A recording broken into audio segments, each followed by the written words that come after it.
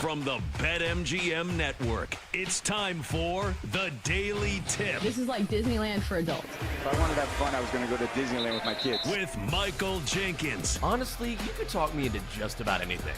Like, you want to do shots? All right, let's do shots. You want to put together a 10-leg teaser? Sure, let's put some money on it. In fact, I do a parlay with Champions League soccer and the WNBA. And Chelsea Messenger. Let's try to beat the rest of the network at being degenerates, because maybe, just maybe, we can win in that regard. I do like the idea of a parlay. Hey, Dad, don't forget about me, the dogster. Presented by BetMGM. The sportsbook born in Vegas. Download the app today. Please gamble responsibly. If anyone can be a degenerate, it can be us.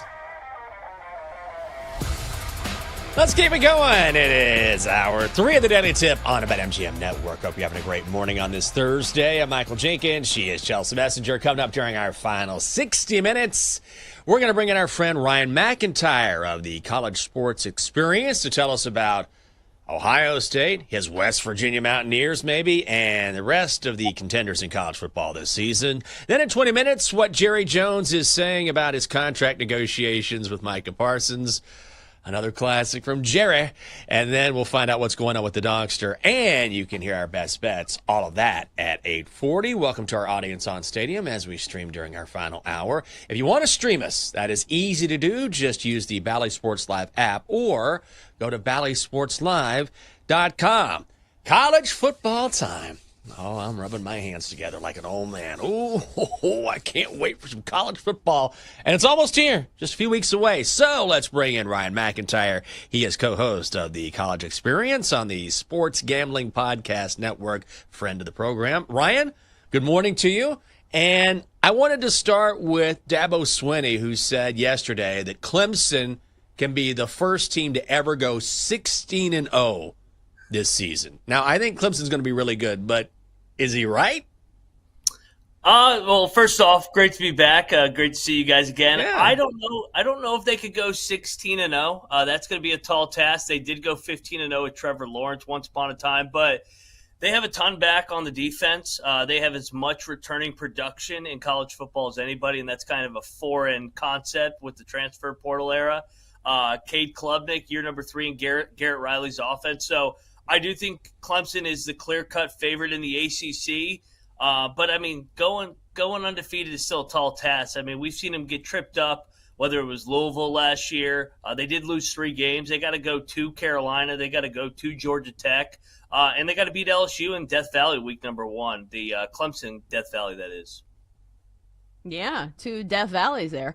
All right, so Ryan, one of the reasons we wanted to have you on the show is not just because you know the contenders, but you also know the dark horses. Like, we had you on for March Madness, and you were great at showing us all these under-the-radar teams to watch for. So who's a team that kind of fits that bill in college football? Maybe not one of the top dogs, but a team that you think could make some waves this year in college football. So at the Power 5 level, last year we saw with Indiana. And I think in the era of these crazy conferences with 18 teams, 17 teams, you really got to look at the schedules because they're so unbalanced. If it's, for example, the Big Ten, there's a really clear-cut top tier, and then it really, I think, falls off. So you're looking at teams that maybe miss an Ohio State, maybe miss a Michigan, miss an Oregon, miss a Penn State. A historic team that's kind of been a little bit in the dark over the years. Year 3 of Matt Rule has been really good, whether it's at Temple, whether it was at Baylor. Now you got Dylan Raiola, who thinks he's Patrick Mahomes. Year number 2 in Dana Holgerson's offense. They draw a really nice schedule. They don't have Ohio State. They don't have Oregon. They got Michigan coming to Lincoln. The schedule sets up really nice. They got USC coming to them. The only game that I think they're going to be really an underdog in is going to be at Penn State. So if you're looking, you want to really dive into these schedules. So I like Nebraska as a potential dark horse here with Dylan Raiola, year number 2 in Dana Holgerson's offense. We're talking with Ryan McIntyre, co-host of the College Experience on the Sports Gambling Podcast Network. Find him on X at Moneyline_Matt.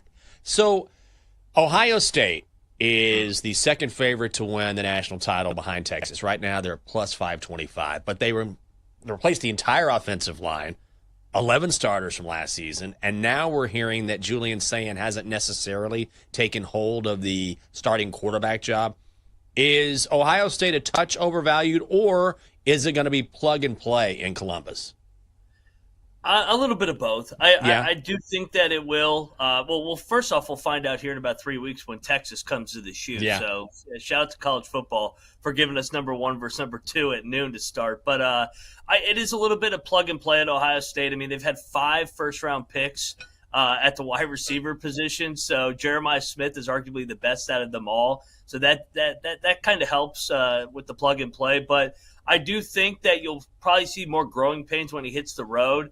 But I think also they are a little bit overvalued as well. Last year they did lose 2 games, and I think that you're going to see that more and more in college football where you get 12 teams in the playoffs, you can drop a game or 2. So I think if you see them drop a game, maybe a game at Washington in week 4, that's when you want to hop back in, or if you think they're going to lose to Texas. So I think you want to buy them at the low like they did when they lost at Oregon or when they lost to Michigan last year if you're a Buckeye backer. All right, so I follow you on Twitter, as everybody should, at Moneyline_Mac.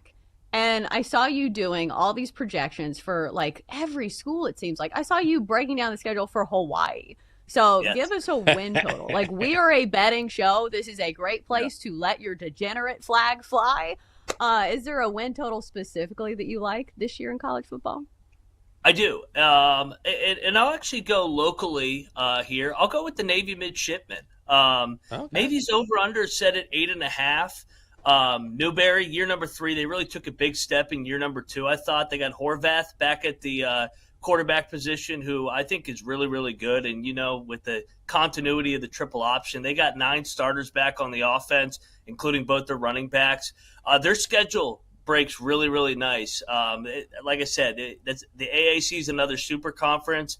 Their toughest game is going to be at Memphis. And another thing, too, is the Army-Navy game is later in the year. So if you do like the conference future there, I see them at 4-1 to win the AAC or plus 380. I think Navy's worth a stab, but I also like the over 8.5 just because they draw almost everybody in the bottom half of the AAC, which has a huge drop-off, in my opinion, from the top tier. Ryan, there has been so much talk about this being the year for Penn State. This is the year for Penn State. This is when James Franklin finally gets over the hump. Do you trust James Franklin? I know you've probably been asked that before. And is this really the year for the Nittany Lions? So, yes, full disclosure, I do have Penn State as my national champion. Oh, okay. They're in an era where we don't see returning production. They have as much returning production as anybody in the country outside of Clemson. They got 15 starters back, 9 back on the offense, including 2 1,000-yard rushers. Drew Aller, he gives me a little bit of Kirk Cousins vibes, where statistically he's really, really good, but then he'll make a boneheaded turnover in a big game like the Notre Dame game. But I think he's going to have a big year because Andy Koltanicki's as good an offensive coordinator as anybody in the country. It's year 2 in that system. And we know Penn State, they always have a great defense. I mean, they've had a great defense for 25 years. So it was now or never last year for Ohio State, the year before Michigan. I think the Big Ten's going to three-peat, and I think Penn State will be the last team standing and end that national championship drought. Ah, all right. So there's so many ways to bet on college football futures. Another way you can do it is who wins their conference. Are there any conference futures bets you like this year? Yeah, so I gave out the Navy one. I'll go to the other one I really like is I'll go to Navy's former coach, Coach Niumatalolo out there in San Jose State. Oh, okay. Year number 2 in the Mountain West. They're sitting at 7-1, and I know Boise's a juggernaut, and they kind of just reload year after year. But you really take a look at San Jose State's schedule, another scheduling theme here. They bring back a bunch of production on the offense and defense, year number 2 in their system, but they miss UNLV, they miss Boise, they miss Colorado State. So another team that draws the bottom half of their league here. So I think at 7-1, I think that they're worth the stab because in the Mountain West, it's not a neutral site for the championship games. It's at the home atmosphere or whoever is the higher seed. So I think San Jose State is worth the stab at 7-1 in the Mountain West. Ryan, I have to ask because I went to Texas and the Arch Manning hype is everywhere and everyone's losing their minds. And of course, there's a season opener, number 1 and number 2, and the shoe, which you talked about. Give me your honest. I can take it, but what is your honest take on Arch and the Longhorns potentially this season? So I mean, I'm not a Texas hater. I do think that they're really talented, but I think the Arch hype has gone a little too far. The Heisman, the Heisman frontrunner when he's only had 2 starts, one against the worst team in the SEC, the other one against UL Monroe. I think he's really good. I mean, if anybody hasn't watched him yet and he takes off running, that is a Manning, and he has a little bit of mobility, unlike his uncles. So I think Texas is not as good up front in the trenches, especially on the offensive line this year. They're replacing a lot. But Texas, like we just talked about Ohio State, it's plug and play. They've been recruiting at such a high level with Sarkisian. But we're going to find out a lot about them in 3 weeks when they go to the shoe. It's a great place for Arch to get his first career road start. All right, general handicapping question, because personally, I find it more difficult to handicap college football, especially at the start of the season, because there are so many unknowns. And we've seen people swing and miss on like blue chip prospects before, especially at quarterback, when it's like, okay, this guy is supposed to be the next big thing. And then you see him play against, SEC defenses, and he doesn't look anything like a 5-star recruit. Do you shy away from teams that have quarterbacks who have less experience? Like you just kind of touched on this for Texas, even though I think Arch Manning is a different scenario. But does this make you go into it a little bit more cautiously? Like some of these big teams have new quarterbacks who haven't played a ton. Absolutely. I mean, we touched the first team we talked about was Cade Klubnik in Clemson. He's one of the top 5 quarterbacks in the country, but his first year starting, he took his road lumps. And one of the things I really like to do is when I see a quarterback hitting the road for the first time in one of those hostile environments. I mean, Arch is a perfect example. I usually like to fade them just because it's different when you're playing at home. College football, college basketball is such a home court, home atmosphere. It means so much more than the professional level, in my opinion. And these still are 18 to 22-year-olds. I know they're getting paid a bunch of money now, but the human element. So, I do agree that I do like to fade quarterbacks when they in their first road start. Heck, maybe even their second road start, because I think it takes a couple times to be able to find ways to win on the road in college football. Ryan, before we let you go, we got a couple minutes here. What about your Mountaineers? How you feeling this season? What's going on? Hey, over 5.5 is my bet for my Mountaineers.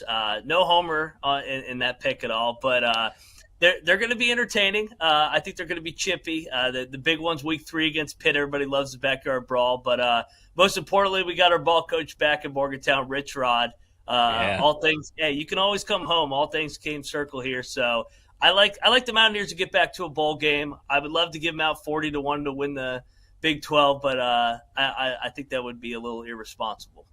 Yeah, give the man some time. Give the man some time. I think he's going to do some good things there at West Virginia. Okay, he is Ryan McIntyre. Check him out as co-host of the College Experience on the Sports Gambling Podcast Network. Always great having you on, Ryan. Thanks so much.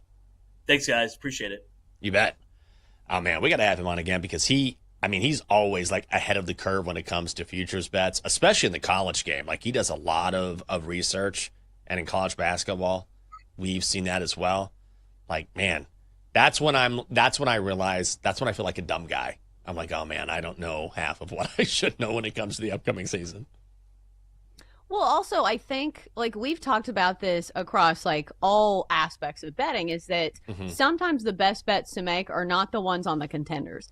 It's the ones in the other conferences, because you can kind of catch the odds makers sleeping a little bit because they're not going to draw the handle that they get on Ohio State as they do in, like, the Mountain West. So I feel like if you're really looking to make money, like, hone in on some of those smaller conferences and really learn those teams, because usually those lines are a little softer. Yeah, that's a good point. And it also, that's when you have to take the next step, right, as far as your research is concerned. Because when it comes to these top 25 teams or top 10 teams, you kind of have a feel for them because they're so promoted and there's so much written about them during the offseason. And you want to do that research and say, okay, what can I learn about this particular matchup? But when it comes to those teams that aren't in the top 25 or aren't well-known, you kind of have to start from scratch. Right. And also, like, there's more volatility. Like, when the win total is 4.5 or 5.5, like, you can win that bet by a lot. If you're right in saying, hey, this team has a transfer quarterback that's really good. Nobody knows about him, but this team could be good. Yeah. Well, God, it's almost here. I'm so excited. I cannot wait. And week 1 is just going to be an absolute banger. Like, college football is starting. Boom. Like, no easing into it at all. Coming up next on the show, if Jerry Jones shakes your hand, that's a deal. At least it was in Arkansas. And Mike Vrabel sees blood. And it's next on the Daily Tip. It's on the BetMGM Network. Come on back. Joe Ostrowski of Bet Sweats here. Thursday morning, 9:20 Eastern. Why a Michael Penix MVP bet is not a wild take. The NFL previews continue on the next Bet Sweats.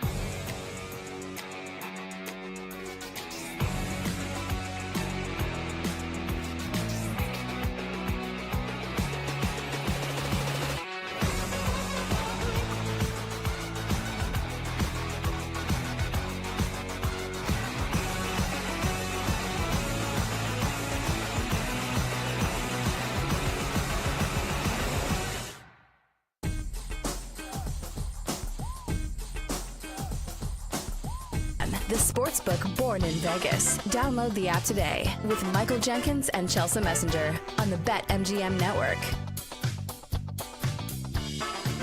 All right. We're back on a Thursday, the Daily Tip on the BetMGM network. Hope you're having a great morning. I'm Michael Jenkins. She is Chelsea Messenger. Coming up in 2 minutes, another day, another blockbuster quote from Jerry Jones. You know what I'm having to do? Well, not on a regular basis. God. You know when you've done things a certain way for a long time and you need to change for the better? So I have to keep track of all my travel expenses when it comes to here, when it comes to doing Commanders, because according to my tax guy, a lot of this stuff is deductible. I'm like, okay, whatever you say. You're the one handling it. Okay. So I've been doing this in Microsoft Word because I have like zero skills when it comes to Excel, right? So adding these numbers up myself, it's so annoying.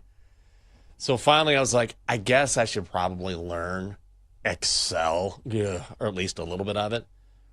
And I'm finally making the transition. And thankfully, the lovely Catherine is a master at all this stuff. So she's showing me how to do this. And I felt so stupid because when it comes to PowerPoint, Excel, running all these different things, and I have like no idea what I'm doing.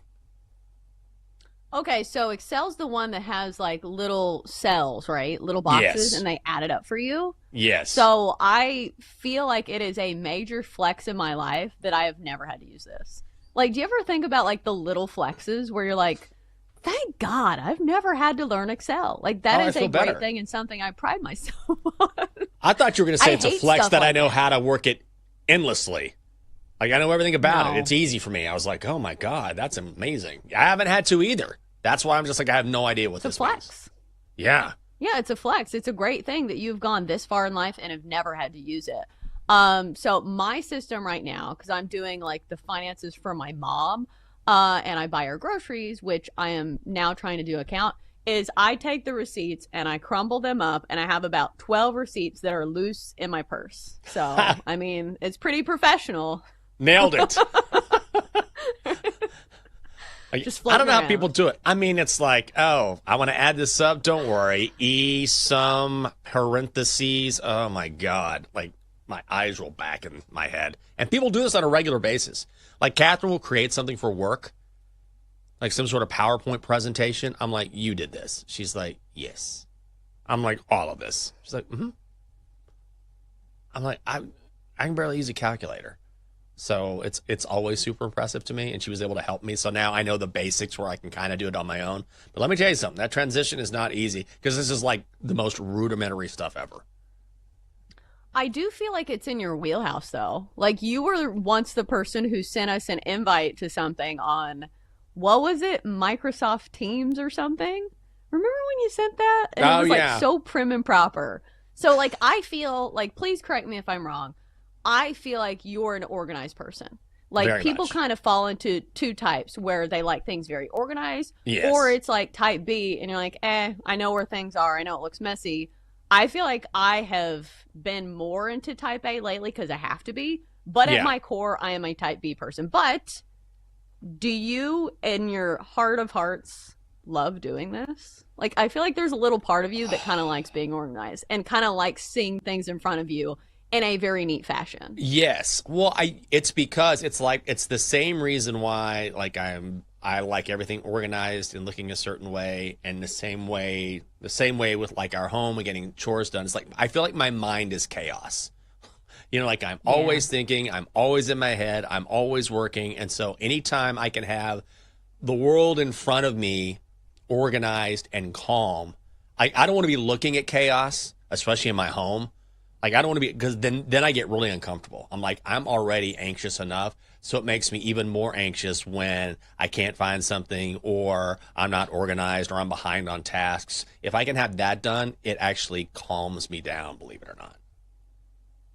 I read something very similar to that, like wavelength, lately, and I thought I would bring it up. It's that the more intelligent you are, or the higher your IQ is, the more you value solitude and silence. Yes. And I think they were saying it's that people who with really high IQs have so much going on in their brain that sometimes they would rather have, you know, some peace and quiet and some solitude, as opposed to the people who constantly need, stimulation. Like Yes. it was kind of equating it to people. I think what the headline was, the people who like to go out more are like lower IQ, which I think was like clickbait for people, on social media. But Right. like the hypothesis, because you go out a lot, but I also think that your brain does a lot. So I don't know if that's a correlation there, but do you get the point they're trying to make? I think it is one that makes sense, is that the more your brain is going, the less stimulation you need. Yes, absolutely. Sometimes when I go out, like I just like kind of stare into the abyss. I'm just like, I put my phone down. I'm like, I'm just going to sit here and just be for a little while. Like I just need my brain to kind of calm. Sometimes I'll come, or Catherine will come home and I'll be sitting on the couch and I'll just be sitting there and no phone. And I'm going to sound like a serial killer here. No TV on.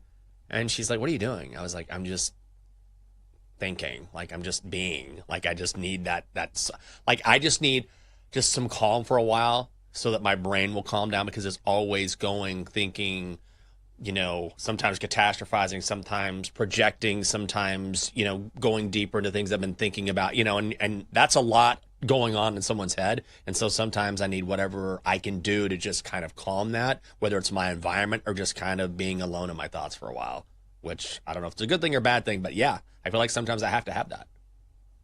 Yeah, I don't even think you have to be an intelligent person now for that to be relevant. Yeah. Because, like, people just have so much stimulation these days. It's like you can't even watch a TV show without, like, wanting to go to your phone.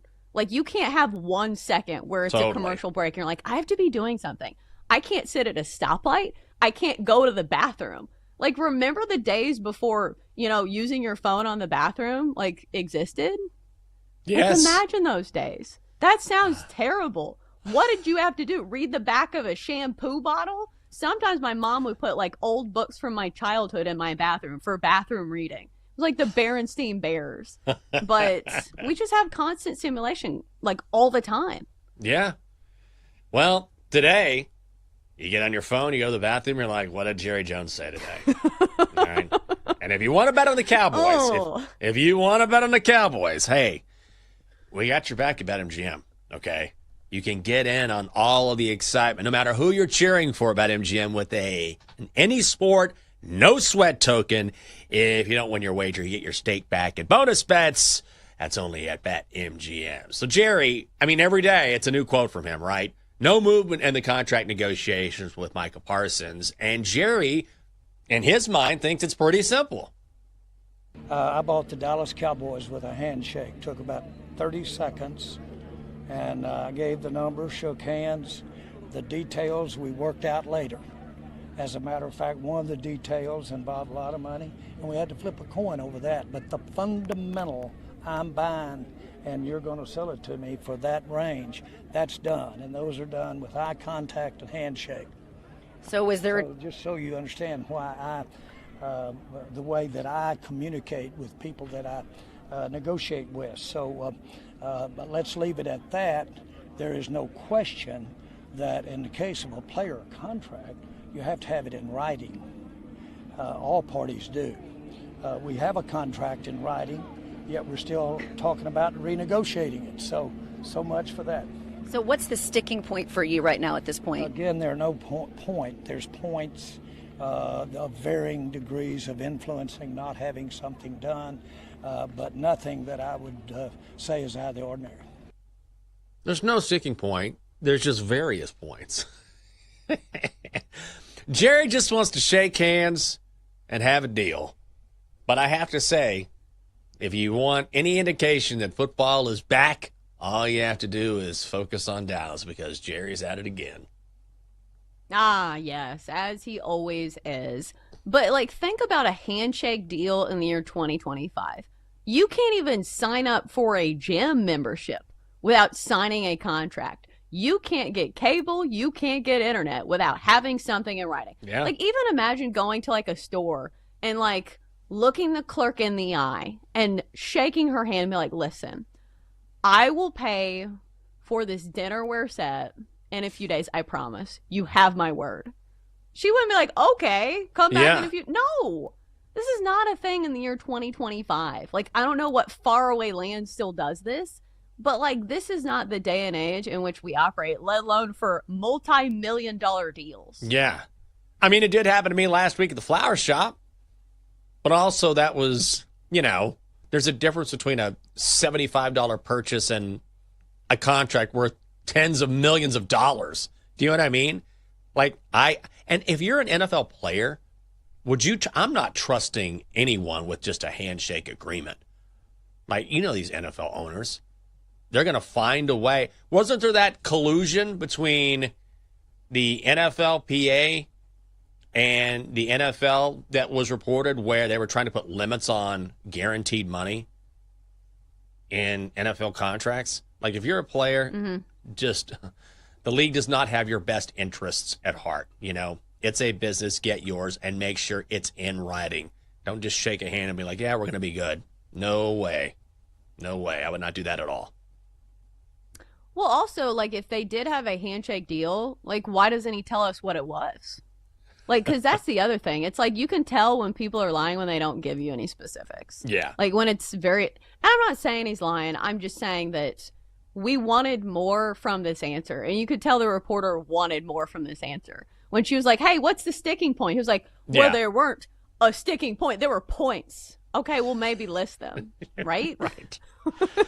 The Cowboys. I don't know if this is a distraction or not, but I will say it's certainly not helping them. If you like the Cowboys to make the playoffs, you're getting plus money, plus 175. No is minus 210. And right now the Cowboys, the third favorite to win the NFC East at 6-1 behind the Eagles and the Commanders. Commanders are right now in Foxborough having joint practices with the Patriots. They have a pregame or preseason game, I should say, on Friday night. And yesterday, there were a couple of scuffles. They were getting chippy. This normally happens this time of year when you start practicing against someone who isn't your teammate. So Trevion Henderson was in the backfield for the Patriots, and the Commanders were blitzing. And so he upended a Commanders defensive player. Reports are it could have been Von Miller. We don't really know. Regardless, because of that particular play, there was a scuffle, players going at it, and Patriots head coach Mike Vrabel jumped in to the scuffle. You were talking about choosing him earlier as part of your fight. We had a street fight between NFL coaches. I mean, he's a big dude. He got in there, came out with a bloodied cheek. So he was holding an ice pack against that cheek later on. They got into it. And again, these teams play on Friday night. So you got a players coach like Mike Vrabel. When you look at the Commanders, players coach as well in Dan Quinn. Both beloved by their players, guys who really relate to their respective teams. So could we see the Patriots of all teams have a sort of a Commanders-esque turnaround this season where there's low expectations, but maybe in that division they surprise? I mean, they could, but I think it's less on the coach and more on the quarterback, because what was the number one reason for the Commanders' turnaround? It was Jaden Daniels, and I know Dan Quinn has done a great job, and the franchise as a whole deserves some credit, but, like, it's a game based around the quarterback, and that's why quarterbacks make so much money. So I think a lot of this hinges on what we see from Drake May, who we have seen actually improving over his last, back half of the season last year. So I think there is reason for hope in New England, but I don't think it's going to be at the hands of Mike Vrabel. I think what Mike Vrabel does better than just about anybody in the league is that he can take teams, no matter what talent is on the roster, and mentally get them to the point where they are contending with just about everybody. We saw that when he was with the Titans, is when they had a skeleton crew. They had like NFL record for the most players on their roster because they had so many injuries that they had to keep revolving players. And yet he had this team as the number one seed in the AFC. Did they win in the playoffs? No.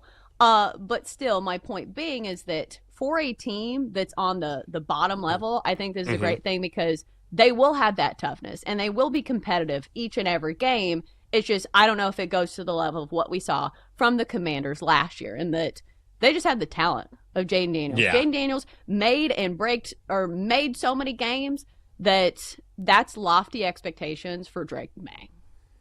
Yeah, when you look at the odds at BetMGM, look, they're not going to go too far to win the Super Bowl 80-1, to win the AFC 30-1. But I will say this, to finish second in the AFC East, they're the favorite at plus 150, and I don't mind that. Bills, clearly the class of the division. but I'm not worried about the Jets. Like, the reports are that their offense is really struggling, even with Justin Fields. The Dolphins and Mike McDaniel, I mean, he's wishing for sweet death right now. There's always some sort of issue going on right now. And I feel like the Patriots, now that they have Stephon Diggs, now that they have Drake May, who continues to look good in practices, that's what we're hearing, came on at the end of last season, and you got a players coach in Mike Vrabel. I don't mind that bet at plus 150. Just keep an eye on New England, maybe on the up and up.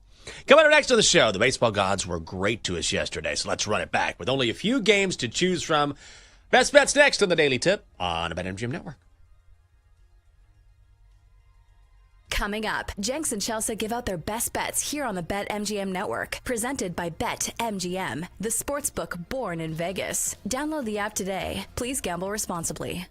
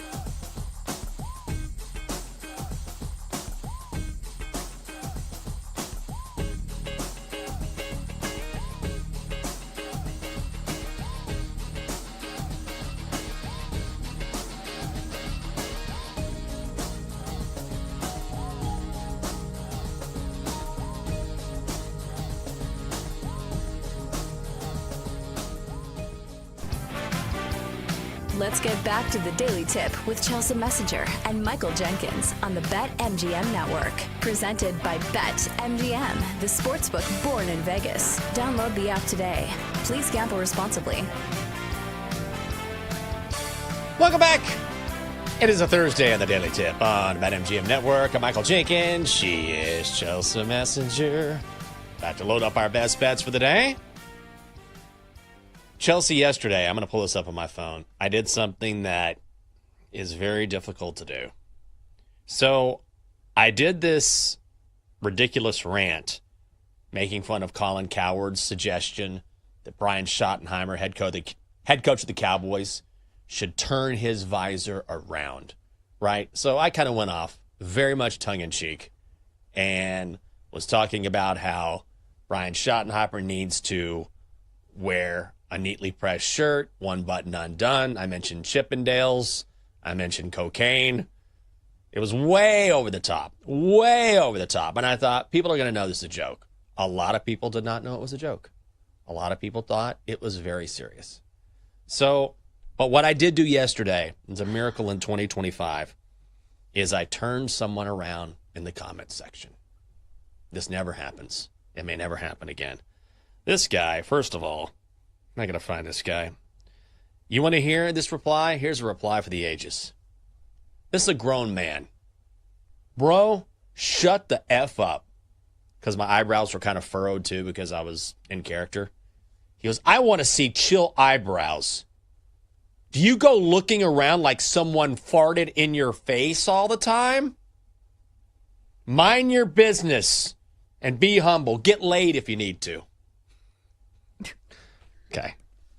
So that's the first time I've ever been told that it looks like someone farted in your face, especially been told that by an adult. That was something. And I was like, dude, this is so over your head you don't even know the story. And so he immediately fires back. Well, you sound like a male Karen. And I'm like, are you an adult? Are you an adult? Because there's a story here and you're missing it. So he goes on. He goes, I'll be happy to admit I'm wrong. I'll be happy to admit it. Show me the story. Send me the link. And I'm like, what? You're on your phone. Why don't you just go online and find this? It isn't hard to find. So finally I was like, dude, it's easy to find this story. It's easy to Google. No one cares about how he dresses or how he doesn't dress. You need to check this out. This is a way overreaction on your part. So this guy, this is like all day. I need to get out of the comments. This guy, finally, I get a notification later, and it says, oh my God, I finally learned the story. This is hilarious. Now I get it. Hey, sorry about the eyebrows comment. It's like, okay. Sorry about the you look like someone farted in your face comment. But you know what? Do you know how hard it is to shake hands with someone in the end and say, have a good day? I was like, well, yep, no problem. Glad you finally figured out the story. Cheers. He's like, cheers, man. But I did it. In 2025, I actually turned someone around. May never happen again. What a journey that was, though. Yeah, but was that worth it? No. Like, no. It blows my mind how much you go back and forth with people in the comments.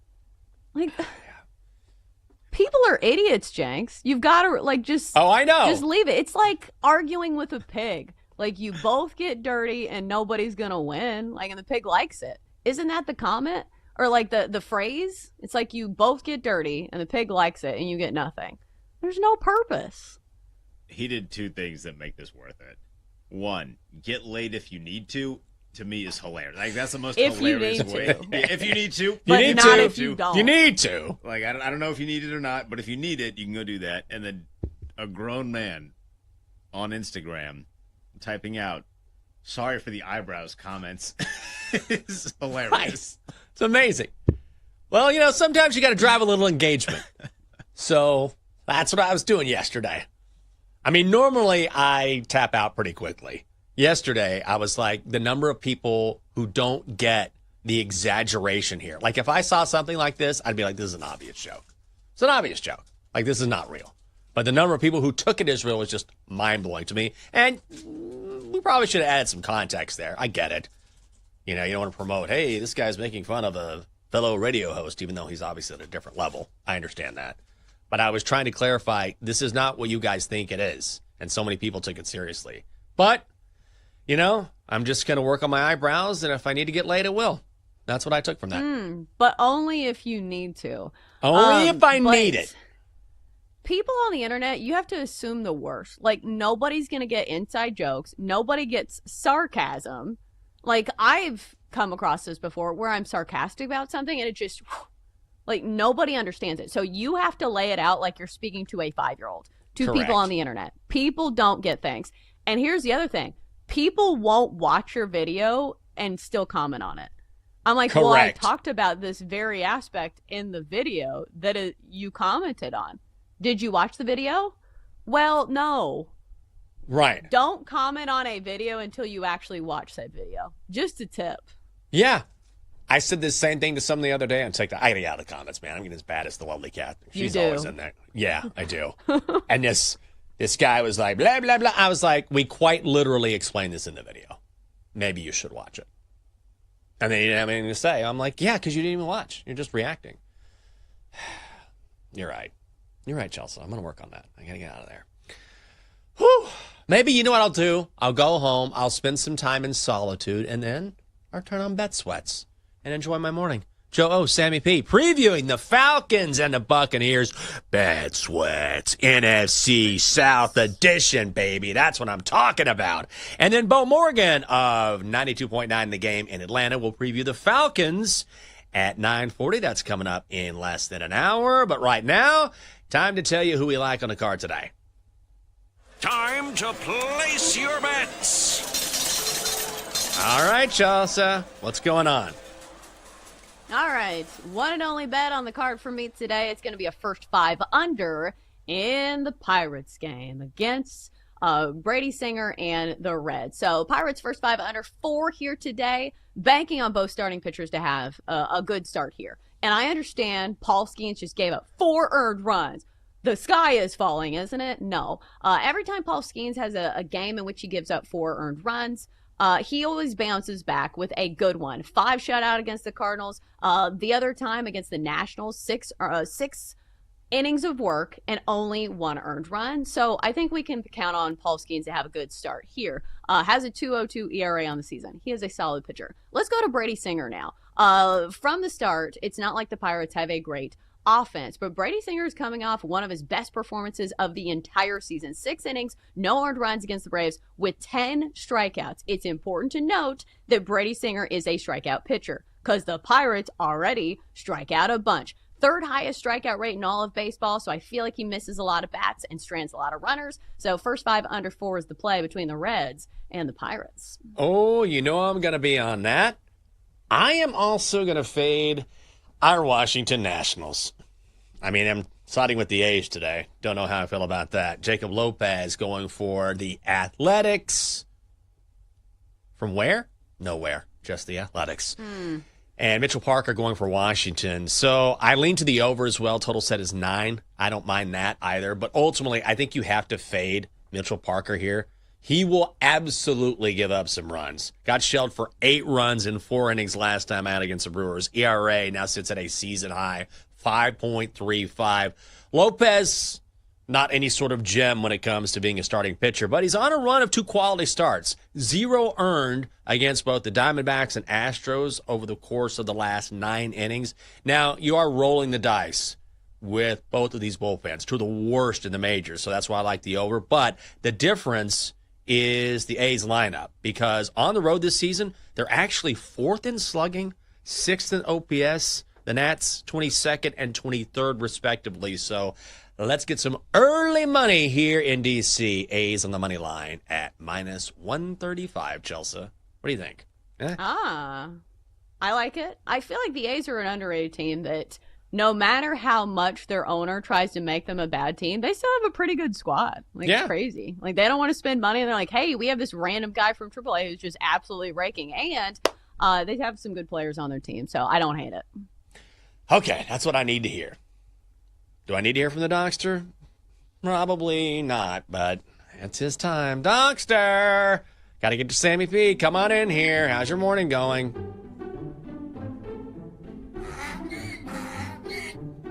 What has happened to this show? What are you talking about? Yesterday, you were talking about cocaine, Denton was wearing a drug rug, and all Chelsea could talk about was smelling salts. I didn't know we were now into promoting drugs. Well, Dockster, we're not promoting drugs. It was just a discussion. That's it. Oh, yeah, that's how it starts. Next thing you know, Double D will be injecting black tar heroin and enjoying the sweet ecstasy of a 14-hour high. Wow. Sounds like you got some experience there. Just use my left leg because the right one is done. All right. Well, give us your best bet for today. Short slate. Marlins, money line visiting the Braves, and get laid if you need to. Oh, great. What an intro for our guy Sam Panayotovich coming up next on Bet Sweat. Sammy P, that's some good advice there. How you doing? Did he say the left leg was done? Is that what I heard? Yeah, I think so. I don't know. I don't know what's going on during his off time. Strangely specific, right? Oh, okay. So here's the question of the day. Have you done smelling salts? Oh, yeah. Dude, Sammy answered that. You were halfway through the sentence. Have you ever done? Yes. Oh, yeah. Done it all. I'm taking it you have not, Chelsea? No, I'm a suburban mom. What would I do smelling salts for? What are you doing smelling salts for? Oh, this is 15 years ago. I had buddies that played hockey. They're like, here, try this. Whoa! That's basically how it went. Okay. I thought it was like last Tuesday or something. Yeah, it was this morning, actually. To get out of bed, I take smelling salts. George Kittle. How about George Kittle? I'm thinking about retiring. Yeah. How about you, Sammy P? Have you ever done? Yes, I sure have. I've done them all. You name it, I'm in. My guy. Hey, have a great show, Sammy P. Good to see you, as always. That's it for this edition of the Daily Tip on the BetMGM Network. For Chelsea and the entire crew, I'm Michael Jenkins. Have a terrific Thursday. We'll see you. You've been listening to the Daily Tip on the BetMGM Network. Download the app today. Please gamble responsibly. If you missed any of the show, listen back anytime on the new and improved Odyssey app.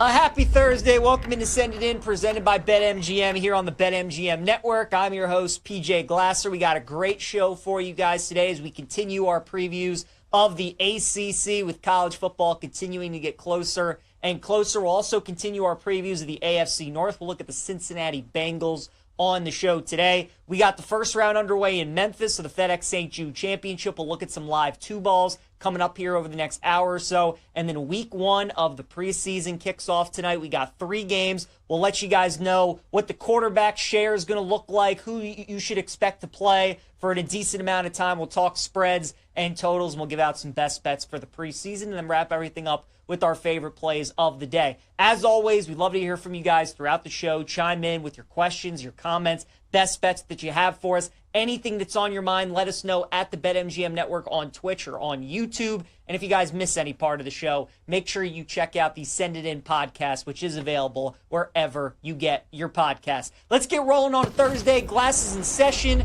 and we're joined by Manny Navarro, the Athletic, talking Miami Hurricanes football. Give Manny a follow on X at Manny_Navarro. And Manny, as you know, it's been a busy offseason there in Coral Gables. Yes. They get Carson Beck in the offseason, who's had an up-and-down offseason so far there for Miami, but a lot of excitement. He's coming off of the injury. How do you expect him to fit into the Shannon Dawson offense that was so great last year with Cam Ward?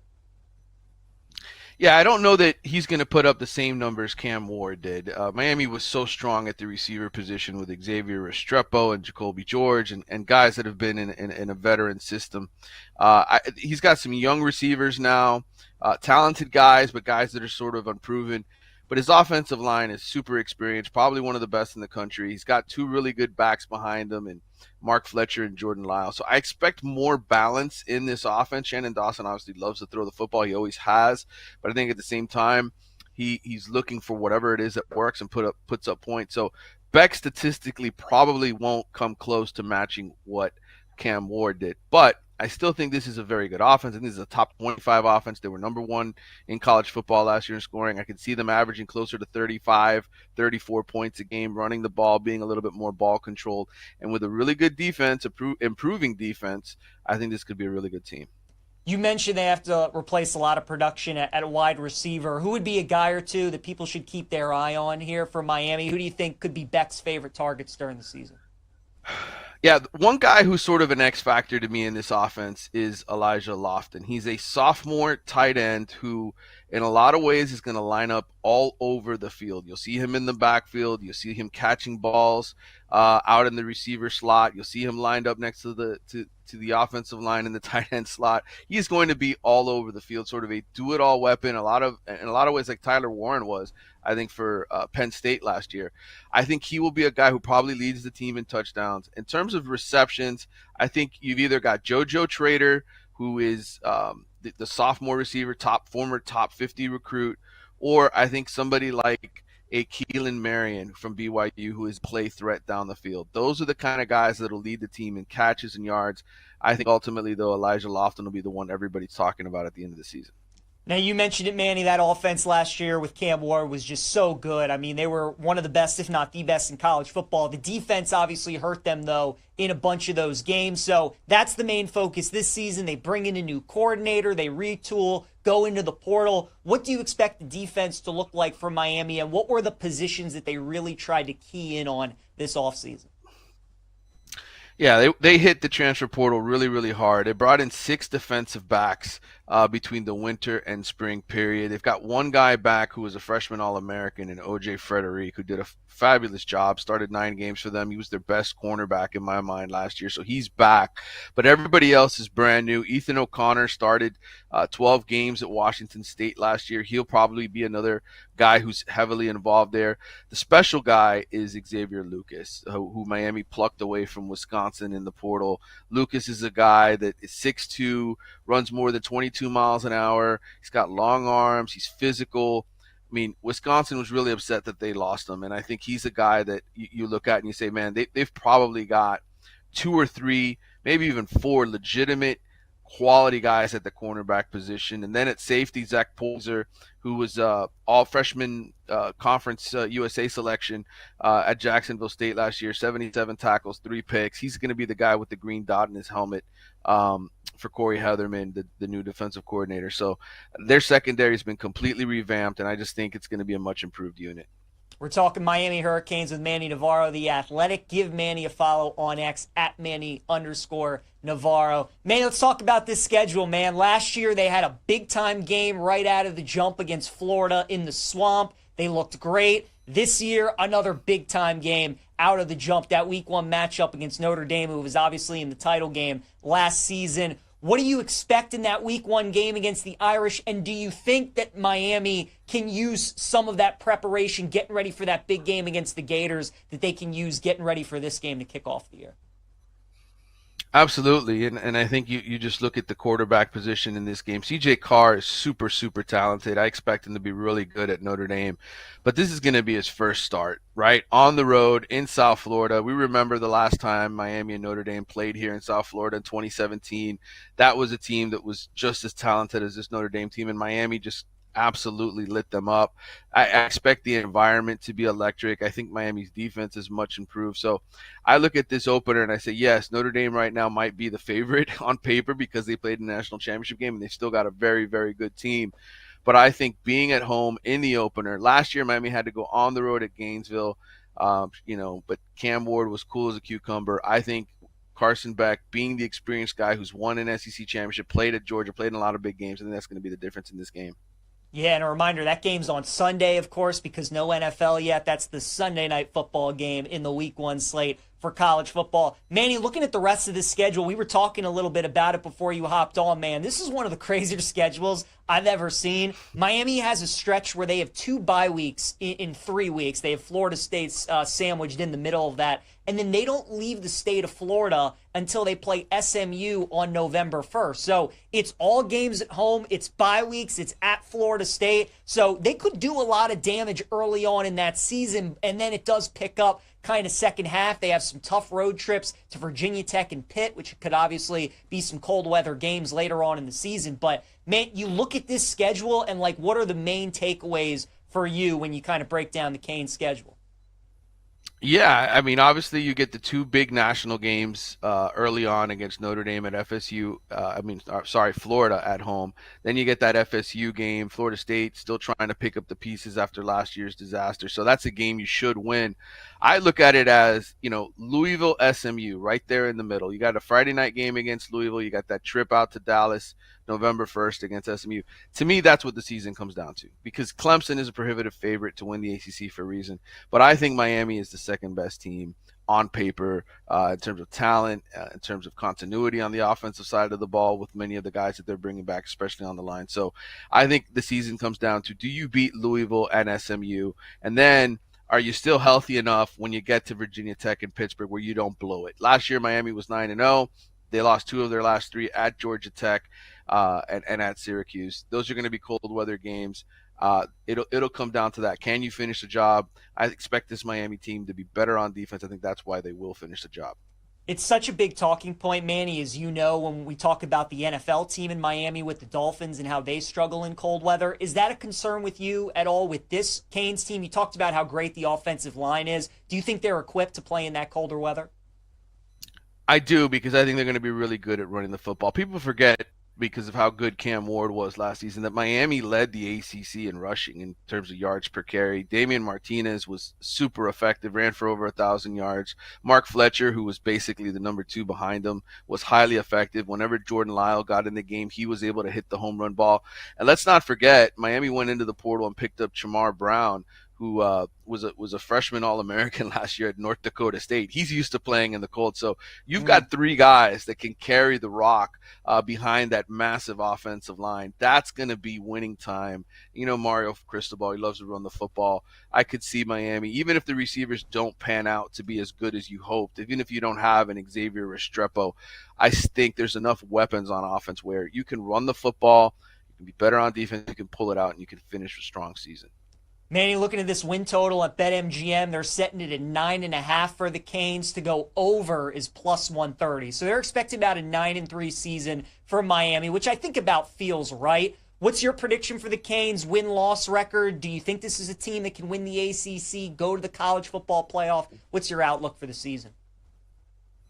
Yeah, I think we're going to be right there where they were a year ago, which is on the bubble. I think the Notre Dame game is going to say a lot about whether or not they get in the college football playoff. I think if they win that game, I think Miami probably finishes 10-2, gets the ACC championship game, and then it's just a matter of how does everybody else doing in college football? Where is Alabama? Where are the other SEC teams that are maybe third or fourth in the pecking order in that league? Where are those Big Ten teams, and what are they 10-2 or 9-3 kind of knocking on the door? So I think Miami will be right there. I think this is going to be a 10-win team. I would take the over in terms of the overall win-loss record, because those two tough home games against Notre Dame and Florida are at home early in the season. And again, young quarterbacks, DJ Lagway's coming off an injury, right? He's not fully healthy.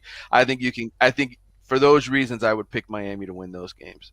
Love it. Manny, real quick before we let you go, obviously got to watch Cam Ward every game last season, #1 overall pick, going to start his NFL career with the Titans. How do you expect him to be as a pro?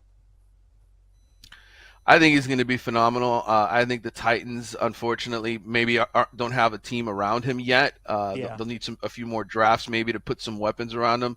But I think I look at Cam Ward and I look at a guy who has the potential to be a Pat Mahomes, where he makes these street yard type of plays where he's so comfortable with dealing with pressure, escaping the pressure, making plays on the run. He's got a gift. And really, when you look at the best quarterbacks in the NFL these days, all of them could do it. The NFL MVP up there in Buffalo, what is he known for, right? He does the same stuff. I think Cam Ward is electric in that way. And really more than anything else, just the leadership quality, right? Which is what so many of these GMs are looking for, somebody who can come in and transform the locker room. He's got it. I think he's a special quarterback. Love it. Great stuff. As always, Manny Navarro, kind enough to join us at The Athletic, talking Miami Hurricanes football. Make sure you guys are following Manny on X at Manny_Navarro. Manny, always great catching up with you, man. Know you're busy. Appreciate the time. Have a great season, and hope to talk to you again soon. Talk soon, guys. Take care. All right, great stuff there from Manny Navarro as we continue our previews here on Send It In, looking at the Miami Hurricanes. And guys, we were talking about it with Manny. You might not see a crazier schedule in all of college football this season than what Miami has. Just from a bye standpoint alone, I have never seen anything like this, where a team has 2 bye weeks in a 3-week span. Personally, if I was a player, a coach from Miami, I would absolutely hate this. That's kind of brutal. But then an interesting kind of scheduling nugget that they have as well, they don't leave the state of Florida until November 1st, right? They play one road game, and it's at Florida State. So very kind of unique schedule that Miami has with the byes, with who they play, and then those final 2 road games of the year. Obviously a team from South Florida going to Blacksburg, Virginia, going to Pittsburgh, Pennsylvania, places where it's not warm late November, something that they'll have to deal with. I thought Manny brought up a great point. So much we talk about that with the Dolphins and how they fare in cold weather games in December and January in cold weather cities. But this Miami team, I think they are built for it. They can play in the cold because their offensive line is going to be really good. They have good running backs as well. And Cristobal, he builds his teams in the trenches. So it's certainly going to be an adjustment. It's, when you're practicing and you're going to class every day and you're living in South Florida and it's beautiful weather, and then you got to get off the bus, you got to get off the plane, and you got to play tackle football in, 10-degree, 15-degree weather. There's some snow maybe. That's certainly going to be an adjustment. So really, really interesting schedule for Miami. As I mentioned with Manny, the win total is 9.5 for the Hurricanes this season. The over is plus 130, and you got to lay minus 155 if you want to take the under. I certainly don't want to take the over with the Canes, but I don't want to bet the under either at minus 155. I do agree with Manny. Clemson, we know, the big favorite in the ACC, the most talented team in this conference. From a talent standpoint, Miami definitely should be number 2, and they should be the clear second favorites at 4-1. Schedule's no joke, man. Notre Dame to open up the season, that's going to be a real good barometer game for Mario Cristobal and his program. What's interesting about that week 1 game is both Notre Dame and Miami had big games to kick off the season last year, right? Marcus Freeman and Notre Dame went to College Station to take on A&M, and then Mario Cristobal and Miami played Florida in the Swamp. So both of those teams, those coaches, have experience opening up the season and playing big-time matchups right off the jump. I do think Notre Dame's team is a little bit better. We know Miami doesn't have the greatest home field advantage. There are going to be plenty of Notre Dame fans there in Miami. So I still like Notre Dame in that game. The Florida game in week 4 is going to be a really, really good one too. You would think Miami is probably going to split one of those 2 games. They're probably not going to win both, and they're probably not going to lose both of those games either. They're probably good for a split in both of those games as well. Got to win the Florida State game, especially if you're betting that over win total. That's a massive game that they need to take care of. And then as Manny mentioned, if you're betting them in the ACC futures market, their schedule, their season really comes down to Louisville and SMU, because while the Florida and Notre Dame games are important from a national championship playoff standpoint, does nothing towards the ACC. The ACC games are going to be Louisville and SMU because they don't play Clemson, which is nice for them, but they got to take care of the Cardinals and SMU in those games.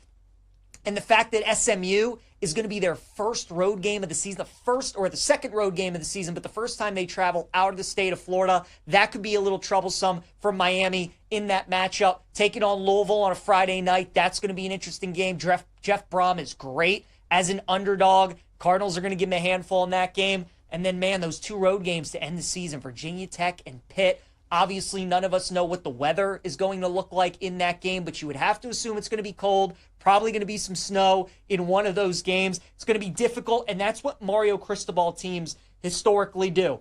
They start fast, but man, to end the season, they kind of fall off a little bit. We saw that again last year with that team that went 9-0, lost 2 of their final 3. So that is the big concern for Miami. I just can't trust Cristobal in any kind of big futures bet. His teams are always talented. They always have NFL talent. They're always more than capable. But time and time again, they just fall short, and I worry about this team as well. A lot of moving parts. This team reminds me a lot of Jaden Daniels' LSU team from a couple years ago. You have a top NFL quarterback, Heisman candidate, unbelievable season, a defense that's historically bad. And then next year, the offense takes a little bit of a dip. They're still good. Defense gets better, but they didn't quite close the gap enough for them to compete and make the playoff. I think that's what's going to happen again with Miami. They'll be better on defense. They'll suffer a little bit on offense. Don't think this is going to be a playoff team, though, so no futures bets for me when it comes to Miami. What about the Cincinnati Bengals, though? Let's dive into them here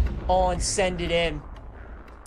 Bengals are a very interesting team for the upcoming season, right? Obviously, Joe Burrow has been to a Super Bowl in his career, but they have struggled the last couple years, and this defense still is not figured out. It feels like for Cincinnati, they did nothing in the offseason to really improve it. I think there are 2 ways that you can look at Cincinnati. The first way is I think how a lot of people are viewing the Bengals this season. You just look at the fact that the offense is pretty much back. They paid Jamar Chase. They paid T. Higgins. They gave Joe Burrow his money, paid all these guys, and did nothing on the defense. So a lot of people are looking at it as, well, if the offense is the exact same, the defense is kind of the same, and you might be losing Trey Hendrickson, and this team missed the playoffs a year ago.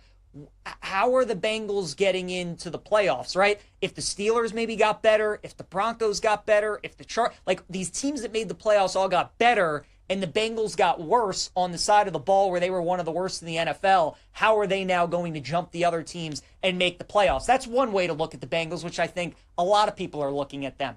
I'm looking at them, though, in the other way when I'm viewing Cincinnati, where yeah, they have a terrible defense, one of the top offenses in the NFL, but think about all the coin flip games that Cincinnati lost last season that they very easily could have won, and their season could have gone very differently. It all started in week 1 with New England, right? 8.5-point favorites. Just about everybody had the Bengals in their survivor pool in that game. They lose. Gesicki fumbles at the goal line, kind of flips that game on its head. We know the Bengals are notoriously slow starters in the Burrow, Zach Taylor era. and they get off to a bad start. They lose the game to a Patriots that they definitely should have won. Week 2 against the Chiefs. Do we all remember that pass interference call on 4th and 18? Bengals were up in that game. They were leading just about the entire fourth quarter, and then the Chiefs get that PI call. Bengals end up losing that game. Both games to the Ravens this past season, they should have won. The game in Cincinnati, they were up by 10 with like 6 minutes to go.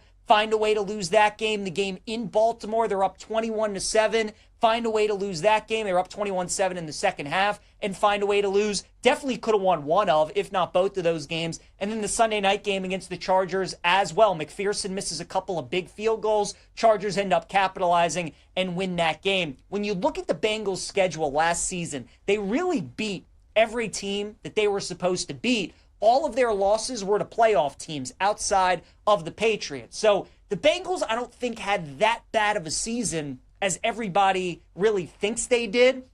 But because of all the expectations around Cincinnati, with having one of the best quarterbacks in the league, maybe the best 1-2 punch at wide receiver in the league, and because of how abysmal that defense was, I really think maybe Cincinnati's kind of undervalued going into this season. And just the way that football works, like usually if you're on the right side of having some fortunate luck in the NFL season one year, that tends to regress the other year. And if you have some unfortunate luck one year, the ball tends to bounce your way a little bit better the next year. So I get it with Cincinnati. They did really nothing to improve their defense. They brought in a new defensive coordinator in Al Golden. They might not even have Trey Hendrickson out there this season either. But I think that their offense is still so elite, and they found ways to lose games last year that they really should not have lost, that I think that the Bengals could be a 10 or 11 win team this season. It feels like a lot of people are down on Cincinnati. When you really go through that schedule of last year, they easily could have been a 10 or an 11 win team. And look, the schedule is difficult this year, no doubt about it. Sean, throw up the schedule real quick for Cincinnati. These AFC North schedules are all tough. You obviously have to play the Ravens and the Steelers twice a year. They have that portion of the schedule where it's Ravens at the Ravens on Thanksgiving night, at the Bills, and then the Ravens again, which is going to be tough. I mean, they have a stretch early in the season at the Vikings, at the Broncos, Lions, Packers, Steelers. That won't be easy as well. So there are sections of their schedule which aren't easy by any stretch. Talked about it yesterday, though. The Ravens big favorites to win that division at -180, and Cincinnati is +280. We're getting ready to talk about the NFL preseason here in a little bit. Burrow's playing the first quarter of the game tonight. They are making it a point to start the season fast this season. If the Bengals get out of the gate and start the season 2-0, which they absolutely could, and if the Ravens start the season 1-1, they have the Lions and the Chiefs lurking, there's a chance that that +280 price on the Bengals is going to be looking pretty good early on in the season. Might get an opportunity to hedge with the Ravens later on in the year. So I kind of see some value in betting the Bengals to win this division because I think getting that number early is going to be good closing line value, and you might have a chance potentially to get a Ravens price in your pocket as well. Remember, since this AFC North was formed with these four teams back in 2002, no team has won this division 3 straight times. That's what the Ravens are trying to accomplish. It's not going to be easy. Whether it's the Steelers or the Bengals that makes that tough on them, I tend to think it's going to be the Bengals. So keep an eye out for Cincinnati having a good season. I think so many people are down on this team because they did nothing to improve their defense,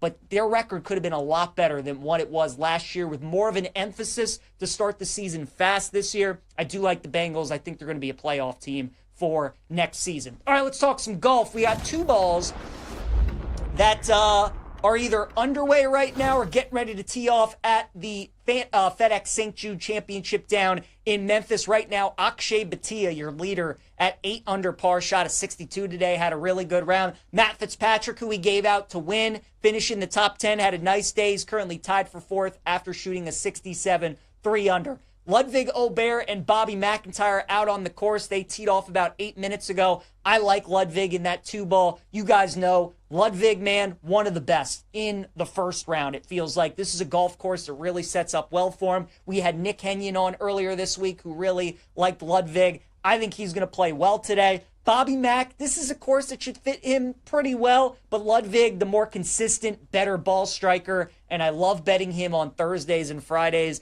and just watching him fade over the weekend. So I like Ludwig minus 135. Like Corey Connors in his 2-ball against Andrew Novak. They're getting ready to go off in about a minute. Connors is minus 150. All about ball strikers this week. You're not going to find many ball strikers better than Corey Connors. The real weakness in his game is his chipping. And as we've talked about, really don't need to have a great short game this week out in Memphis. So I like Corey Connors in that 2-ball today. JJ Spawn and Tommy Fleetwood, 2 guys that I really like this week. Obviously like Tommy to finish in the top 20 and in the top 10. But I like the price on JJ Spawn at plus 115 just for today. Spawn obviously having a terrific year. He's had a terrific year as a ball striker, and that's what we need this week. I think J.J. Spawn, a guy who's not a lot of people is talking about this week, could contend. I think that starts today. Normally a great first-round leader bet. When he plays well at an event, normally plays well in the first round. So give me J.J. Spawn plus 115 in that 2-ball. Scotty Scheffler minus 250 against our guy this week, Sepp Straka at plus 220. Look, I know it's terrifying betting against Scotty, but for one day, maybe Sepp Straka can beat him. You're getting a nice price at plus 220. Scotty's Mr. Consistency, as we know. He's probably going to go out today and shoot a 2 under, 3 under. Can Sepp get us to 4 or 5 under? I think that he can. Potentially, give me Sepp at plus 220. Chris Kirk minus 145 against Tony Finau. Chris Kirk's been playing some good golf. He's not the longest hitter on tour, but he's a very good ball striker. He's very accurate, keeps the ball in the fairway, puts it a lot of green in regulations. I like Chris Kirk at minus 145. And then finally, give me Emiliano Grillo at minus 105 against Kevin Yu. Very accurate golfer as well. We'll go with Grillo in his 2-ball. All right, let's talk a little NFL preseason here on Send It In. We got 3 games on the slate today. We'll start with the Colts and the Ravens. Indy is a 6.5-point favorite in Baltimore tonight with a total of 36.5. Daniel Jones and Anthony Richardson both going to play about a quarter and a half tonight as they're reporting. So you're going to see both of those guys. Obviously, the Colts are trying to find out who's going to be QB1 for their team. That's why they're such big favorites in this game. But as most of you know, the Ravens dominate the preseason under John Harbaugh, and Cooper Rush is going to be playing a majority of the game for them. We know Cooper Rush has played plenty of games with the Cowboys in the NFL, so it's not like the Ravens have a slouch playing quarterback for them. They're so good in the preseason. They're at home. They have a talented roster. And I get Daniel Jones and Anthony Richardson are going to be playing, but there's a reason that there's a QB competition because both of those guys suck. So give me the Ravens at plus 6.5 against the Colts. We also got the Bengals and the Eagles tonight. Cincinnati is also a 6.5-point favorite in this game. I'm going to lay it with the Bengals tonight. As I mentioned, Burrow and the starter is going to be playing the first quarter in this game against Philly. No Jalen Hurts. It's going to be Tanner McKee for a majority of the game. And then when the Bengals go to their backups, it's going to be Jake Browning and it's going to be Desmond Ridder. Both guys who have had some experience in the NFL. So I think even when we get the drop-off from Burrow to the backups, the Bengals are still going to have the better backups in this game. I think the Bengals are going to take the preseason as serious as any team in the NFL because of how slow they have started seasons under Zach Taylor. So we'll take Cincinnati at minus 6.5. And then finally, give me the under tonight, under 37 in Raiders and Seahawks. Sam Darnold and Geno Smith both should start the game tonight for both of their respective teams. You got Pete Carroll going back to Seattle to take on the Seahawks, but it's 2 great defensive coaches with Mike McDonald and with Pete Carroll. Aiden O'Connell's going to come in and play a majority of the game. We know O'Connell stinks. And then Jalen Milroe is going to play the whole second half for Seattle. Obviously more of a running quarterback. That clock's just going to tick, tick, tick, tick, tick. We'll go under 37 in Seahawks and Raiders. All right, a promo from our friends at BetMGM. An Any Sport No Sweat token. Get on the excitement at BetMGM with an Any Sport No Sweat token. If you don't win your wager, you'll get a stake back in bonus bets. Brought to you by the Sportsbook Born in Vegas, BetMGM. Download the app today. Please gamble responsibly. All right, you guys, time for PJ's plays here on Send It In. And let's go with the guy who hurt his White Sox last night, the big dumper. We're going right back with Cal Raleigh tonight for Seattle. Guy might win AL MVP. Don't think we've taken him all year and going streaking. Let's do that tonight. Cal Raleigh is our play. JJ Spawn and Tommy Fleetwood getting ready to tee off here in about 5 minutes, so make sure you get this one in. I do like Spawn in that 2-ball today against Tommy Fleetwood. Both of those guys I think are going to have a good week out in Memphis. Ravens, my dog of the day, plus 6.5. Too many points. Maybe take some money line as well. And then give me the Bengals minus 6.5 tonight against the Eagles. Burrow's going to play the first quarter. Browning and Ritter come in to get us the cover. Those are my plays that I like in preseason and for the day. Thanks again to Manny Navarro for joining us. Chip Brown to talk Texas tomorrow and the Pittsburgh Steelers. We'll see you guys then.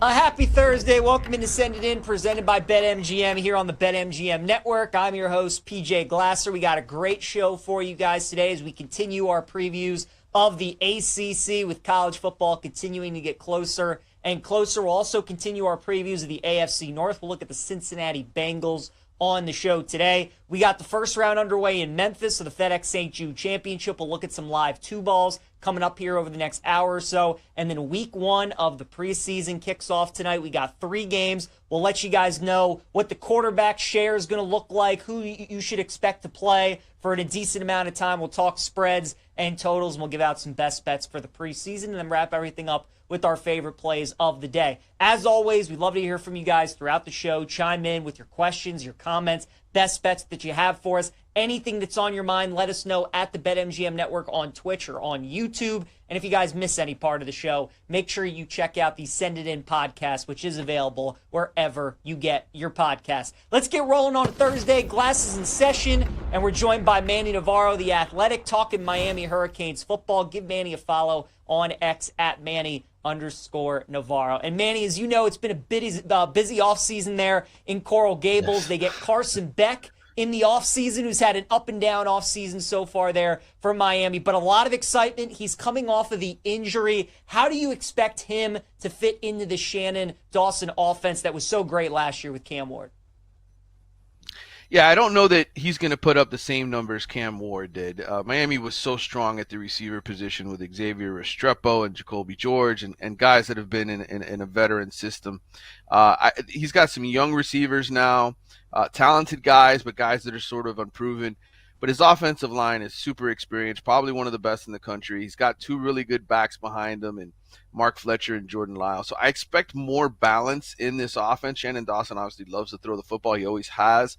But I think at the same time, he's looking for whatever it is that works and puts up points. So Beck statistically probably won't come close to matching what Cam Ward did. But I still think this is a very good offense. I think this is a top 25 offense. They were number 1 in college football last year in scoring. I could see them averaging closer to 35, 34 points a game, running the ball, being a little bit more ball controlled.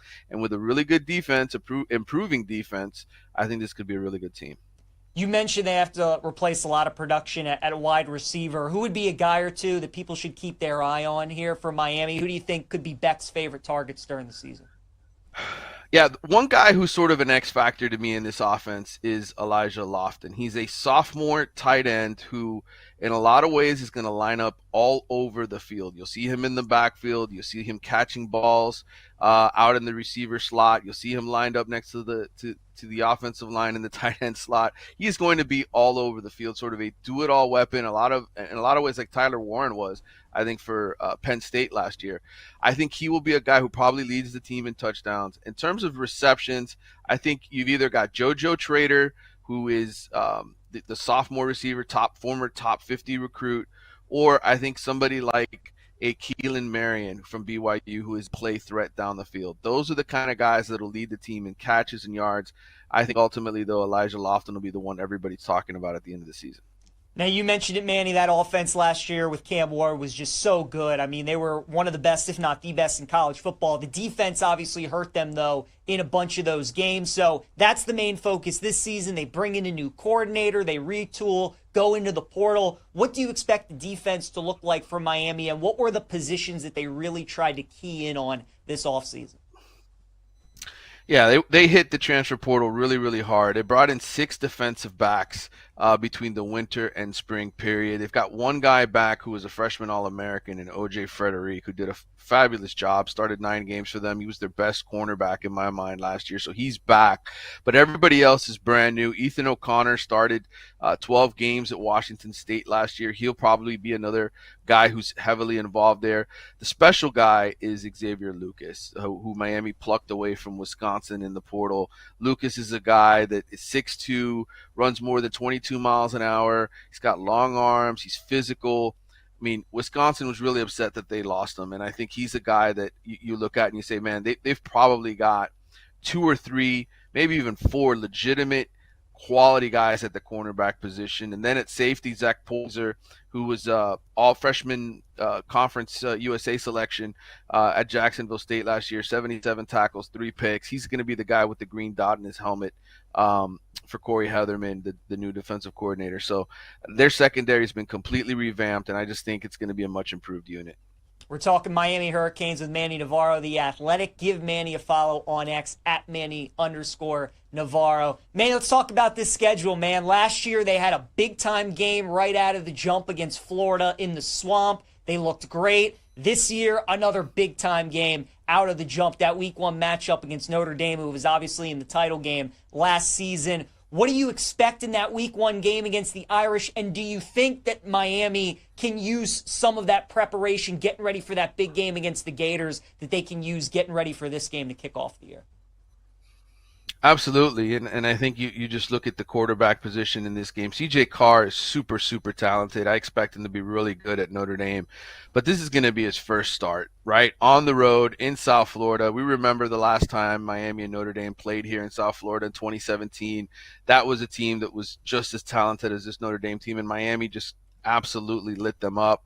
I expect the environment to be electric. I think Miami's defense is much improved. So I look at this opener and I say, yes, Notre Dame right now might be the favorite on paper because they played a national championship game and they still got a very, very good team. But I think being at home in the opener, last year Miami had to go on the road at Gainesville, but Cam Ward was cool as a cucumber. I think Carson Beck, being the experienced guy who's won an SEC championship, played at Georgia, played in a lot of big games, I think that's going to be the difference in this game.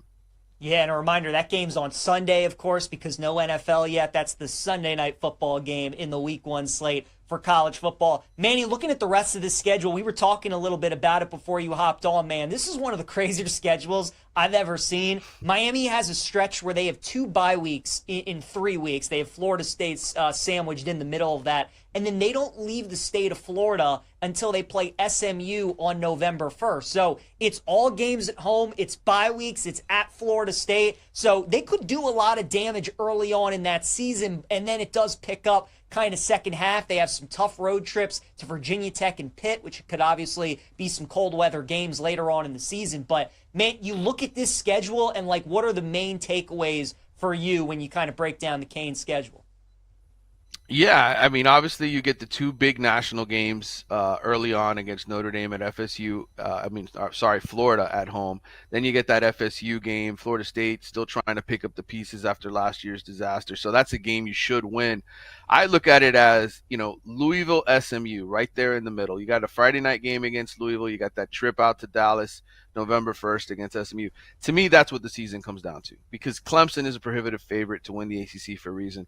But I think Miami is the second best team on paper in terms of talent, in terms of continuity on the offensive side of the ball with many of the guys that they're bringing back, especially on the line. So I think the season comes down to, do you beat Louisville and SMU? And then, are you still healthy enough when you get to Virginia Tech and Pittsburgh where you don't blow it? Last year, Miami was 9-0. They lost 2 of their last 3 at Georgia Tech and at Syracuse. Those are going to be cold weather games. It'll come down to that. Can you finish the job? I expect this Miami team to be better on defense. I think that's why they will finish the job.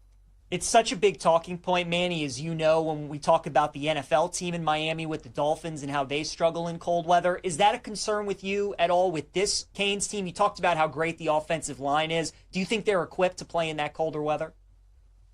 I do, because I think they're going to be really good at running the football. People forget, because of how good Cam Ward was last season, that Miami led the ACC in rushing in terms of yards per carry. Damian Martinez was super effective, ran for over 1,000 yards. Mark Fletcher, who was basically the number 2 behind him, was highly effective. Whenever Jordan Lyle got in the game, he was able to hit the home run ball.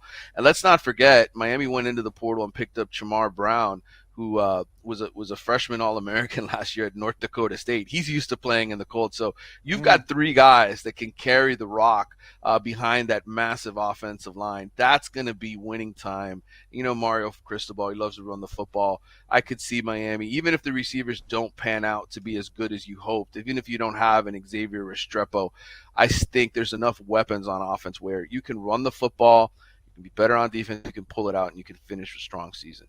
Manny, looking at this win total at BetMGM, they're setting it at 9.5 for the Canes. To go over is plus 130. So they're expecting about a 9-3 season for Miami, which I think about feels right. What's your prediction for the Canes win-loss record? Do you think this is a team that can win the ACC, go to the college football playoff? What's your outlook for the season? Yeah, I think we're going to be right there where they were a year ago, which is on the bubble. I think the Notre Dame game is going to say a lot about whether or not they get in the college football playoff. I think if they win that game, I think Miami probably finishes 10-2, gets the ACC championship game, and then it's just a matter of how does everybody else doing in college football? Where is Alabama? Where are the other SEC teams that are maybe 3rd or 4th in the pecking order in that league? Where are those Big Ten teams, and what are they 10-2 or 9-3 kind of knocking on the door? So I think Miami will be right there. I think this is going to be a 10-win team. I would take the over in terms of the overall win-loss record, because those 2 tough home games against Notre Dame and Florida are at home early in the season. And again, young quarterbacks, DJ Lagway's coming off an injury, right? He's not fully healthy. I think for those reasons, I would pick Miami to win those games. Love it. Manny, real quick before we let you go, obviously got to watch Cam Ward every game last season, number 1 overall pick, going to start his NFL career with the Titans. How do you expect him to be as a pro? I think he's going to be phenomenal. I think the Titans, unfortunately, maybe don't have a team around him yet. They'll need a few more drafts maybe to put some weapons around him. But I think I look at Cam Ward and I look at a guy who has the potential to be a Pat Mahomes, where he makes these street yard type of plays where he's so comfortable with dealing with pressure, escaping the pressure, making plays on the run. He's got a gift. And really, when you look at the best quarterbacks in the NFL these days, all of them could do it. The NFL MVP up there in Buffalo, what is he known for, right? Does the same stuff. I think Cam Ward is electric in that way. And really, more than anything else, just the leadership quality, right? Which is what so many of these GMs are looking for, somebody who can come in and transform the locker room. He's got it. I think he's a special quarterback.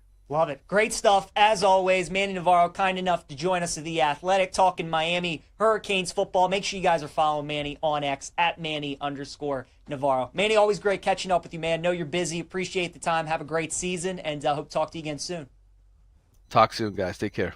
All right, great stuff there from Manny Navarro as we continue our previews here on Send It In, looking at the Miami Hurricanes. And guys, we were talking about it with Manny. You might not see a crazier schedule in all of college football this season than what Miami has. Just from a bye standpoint alone, I have never seen anything like this, where a team has 2 bye weeks in a 3-week span. Personally, if I was a player, a coach for Miami, I would absolutely hate this. That's kind of brutal. But then an interesting kind of scheduling nugget that they have as well, they don't leave the state of Florida until November 1st, right? They play 1 road game, and it's at Florida State. So very kind of unique schedule that Miami has with the byes, with who they play, and then those final 2 road games of the year. Obviously a team from South Florida going to Blacksburg, Virginia, going to Pittsburgh, Pennsylvania, places where it's not warm late November, something that they'll have to deal with. I thought Manny brought up a great point. So much we talk about that with the Dolphins and how they fare in cold weather games in December and January in cold weather cities. But this Miami team, I think they are built for it. They can play in the cold because their offensive line is going to be really good. They have good running backs as well. And Cristobal, he builds his teams in the trenches. So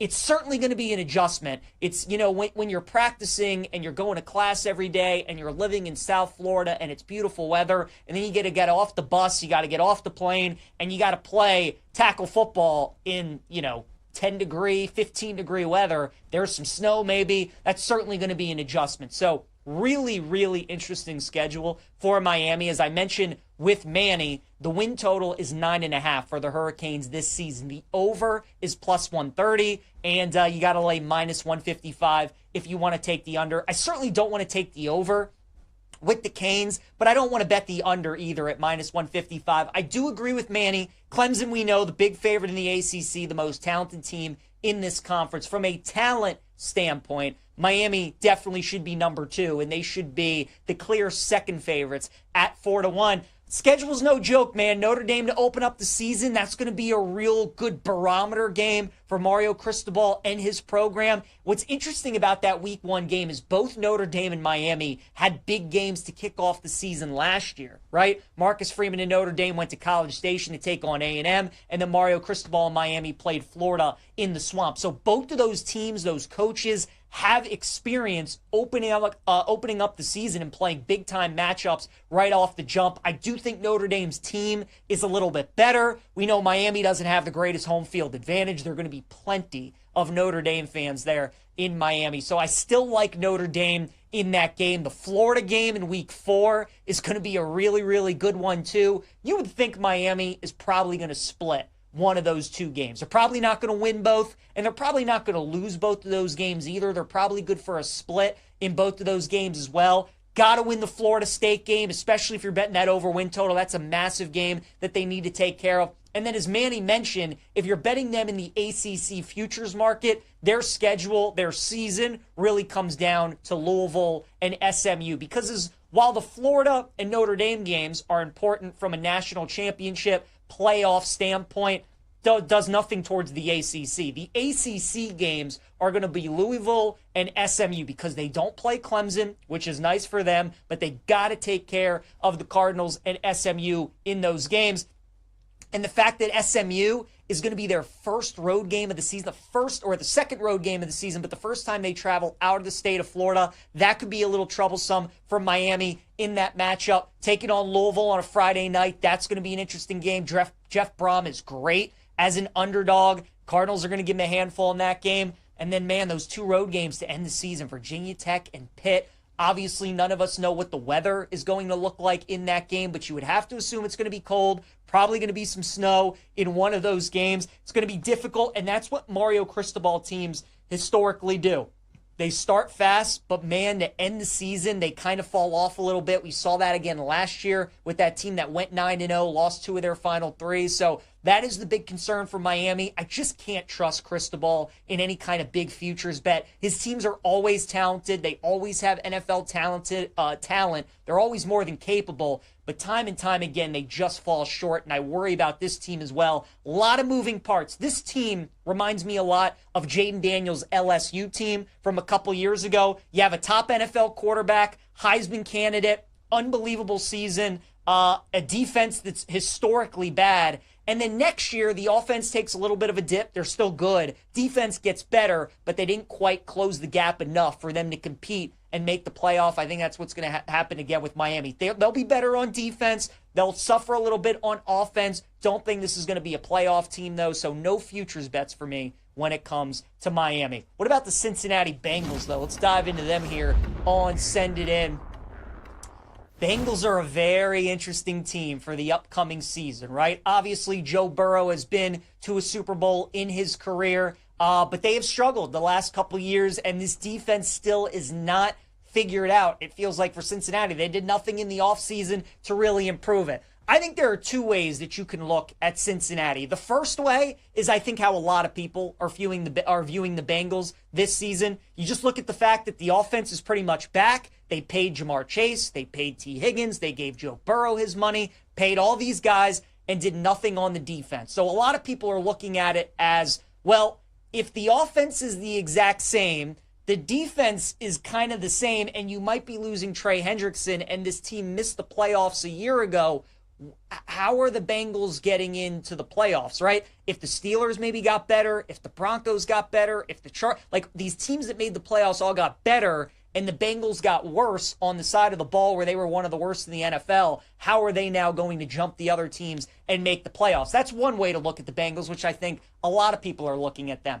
I'm looking at them, though, in the other way when I'm viewing Cincinnati, where, yeah, they have a terrible defense, one of the top offenses in the NFL, but think about all the coin flip games that Cincinnati lost last season that they very easily could have won, and their season could have gone very differently. All started in week 1 with New England, right? 8.5-point favorites. Just about everybody had the Bengals in their survivor pool in that game. They lose. Gesicki fumbles at the goal line, kind of flips that game on its head. We know the Bengals are notoriously slow starters in the Burrow, Zach Taylor era, and they get off to a bad start. They lose the game to a Patriots that they definitely should have won. Week 2 against the Chiefs. Do we all remember that pass interference call on 4th and 18? Bengals were up in that game. They were leading just about the entire fourth quarter, and then the Chiefs get that PI call. Bengals end up losing that game. Both games to the Ravens this past season, they should have won. The game in Cincinnati, they were up by 10 with like 6 minutes to go. Find a way to lose that game. The game in Baltimore, they're up 21-7. Find a way to lose that game. They were up 21-7 in the second half and find a way to lose. Definitely could have won one of, if not both of those games. And then the Sunday night game against the Chargers as well. McPherson misses a couple of big field goals. Chargers end up capitalizing and win that game. When you look at the Bengals' schedule last season, they really beat every team that they were supposed to beat. All of their losses were to playoff teams outside of the Patriots. So the Bengals, I don't think, had that bad of a season as everybody really thinks they did. But because of all the expectations around Cincinnati, with having one of the best quarterbacks in the league, maybe the best 1-2 punch at wide receiver in the league, and because of how abysmal that defense was, I really think maybe Cincinnati's kind of undervalued going into this season. And just the way that football works, like usually if you're on the right side of having some fortunate luck in the NFL season one year, that tends to regress the other year. And if you have some unfortunate luck one year, the ball tends to bounce your way a little bit better the next year. So I get it with Cincinnati. They did really nothing to improve their defense. They brought in a new defensive coordinator in Al Golden. They might not even have Trey Hendrickson out there this season either. But I think that their offense is still so elite, and they found ways to lose games last year that they really should not have lost, that I think that the Bengals could be a 10 or 11 win team this season. It feels like a lot of people are down on Cincinnati. When you really go through that schedule of last year, they easily could have been a 10 or an 11 win team. And look, the schedule is difficult this year, no doubt about it. Sean, throw up the schedule real quick for Cincinnati. These AFC North schedules are all tough. You obviously have to play the Ravens and the Steelers twice a year. They have that portion of the schedule where it's Ravens at the Ravens on Thanksgiving night, at the Bills, and then the Ravens again, which is going to be tough. I mean, they have a stretch early in the season at the Vikings, at the Broncos, Lions, Packers, Steelers. That won't be easy as well. So there are sections of their schedule which aren't easy by any stretch. Talked about it yesterday, though. The Ravens big favorites to win that division at -180, and Cincinnati is +280. We're getting ready to talk about the NFL preseason here in a little bit. Burrow's playing the first quarter of the game tonight. They are making it a point to start the season fast this season. If the Bengals get out of the gate and start the season 2-0, which they absolutely could, and if the Ravens start the season 1-1, they have the Lions and the Chiefs lurking, there's a chance that that +280 price on the Bengals is going to be looking pretty good early on in the season. Might get an opportunity to hedge with the Ravens later on in the year. So I kind of see some value in betting the Bengals to win this division because I think getting that number early is going to be good closing line value, and you might have a chance potentially to get a Ravens price in your pocket as well. Remember, since this AFC North was formed with these four teams back in 2002, no team has won this division 3 straight times. That's what the Ravens are trying to accomplish. It's not going to be easy. Whether it's the Steelers or the Bengals that makes that tough on them, I tend to think it's going to be the Bengals. So keep an eye out for Cincinnati having a good season. I think so many people are down on this team because they did nothing to improve their defense. but their record could have been a lot better than what it was last year with more of an emphasis to start the season fast this year. I do like the Bengals. I think they're going to be a playoff team for next season. All right, let's talk some golf. We got two balls that are either underway right now or getting ready to tee off at the FedEx St. Jude Championship down in Memphis right now. Akshay Bhatia, your leader, at 8 under par, shot a 62 today, had a really good round. Matt Fitzpatrick, who we gave out to win, finishing the top 10, had a nice day. He's currently tied for 4th after shooting a 67, 3 under. Ludwig Aubert and Bobby McIntyre out on the course. They teed off about 8 minutes ago. I like Ludwig in that 2-ball. You guys know Ludwig, man, one of the best in the first round. It feels like this is a golf course that really sets up well for him. We had Nick Henyon on earlier this week who really liked Ludwig. I think he's going to play well today. Bobby Mack, this is a course that should fit him pretty well, but Ludwig, the more consistent, better ball striker, and I love betting him on Thursdays and Fridays and just watching him fade over the weekend. So I like Ludwig minus 135. Like Corey Connors and his 2-ball against Andrew Novak. They're getting ready to go off in about a minute. Connors is minus 150. All about ball strikers this week. You're not going to find many ball strikers better than Corey Connors. The real weakness in his game is his chipping. And as we've talked about, really don't need to have a great short game this week out in Memphis. So I like Corey Connors in that 2-ball today. J.J. Spahn and Tommy Fleetwood, two guys that I really like this week. Obviously like Tommy to finish in the top 20 and in the top 10. But I like the price on J.J. Spahn at plus 115 just for today. Spahn obviously having a terrific year. He's had a terrific year as a ball striker, and that's what we need this week. I think J.J. Spahn, a guy who's not a lot of people is talking about this week, could contend. I think that starts today. Normally a great first-round leader bet. When he plays well at an event, normally plays well in the first round. So give me J.J. Spahn plus 115 in that 2-ball. Scotty Scheffler minus 250 against our guy this week, Sepp Straka at plus 220.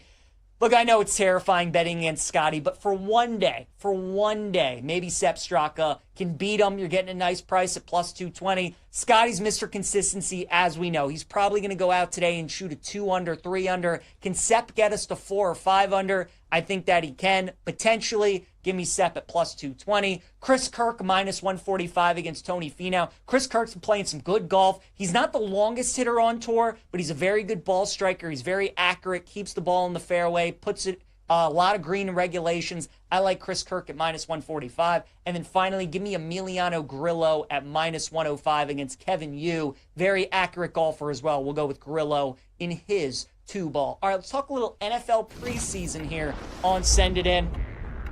We got 3 games on the slate today. We'll start with the Colts and the Ravens. Indy is a 6.5-point favorite in Baltimore tonight with a total of 36.5. Daniel Jones and Anthony Richardson both going to play about a quarter and a half tonight as they're reporting. So you're going to see both of those guys. Obviously, the Colts are trying to find out who's going to be QB1 for their team. That's why they're such big favorites in this game. But as most of you know, the Ravens dominate the preseason under John Harbaugh, and Cooper Rush is going to be playing a majority of the game for them. We know Cooper Rush has played plenty of games with the Cowboys in the NFL, so it's not like the Ravens have a slouch playing quarterback for them. They're so good in the preseason. They're at home. They have a talented roster.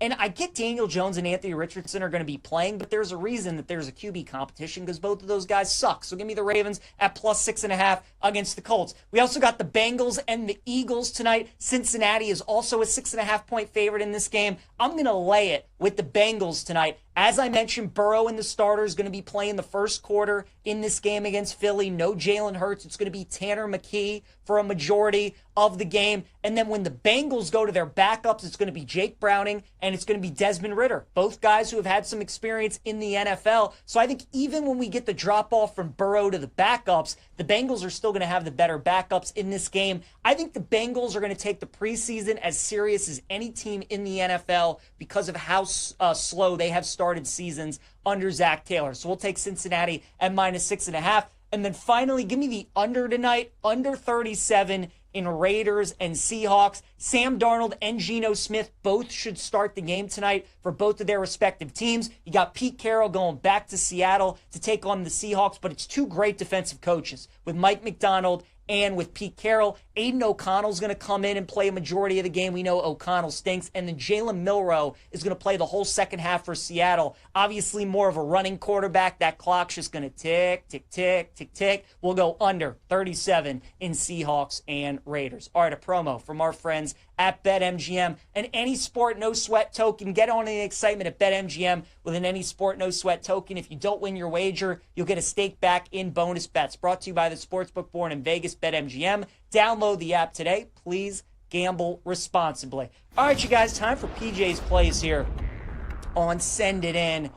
And let's go with the guy who hurt his White Sox last night, the big dumper. We're going right back with Cal Raleigh tonight for Seattle. Guy might win AL MVP. Don't think we've taken him all year and going streaking. Let's do that tonight. Cal Raleigh is our play. JJ Spawn and Tommy Fleetwood getting ready to tee off here in about 5 minutes, so make sure you get this one in. I do like Spawn in that 2-ball today against Tommy Fleetwood. Both of those guys I think are going to have a good week out in Memphis. Ravens, my dog of the day, plus 6.5, too many points. Maybe take some money line as well. And then give me the Bengals minus 6.5 tonight against the Eagles. Burrow's going to play the first quarter. Browning and Ritter come in to get us the cover. Those are my plays that I like in preseason and for the day. Thanks again to Manny Navarro for joining us. Chip Brown to talk Texas tomorrow and the Pittsburgh Steelers. We'll see you guys then.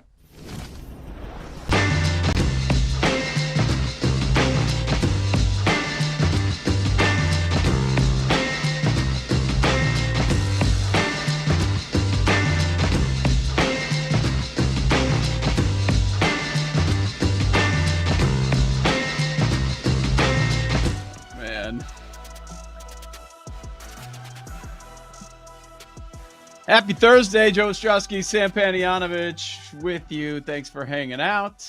We've got a lot to figure out over the next hour. The MLB card absolutely sucks. We didn't even bother talking about it. We'll get to it later. But, I mean, there's 4 games, and none of the matchups are even all that good. I think we found ourselves a way to bet NFL preseason week number 1, which we will solidify but when we get to lightning bets coming up later on in the hour. But let's talk value to the point spread. Quarterback value to the point spread. We've thrown out the idea of certain specific players, I think especially in the Parsons conversation on what he is worth to the point spread.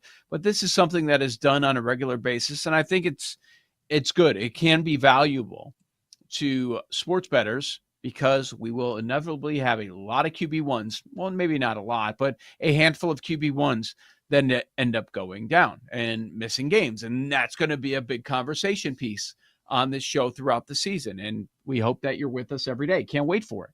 Not that we're looking forward to injuries, but this is the kind of stuff that makes sports betting shows during the NFL season a lot of fun, trying to figure out that game and where there are values on a week-to-week basis.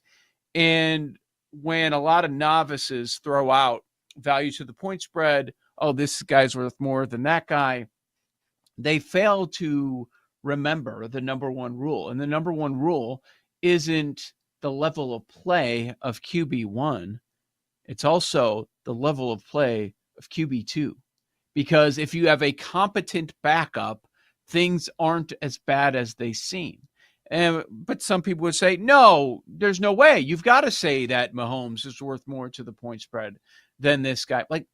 But no, it depends on the backup quarterback. Do they have experience? Have they been in the offensive system quite some time? Have we seen them step in? Has it been 5 years since they've played? All of that is a factor. And Sam, when trying to figure out the point spread value of each quarterback, that is something that is constantly overlooked, the QB2. Yeah, it's all relative to the backup. It's very simple. But that said, your quarterbacks at the top are still the elite quarterbacks. There's no backup in the league on this list that I see that would really depreciate Josh Allen's value or Patrick Mahomes' value. I think it gets a little bit more interesting when you get to Bo Nix and Jared Stidham, when you get to J.J. McCarthy and Sam Howell, when you get to Bryce Young and Andy Dalton. What's that drop off? So Ben Fox, who writes for Yahoo, talked to, I believe, 2 bookmakers, and he helped compile this full sheet, all 32 teams. Here's the starter, here's the backup, and here's the drop-off. I know you have seen the list, but I'm asking you listening or watching right now, think about who you would guess. Give it about 5 seconds. If you're thinking it's Patrick Mahomes, it's not. Not anymore.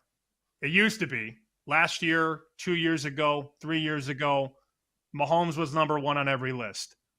Joe, that's not the case anymore. According to this article, Josh Allen to Mitch Trubisky is the biggest gap spread-wise in the entire NFL, 6.98 points between Allen and Trubisky. That makes perfect sense to me. There's nobody in the league that can do what Josh Allen does. That's just the facts, Jack. And whether you want to agree, disagree, I don't really care. And what we're not talking about is look at the Chiefs and how many one-score games they have played in. Look at how underwhelming they have been in the regular season. We know they turn it on in the playoffs. We understand that. But the expectation level is so high for them that it's hard for them to meet those expectations. And they play in closer games than the Bills do. Bills at home against a bad team, lay it. It's going to be a big number. You probably want to lay that number. I thought it was pretty telling the other day what Jamar Chase said, one of the premier receivers in the game. And he was talking about the difference that Josh Allen brings to the table versus any other quarterback in the league. And he wasn't trying to criticize.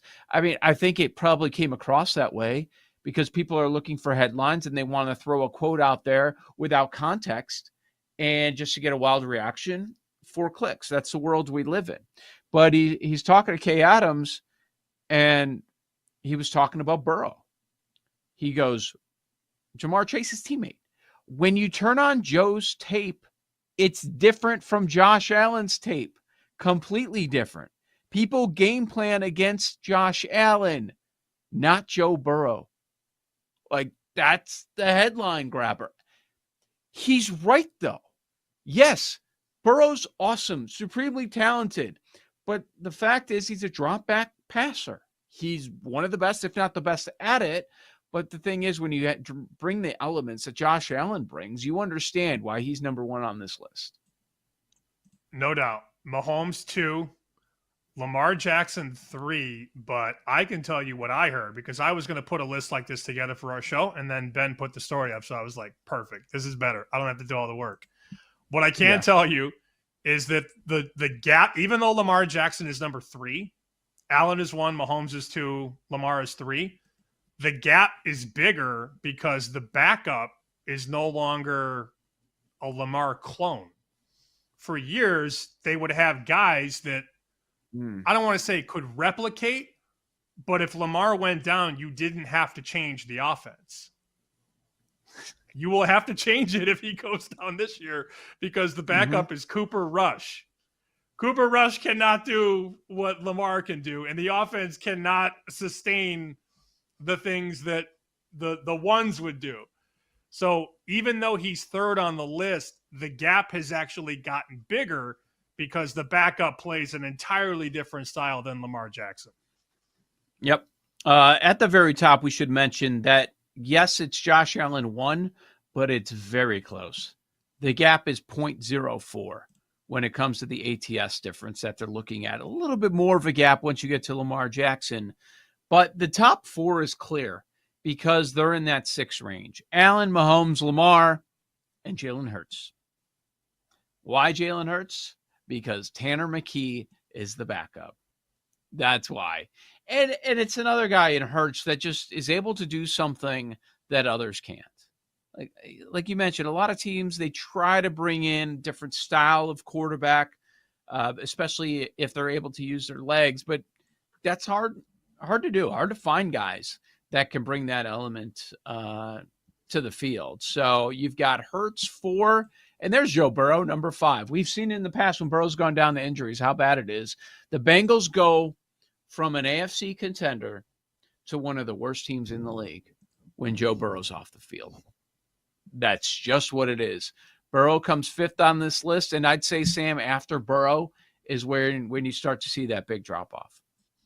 you could start to see the debates happen here because we get out of the realm of elite quarterbacks. So now 6 to 15 all feel semi-interchangeable. So 6 is Herbert to Taylor Heineke. That drop-off is about 5 points, a little bit more than 5.15. But then the guy at 15 is Brock Purdy, who just signed a mega deal. Brock Purdy to Mac Jones is 4.23. There are a bunch of other guys there in the middle. Prescott, Goff, Jaden Daniels, CJ Stroud, Jordan Love, Baker, Tua, Trevor Lawrence. That's a lot of players in a what's the gap there? 5.15 to 4.23. I mean, it's not even a whole point. That's basically the second tier. And then you get to what I think is crazy. Matthew Stafford, who I know we love. We're big Stafford guys. Matthew Stafford is tied with Caleb Williams. Now, when you hear that, you go, that doesn't make sense. Well, Stafford has a formidable backup who is working under McVay. So that is more belief in the system than it is in Caleb Williams. Like, these bookmakers aren't saying that Caleb and Stafford are worth the same. They're saying that the situation from Williams to Bagent is the same as it is from Stafford to Garoppolo. And that's a hat tip to the Rams offense and Sean McVay. Are there any you disagree with? Like, I'm looking at Rodgers to Rudolph 3.5 points. That's more than I expected. Continue to work down this list. Cam Ward, Brandon Allen, 2.60. That puts him 24th in the league. Before he's played a snap in the NFL, 2.60. McCarthy to Howell is 2.02. That's kind of interesting. Like, I wonder what it is, Darnold to McCarthy. In the same system, with the same coaches, like, what's the difference? Like, if Darnold is still a Viking, what do you think the difference is with him and McCarthy? I think that'd be really interesting. Are they close? Yeah, probably about 2 points coming into the season. Okay. I think it'd be very similar to this number, the Justin Fields to Tyrod Taylor number, or the Flacco to Pickett number. But Sam Howell shouldn't be in the league. So I disagree with that. And obviously I'm higher on McCarthy than most. I also don't think Andy Dalton should be in the league anymore. And that is 26 out of 32. Bryce Young to Andy Dalton, that's only worth 1.98 points. That's disrespect to Bryce Young. No? I see. Well, remember, he got benched last year for Dalton. But what we saw in the second half, I think people are willing to believe in more. I would believe in that a little bit more.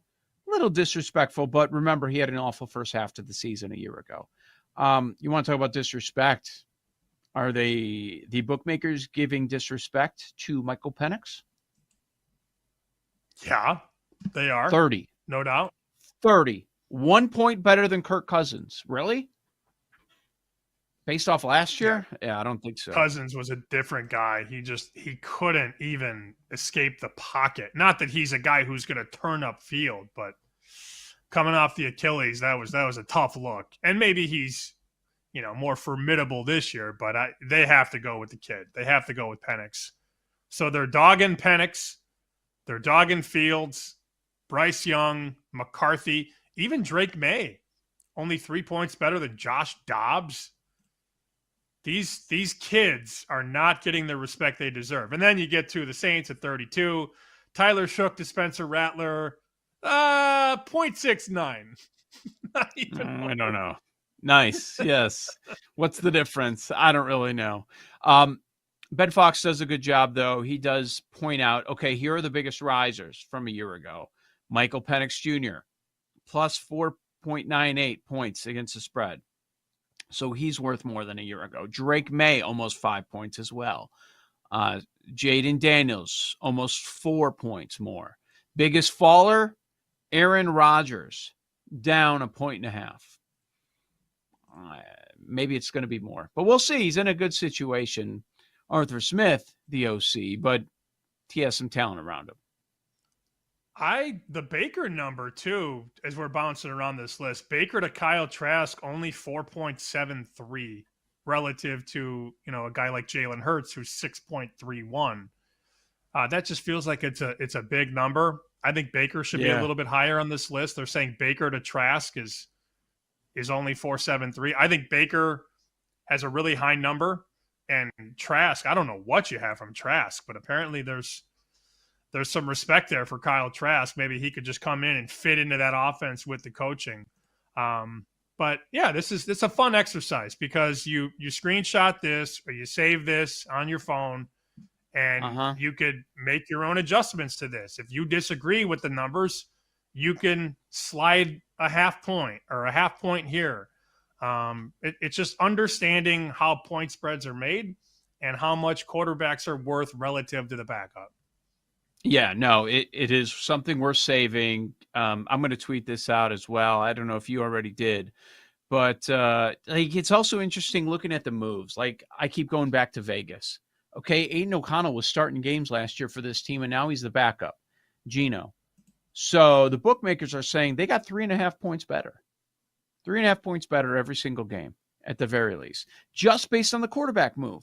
And I'm not talking about the running back change as well, the massive upgrade that they made there. So, you look at the Raiders, like, man, 3.5 points every single game at the very least, just to start.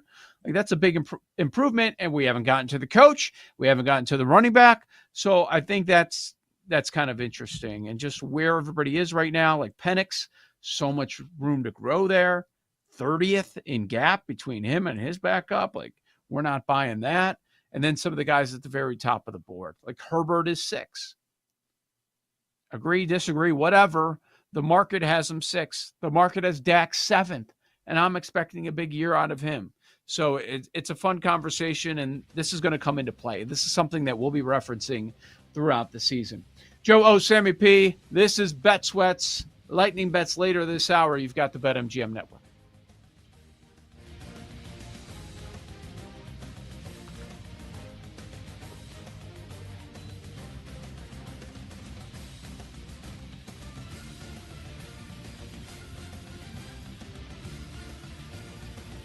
You're listening to Bet Sweats with Joe O and Sammy P on the BetMGM Network.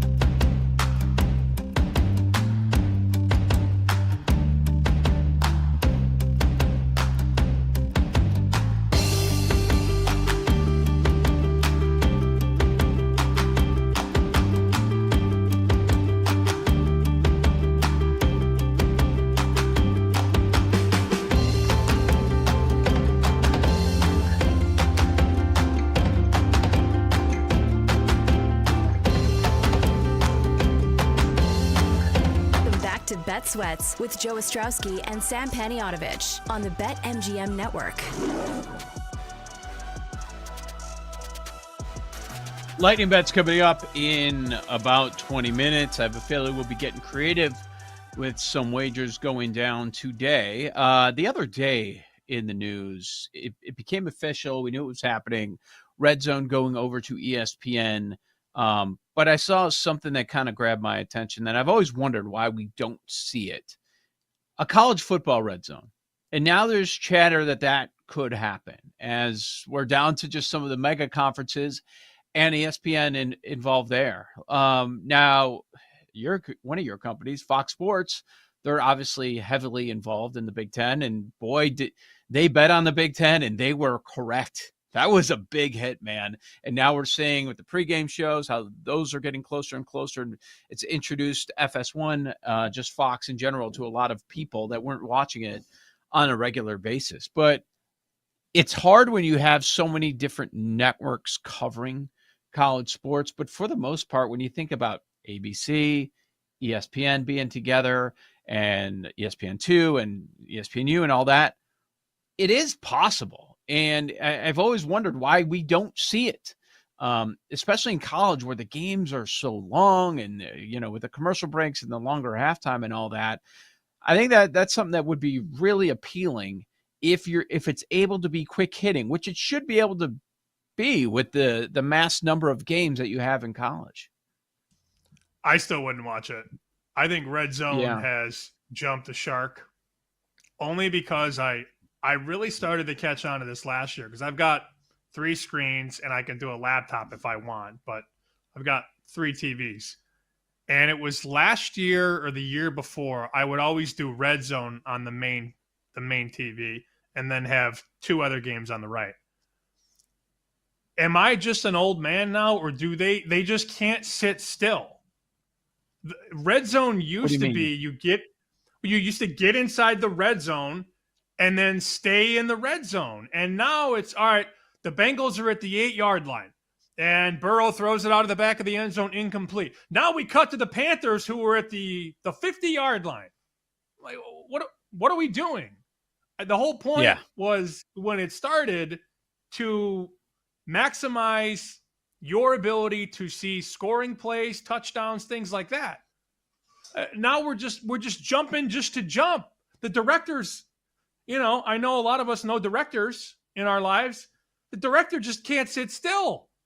So we're all right, it's 2nd and goal at the 5, but Caleb Williams is at his own 30. Let's show you this incompletion. Now we're going to, let it breathe a little bit. Maybe I'm the only one that thinks that, but Red Zone is much different than it used to be 5-10 years ago. Well, I think that was the criticism. DirecTV still doesn't do it. Was Siciliano, right? Like that went away a couple years ago. Because I want to say that, I want to say that was a criticism of that channel. So if you're looking for more quick hitting, you would go to the NFL Network version, which is Scott Hansen. And if you're looking for one that's going to stay with games longer, the DirecTV version did it. Here's what I do. So you said you have 3 TVs? Mm-hmm. Okay, so I have 3 TVs as well. I do, on the main TV, I do a quad box. I'm not really watching Red Zone. I find the combo that I've got the most on the line for, right? And so I can flip the audio. I want Red Zone on one of them. So I have it. I see what's going on, and I usually and I'll check in on the audio with that. The audio changes, but I make a quad box pretty much of the games I bet for the most part. Later on in the day, you only have like 3 games anyways, so the 3 that are going to pop up. And then on the 2 other screens, the games that I want to see a larger version of, because once you have the quad box, you have smaller TVs. I keep it on, but I'm not glued on Red Zone. I just use it as a way to find out when other drives are getting interesting, other games are getting interesting, because score here, here's another score by a team, like, okay, that game's close to the number, maybe I'll switch over to that one. So it just keeps me updated, but I don't watch it. it does blow my mind when I see people complain about the blackouts and all this and that. I'm like, wow, there are people still out there that are watching commercials. Like, that's the whole appeal. Like, Red Zone's commercial free, so that's why I'll end up having the audio on it unless I got a bet on a different game that I'm really interested in at the time. We used to, though, back in the day when I lived with some buddies, we used to have 2 TVs. You'd have the one in the living room, and then somebody would bring their TV down from their bedroom, and you'd have 2 TVs. Very janky looking, but it worked. And we used to do Red Zone sound, and then the Bears game would be on TV2. Red Zone, what I meant to say was Red Zone sound, I just can't anymore. So if you want to throw it on the laptop or throw it on a TV without sound, that's fine. But there's too much. It's like you gave the Energizer Bunny a bunch of pixie sticks and he just starts bouncing off the walls. There's no breathing in the Red Zone anymore. I think you have a very fair counter, though. You can have it up, but just you can't make it. It's not the turkey anymore on Thanksgiving. I think it used to have the potential to be the main course, but now there's too much going on. Paul, I see you have some thoughts here. Like, does your mind change? I more or less I agree with you guys. Like, and the other thing is they just won't pay attention to a game where there's a backdoor cover on the line or a total is on the line as well, even though it's sponsored by the Green Book. Does your mind change like the end of a half, the end of like that first window? You're kind of like focusing on Red Zone because at that point, at least they are jumping from key play to key play to key play. Usually, coming from a TV background, it is certain they need a lot of help. And I don't know if Scott is armchair producing from the chair and just deciding where they go. That could definitely be happening. I don't know that, but it seems like that's part of the all over place. Like Scott just wants to go here, Scott wants to go there. But do you switch to Red Zone or enjoy Red Zone? End of a half, end of the first window, etc. I've watched less and less the last 3 years. So like I said, it wasn't even a part of my experience last year. Yeah, it was part of my experience, and I want it. I do want it, but Scott Hansen annoys the crap out of me. Like, it's shut. To Sam's point, it is too much. Like, I was annoyed the other day when people were reacting to the announcement of Red Zone going to ESPN, like, oh, they better save our king, Scott Hansen. Dude, he sucks, okay? Like, he's so damn annoying, and it's constant screaming. Like, it's a hard job, and I'm not saying that I could sit here and do it. But, like, our king, the NFL's your king, okay? You're the NFL's bitch. We all are. But, like, stop with our king, Scott Hansen. Like we couldn't survive without somebody else tossing to another game. Like, come on. Anybody could do that. I remember being at VSiN when I first got there. My main job was to do a show called The Green Zone on Saturdays and Sundays. But remember, we didn't have rights. So they thought it was a good idea. And I think it's changed since then. I think the version in 2018 is a lot different than the version now, if they even still do it. I don't know. But it was Kenny White, myself, and a rotating cast of characters. And we would have to watch the games and tell you what's going on in the games. But we're watching TVs in the studio and telling you what's happening on the radio without being able to show you on our video stream. Okay. And oh, by the way, you're on the air from 10 p.m. Pacific until 5 p.m. Pacific, and you're just winging it. You have no idea. So now I'm literally sitting in a studio on Sirius XM radio telling you what I'm seeing on a monitor in the studio that you can't see. So I'm doing radio play-by-play, but I can't because we don't have the rights. There was so much going on, but what are you going to do? Like, that's your job. You got to try and make it work. It was chaos. It was pure chaos. At least Hansen has the video. Imagine not having the video and you're doing it on the radio. I don't think the bosses will like this comment, but just admit you're taking an L during the NFL. You're taking an L. I think it's a waste of time to broadcast. If you're in sports media, to waste money, efforts to broadcast anything. I honestly think that it's a waste. Like, what are you doing? Okay, so I'm going to listen to this guy react to what's happening. You're not that entertaining. You don't have the Barstool audience. Like, what are we doing? Just, it doesn't matter. Put anything up national. It doesn't matter. You have maybe a chance, like some of the networks who around the NFL, like CBS Sports always did or whatever. I think we would carry that on the score. Okay, fine. Maybe people caught in the car. They don't have Sirius. They don't have the game they want. They want to be updated on the NFL, and they'll listen to that. Okay, maybe going around to stadiums, reports from live reports. Okay, maybe you got a chance there. Watching games without hearing the audio and reacting on a delay, it's a waste of time and energy. It is. Just the games are the prize. That's it. Like, no bettors are watching a stream of people reacting to it. No, they're watching the games, or they're on their apps, or they're making bets. Like, they're not, yeah, but it's, I don't know. Just take the L, man. That's how I feel. Not react. Nothing I think live action. If done properly, though, there's a way to do it. I think, to Paul's point, if you have the television rights, if you actually had the television rights and you could show games with little delay and actually talk about the gambling lines weaved into the game, like, all right, that's like different. An example. When I was in Vegas, I had to do basically play by play. The Lions were down 10, catching 6.5. And Stafford's at the 5-yard line licking his chops, right? Ready to score a touchdown. And there's hundreds of thousands of dollars on the air across the country. And if he gets in the end zone, they're going to cover. If they kick the field goal, they're going to be down 7 and not, you know what I'm saying? So, like, that, to me, if you could actually channel that and have a broadcaster that understands spreads and totals, like Paul said, like, here's a field goal. It's 27 to 17. They're going to kick the field goal, but the total's 45. So the kick might not matter to anybody rooting for the team that's winning or the spread, but this field goal is literally going to affect the total. And I want to be able to see it and have my host explain, this one's for the over, and the kick is up, and it hits the post.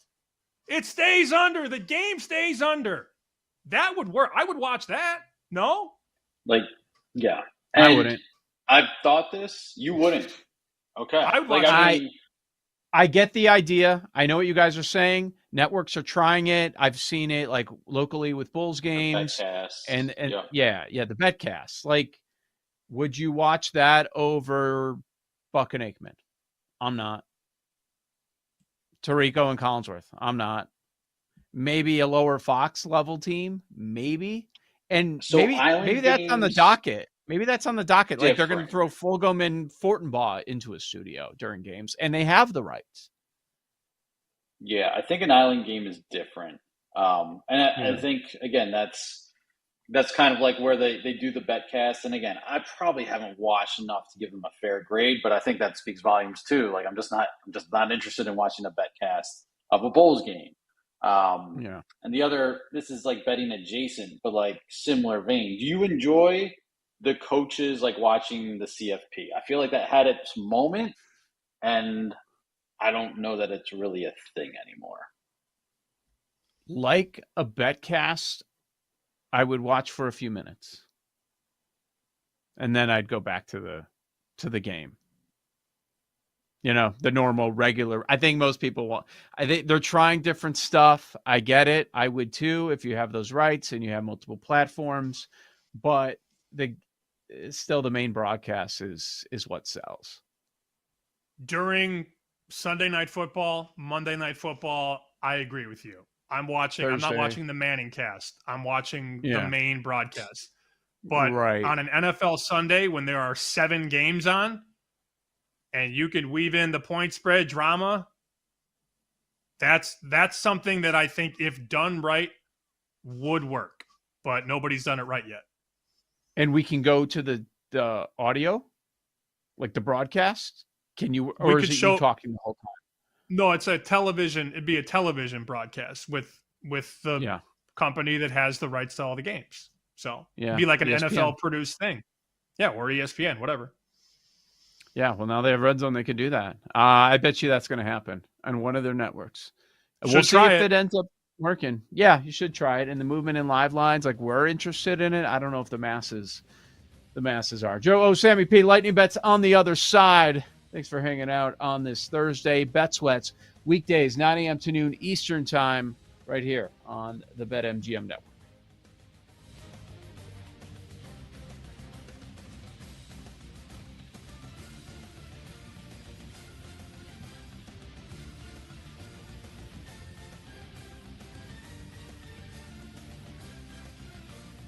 You're listening to Bet Sweats with Joe O and Sammy P on the BetMGM Network.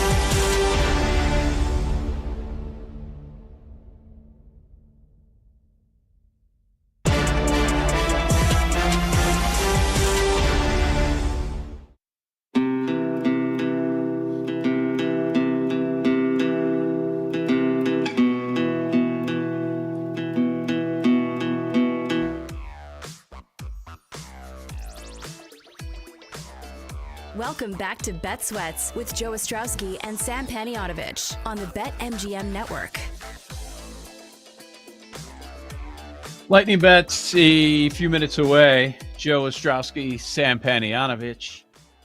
You go back to earlier when we were talking about the Cubs and Horton and the run that he's on right now. I knew Jake was going to take this stance, and I'm saying he's taking a stance without even hearing from him. So I do want to bring Jake on.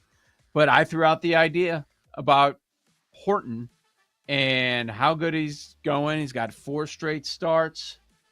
Hasn't given up a run. Last 6 starts, he has an ERA of 1. And so I naturally pull up the NL Rookie of the Year odds. And guess what, Sam? The number has changed during our show. It has gone from 25-1 to 20-1. Horton is your 4th favorite for National League Rookie of the Year. The odds-on favorite is Atlanta's Drake Baldwin. Jake, tell me why it's a stupid bet to put anything on Horton. Here's the thing, Joe. I don't think it's stupid. This market is so dumb this year. All of these guys suck. Drake Baldwin sucks. Isaac Collins sucks. Augusto Ramirez sucks. Jacob Mizorowski, the only one who was actually good, hurt. Probably can't win now. So Horton, sure, why not? I know what you're saying. I'm usually very anti-pitcher in this market, but this to me just feels like AL Rookie of the Year last year, where all the position players are just a bunch of dudes, and you have a guy who's a pitcher who is pitching well. My only concern with Horton is the workload. He hasn't even cleared 80 innings yet. And granted, Skeens won with 133 innings last year, so you don't need 200 innings to win this, clearly. But I don't think it's a terrible idea. If you have nothing in this market, or you have some Baldwin or some Collins, and you're looking for a longer price to hedge, what the hell? Sure. I don't know. I'm not doing anything because I'm sick of this market. To use a Sammy P term, my bread is buttered with Augusto Ramirez and with Matt Shaw. Neither of them are going to win. So I'm good. I don't want to chase. I'm going to sit here with my Nick Kurtz tickets, and I'm just going to sit there and look at those longingly. That's it. I don't want anything to do with this market because it's so stupid. A few weeks ago, he was 60. Now he's 20. That's the part He's that been awesome. Bothers me. But why would you have bet him a few weeks ago? Look at this run that he's on. Yeah, he's been terrific. The only thing is, all it takes is one big game from Baldwin or Collins, and this conversation's probably dead. If Baldwin goes out and has 2 home runs today, or like Isaac Collins has been unbelievable. A couple people have been sending me DMs and tweeting at me, why are we not talking about Collins? He's been on fire. He's been really good for the Brewers, and they're probably going to win that division, so that's going to boost him too. But I don't know. All these guys just kind of stink. If you feel strongly about one of them, God bless. Cubs need Horton to be great. They need him to be the ad that they didn't make at the trade deadline. Yes. Yeah. Has Jed woken up from the slumber yet? Or did he sleep through the deadline, and is he still sleeping? I mean, the Soroka deal was what a dice roll that landed Snake Eyes, huh? How about that? You're at the table. The table's hot. Snake Eyes right there. The guy gets hurt right away. Oh, well. Oh, Jed, you're not it's going not to even that. Moves? The guy was already hurt when they traded for him. His velocity was down like 3-4 miles an hour, and Jed said, yeah, do it anyway. It's like you roll Snake Eyes, but one of the dice is already thrown, and it's on the one. Like, it's so stupid. Could be a 6, though, Jake. Could be a 6 if everything works out. Could. Yeah, I guess. I wanted to bring his shoulder something up exploded. Before I forget. This is a buddy of mine, Southside guy, Mark Thielander, who tweeted this, and I'm sure some of you have seen this if you follow me on X. He tweeted last night, "Hey, Phil Mickelson, if you turn back the hands of time, stakes on me in the city this Sunday." Well, why did he tweet that? T has a 2-pick parlay. Cam Young to win the Wyndham, which is already in. Yeah. And Mickelson to win this weekend, Live Chicago. He made a $35 bet. And remind yourself, Cam Young is already cha-ching. That's already in. If Phil Mickelson somehow wins Live Golf Chicago, T is going to turn $35 into $237,000. Bro. I swear to you, I had no idea the Live Tour was in Chicago this weekend. I had no idea until you read that. No clue. I didn't either. So our buddy Barry Rosner is one of these golf purists. Bets the sport, hates Live, hates everyone that went to Live, which kind of, using your term, puts him in a pretzel because he's always been a Rahm guy. And then Rahm went there. I'm like, how do you think of Rahm now? Didn't hesitate. Gave his true feelings. You think Roz is going? No, I don't think he would go anywhere near it. I don't think, to quote Joe Ostrowski, I don't think he would go if it was in my backyard. if Dustin Johnson's teeing off in the backyard, he's not going to look. Maybe Pauline is there. That was, I don't know why that line sticks out to me. It was so funny. It was the day of the Winter Classic. And I'm like, you going, Joe? I wouldn't go if it was in my backyard. I don't know why that's so funny. To me, it is. 3-day pass, $115 at Bolingbrook Golf Club. And go tomorrow for $39. Not interested. I've heard they play music. It's totally different atmosphere. Roz would hate it. We have to ask him. We have to find out if he's going. I wonder what sort of crowd they're going to get on this. Is it on the CW still? I have no idea. I didn't even know it was in town. Nuts. I am going Savannah Bananas next at your Sox Park next week. Is that next weekend? I think that's next weekend. Yeah. I looked because I was trying to figure out, I think that's an upcoming Friday. It's next Friday. You know what's on the calendar that the wife put on for this Friday, meaning tomorrow? A concert. And I'm close to the concert venue in Tinley Park. Who is it? Rod Stewart.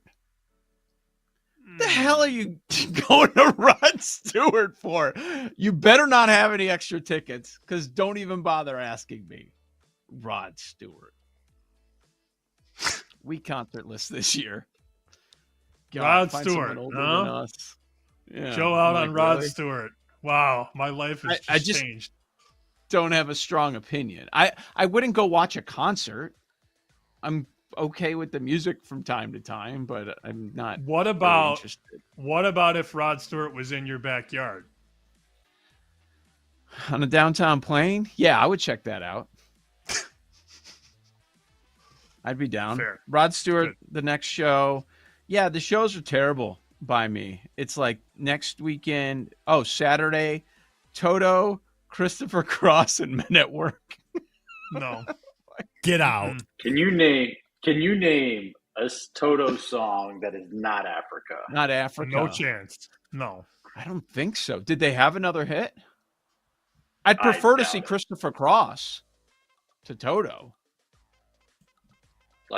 Is there a Men at Work song that was Chris on Cross or Christopher Cross? That's I'm what so Christopher confused. Cross. Yeah. Christopher That's different Cross. from Chris Cross? He doesn't make you Yes. jump. Very different. Yeah, that'd be a weird grouping. Toto Oh. to Chris Cross with the back. Okay, Chris Cross and Christopher Cross look nothing alike. No. Christopher Cross is a great singer. Sailing? You should Is go. that his jam? Yeah, that's one of his hits. 1979. Yeah.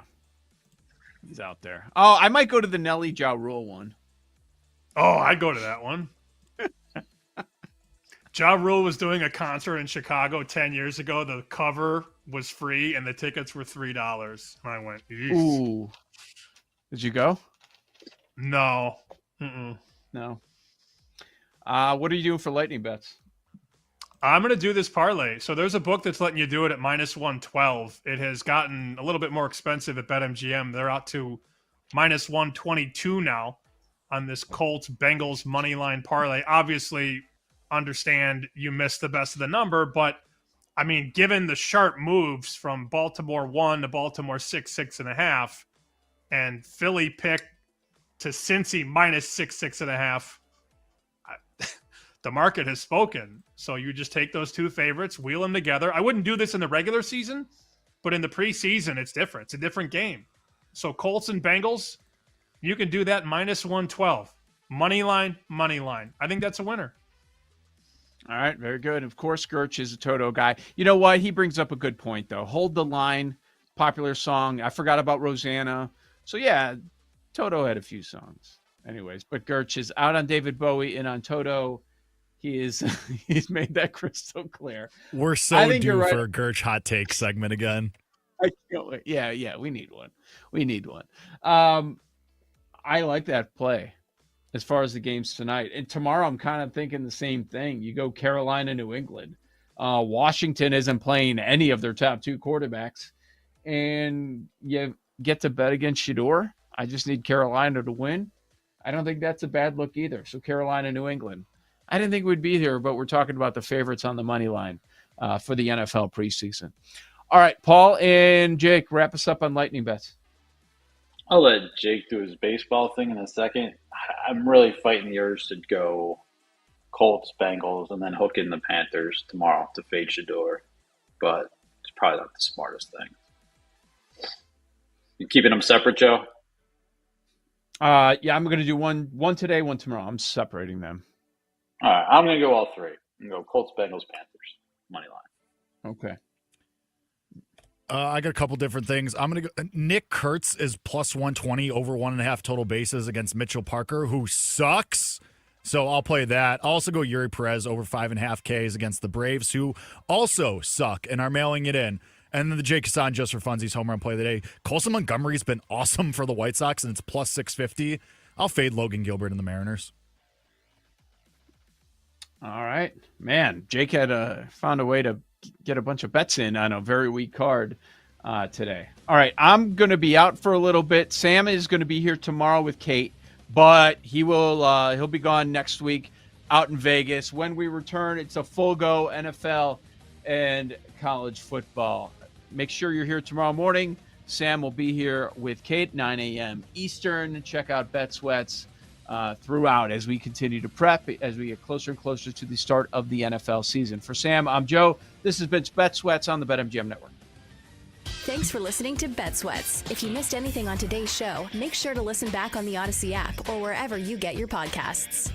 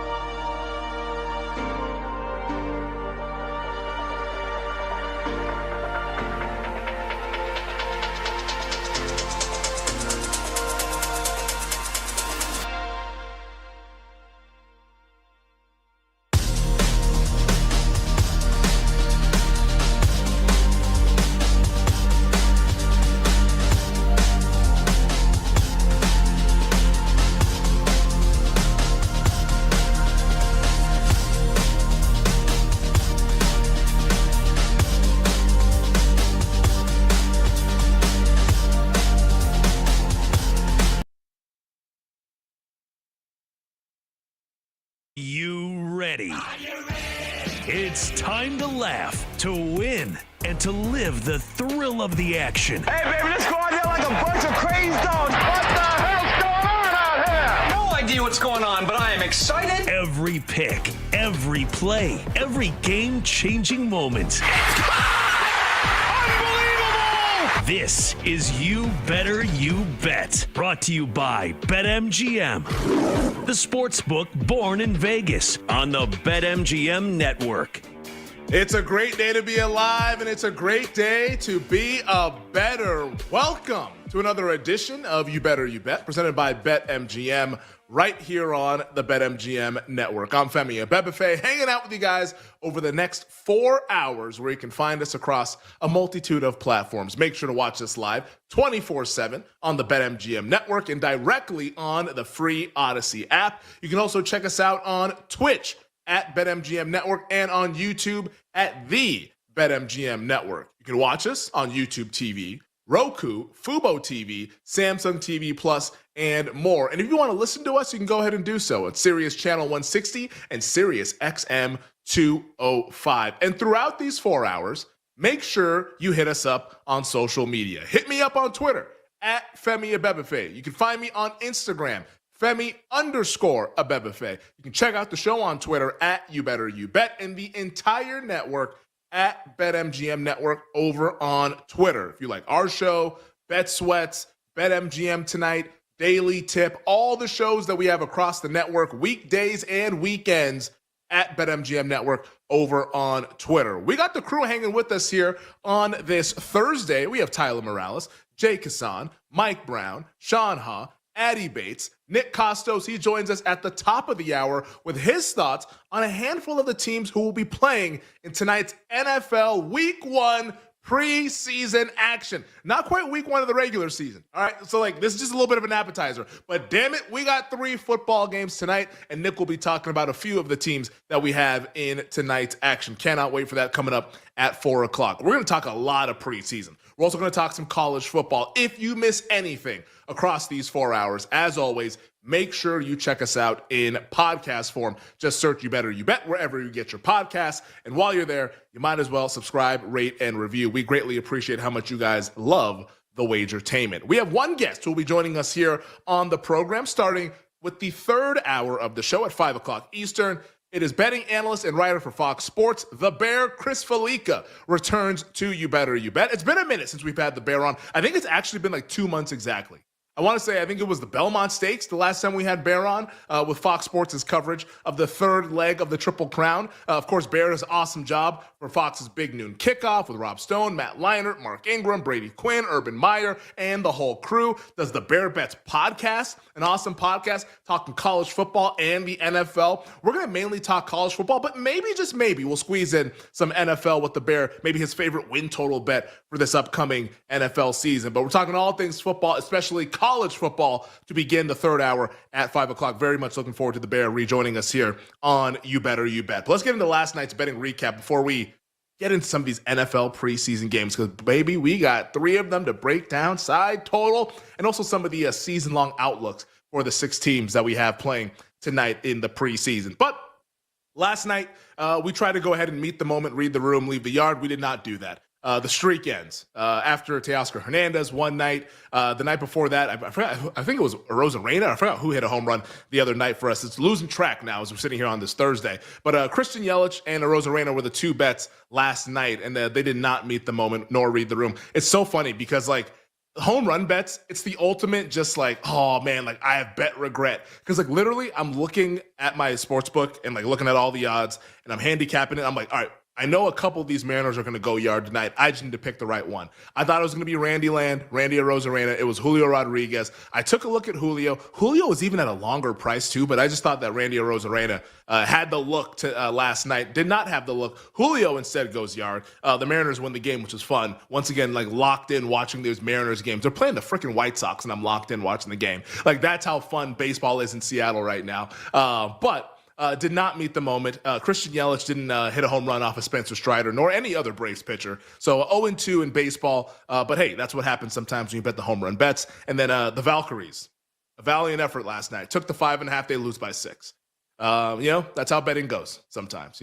I guess the Las Vegas Aces were the side. Asia Wilson starting to ball out once again. It's just kind of a frustrating night of betting, but we'll get back on the horse with some NFL action. Got some more home run bets coming our way. Like tonight will be a good night. Can't promise that, but we will hope for that tonight here on this Thursday. But one of the reasons why tonight will be a great night is because we have week 1 kicking off in the NFL preseason. Last Thursday was the appetizer with the Hall of Fame game, Lions and the Chargers. That didn't go well with the side. The total went really well. The over in the first half was a no-doubter. The over for the full game was a no-doubter as well. But the side didn't go well. So we'll look to get back on the right side with our side bets in the National Football League. But we have 3 games on the menu this evening, all 3 of them with pretty big point spreads. How about the Colts and the Ravens? Right now, Indianapolis, a 6.5-point favorite. That total sitting at 37. Colts, a big favorite because Anthony Richardson and Daniel Jones will both be starting. Colts right now in the midst of a quarterback competition, probably the most interesting QB1 competition that we have going on right now in the NFL. Those teams who are motivated tend to get bet quite a bit during the preseason. So the Colts, a near touchdown favorite on the road at the preseason gods, the Baltimore Ravens, who up until a couple years ago were covering machines. Last 2 years, the Ravens, 0-6 ATS. So the betting market has now since caught up to the Baltimore Ravens and what they were doing in John Harbaugh's tenure as the head coach. Also in the city of brotherly love, we have the Bengals at the Eagles. Bengals 6.5-point favorites. That total also 37. Cincinnati a big favorite because Joe Burrow and the other starters expected to play multiple series in this game. I know it's a sort of a switch in philosophy for head coach Zach Taylor and the Bengals, but Joe Burrow's supposed to be out there. I mean, let's see what the first half line is because I'm assuming this is juice to high heaven. Yeah, the Bengals full game 6.5-point favorites. First half 6-point favorites. Like it's right there in the numbers. Like everyone expects the Bengals to have a successful first half in this game. So I will get into some of my betting thoughts about that all throughout the show, but just wanted to go ahead and let you guys know. Cincy, big favorite. Philadelphia, I think, is still kind of touch and go. Nick Sirianni hasn't really told us who will be playing in tonight's game. And then finally, in my old neck of the woods, the Las Vegas Raiders taking on the Seattle Seahawks in the Pacific Northwest. Raiders 5-point favorites. The expectation is that the Raiders guys will play. Pete Carroll didn't actually say that they're going to play. He said that everyone is live and everyone's good to go, but I didn't really specify that the starters will play or for how long. But the betting market, I guess, is assuming, and maybe there's some information that's out there now that I have missed, but the Raiders, a big favorite. Mike McDonald, most importantly, though, for the Seahawks, their head coach said that the starters will not play tonight. Looks like they're going to look to week 2 against the Chiefs to play some of their starters. But tonight it will be the Seahawks backups, which can be intriguing. Seattle's got some fun backups. I mean, Drew Lock is a quarterback who's played a bunch of regular season games. Jalen Milroe, the exact kind of athlete that you want in a preseason game. So Seattle, even though it's not going to be Sam Darnold and Jackson Smith and Jigba and Cooper Kupp and all the other starters, some interesting players on that Seahawks roster that we'll get into as well. But let's go ahead and tackle all 6 of these teams here now that we've given the rundown on where the betting market sits with the Raiders once again a 5-point favorite. That total at 37. All three totals 37 tonight. A key-ish number, especially in the preseason. But I think the Indianapolis Colts, like, I'm really, really looking forward to tonight's game when it comes to the Colts, because once again, hottest quarterback competition that we have going on right now in the NFL. And I think we're going to learn something. I don't think we're going to learn a lot, but we'll probably learn something tonight from the Colts and what Anthony Richardson looks like, because Richardson's going to get the start. Shane Steichen, the head coach, said that he's going to play a quarter and a half. Daniel Jones will then play the rest of that second quarter. And I think at that point, we'll see like Riley Leonard and some of the other backups in the second half. But like the Colts are going out there trying to accomplish something. They're very motivated to find the answer of the biggest questions surrounding their offseason, which is who will be the week 1 starter. Like, they paid Daniel Jones a really decent contract, a contract that's not usually given to a guy that's like for sure the backup quarterback. It's a competitive contract, a contract given to a guy that they want to see compete and maybe win the job. Now, I'm assuming Anthony Richardson is the guy that they would love to win the job since they give up the 4th overall pick to go ahead and draft him. But let's see how it plays out. And the fact that we have this competition, you can see why the betting market would like this team tonight against Baltimore. But I think also, too, with this competition, we're going to see a little bit more than what teams usually show in the preseason. And based on how this quarterback situation goes, whether it's Richardson or Jones, if they're good or bad, like, that's how the Colts season is going to go. It's all on the quarterback. Because like we all are comfortable with the rest of the roster. The rest of the roster is pretty solid when you look at 2 through 53. But like the quarterback spot is the biggest one, and it's the biggest spot for every team. But in particular, this team, it's going to dictate what happens with that win total sitting at 7.5. Like, this team has a big time variance. Like, it could go south, it could go really, really well. Like, they could win the division, they could be picking first overall. Like, I think all those outcomes are in play, and of course, everything else in the middle. I think we're going to start to learn some more about Indianapolis. But beyond the quarterback position, like, we've been hearing a lot of good things about some of the players on the team. Like Adonai Mitchell, their second-year wide receiver out of Texas, apparently he's been turning heads at training camp. Like, I think a lot of people are excited about him. Was a little bit up and down last year as a rookie. Let's see if he can carry that into tonight and into the regular season. I think that's something to kind of keep an eye on. Like, the Colts are a really fun team to think about. They're a team that I've struggled with quite a bit. Early on this offseason, I was like, hey, let's fade the hell out of Indianapolis. Now, I got to admit, like, I'm getting sucked into some of the Richardson hype and some of the reports that are coming out of training camp to where I'm not saying I want to back the Colts, but I'm at least kind of pausing on just full fading Indianapolis. So I'm looking forward to what happens with the Colts quarterback competition tonight and some of the other parts on that roster. For the Baltimore Ravens, I mean, it's pretty simple. I don't think we're going to really learn a whole lot about the Ravens. The goal about the Ravens is just get through the preseason and march toward the regular season and try to rectify the nonsense that we've seen about this team throughout the playoffs. Now, I think what is really interesting for Baltimore, though, if there's one key thing to kind of keep in mind, it's the kicking competition. Like, Tyler Loop right now, the rookie, is the only kicker that's on the roster for the Baltimore Ravens. I think he has a chance to put that competition to bed, of course, replacing Justin Tucker, who they cut earlier this offseason. Like, that's the biggest storyline. That's how good the Baltimore Ravens roster is, when the biggest storyline is, like, who's going to be the kicker. It sounds like it's going to be Loop. If he has a good night tonight and continues to carry that into the weekend and next week, I think he'll be their week 1 kicker to start the regular season. That's the Colts and the Ravens game. That'll be the first game that kicks off at 7 o'clock Eastern. 30 minutes after that, we'll be underway in Philadelphia between the Bengals and the Eagles. The big story for Cincinnati, it's really simple. Like, can this team finally start fast? Like, they have been terrible starting the season in the Zach Taylor tenure. Since 2020, when Zach Taylor took over as the head coach, the Bengals have the worst record in the league in the first 2 weeks of the season. That record? 1-11. 1-11. And that's with Joe Burrow at quarterback. Like, I can't explain it. I don't know why. I have theories as to why, but like, those are just theories. I don't know what's happening in Cincinnati. But like, this team has been horrendous to start the season. And every single year, it bites them in the ass come January. Like, there's a reason why this team has to go on the road to Arrowhead Stadium in the AFC title game, or has to go on the road to Buffalo, or has to like play these tough games because they don't start fast. And credit to Zach Taylor, the change of philosophy, going to play his starters tonight, multiple series is what it sounds like, and is going to play them even more next week. So they're going to try to rectify that and get back on the right track and start quickly. And maybe, just maybe, this team can get out the gates successfully, because I'll say this, and it's something I've said all throughout this offseason, and I think it's pretty clear. This offense for the Bengals, they can't afford to be messing around early in the season. Like, oh, we're kind of still like getting our bearings against New England. Great, you just lost. Like, they cannot afford that. Otherwise, once again, just like last year and also the year before, they'll be on the outside looking in. So for me, Cincinnati, let's see how they start this upcoming season. I don't know how much we'll get from that tonight. Like, I'm sure if Joe Burrow's going to go out there, if the Eagles are playing their backups, boom, boom, boom, boom, boom, go down the field, score a touchdown. But, like, that's going to be the big storyline about the Bengals the closer and closer we get to the regular season. And also with Cincinnati, I mean, what's up with Trey Hendrickson?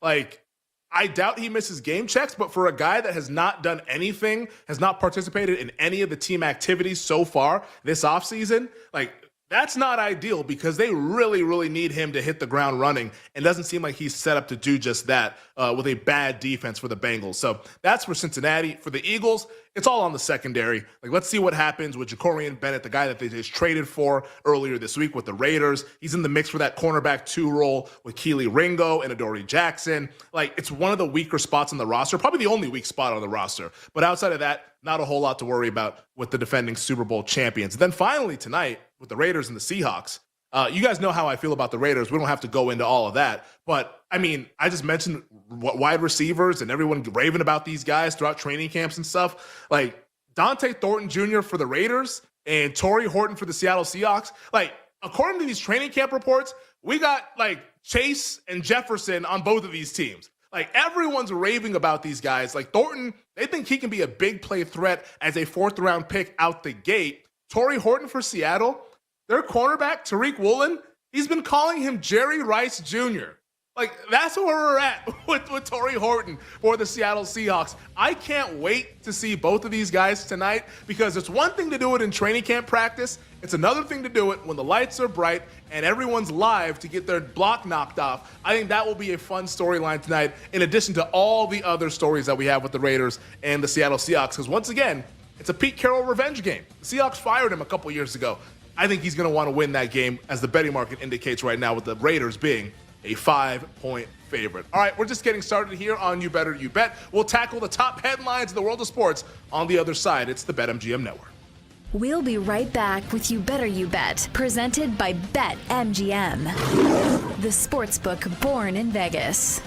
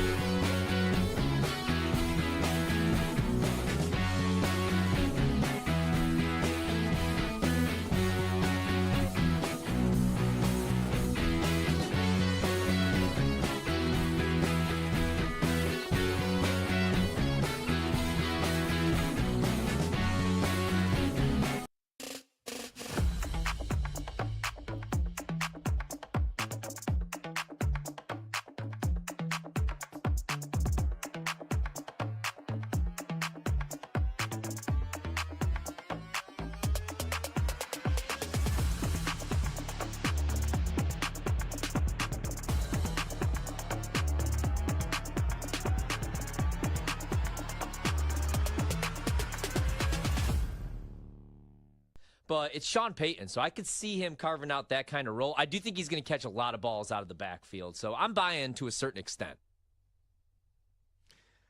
Yeah, I'm certainly buying. I still feel that Evan Ingram is going to dominate that role. If you're looking at like a percentage split, I think it could be 80-20, 70-30. probably at the or tightest range. RJ Harvey can do everything. I've seen the highlights in camp.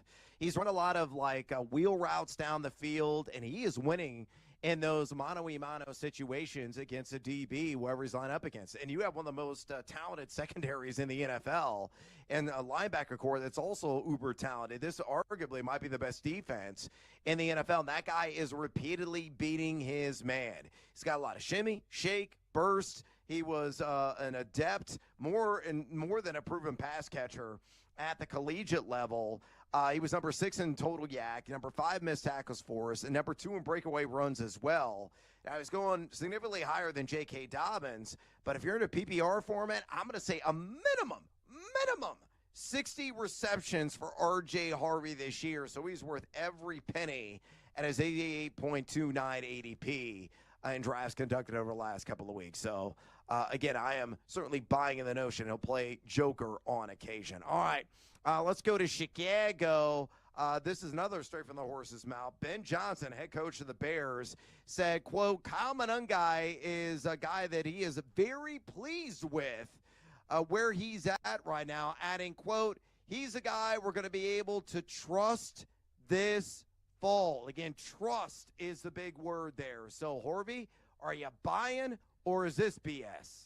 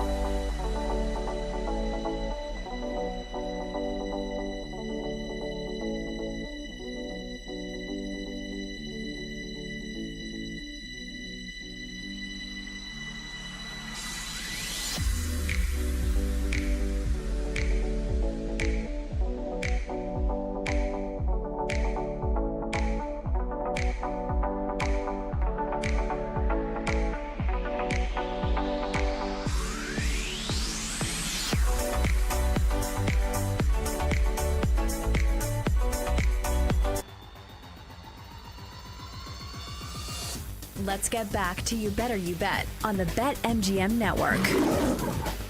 Welcome back. This is You Better You Bet presented by BetMGM. Femi Abebefe hanging out with you guys here on this Thursday. 40 minutes from now, we'll be joined by Nick Costos as he wraps on a few of the teams that will be playing in tonight's preseason action. Got 3 games on the board, which will be fun to watch tonight. Colts at the Ravens, Bengals at the Eagles, Raiders at the Seahawks. So Nick will be giving us his thoughts on a few of those teams as we're getting set for football being a part of our lives this weekend, man. 3 games tonight, 3 games on Friday, 8 games on Saturday. It's going to just kill the weekend productivity, although I probably won't be watching any of those games since my in-laws are flying into town tomorrow. So it'll be a little bit of a DVR situation for me, maybe like Monday morning to catch up on everything that happened. But we also have a couple games on Sunday. So a lot of NFL football coming up here over the weekend that we cannot wait to get into. Hey, Pops, let's watch Shedeur Sanders. I don't think that'll be happening. But my father-in-law, big Vikings fan. So I will try to convince him to watch the Vikings game for at least like the first quarter. So when JJ McCarthy is in there, just to get my football fix, that game kicking off at 1:00 West Coast time. So that'll be a little bit of finagling for me to try to work that out. I don't think I'll have to convince him too hard though, because I think all Vikings fans and all NFL fans are curious to see what the hell's going to go on with JJ McCarthy at quarterback. But we'll get into all of that a little bit later on throughout the show. But joining me right now, like he has all throughout the week, filling in for our executive producer, Bill Zimmerman, it's the great Tyler Morales here with our top headlines on a Thursday. Tyler, before we get to the headlines, how we doing? How was your sports watching experience last night? Oh, it's great. There's not that many baseball games on, but I consumed the baseball, and now we're watching golf right now, and it's maybe like one of the last golf tournaments of the year. Yeah. Akshay Bhatia is in first place. Of course, our guy Harry Hall is in second place at 6 under. Oh, get out of here. the money pit that's been Harry Hall this year. He's in second place, but obviously there's a long way to go. Scheffler's hitting a tee shot right now. FedEx St. Jude Championship. I took some Fitzpatrick if people just want to like dive in and just bet somebody. I didn't really handicap this tournament that much, but I took Fitzpatrick. He's 3 under. Probably can still get a good price on him. Okay, so Matt Fitzpatrick. Maybe I'll tell you on that one. Like, I have not watched golf over the last couple of weeks. I'm like ready for the season to be done. I'm sure you are as well. Yes. But we got the St. Jude's going on this weekend, the BMW next weekend, and then like the Tour Championship at Eastlake. Which sounds like everyone's going to start at even par, so maybe that one will actually be interesting to watch as opposed to like the old format with the FedEx Cup playoffs. But yeah, man, it's preseason football. That's where we're at now. Football season's here. Baseball season's cranking up as well. A lot of fun happening in baseball, college football, which we'll get into as well. Golf. It's been nice knowing you. We'll see you for the Sanderson coming up later on this fall. Yes. I'm good. I'm way good on the golf. So sorry to everybody out there hitting the links. I will not be joining you in the fairways. But let's go ahead and get to the top stories that we have on this Thursday. Tyler, what's the number one thing we need to know this afternoon? Steelers quarterback Aaron Rodgers said yesterday to the media that he'd be willing to play in the preseason if Pittsburgh wanted him to. Rodgers then went on to say, with all due respect, preseason football is not real football because defenses don't do a lot. Do you think this is a good sign for Aaron Rodgers and the Steelers' relationship that he's even offering to play in the preseason? I really do think it's a good sign. I think this tells me that Aaron Rodgers respects Mike Tomlin.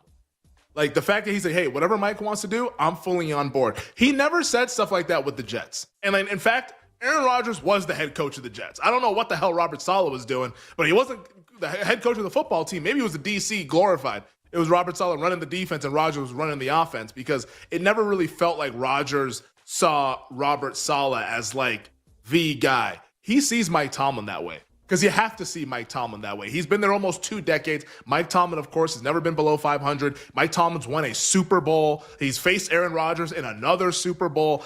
He's got some skins on the wall. So I think this is a good, healthy relationship. Now, I will say this. About Rodgers' comments about, hey, preseason football is not real football. It's not like the regular season. It's not regular season speed. It's not regular season schematics. I'll also venture to guess that it's probably better than the joint practices, though. I'll say this, and this might be a hot take. I know a lot of people in the league, disagree with me vehemently, and, their opinions probably should be held much, much higher than mine about joint practices. But, I don't get the purpose of the joint practice. I really don't. They say, oh, we get great work. You can't hit the quarterback. If you can't hit the quarterback, you're not playing football. I'm sorry. That's not football.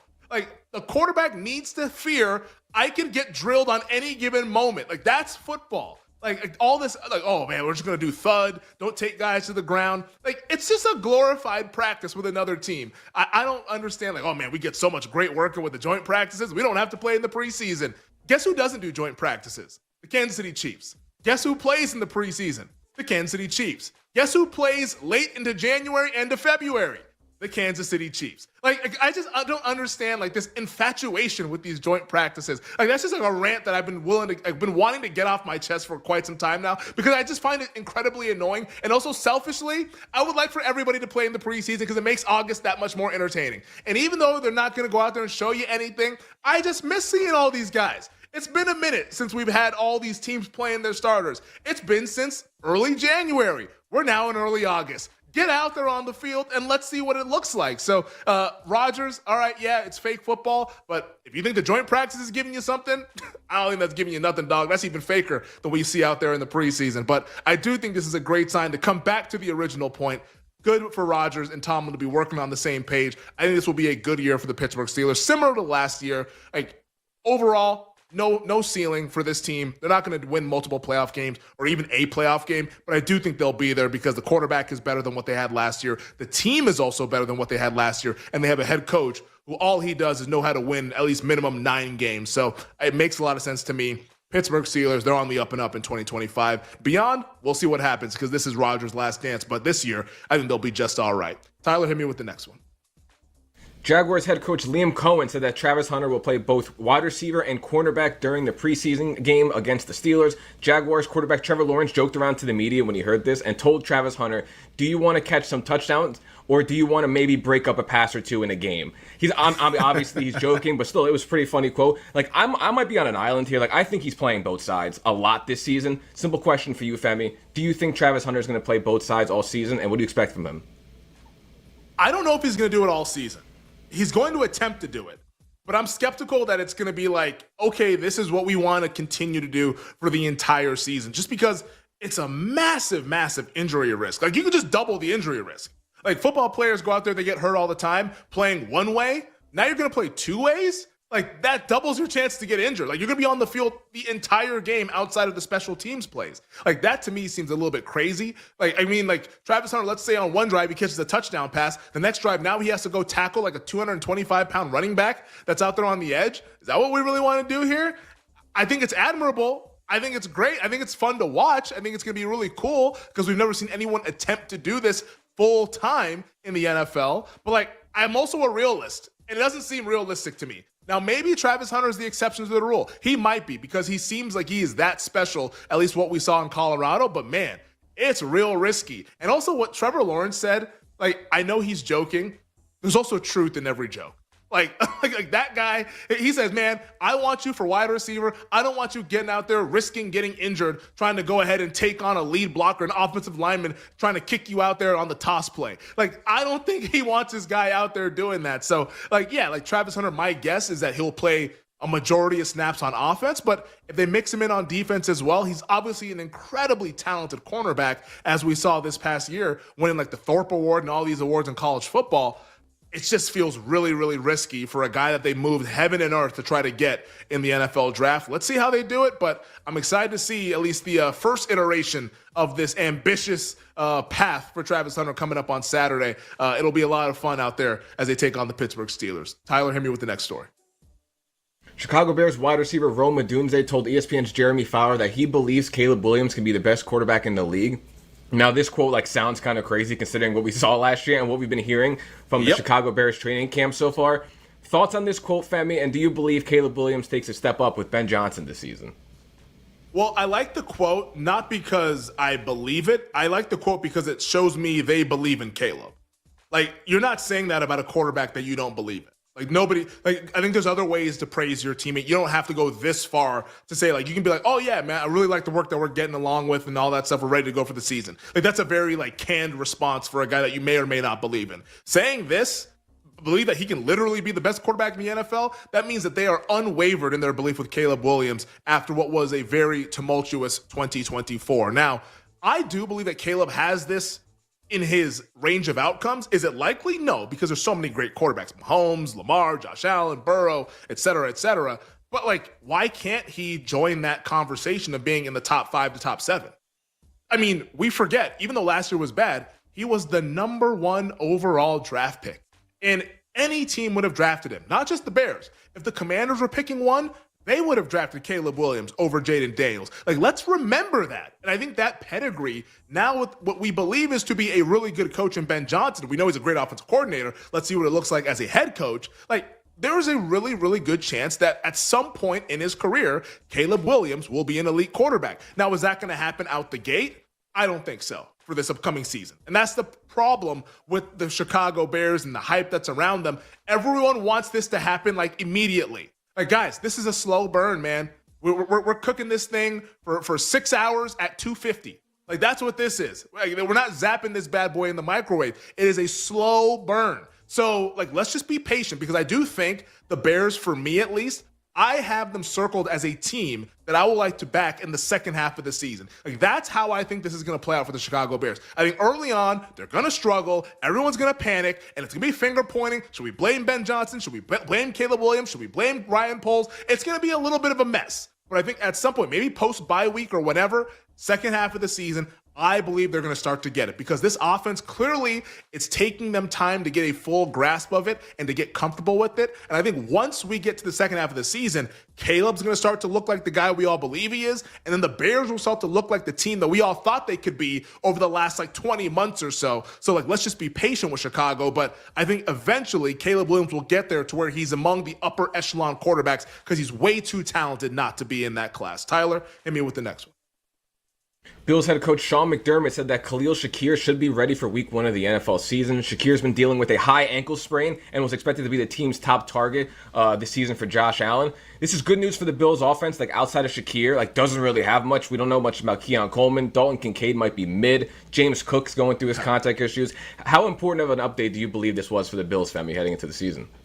Yeah, this is a biggie, man. Like you mentioned it. Like, Dalton Kincaid actually has like an ankle injury now. They were saying that they were taping him up earlier today at practice. So like they need Khalil Shakir out there. And like, is Shakir a guy that the opposing team is sort of like shaking in their boots on the way to the stadium or losing sleep the previous night? No, he's an all right player, you know. But like they need him. He's big for their offense because after him, like Keon Coleman, that guy can't run away from a fire hydrant. Like, you know, like it's a little bit difficult out there on the outside for the Buffalo Bills. So if Shakir is healthy, that's massive because, once again, there is not a bigger, more high-leverage game early on in the season than Sunday Night Football Week 1 Ravens at the Bills. It is massive for who could potentially win the Super Bowl. Like, we're talking about the winner of this game, easy inside track on the number 1 seed in the AFC, which will be critical. Like, we already saw it, like last year, the Ravens having to go to Buffalo in the middle of January. How did that work out? They threw up all over themselves. They soiled themselves out there in Western New York. And also, too, the week after that, Buffalo having to go to Kansas City, dealing with the crowd noise, dealing with all that stuff at Arrowhead, which has become a house of horrors for the Bills in the month of January. How did that work out? They lost the game at the end. Like, if they can finally get them at home. Now, I know the Bills got the Chiefs at home a couple years ago. That also didn't work out either. But at least maybe get them at home in the AFC title game. Or maybe, if you get them in the 1 seed, maybe you're able to avoid Kansas City in the playoffs. Because I do think if the Bills can avoid the Chiefs, I actually think that they can get to the Super Bowl. The problem is that you can pretty much pencil in Kansas City to the AFC title game because they've made it to at least the AFC title game every single year Mahomes has been the starting quarterback. So that's the issue there for the Buffalo Bills. But the winner of this game, like, I think there needs to be a big movement in their Super Bowl title odds because it's that impactful having home field advantage once we get to nut cutting time in the month of January. All right, Tyler, hit me with the next one. Archie Manning, you know, Arch Manning's grandfather, said Arch is not declaring for the 2026 NFL draft and, quote, he'll be at Texas next season. Now, of course, the betting market responded to this quote. Arch Manning has gone from the favorite to be the first overall pick next season to plus 950 to go first overall. I personally don't think this is that surprising. I always expected him to come back. What were your thoughts on this quote here from Archie Manning? Yeah, I mean, it's pretty self-explanatory here. Like, the Mannings, based on how they've gone about this with Peyton and Eli, they don't really leave school early. Now, I don't think Arch is going to be there for 3 more years because, like, he has this year of eligibility, next year, and the year after that. My guess is that he plays this year and next year and then finally leaves after being in college for 4 years. But, like, Eli Manning, he was a 4-year guy. Peyton Manning, he was a 4-year guy. I mean, everybody remembers the New York Jets that were out there like, oh, man, we're going to get Peyton Manning. And Manning says, actually, I'm going back to school. Sorry, guys. And the Jets drafted Keyshawn Johnson first overall, I believe it was. Like, it's these guys and the way the Mannings operate, they like their kids to stay in school. And if that's the case, great. And I'm glad that they said this now so that it's not a story throughout the season. And also from a betting standpoint, there was like a 30, maybe 45, 60-minute window where the odds weren't really changing. Arch was just sitting there as the favorite at plus 350. It's like his grandfather just said that he's going to be at Texas next year. What are we doing with this? Now, who's going to go number 1? Who should you bet? Your guess is as good as mine. I think this makes this market really fun, though, throughout this college football season, whether it's a Lenore Sellers or Drew Aller or any of these other quarterbacks that are going to be potentially in contention. Garrett Nussmeier at LSU being another one. That is what you want to be looking at throughout the fall with each and every Saturday. All right, on the other side, we'll tackle some more news from throughout training camp, some big injuries potentially that we'll discuss here next on You Better You Bet. We'll be right back with You Better You Bet, presented by BetMGM, the sportsbook born in Vegas.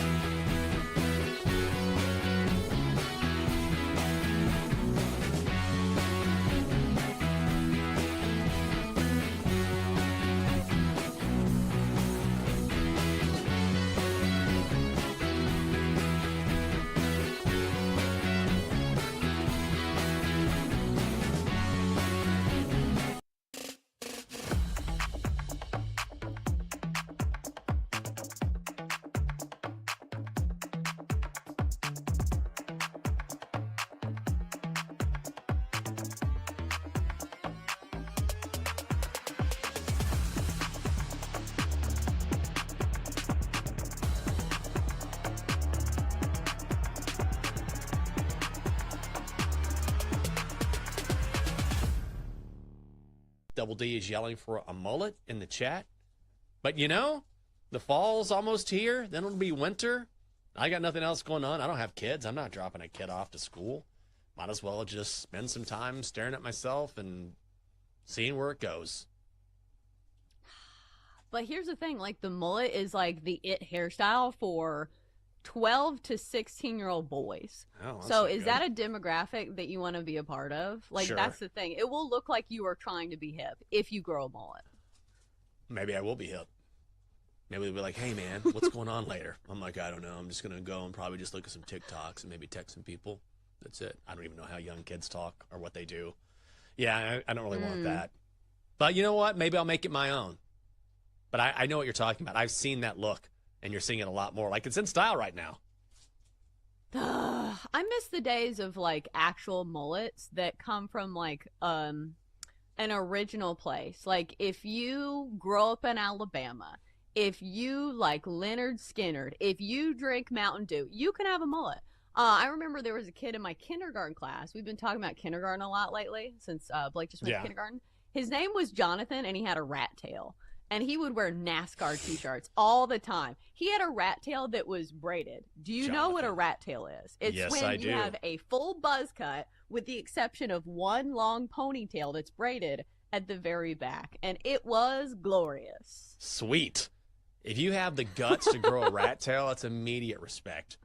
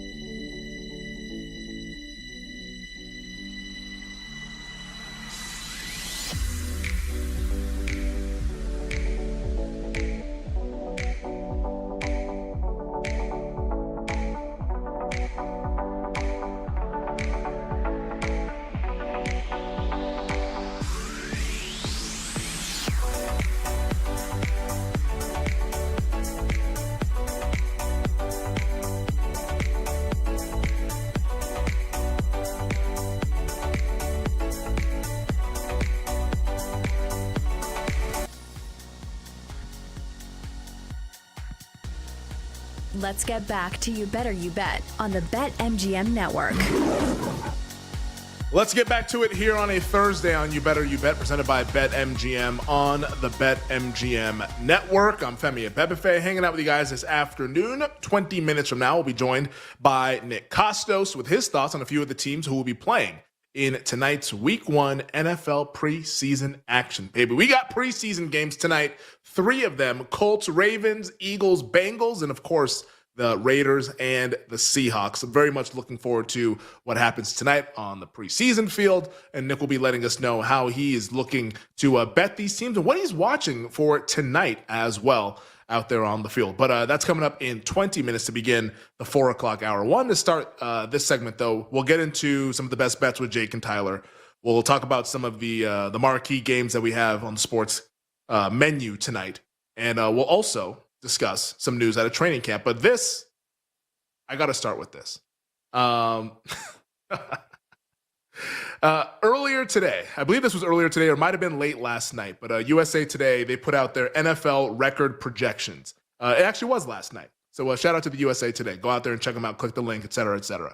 But they put out their NFL record projections for all 32 teams. And you know what? There's a lot of chalk. You know, there's some teams that are in there where they expect the Ravens to win the North. They expect the Bills to win the East, Texans to win the South. That kind of goes in line with the betting market. They expect the Bucs to win the NFC South. They expect the Eagles to win the NFC East, 49ers to win the NFC West. Like, okay, makes a lot of sense.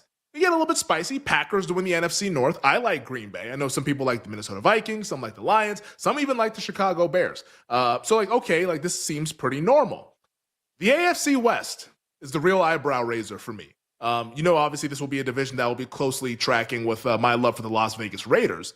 But the team they have winning the AFC West, apparently, is the team of the summer. This is the hype machine heading into 2025, and this bad boy is taking off at 150 miles per hour.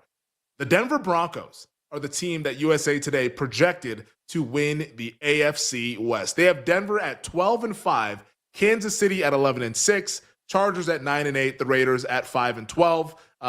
I vehemently disagree about the Raiders projection. If Pierce is coaching the team and Minshew's back, great. 5-12 makes a lot of sense. But the Denver Broncos, I don't know when this occurred. Maybe it's been over the last week or so at training camp. More and more people are going to Broncos camp and are seeing what's happening. I could be the guy that's just on the island and slow to catching up to what's about to happen this upcoming season. But you can't find many people who are not high on the Denver Broncos. Everyone is raving about this team. Super Bowl expectations. We talked about it earlier this week. Sean Payton said this is one of 7 teams that he has coached that he believes can win the Super Bowl. There was big time expectations for the Denver Broncos. I don't see it. I really don't. I'm off on this team. I don't know what it is. I think the defense is really, really good. They might even be great. I might be selling the defense short. But I think they were really, really good last year. They were the best defense in the league by pretty much all the metrics, EPA, DVOA, all the acronyms out there. They led in a lot of them, or at least were in the top 2 to 3. Are they going to improve on that? They were the best defense last year. They were the most healthy team in the league last year, and they won 10 games. What's going to get better? Now, maybe Bo Nix gets better. Maybe that's what carries them to being a 12-win, 13-win team and maybe being a Super Bowl contender, as most people seem to believe that they will be. They're the chic pick. Get ready for that when everyone starts doing the preseason prediction content that's coming up in a few weeks here.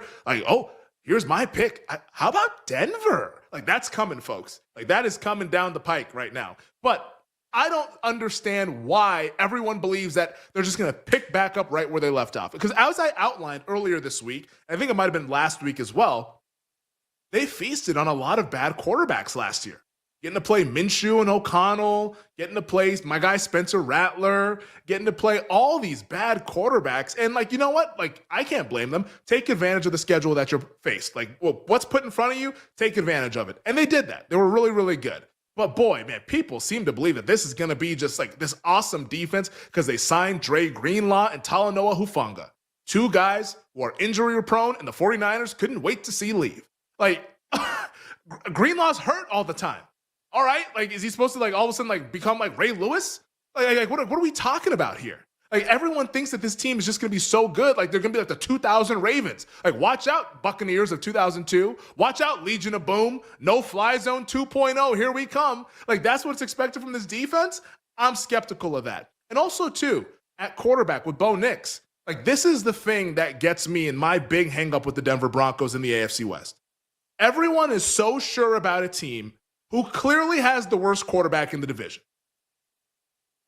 I feel comfortable saying that. Clearly has the worst quarterback in the division.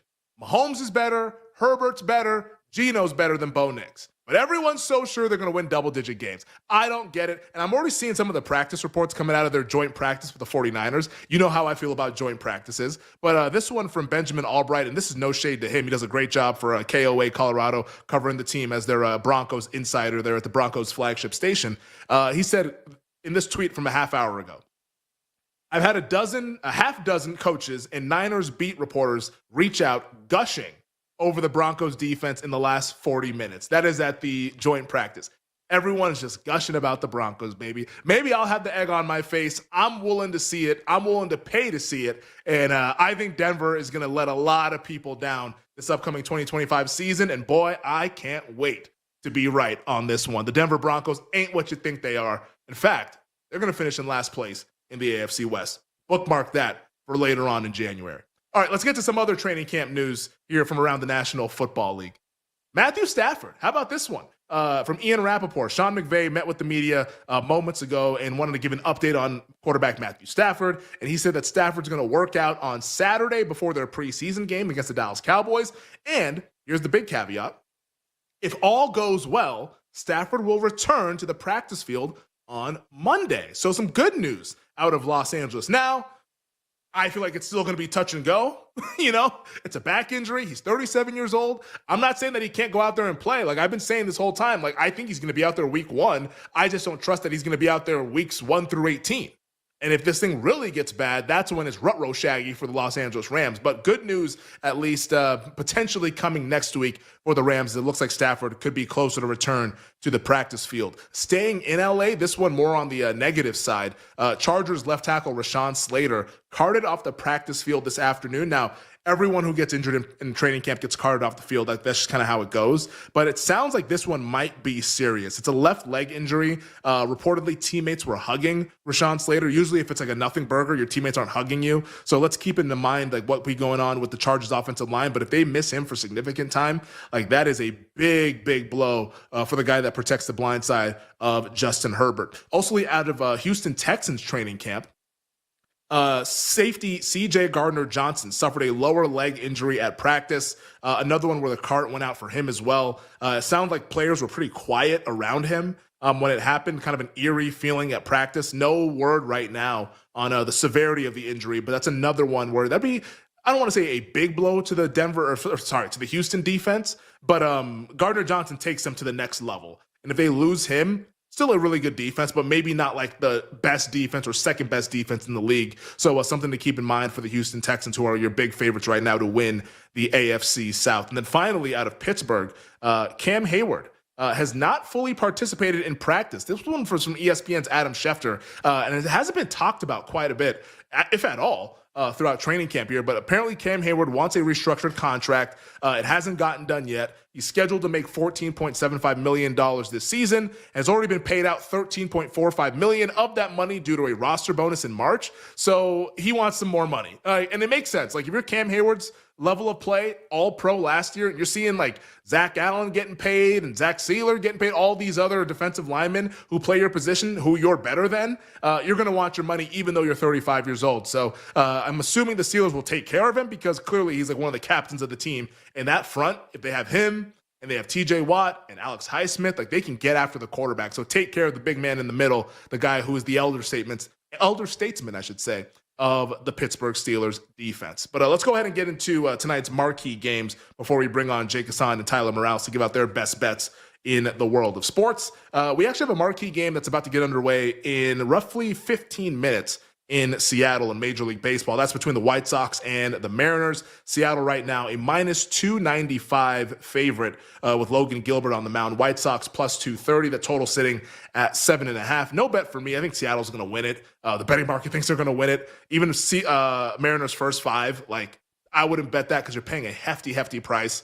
I'll just be watching the game. Got the iPad ready to roll to watch it throughout the show here. Maybe there's a live betting opportunity, but Mariners have been humming along. Obviously a big game, though, for them in the AL wildcard race, where currently the Mariners are about a game and a half behind the Boston Red Sox for that number 1 wildcard spot. But most importantly, maybe this becomes a thing. 2 games back of the Houston Astros in the AL West, that being the Seattle Mariners. So the AL West is not all the way buttoned up yet for Houston. Let's see if Seattle can keep the good times rolling, though, in the matinee game against the Chicago White Sox. And then later on tonight, big game for the NL wildcard race and a big game for the NL Cy Young. That's the Reds and the Pirates. Pittsburgh minus 170, Reds plus 140. The Reds have been playing really good baseball as of late, trying to get back into the NL wildcard race. Of course, Paul Skeens on the mound for Pittsburgh. That's why they're a favorite in this game. Total sitting at 7. As we outlined yesterday with the NL Cy Young discussion, if Skeens shoves and is really, really good, he's going to start to take off as a big favorite. But if he's just mediocre or even bad, that really opens things up for some of these other guys to get into, like Christopher Sanchez, maybe Zach Wheeler, who's not going to pitch until Sunday. Like all of a sudden the NL Cy Young becomes interesting. So let's keep an eye on what happens tonight in the Steel City there between the Reds and the Pirates, as we will see that later on this evening. And then finally tonight in WNBA, Fever at the Mercury, 2 really good teams. Mercury right now 3.5-point favorites, that total sitting at 172.5. Let's get to the best bets. Jake Hassan and Tyler Morales. We'll start with Jake. Give us your best bet tonight in the world of sports. Yeah, I'll go with the game that's about to start, Seattle and Chicago. I like Colson Montgomery to hit a home run, plus 650 for a guy that's hit 6 home runs in his last 11 games. I know Logan Gilbert's nails at home, but he's prone to homers sometimes. I'll also go Xavier Edwards over 1.5 total bases in the late game because it's Carlos Carrasco. So there we go. Fading Cookie Carrasco. Tyler, what do you like tonight in the world of sports? I'm also fading him. I took the Marlins. I'm paying the price. So Yuri Perez in the last month's like the best pitcher in the NL. So let's go with that. And also Fitzpatrick to win the FedEx St. Jude 28-1. We're gonna bet that now. Matt Fitzpatrick, baby. The Bulldog. Oh, baby. I'll tell you on the Fitzpatrick one. Let me sweat golf one final time this year. Maybe I'll sweat some BMW as well, but we'll see. Hopefully we can get a winner as we did a couple years ago with our guy, Will Zalatoris. All right, that does it here for the 3 o'clock hour on You Better You Bet. Talking more National Football League with Nick Costos on the other side here on the BetMGM Network. We'll be right back with You Better You Bet, presented by BetMGM, the sportsbook born in Vegas.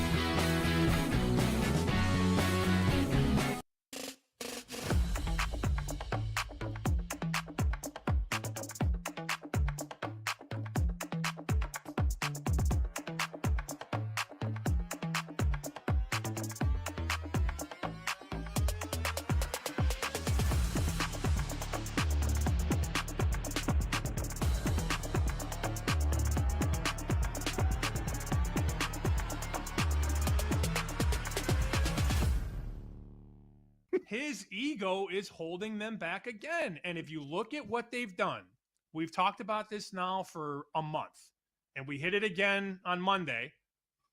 When Dak and Micah are on the field, this team is very, very efficient on both ends of the field. Dak has become a very good quarterback, and Micah is one of the best pass rushers in the league. That run from 21, 22, 23. They go 12-5, 12-5, 12-5. That's because you had Prescott and Parsons for the majority of those seasons. When you don't, trash. 7-10, 6-10, 8-8. That's the reality. So knowing all that, the owner does not want to compensate or make one of the best players in the conference, in the league, happy. He's under contract. I get it. But he's not playing without a deal, a new one. He's not going to play. Like, I've been told that multiple times. If he does not get what he wants, he's not going to play. And you look at these books, you look at the betting market, we try to always bring it back to betting. Books are starting to float this number back out, not only on the division market, 6-1 at BetMGM, 7-1 at one book, but they're bashing them all the way out to 30-1 to win the conference. The books want you to bet the Cowboys now. They want to take your money. They want you to bet a little to win a lot because they know the truth. They know that if this is reality and that Mike is not there, this team has no chance.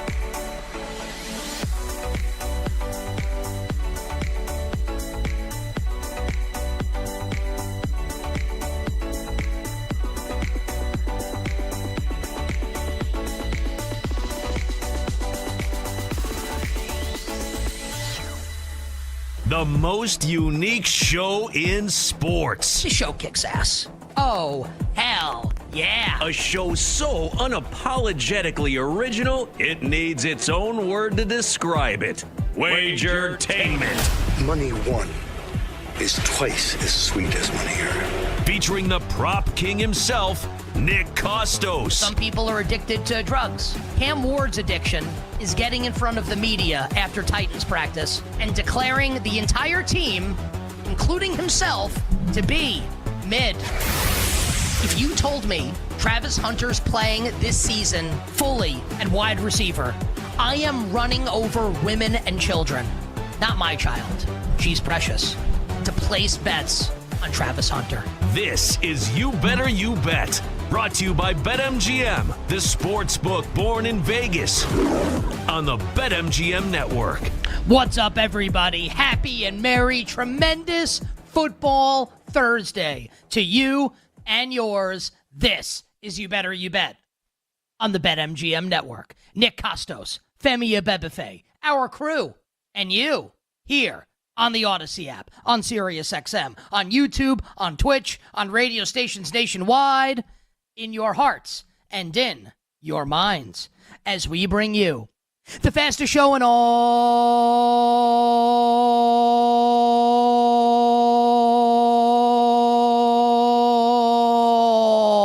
of Wagertainment. Talking all things sports betting.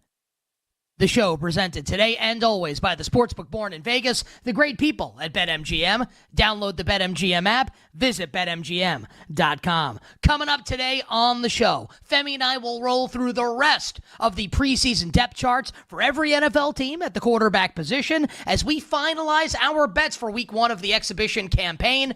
5 games for us left to discuss. We will go over quarterbacks 1 through 3, 1 through 4 on those rosters. Are the starters going to play in these games? And how we are betting week 1 of the exhibition campaign in the National Football League. I'm going to tell everybody, I can't wait for this. I love doing this every week of the preseason, every year here on You Better You Bet. The things that I am watching for in every single preseason game. These are fantasy things I'm watching for. These are betting things that I'm watching for. There is always something to glean from a preseason game, even if the starters aren't playing. Maybe it's a player that you, dear listener and dear viewer, should have your eye on. Maybe it's a unit that you, dear listener and dear viewer, should have your eye on. Get your minds out of the gutter, people. We're talking about positions. The things that I am watching for in the NFL preseason, all 16 games this weekend coming up as we move along. All our bets for tonight will close the show in the final hour of the Power Hour. Major League Baseball. Maybe we got some dub for you. And, of course, a triple header tonight as week 1 of the NFL preseason kicks off in Baltimore. And that's where we're going to begin, with the triple header tonight, week 1 of the NFL preseason. And I did this yesterday on the show. I'll do it again today briefly. There are some websites that are calling this week 2 of the preseason. And last week, Hall of Fame game was week 1. It's not as offensive as what goes on with the NCAA tournament because, truthfully, not many people care about the preseason, and we all care about the NCAA tournament. But it's like you sickos out there, you deviants out there, you pervs out there, you losers out there who refer to the first 4, the crappy games in Dayton. That's the first round. And then the second round's on Thursday and Friday in March around St. Patrick's Day. It's like the Mandela effect, right? When it's like you grow up thinking something's one thing and then you find out later on in life it's another. So it's like, I guess I was lied to my whole life. And Thursday and Friday isn't the first round, it's actually the second round. What the hell is everybody talking about? Are you serious? This is week 2 of the preseason tonight? No. Me, Nick Costos, I'm here to tell you, I'm here to gatekeep the National Football League preseason. That's right. It needs gatekeeping. And if no one else is brave enough, courageous enough, strong enough to do it, damn it, I'll be that man. This is week 1 of the NFL preseason. And don't you fools ever forget it. And as I said, it kicks off tonight in Baltimore, the first of a triple header, and we have the Indianapolis Colts at the Baltimore Ravens. The sandwich game, the middle one. Bengals and the Eagles in Philadelphia. And the nightcap, Very, very, very interesting. Geno Smith and Pete Carroll return to Femi's backyard, to the Pacific Northwest. Raiders at the Seahawks. And I've got a couple notes from tonight's action. Things I'm watching for. Storylines that I think all sports bettors need to be paying attention to in the games tonight. And let's start with the Colts and the Ravens. Indianapolis, a 6.5-point road favorite. Total in the game is 37. You don't have to be Googling. Is Lamar Jackson starting tonight? Well, the Colts are 6.5-point road favorites. What do you think, moron? Be the Ravens' backups tonight. So Anthony Richardson will start tonight for the Indianapolis Colts. And for a lot of teams in the NFL preseason, especially with this watered-down product that the preseason has become, and I don't need to do like a back in my day and the preseason used to be this. It's never real. It used to be a little better, but it's never been great, right? And for most teams, what happens in a preseason game, in the first preseason game, is largely immaterial. Of course, there are small things that matter in every single preseason game. Guys are trying to make the team. Maybe you get a rookie that breaks out. A veteran who you weren't expecting much of plays better, or conversely, plays worse. But generally, these games don't really matter that much. And I think if you could tell a lot of NFL teams, like, you can just hit the fast forward button in a video game. Like, you could simulate like when I play NBA 2K, I simulate Summer League every year. And if anyone gets hurt, I'm looking to redo it. Reset button, let's go back and do it again. You want to fast forward and get to the end, and everybody's healthy. That's what matters for these NFL teams. Like, if you ask John Harbaugh, hey, coach, like, do you care what happens in the preseason game tonight?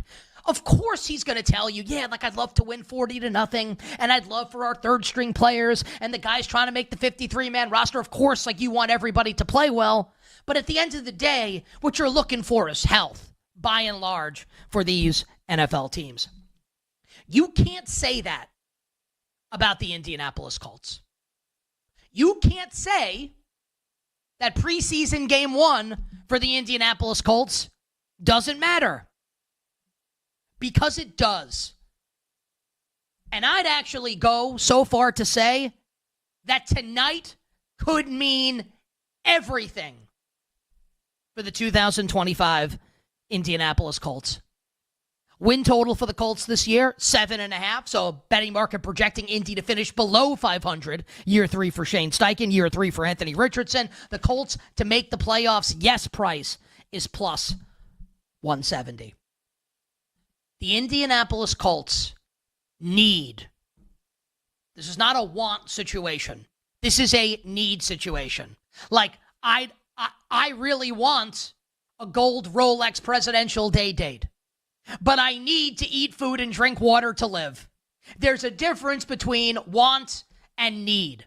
Like, the Baltimore Ravens want Keaton Mitchell to look like he did a couple years ago before the ACL. They want Keaton Mitchell to look awesome. They want that to happen. The Indianapolis Colts need Anthony Richardson to look like a functional NFL quarterback, and they need it to happen tonight. Now, notice my word choice there. I didn't say that Anthony Richardson needs to look like Peyton Manning tonight, or like Andrew Luck tonight, or like Johnny U tonight, or insert Colts great quarterback of lore. He doesn't have to look like that tonight. What Anthony Richardson needs to do tonight is look accurate, throwing the football, get the team in and out of the huddle, no procedural penalties, and don't tap out of the game. Stay in the game no matter what. You run 6 straight plays, damn it, you're running a 7th. You can't tap out of the game. You might say, wow, it's a low bar. Well, that's what was set last year. Anthony Richardson needs to clear that bar, look like a functioning NFL quarterback, look like someone that gives a damn, and looks like someone that can complete a pass like 6 to 10 yards, 6 to 15 yards down the field. Because we know he's got the cannon arm and he can deliver it 60 yards on a dime, like he did maybe the throw of the year last year, week 1 of the regular season against the Houston Texans on a rope to Alec Pierce. We know he can deliver that pass. But can he deliver the pass 11 yards down the field to Josh Downs over the middle? Can he go back shoulder to Michael Pittman? Can he hit A.D. Mitchell? Can he make these throws? Tyler Warren over the middle. Can he make these throws? If he shows even a little bit tonight, even a little bit, that he can do this, that he can be accurate, that he can be a leader, someone that the Colts can depend on, I think this quarterback competition's done. No matter what Daniel Jones does next week, when Daniel Jones will start the Colts' second preseason game.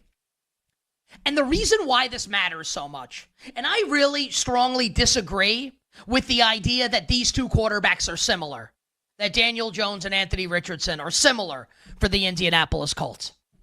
Daniel Jones, and I'm a Giants fan, so I'm a little biased against him, right? But like, we all watched the games. Daniel Jones is terrible. He's awful. He sucks. He doesn't have it. And maybe the response to that would be, well, he's never had it. But I mean, there have been moments in his Giants career early on, especially when he was a rookie, the year for Dable's first year, where he flashed and he looked pretty good. And he had a strong arm, a live arm, and he could get the ball down the field. Did we watch Daniel Jones last year? He couldn't complete a pass down the field to save his life. He looked nervous in the pocket, and Daniel Jones has never looked like that. And even when he's bad and he's turning the football over, he's been a tough son of a bitch. I didn't see that last year. I think not only is the ceiling low for Daniel Jones, the floor is the Earth's core. It's absolutely as low as it gets. Now, maybe you'd want to argue, well, with Shane Steichen in this offense, all Shane Steichen needs, he almost went to the playoffs a couple years ago with Gardner Minshew, all Shane Steichen needs is someone that can be functional running the offense. And maybe the Colts could be cooking with a roster that I consider to be above average. I don't see it that way at all. And even if you want to really disagree and really like plant the Daniel Jones flag, which is crazy, but maybe that's what you want to do. Maybe you want to plant the flag on Daniel Jones. Even if you love Daniel Jones and you love this hypothetical fit with Jones and Shane Steichen, and it won't be hypothetical after tonight, we'll get a sense of it. You have to acknowledge that the ceiling for Anthony Richardson is way higher than it is for Daniel Jones. And if the Indianapolis Colts are going to reach any of their potential ceiling outcomes, playoff team, wild card, AFC South champions, like not just go over, but go over by a number of games, the win total, none of that's happening with Daniel Jones. Daniel Jones, I think if he started all 17 games, I mean, what Colts are going to, 7-10? Maybe they could go 8-9, maybe 6-11. There's no way they're going over 500 with Daniel Jones as the quarterback. Like, they'll be right around the win total. I think they'd go under, but they'll be right around that win total. If Anthony Richardson's good, it takes so many other things into play for Indianapolis. So many other things. And when you look at the Indianapolis Colts roster, I think there's a lot to like, and I mean that seriously. And yes, they lost Ryan Kelly, and yes, they lost Will Fries, both signing with the Minnesota Vikings. I think the Colts have, at worst, a league average offensive line. Probably better than league average. Jonathan Taylor's a stud, obviously. Michael Pittman's a stud. Josh Downs is a stud. Don't look now, and this did happen last year, to be fair, in training camp, but, I mean, I follow this stuff as closely as anybody. I don't know that there's any player in the league that's been getting more training camp hype over the last 7 to 10 days than A.D. Mitchell, last year's Colts rookie, second-round receiver, now entering his second year, where every single day the Colts beat writers are like, oh my God, he's Jerry Rice. He annihilated the Ravens at the scrimmage yesterday. Listen, and Alec Pierce is a good receiver too. How about Tyler Warren? We watched Tyler Warren at Penn State. The guy's unreal.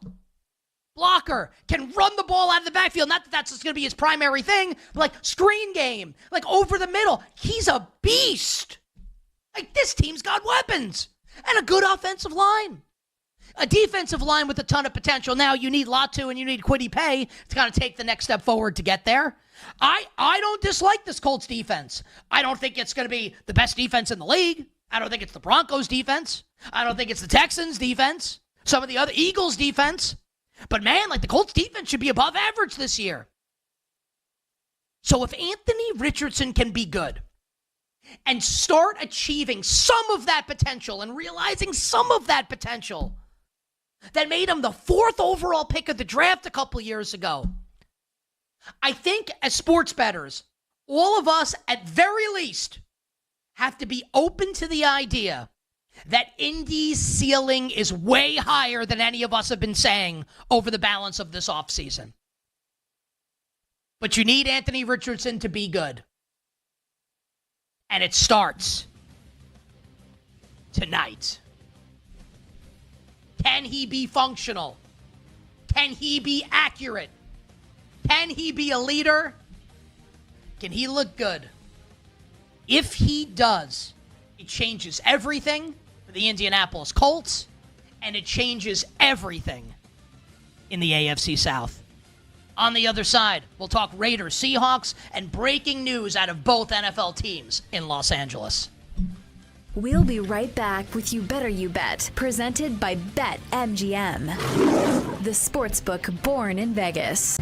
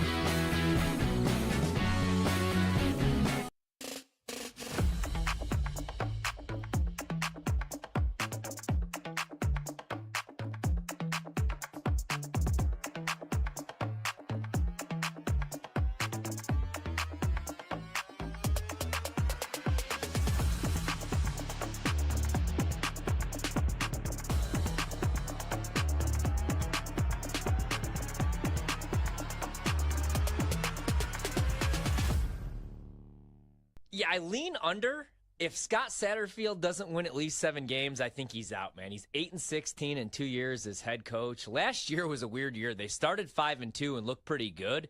They were on their way to a bowl game. All they needed was one more win. Instead, they lost their last 7 games of the season, and their offense only averaged 19 points per game. They bring back their quarterback, Sorsby. They bring back their top running back, Evan Pryor. He rushed for 418 yards and had 118 yards receiving last year. The wide receiver room is pretty much all new. It's a bunch of dudes from the portal. Cyrus Allen from A&M, Jeff Caldwell from Lindenwood, Caleb Goody from Colorado State. Their tight end's back, Joe Royer. He's pretty good. He had 50 receptions last year. Defense is decent. I don't like the schedule, though, even the non-con. They kick off their season against Nebraska, who I'm pretty high on this year. So I lean under, and I think Scott Satterfield is probably fired after next year for Cincy. Oh, Hemi and Lindenwood. Go Lancers! Yeah.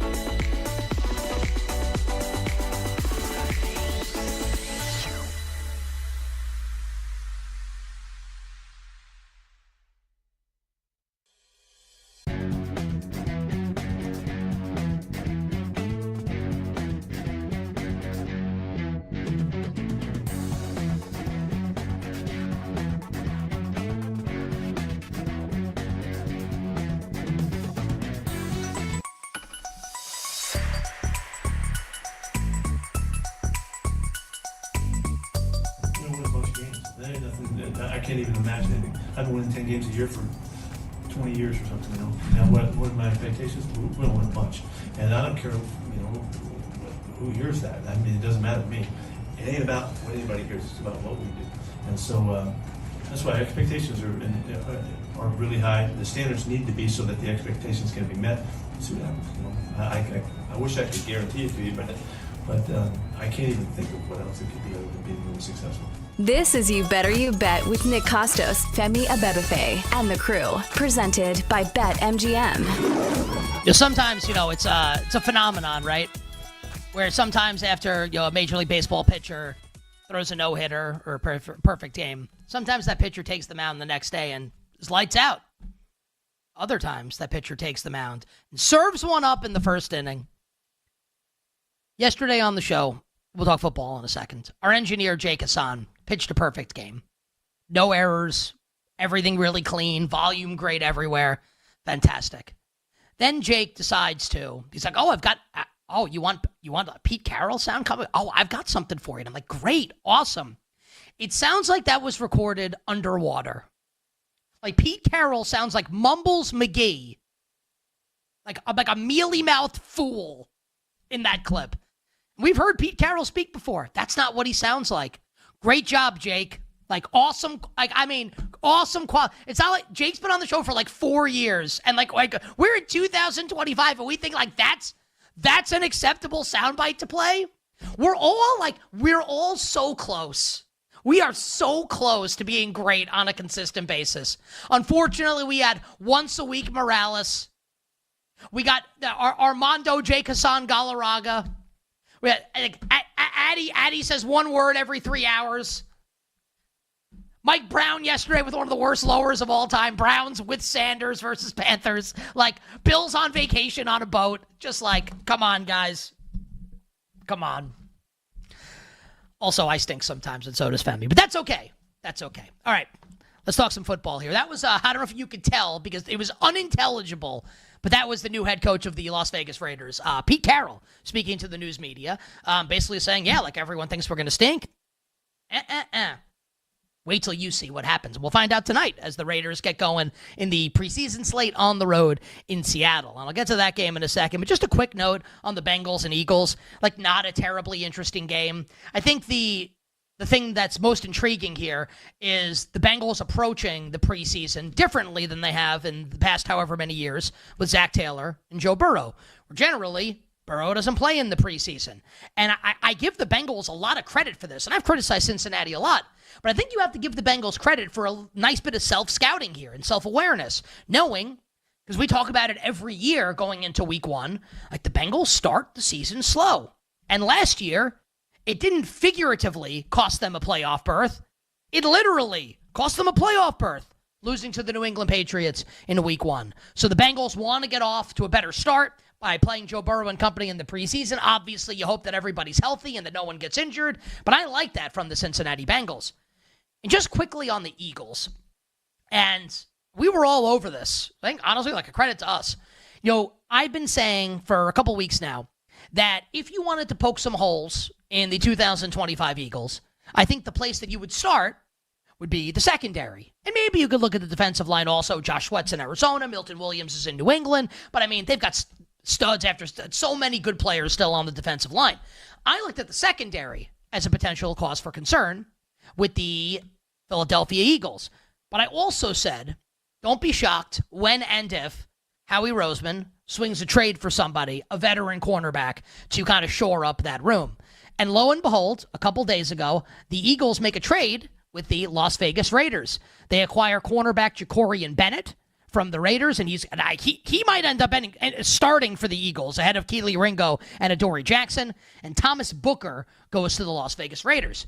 And remember what we told you when Christian Wilkins, that whole fiasco played out and the Raiders release him and are trying to get the money from Christian Wilkins, that the Raiders' defensive tackle depth took a huge hit. So this is kind of a good trade for both teams. I would argue the Eagles got the better of it. And it's hard not to say, because the Eagles get the better of every trade, that the Eagles didn't get the better of this. Because I think Jacorian Bennett might start for the Eagles week one against the Dallas Cowboys. And Booker is going to be like an important piece on this Raiders defensive line because they need bodies to play defensive tackle after the Christian Wilkins fiasco played out. Just a couple notes there on Cincinnati and Philadelphia. Now let's get to the good stuff. Raiders and Seahawks tonight in Seattle. Raiders a 5-point road favorite, total in the game 37. Femi and I will finalize our bets for tonight's games and the rest of the weekend in the preseason in the final hour, the power hour of the show. A lot going on here in this game. The aforementioned return of Carroll and Geno Smith to Seattle. You have the juicy and delicious subplot of Seattle and Mike McDonald and company with Sam Darnold as the new quarterback, with the Seahawks having chosen? See, like that's like I should be optioned to AAA for not being able to speak. Where the Seahawks chose Sam Darnold and a third-round pick over Geno Smith, which caused, NFL Twitter and and the cult that exists on NFL social media, everyone freaked out like the Seattle Seahawks let Tom Brady walk away. And I think Geno's good. I just don't think he's great. So Geno's coming back, and obviously Geno's got something to prove. Darnold's not playing in the game, but you know that Darnold's trying to have a big season to prove the Seahawks right and to prove that he deserves to be a starting quarterback in the National Football League moving forward. So a lot going on here with this game. And both of these teams in the West divisions, respectively, in their conferences, the AFC with the Raiders and the NFC with Seattle, it does feel like people, and Femi's one of those people, right, where Femi's taken a stand on the Raiders being better than expected.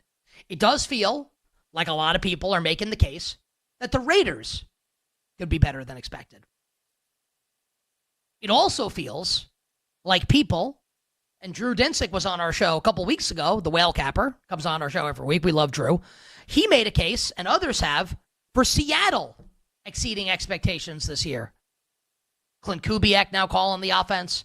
Ryan Scrub no longer in Seattle. He's now in Alabama with Kalen DeBoer calling the plays there in Tuscaloosa.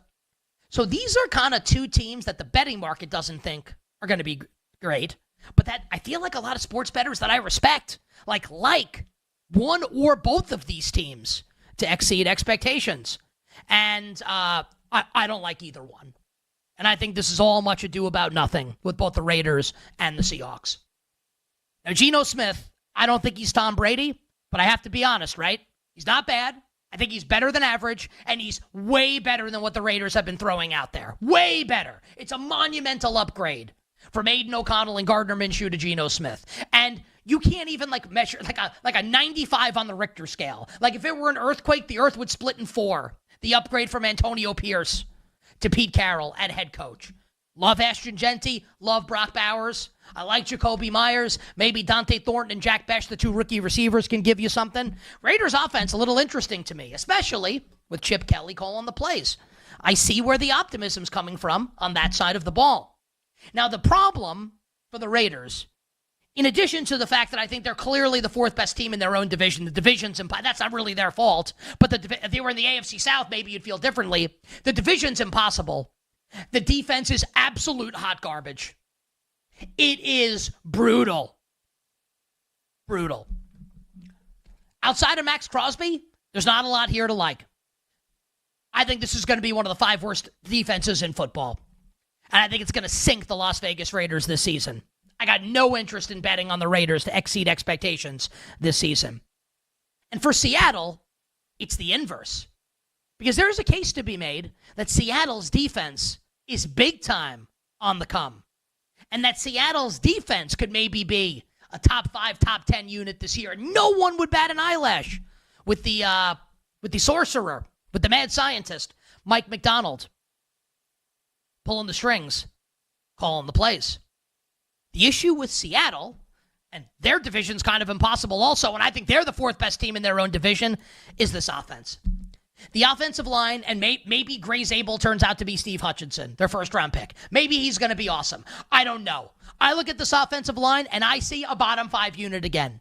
And if you go to a couple respected media outlets that rank offensive lines, and I'll always reference Brandon Thorne from Establish the Run. I listen to pods he does. I read articles he writes. Great offensive line analyst. Pro Football Focus, who I think does a nice job. And I know you can criticize everybody, right? Pro Football Focus's grades, whatever. But I think by and large, they do good work. And there are more as well.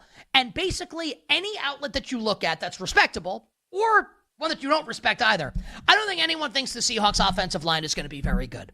So here's a bad offensive line with Sam Darnold, without Justin Jefferson, and without Kevin O'Connell. And I like Clint Kubiak. First couple games of the year last year for New Orleans were pretty good.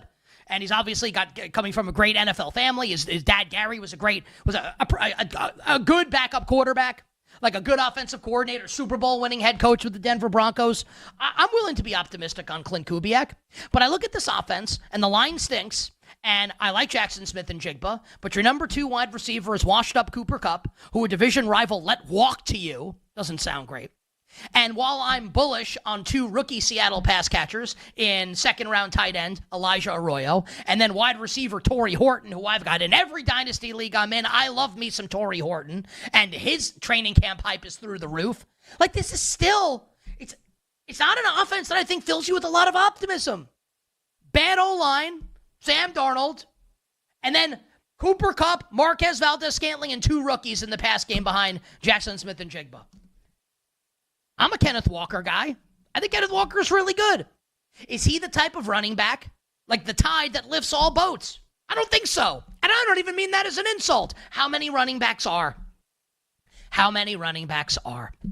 So, yeah, the Raiders are interesting. And, yeah, the Seahawks are interesting. And it's a fascinating subplot with Carol and Gino going back to Seattle. But ultimately, I don't want anything to do with either of these 2 teams this year in terms of exceeding expectations, going over the win total, making the playoffs, winning the division. Thanks, but no thanks.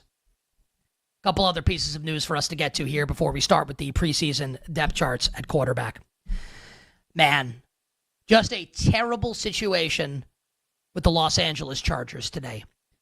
Rashawn Slater, hashtag newly minted, very, very rich man, signing a big contract extension just a couple days ago for the Los Angeles Chargers. Leaves practice today, carted out of practice with what is being called a left leg injury. And per Daniel Popper, who covers the Chargers for The Athletic, all of his teammates gathered around Slater and hugged him on the cart before he was taken out. Sounds terrible. Now, this is not an automatic, season ender in terms of, if Slater's out for the year. This doesn't end the Charger season like a Justin Herbert season-ending injury would. But it's really, really bad. Because this is a team in the Chargers that wants and needs to be physical with the identity with Jim Harbaugh and Greg Roman. And the interior of this offensive line has major question marks. Here's Mekhi Becton at one guard spot, no longer insulated by one of the best offensive line situations and offensive line coaches in the league and of all time with the Philadelphia Eagles. The team is flip-flopping center and guard Zion Johnson and Bradley Bozeman because they both apparently stink. Does this sound good to anybody? The thought was the offensive line was going to be buoyed by the 2 stud tackles, Joe Alt and Rashawn Slater. And it does not look good and maybe the reports come out, maybe this is a Tyler Guyton situation. And Slater's going to be back, and he's not going to miss that much time. These reports sound bad. And if Slater's going to be out, it's a cataclysmic blow to this Los Angeles Chargers offense. And I've been saying for weeks now, since we started 8 Buckets in our season preview, that the Chargers did not do enough this offseason to improve on what they were last year. I wanted to see them go out and try and swing a deal for DK Metcalf. Go get George Pickens. Make a big move. Instead, the big move is Keenan Allen. Signed off the scrap heap. And he's going to be their number 2 receiver behind Ladd McConkey. Does anyone think this is good? Does this fill anyone with optimism? Now, we're in parlay territory. Where now, if you want the Chargers offense to be good, if Slater's going to be out, now you need Trey Harris, the rookie second rounder, to be good. And you also need KLS, Keandre Lambert-Smith's got to be good too. And you might need a Rondé Gadsden, the rookie tight end, to be good. They're up against it here. And I look at this defense, and I don't see a ton of top-end talent. Now, I keep saying this, and it's the truth. With Jim Harbaugh and Justin Herbert, the Chargers' floor is really high. Herbert stays healthy, they're never going 6-11. They're never going 7-10. They're probably going to go 9-8. Maybe they go 10-7. The floor's really high. I think the ceiling's also low for the Los Angeles Chargers, especially if Slater's going to be out for an extended period of time. Because now, this physical identity that you wanted to establish, I don't know if it's happening. I don't love this offensive line if Rashawn Slater's going to be out for an extended period of time for the LA Chargers. I think the Chargers, at best, the third best team in their own division, and maybe you can make a case the Raiders stay healthy, that maybe the Raiders could leapfrog them this season. On the other side, we'll talk a little LA Rams and Matthew Stafford, quarterback depth charts for the preseason. We'll be right back with You Better You Bet, presented by BetMGM, the sportsbook born in Vegas.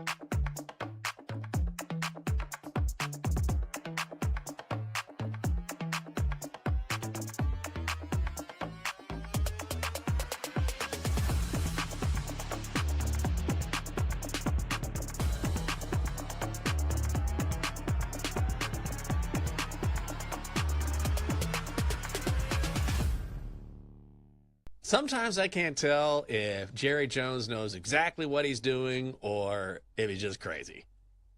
And the Cowboys are 6-1 to win the NFC East. They're behind the Eagles at -145. The Commanders at +220.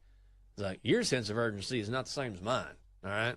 But he might not play. But, emergent. Okay? Emergent. Like, does Jerry even know what he's saying at this point? Maybe. Like, imagine negotiating with this person. I think that's the craziest part. Like, imagine if you're like this sharp agent that's like, okay, I've done deals with all these people. Then you sit across the table from Jerry Jones, and he's saying stuff like this. I don't know if it makes it really difficult to negotiate against somebody like this because, you know, he doesn't work in a logical direction. Yeah. You don't know what he's going to say next. It's kind of like baseball pitchers who are effectively wild. Do you know what I'm talking about? Where they don't know where it's going either, and sometimes it makes them tough to hit. I feel like this is the case with Jerry Jones. Yeah, he's kind of all over the place. I mean, he is all over the place. The best thing he could do, I think, would be just to take a step back, not appear in front of the media every day, and not give this story new life. But he just can't do it. And he loves it. Like, he loves it. Yeah. He just loves it. So at the end of the day, I don't think Jerry cares about perception necessarily. Sometimes he gets a little squirrely if he hears something he doesn't like. But Micah Parsons has to be going crazy. Like, I wish this guy would just get out of being in front of the camera and focus on getting this deal done. Can you imagine the Cowboys not having Micah Parsons in the lineup for their season opener against the Eagles on Sunday Night Football? This is a division game. Like, it's huge. It's huge. Yeah, it's game one. It still matters in a big way, especially if you're a team like the Cowboys who needs to stack as many dubs as possible.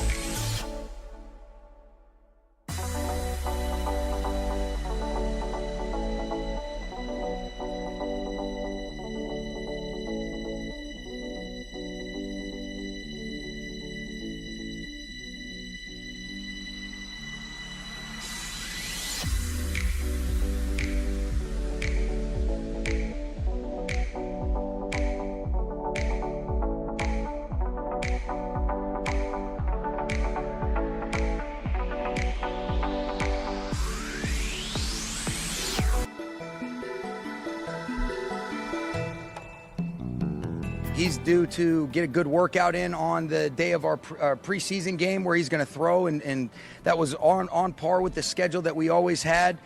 You'll see him in practice next week. He won't participate in the Chargers practice just because of we're looking at it like he's got an acclimation period that'll really start on Saturday once we play the Cowboys. This is You Better You Bet with Nick Costos, Femi Abebefe, and the crew. Presented by BetMGM. That is a good job by our excellent engineer, Jake Hassan. That sound courtesy of Rams head coach Sean McVay within the hour. Speaking at Rams training camp, a positive update about quarterback Matthew Stafford, that he's going to be working out soon and going to be back at practice next week. So, if I were the listener or viewer, I'd be asking myself this question because I've been kind of sounding the alarm bells a little bit on Matthew Stafford. So are you not concerned anymore? Or like, told you everything's going to be cool.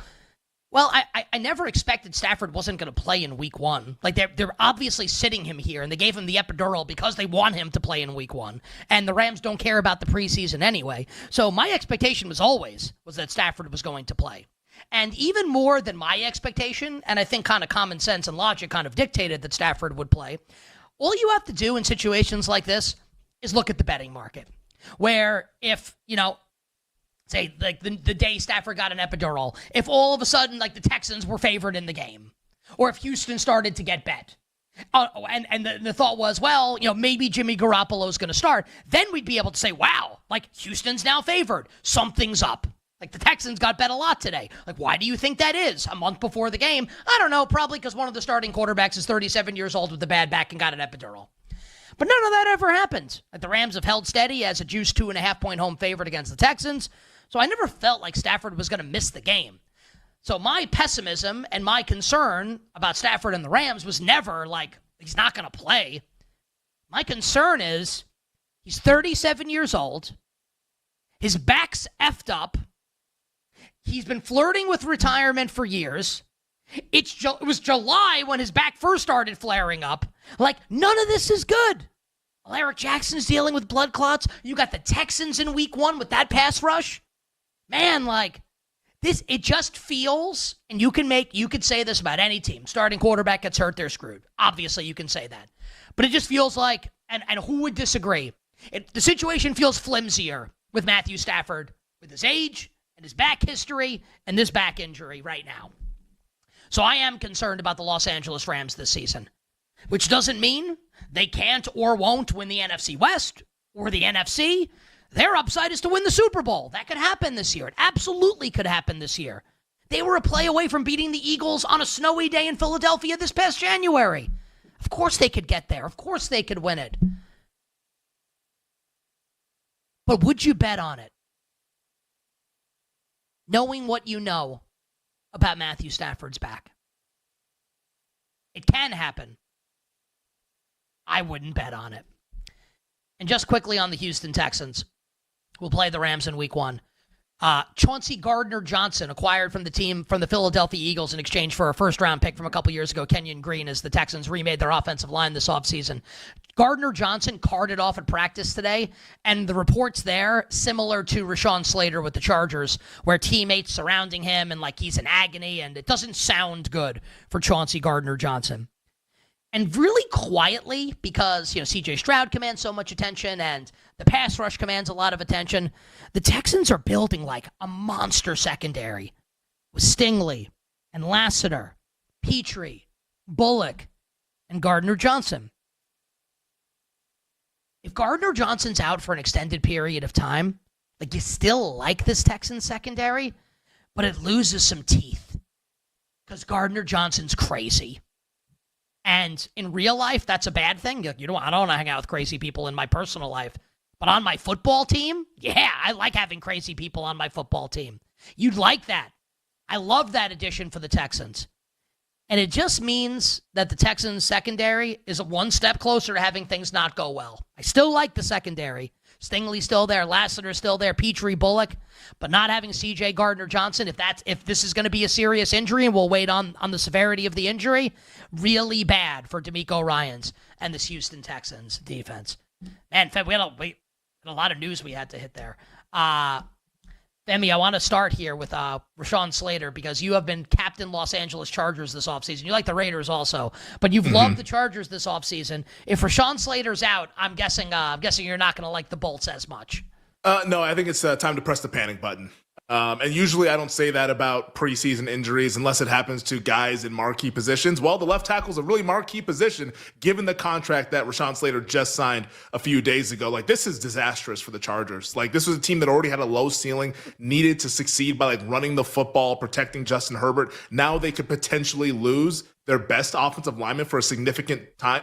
Like, this is disastrous. You can't have this. So for me, like, if this is serious, I think the Chargers are probably a team that's on the outside looking in. Like, I think it's that bad and that impactful of an injury. Like, I don't think this is going to be like Chargers terrible, like 6-11, 5-12. I think the head coach and quarterback are too good for that to happen. But like, this is the kind of injury that leaves you as a team that went 11-6 last year and all of a sudden goes 8-9 this year and misses the postseason. So hopefully for the Chargers, maybe this is just precautionary, but based on all the reporting, it sounds like this is going to be a very, very serious injury, which is rather unfortunate. Yeah, and this is from straight from Daniel Popper, who again covers the Chargers from The Athletic, from his like report that he filed from practice. Slater slammed his hand on the cart and buried his head in his hands. A trainer put a towel over his head before two trainers helped Slater inside. Slater could not put any weight on his left leg. So you hope, if you're a Charger fan, you're a Charger better, and you hope that this is Tyler Guyton, right? Yeah. And that it's not done for the season, and maybe it's only a couple weeks. It feels like this is probably a little bit worse than that for Sean Slater and the Los Angeles Chargers. Okay. Yeah, it seems pretty brutal. It's no good. Last night, you watched Hard Knocks last night, didn't you? Well, I watched I did not watch the whole thing. Turned it off. Yeah, like I wasn't gonna. I can like yeah. I got a give us like a 60-second review. I got a huge issue with this. Well, I didn't. Well, I mean, to be fair, like I didn't watch the whole episode. So maybe like something like amazing happened in like the final. I think I watched like the first like 25 minutes. It's like, you know what? This is boring. This sucks. I don't want to watch this anymore. I turned it off. So the thing that makes Hard Knocks entertaining and has made it entertaining throughout the years is you need a team on Hard Knocks that either like sucked last year, not Buffalo, is dealing with like tremendous drama, not Buffalo, like positional battles that are really interesting, not Buffalo. Like, what's interesting from a drama perspective about the 2025 Buffalo Bills? Like, you want Hard Knocks to be like the starting quarterback. We don't know if this guy's got it or not. Like, the head coach is fighting to save his job. That's what you want. Like, Hard Knocks literally opens with like Josh Allen, movie star. Like, he's so handsome. He's unbelievable. Everyone loves him. Here's the highlight montage. Here's his movie star wife. What's interesting about this? Like, awesome. Like, he's great. Great. Cool. Like, why are the Bills interesting this year? Like, give me a bad team on Hard Knocks. Give me a team with tons of drama. Like, honestly, like the Giants would never do it after the offseason Hard Knocks. How much, like the Giants would be amazing this year. Yeah. Like, how about the Jets with Aaron Glenn? The Jets would be perfect this year. Like, the Bengals would be way better. They missed the playoffs last year. Al Golden now is the defensive coordinator. I actually think, I mean this, I think the Bills are actually the worst choice for Hard Knocks. Like, the number one, the worst choice that they could have made is the Buffalo Bills. Like, they're not interesting at all. From like, I want to sit down and really like ensconce myself in some drama here. That's what this is. It's not a football show. It's a reality show. Reality show, you need some entertainment. You need some drama. There is none. It doesn't exist. Not interested. I turned it off. I watched The Challenge instead. You want a reality show with some drama? Here's The Challenge. I enjoyed the second episode of the season last night. Here's 6 people from Big Brother of the last decade. No, I think the problem with Hard Knocks is that like they don't allow you to do like the team personnel stuff anymore. Like that stuff was at least interesting. If you didn't get like characters like Bart Scott and Rex Ryan with that Jets team, which I think is still the best Hard Knocks that they've ever had. Like the let's go Ravens get a one, goddamn snack. Yeah, like the first ever Ravens one was really good too because like Brian Billick was talking cash noise coming off that Super Bowl. But like the Rex Ryan Hard Knocks Jets, like that was like the peak of Hard Knocks. You had the Darrelle Revis contract situation going on, everything, et cetera, et cetera. So many characters on that team. But like what made that Hard Knocks really fun, and other Hard Knocks as well, even the Cleveland Browns one with Hugh Jackson, is that they were talking about the players. Like, it was like, hey, like, what do we think about this kid? Like, where does he slot in? What do we think about this person? Like, they were kind of like showing you how teams sort of cut down the roster. Like, so if worst case scenario, you don't get like fun personalities, at least you get some of the team building stuff. But like, we get nothing. It's now a montage. But I'll be honest, I'll say I didn't like it. I didn't like one part that I did like. One part that I did like from I don't know if you got to this part in the 25 minutes. Tre'Davious White, obviously now back with the Buffalo Bills after a few years away. I got no Tre'Davious. Oh, by the way, I think it might start for the Bills in Week 1 if Maxwell Harrison's out, which is problematic against the Ravens. And they were highlighting their relationship, like Tre'Davious White is kind of being like Unc or the old head or whatever, and Maxwell Harrison being like the young guy, and White's kind of taking him under his wing. And like we see like when Harrison gets injured and all that stuff, which is a little bit unfortunate. But like Tre'Davious White was like went to like the ice cream parlor at one of them, and like he ordered like this like big old like dessert where it's like double chocolate chip cookies, big vanilla ice cream, hot fudge, sprinkles. Like that was honestly like, that's how like vanilla, pun intended, this Hard Knocks is. That the best part was literally Tre'Davious White going to the ice cream parlor and every Bills fan being like, we're glad that you're back, man. Great to have you back. Like it's really, really just kind of, meh. But the ice cream looked really, really good and it made me hungry. So I'd say that was the highlight of it, which I guess you never got to. Let's keep this Unc away from the OnlyFans models. That'd be my suggestion. And just what yours, because I think a lot of people, and like I'm not criticizing you, Femi, for like liking that stuff. Yeah. The thing that really turns me off about Hard Knocks, honestly, do you remember? I may have the team wrong. Which team cut Vontae or traded Vontae Davis on Hard Knocks? It wasn't Miami. Miami was the Chad Johnson getting cut. That was like the big thing there. Whatever it might have was. been Indiana. Yeah. I forgot which team it was. So they bring Vontae Davis into the room and tell him that they've traded him. And I mean, it's like the whole, like everything about, like, everything is sad. Yeah. And Davis is shell shocked and goes like, I need to call my grandma. And it's just like I get it. And like, I guess I'm talking out of both sides of my mouth because like you want that drama. I don't need that.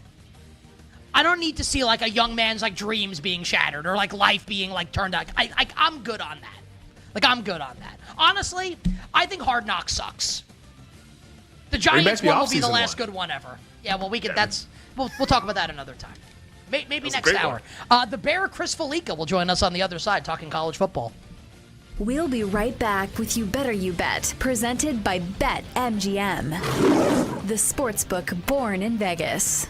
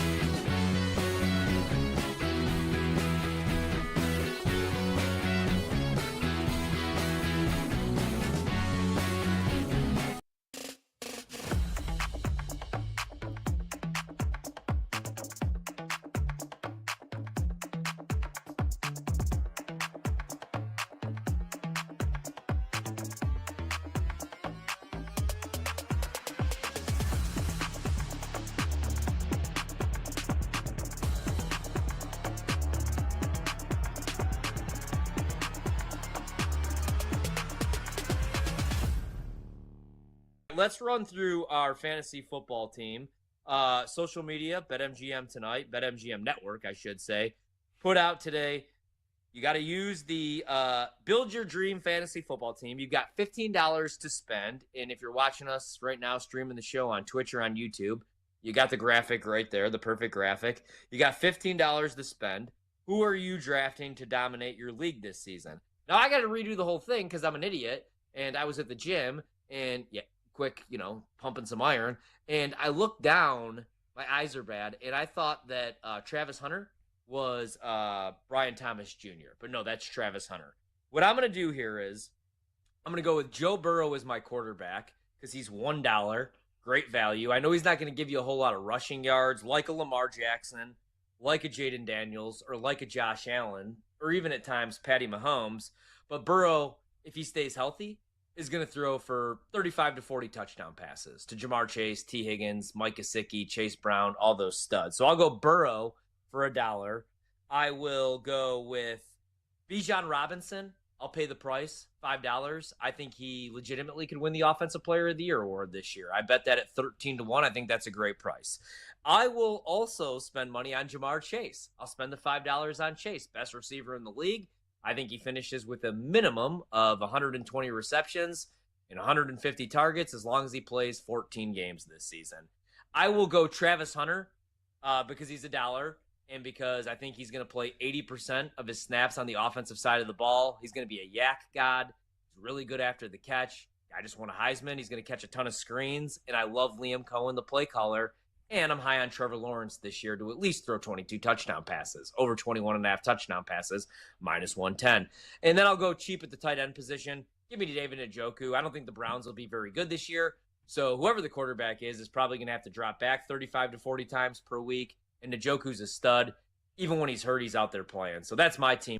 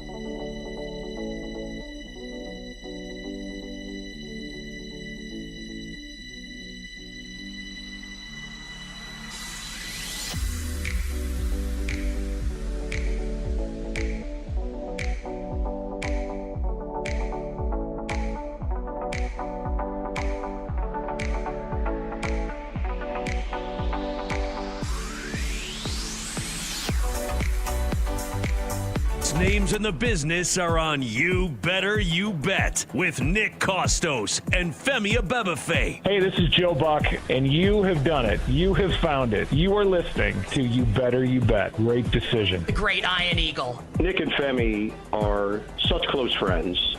I would even consider getting divorced, even though I'm very happily married, just to get remarried, to have them as groomsmen.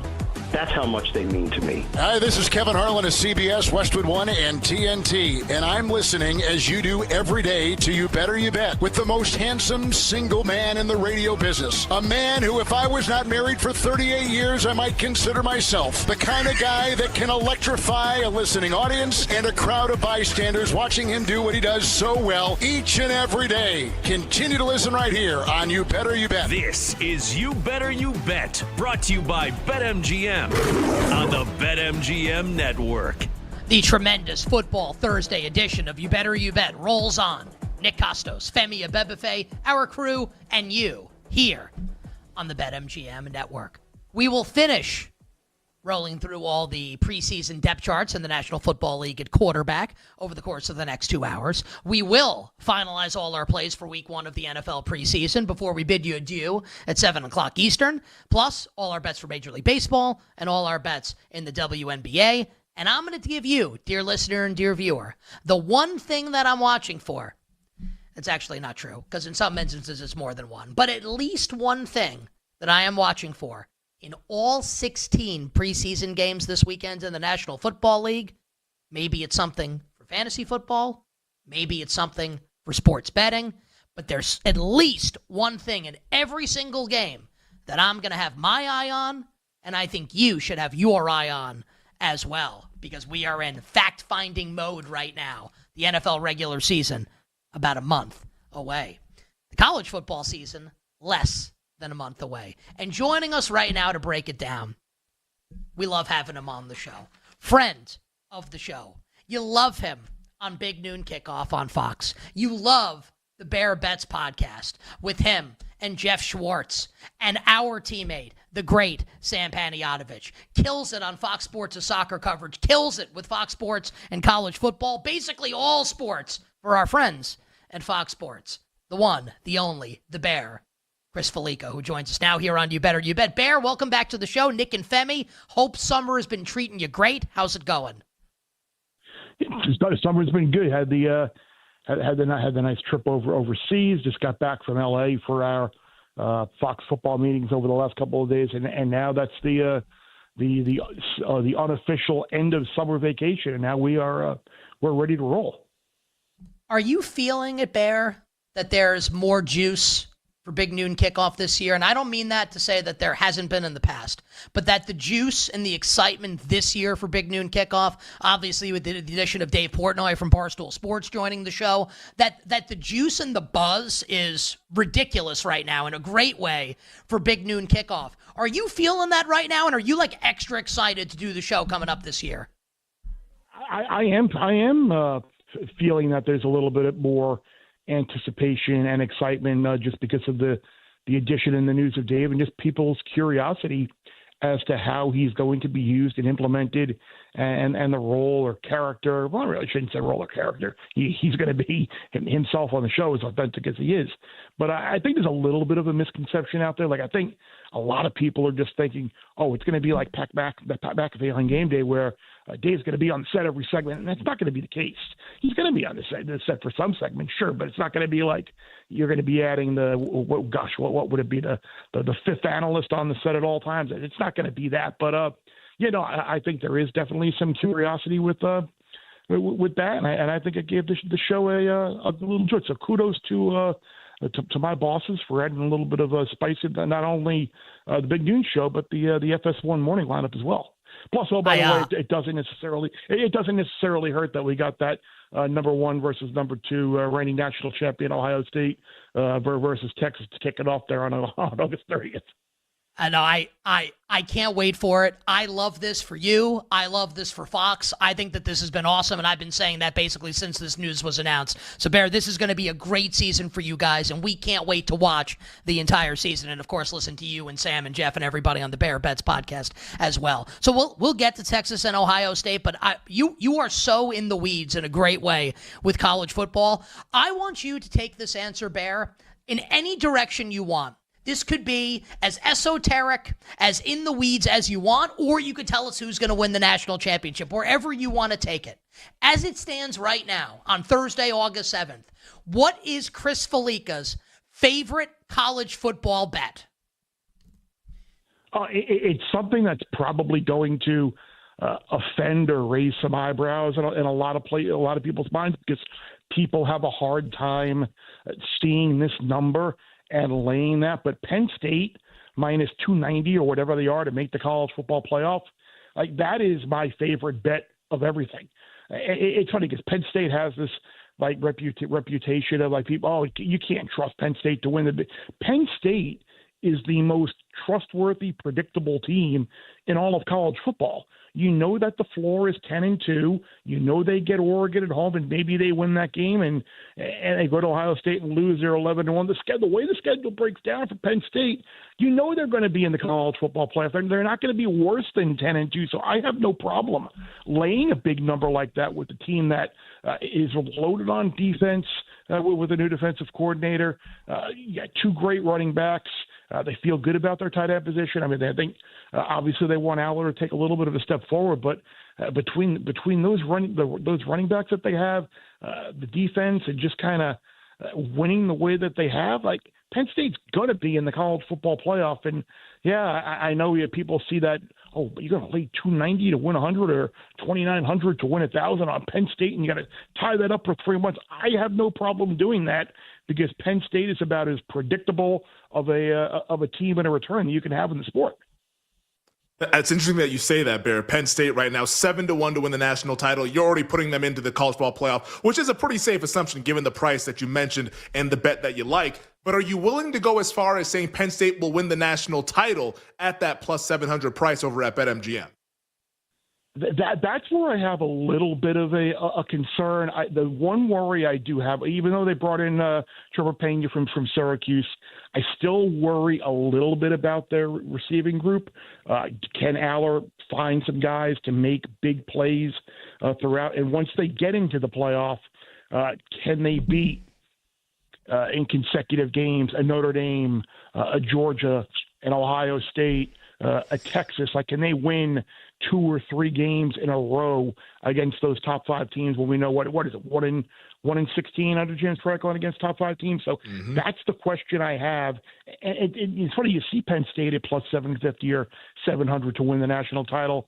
This is what I was thinking back. I think you got to go back to like 2016 was the year that I saw where you had a bunch of guys a bunch of teams rather that would got a bunch of first place votes.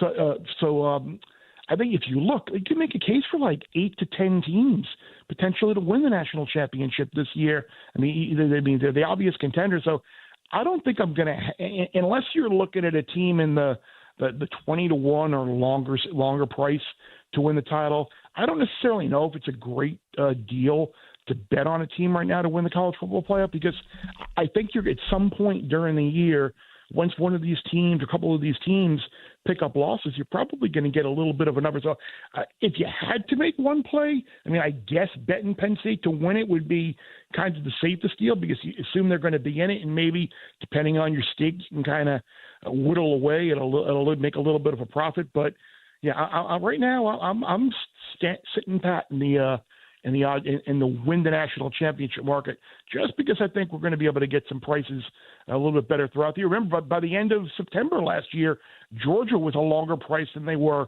before the year, and we get numbers on the Bulldogs that we never thought we'd get. Yeah, and even Ohio State last year heading into the playoff was like around like plus 800 or whatever it was after they lost to Michigan. So, yeah, maybe being patient might be the strategy this year in betting the CFP. You mentioned it early on. You guys have the massive game to start the season, week 1. Texas, Ohio State. We got the big news today from Archie Manning saying that Arch Manning is likely to stay at Texas next year and is not going to be declaring for the NFL draft. I know you talk with Matt Leinart, Brady Quinn, Urban Meyer, all these guys that have had a lot of experience and they know what it looks like. When you talk to them about Arch Manning, because I think that's the big mystery this season with Texas, like how good is Arch Manning and what should we expect to see starting when they take on the Buckeyes in Columbus?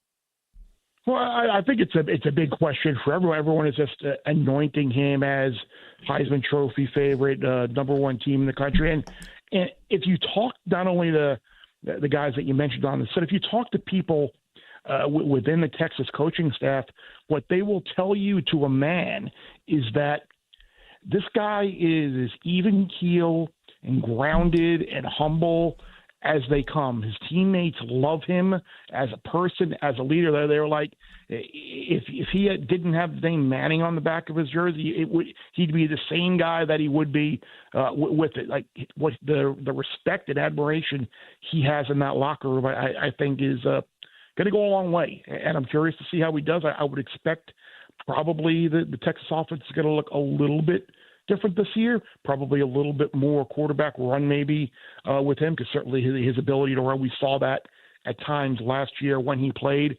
And it's funny because you see all these mock drafts for next year and the prices to go number 1, and that's kind of what I was saying all along. I go, look at who you're dealing with. Look at the family you're dealing with. You're not talking about guys that left early in college. They all stayed. They all got their degrees. It's not a family that they're going to be out getting money. And that's one of the things, moving on to like NIL and the bigger scheme of things. Like, you may be anti-NIL, but the one good thing about NAL and the pay for play that you're getting now is guys who maybe want to work on their NFL draft grade and they're not leaving to go to the NFL early. There's an opportunity for them to stay in college, make a little bit of money in their junior or senior year before leaving, and get better and improve their grade as well. So if you're looking for the silver lining here in the sport, use the Penn State backs, for example, Allen and Singleton. It was thought that they were one or both were going to go, and they both wound up staying, and they were able to work some things out. So it's good for college football that those guys are hanging around. You bet here on this Thursday. Nick Costos, Femi Abebefe, BetMGM Network, joined by the great Chris Felica, the Bear from Fox Sports. Bear, we've got about 3 minutes left here. I'd love to do lightning round. 4 questions in the lightning round. Are you ready? Let's go. Your favorite win total for this year's college football season is what? 30 seconds on the clock. Minnesota over 7.5 at plus money. I think what you look at the Gophers last year, what they did. I know they got Lindsey coming in a quarterback, and I think they're going to be a kind of a pass to set up a run type of deal with Perisic going maybe 2 ways. You look at the Gophers last year, brutal losses. Penn State, Michigan, North Carolina, 3 games that could have won. This isn't a team that's going to go to Oregon and win, go to Ohio State and win. But every other game on that schedule is very, very manageable. I think Minnesota is absolutely an 8-win team. Bear, your favorite spread bet in either week 0 or week 1 is what and why? 30 seconds on the clock.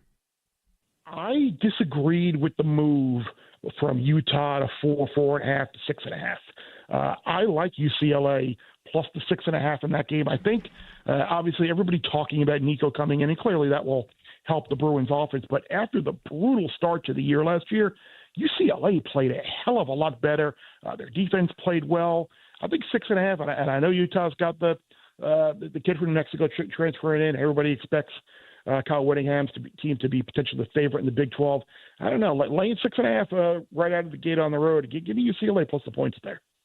Bear, this can very much be a pencil, not pen answer. It's Thursday, August 7th. But if you had to bet someone at price right now to win the Heisman Trophy, who would it be and why?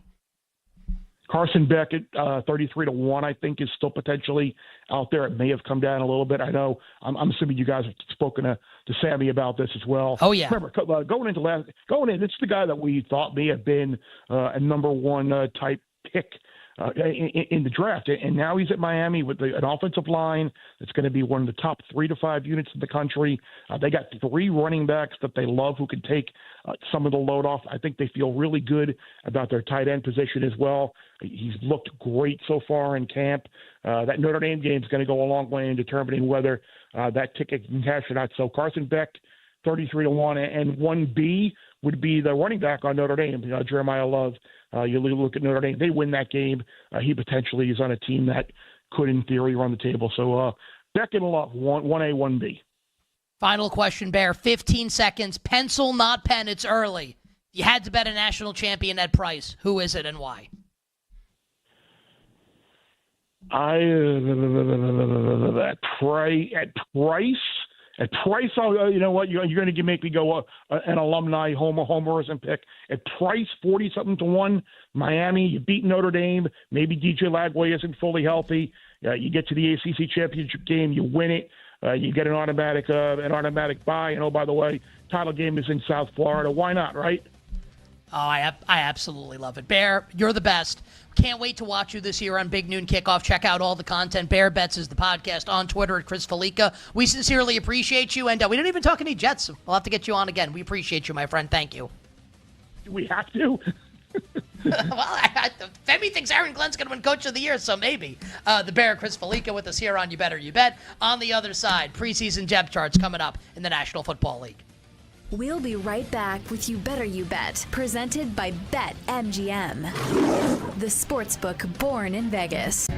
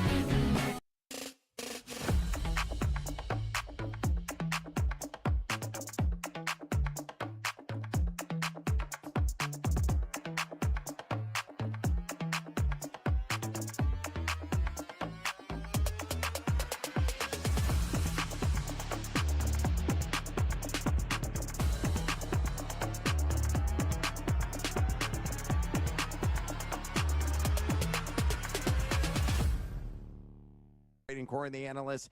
80 in defensive rating. Whole hum. What are your thoughts on the fighting Christian McCaffreys? Can they win 4 games this year? If they do, it's a handsome plus 145. If they do, I might be living in a box, unfortunately. My 2 favorite win totals this year, LSU over 8.5, Stanford, even though it's a low number at 3.5, under 3.5. They have 4 straight seasons where they've won only 3 games. Andrew Luck is in control of the program right now, so he brings in Frank Reich. Frank Reich is now the head coach, man. They have a former 4-star quarterback, Elijah Brown. I don't know if he's any good. They got a wide receiver, C.J. Williams, in the portal from Wisconsin, but under on Stanford. I think they win 2 games at the most. Wow, 2-win season expected there in the Bay Area. So in Palo Alto, a place I know and love. I visit there often. A bar that just shut down, I think, like a year ago. The Old Pro, I used to go there all the time. When I worked at Yahoo in Sunnyvale. Man, pour one out for Stanford. It could be a very long year.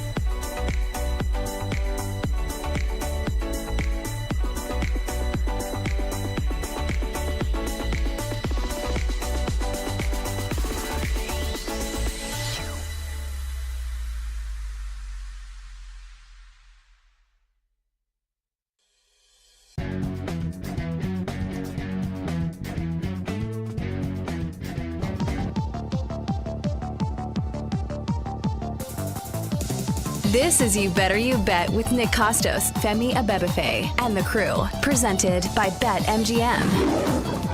Bring it up, Jake, you old so-and-so.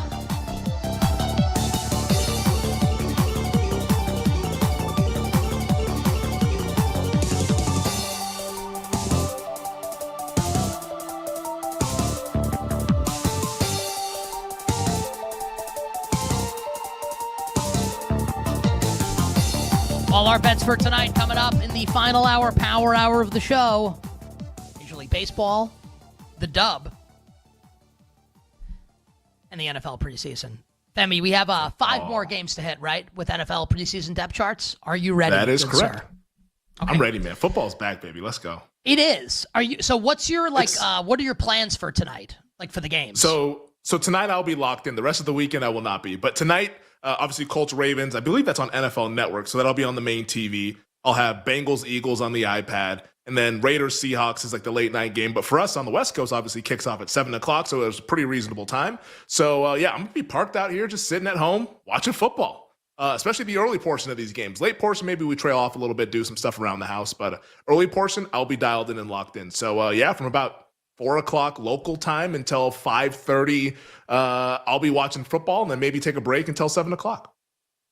I hadn't planned on talking about this, but something you just said kind of like spurred this in me. And I think, wherever you live in the country, like you'll have an opinion on this, right? I remember in 2007, this is the year the Giants beat the Patriots in the Super Bowl.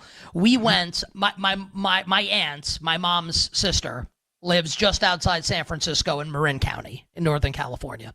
And we went there for Thanksgiving in 2007. And that weekend, the Giants played the Lions.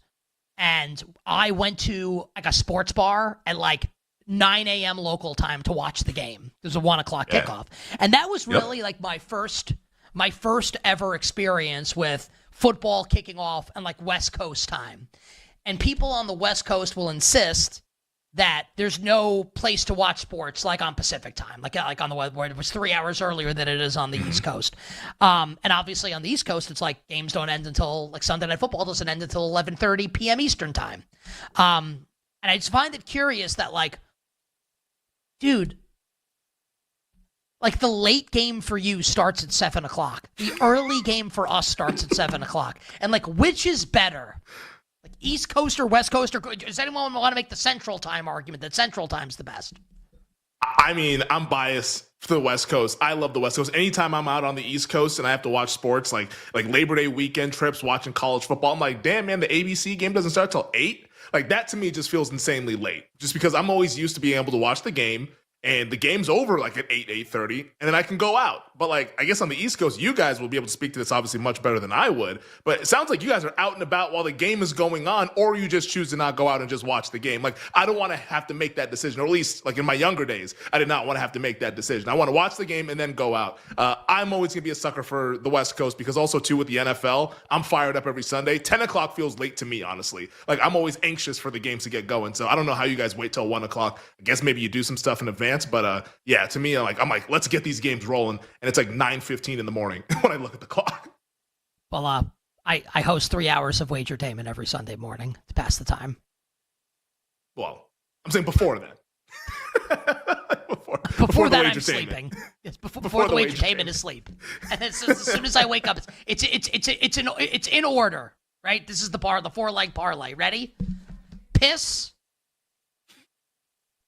brush teeth, make coffee, Wagertainment. Matrix. There could be for the rest of the day. There's a fifth one all in there as well, but we can We don't have to detail that. Usually it's after the coffee. Yep. I'm talking about. Of course, I'm talking about. Cal Raleigh's up to bat. No. Of course, I'm talking about the second piss. Is what I'm talking about. Of course. All right. Yeah, that's what it is. Yeah, so it's like Femi's like, it's 7 o'clock, the late game. I'm gonna be struggling to stay awake. It's my daughter's teething, and it's like up in the night. I'm gonna be like dying to stay awake to watch the Raiders offense. I'm gonna be falling asleep. So you're gonna miss Torrey Horton and Deontay Thornton. All those guys are gonna miss them. Yeah, like honestly, like I'm probably going to, which is sad. Like I think I am. I don't want to. I can't stay up until 1 o'clock in the morning to watch Raiders Seahawks. Yeah, I mean it's you can't do that. I'm not gonna watch the whole game even. Like I'll probably go to bed like around 9 o'clock or so. You could though. I could, but I don't want to because I try to like stay on your guys' schedule with the East Coast. So like I try to get up pretty early, but good for you, buddy. Yeah. Like I'm not. It's a preseason game. I'm not sacrificing sleep for a preseason game. That's what DVRs were invented for, and I'll watch it tomorrow morning. The rest of it. Okay. Saturday night we pick up our action. We have 5 games left. I think it's 4 games actually. It's only 4. It's Jets, Packers, Broncos, Niners, Dolphins, Bears, and Saints, Chargers. So Jets, Packers is where we left off. Last night. We did Chiefs, Cardinals. Yeah. Which by the way, Mahomes is playing the first quarter. Is what Andy Reid said today. Love that. Green Bay is a juiced 3-point home favorite against the Jets on Saturday night. The total for a preseason game, this total is pretty high, is at 38.5 points. Do we know what the plans are for the Jets and the Green Bay Packers in the Aaron Rodgers-Brett Favre Bowl? Oh, we know. And that total being high is because Matt LaFleur finally decided to let everybody know that all 4 quarterbacks will get some work this weekend, is what LaFleur said. So expect Jordan Love to play to some extent, Malik Willis, et cetera, et cetera. I think Sean Clifford might still be on the roster, but all 4 Packers quarterbacks will play. So Love will be out there. Aaron Glenn, which shouldn't be a surprise based on how like the veterans have been talking about him throughout training camp, but the Jets are going to play their starters. Aaron Glenn was asked about it. He says, yes, we will play. So, like, he's very much going to be like one of those kind of try-hard preseason coaches. At least it seems like right now before we get under the action on Saturday. But, yeah, both teams are going to be playing their guys. Packers, we'll see for how long, but everyone's going to be out there, everyone that's healthy at least. Love that. So the Jets will be rolling out behind Justin Fields. And Tyrod Taylor's banged up now also. So I guess we don't know how this is going to go just yet. Adrian Martinez. Yeah, Tyrod is always hurt, to be fair. I actually, like, when I did that, I thought it was good content, but I was like, the Jets could probably win as many games with Tyrod as they could with Fields. Like, if you could guarantee me that Tyrod would play in every game, I think that's a fair take, but can't guarantee probably wouldn't. Probably wouldn't. Adrian Martinez and Brady Cook. I don't know who Brady Cook is. It's Missouri. Isn't that the Michigan coach? Former Michigan coach? I think it was Brady Hoke. Brady Hoke. Like, what would the line be if Brady Hoke were playing quarterback in the second half of this preseason game? It'd be Packers laying the 47.5. Brady Hoke was he just like was he chubby or was he fat? He's fat, right? I think he was fat. I think he was beyond chubby. Yeah, he was fat. I don't know what he's doing now. Maybe he's coaching defense or something like that. But doesn't he coach like San Diego? Is that what he's doing? Let's Google it right now. Brady Hoke. Let's see. So it just says former football coach. I'm going to click on the Wikipedia here. His last stop was San Diego State. So 2020 to 2023, San Diego State as the head coach. He was actually the Panthers' defensive line coach. So he's unemployed right now. He's not doing anything. Eating? I mean, he was a college football coach for quite some time, so I'm sure his bread has been buttered. Yeah, I mean, yes, literally and figuratively. Yes, like I'm sure, like he's probably rich, right? So I'm sure he's doing fine. Like, so when we say Brady Hoke's unemployed, that's not like saying like my next door neighbor's unemployed. He's probably still getting paid by Michigan not to coach. So he's probably, I'm sure he's good. Yeah, he's all right. Yeah, but he's sad times. Yes, gotta maybe like mixing a salad. Yeah. Who's got it better than us?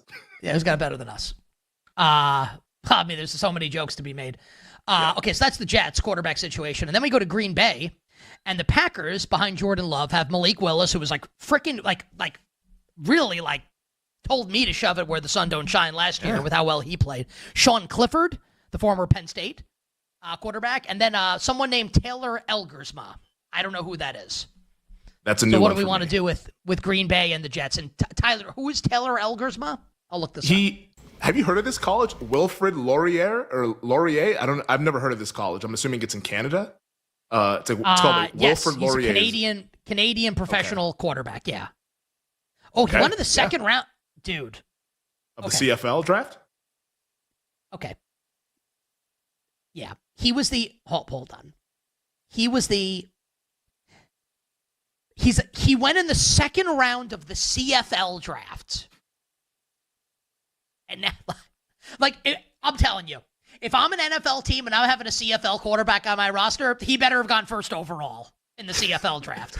Because better be a second-round quarterback in the CFL draft, and he's going to be playing in the fourth quarter? That's rough, man. That is absolutely terrible. Dude, honestly, I think I like the Jets here. See, I think for me, this is how I'm going to play this. It's Packers first half. And it doesn't sound like you got to pay too much. Let me see what the first half line is. So it hasn't come out yet.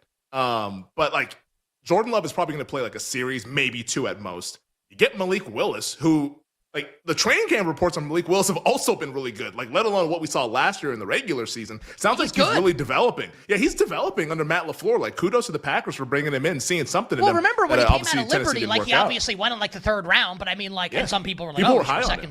Go ahead. But I mean, he was, dude, he had a massive potential at Liberty. Yeah, I mean, there were mock drafts that had the Lions taking him second overall instead of Hutchinson. I mean, that would have been pretty nuts, but people were high on Malik Willis, and the Packers have seemed to tap into that potential. So, the way I see the first half playing out, Love for a series, maybe two. Willis for let's say 3 series or so. Sean Clifford, who in the preseason at least is serviceable, has been pretty solid in the preseason. I like that a lot. So, maybe Tyrod Taylor's playing, maybe he's not playing. Fields obviously will be out there, but like it's Fields, and then it's Adrian Martinez. Nah, I'm good. Give me Green Bay first half. Like I'm not going to mess around with what's going to go on in the second half, but like I like the Packers in the first half. I think this will be good. Dude, if this goes to, I'm going to bet the Jets. I'm going to take the points with the Jets. I get a second round pick in the CFL draft to bet against that guy. But you also have Adrian Martinez and Brady Cook. See. I just want to see this here. So this was the 2000. I'm going to look this up. The 2025 CFL draft. Let's see. Okay, these are the players. These are the players that went. Where is our guy Elgersma? Okay, these are the players that went above. Oh, like how about this? Like, Alec Ayamanor was the first pick. Oh, so these are prospects. Hold on. I'm sorry. Gotcha. I apologize. Here's the draft order. Okay. So these are the players that went above Taylor Elgersma in the CFL draft. Damian Alford. I don't know why that sounds familiar. Utah wide receiver. Devin Verasuk. That's his name. Keelan White. Hold on. Keelan White. Veresuk. Verasuk. It's probably Verasuk. Is probably how it's pronounced. I'm being serious. I'm not joking. Yeah, maybe. Okay, Verasuk or Verasuk. Keelan White. It's like a combination of Keenan and Kel. Here's Keelan. There it goes. Ollie. Welcome to Good Burger. Underrated movie. Ali Saad. How about this name? Tiger Shanks. Connor Shea. Jeremiah Oho. Christopher Fortin. Isaiah Bagna. Darian Newell. Hayden Harris. Samuel Carson. Eric Anderson. Nate Bojamin. Jalen Smith. Jackson Finley. And Quincy Vaughn all went ahead of Taylor Elgersma. And this is who people want to bet with the Packers? Can't be full game. Elgersma's not going to be out there in the first half. I'm avoiding Elgersma. All right? I got Love, I got Willis, and I got Clifford. I can roll with them. Now let's see what the first half price is. Maybe it's like 3.5. You might have to pay a tax on it. We don't have the market out right now for the first half, but hopefully it comes out tomorrow. But anything field goal or less, I'm betting Green Bay in the first half. I'd like to know like how this is going to go. Like, is Taylor Elgersma going to play? If he does, and this is 3.5, I'm betting the Jets. This is Jets or pass for me. All right. Also, this is the final game on Saturday, and then there are 2 Sunday games. Mm-hmm. It's the Super Bowl 24 rematch the world's been waiting for. The Broncos and the 49ers. Denver have been waiting a long time for revenge. Denver is a 6.5-point road favorite. The total is 34.5, and that number tells you that Bo Nix and the Broncos starters are going to play, and the Niners aren't going to play anybody. Femi, is that accurate? That is true. Sean Payton said starters are playing. Kyle Shanahan said, do not expect Brock Purdy, George Kittle, Christian McCaffrey, or Ricky Pearsall. Maybe next week, but not this week. So the Broncos behind Bo Nix, Jarrett Stidham, it's like a good NFL backup quarterback, and look at preseason quarterback. Sam Ehlinger is the 3 for the Denver Broncos, who feels like a preseason all-star. For the 49ers, see, this is interesting for San Francisco. Mac Jones is the backup. Maybe they should just pick Mac Jones instead of Trey Lance. Mac Jones, and then Curtis Rourke. Okay, from Indiana. And who's Carter Bradley? Never heard of him. Tyler, who's Carter Bradley? Tyler doesn't even know who he is. I guess we'll find his college in the next segment. He went after Taylor Elgersma in the CFL draft. All right, on the other side, we'll figure out who Carter Bradley is and how we're betting the Broncos and the Niners and the rest of Week 1 of the preseason. We'll be right back with You Better You Bet, presented by BetMGM, the sportsbook born in Vegas.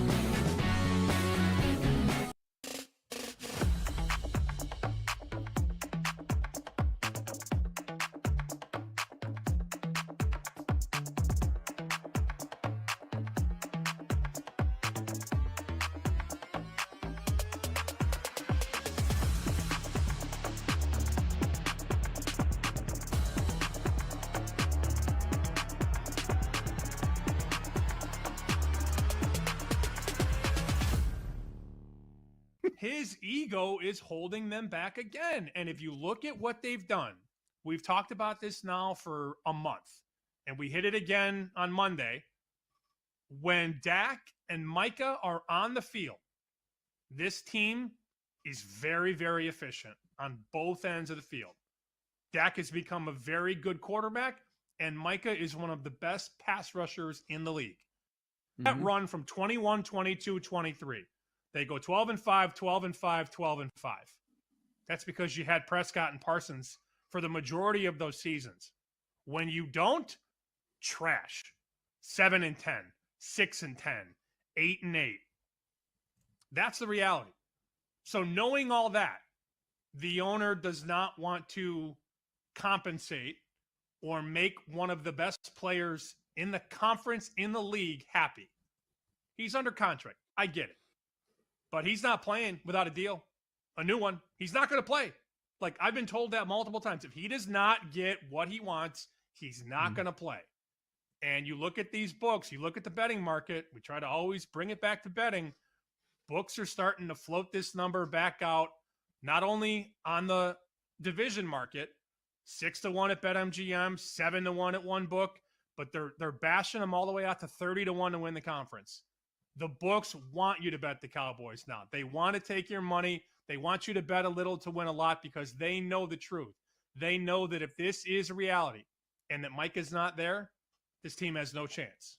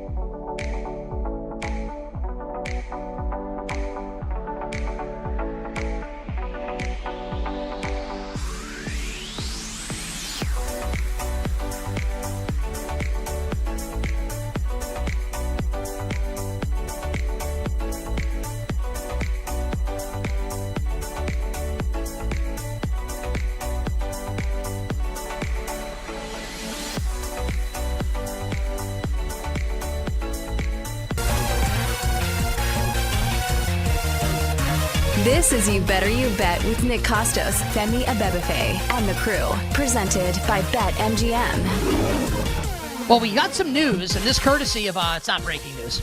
It's courtesy of our guy, Sean Haw, our technical director today on the show. Sean does an awesome job, and I'll say this about Sean. Like, he's good at his job. I like, and this is not a commentary on him as a worker, I like him so much as a person. Oh, yeah. Do I like him more as a person than I do? He's a great worker, too. But I really enjoy him. I got to be honest. Like, I hate our crew sometimes because they do stupid stuff like Jake playing that terrible audio. I really like everyone very much personally. I do have to say that I really like it. We do. That's actually true. We do. Tyler, you gotta get everybody out to Vegas for like week Tyler one. Says he doesn't care if we hate him. Yeah, Tyler, if we actually hated you, you would care. You would care. And I agree. I would like it to get everybody out to Vegas. That would be awesome. Fun. Yeah, it would be. So Sean texted us a really interesting piece of news. Curtis Rourke, the Indiana quarterback, went CFP. So I have the CFL draft. Elgersma went 18th overall in the CFL draft. Curtis Rourke went 25th overall in the CFL draft. Does anyone feel good about this? Like, think Denver's going to win like 37-0. I might lay the 6.5 with the Broncos in this game against the 49ers. So, well, here's the thing. Curtis Rourke, I don't even know if he's going to play. Like right now, the ESPN depth chart has him listed as out. So maybe he got injured at some point. I mean, who knows? I feel like he's always injured. I mean, he was injured. Like, wasn't he like in the college football last year or whatever for a little bit? But so let's see if he even plays. This might just be Mac Jones maybe for like a half and then Carter Bradley for the other half. There's no way Mac Jones is playing a half. So then it might be Carter Bradley for 3/4. I mean, like it might be. Kyle Shanahan plays his backups a decent amount. I mean, that might have also been like them trying to get a look at Trey Lance or whatever. But like I know he played a bunch or whatever a couple years ago in the preseason. But can you play Carter Bradley for like 3/4 and get a real evaluation of the rest of the team? Like, I don't think so. Like you still got to evaluate everybody else, and the quarterback has to be somewhat competent and be able to run the offense. So I don't know if it's going to be Carter Bradley for 3/4. I think this might be Mac more than we think. It's not going to be Purdy, well, but like we still got to figure this out. Either way. Man. Maybe it's Broncos. Money line is a parlay. It's never San Francisco. It's Broncos or pass for me. Okay, 2 more games. Oh, by the way, Carter Bradley, he is the son of Gus Bradley. Gus Bradley, also a defensive assistant on the San Francisco 49ers. Just is that throw true? That out there. That is very true.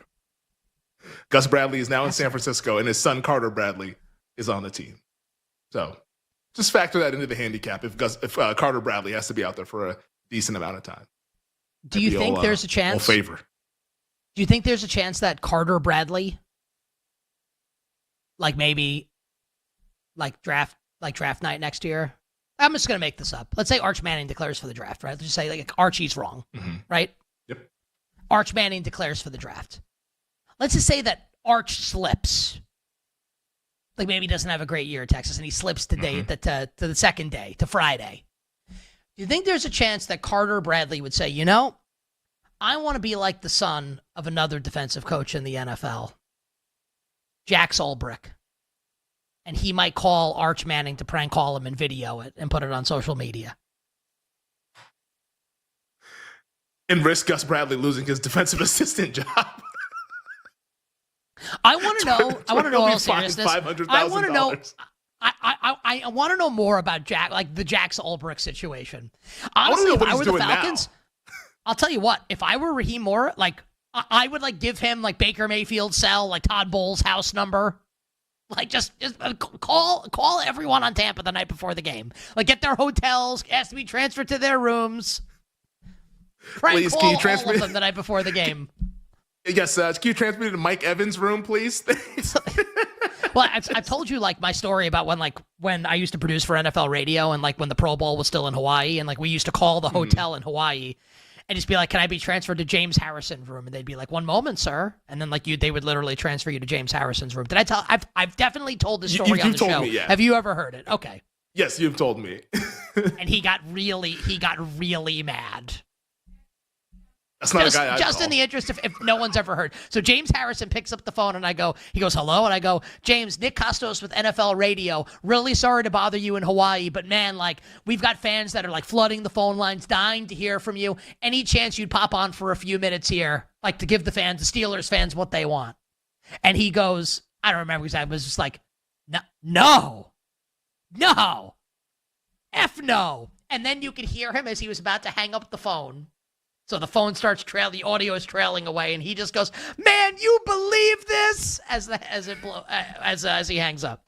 It's a pretty awesome moment in my life. Yeah, I've probably done the same about James Harrison too.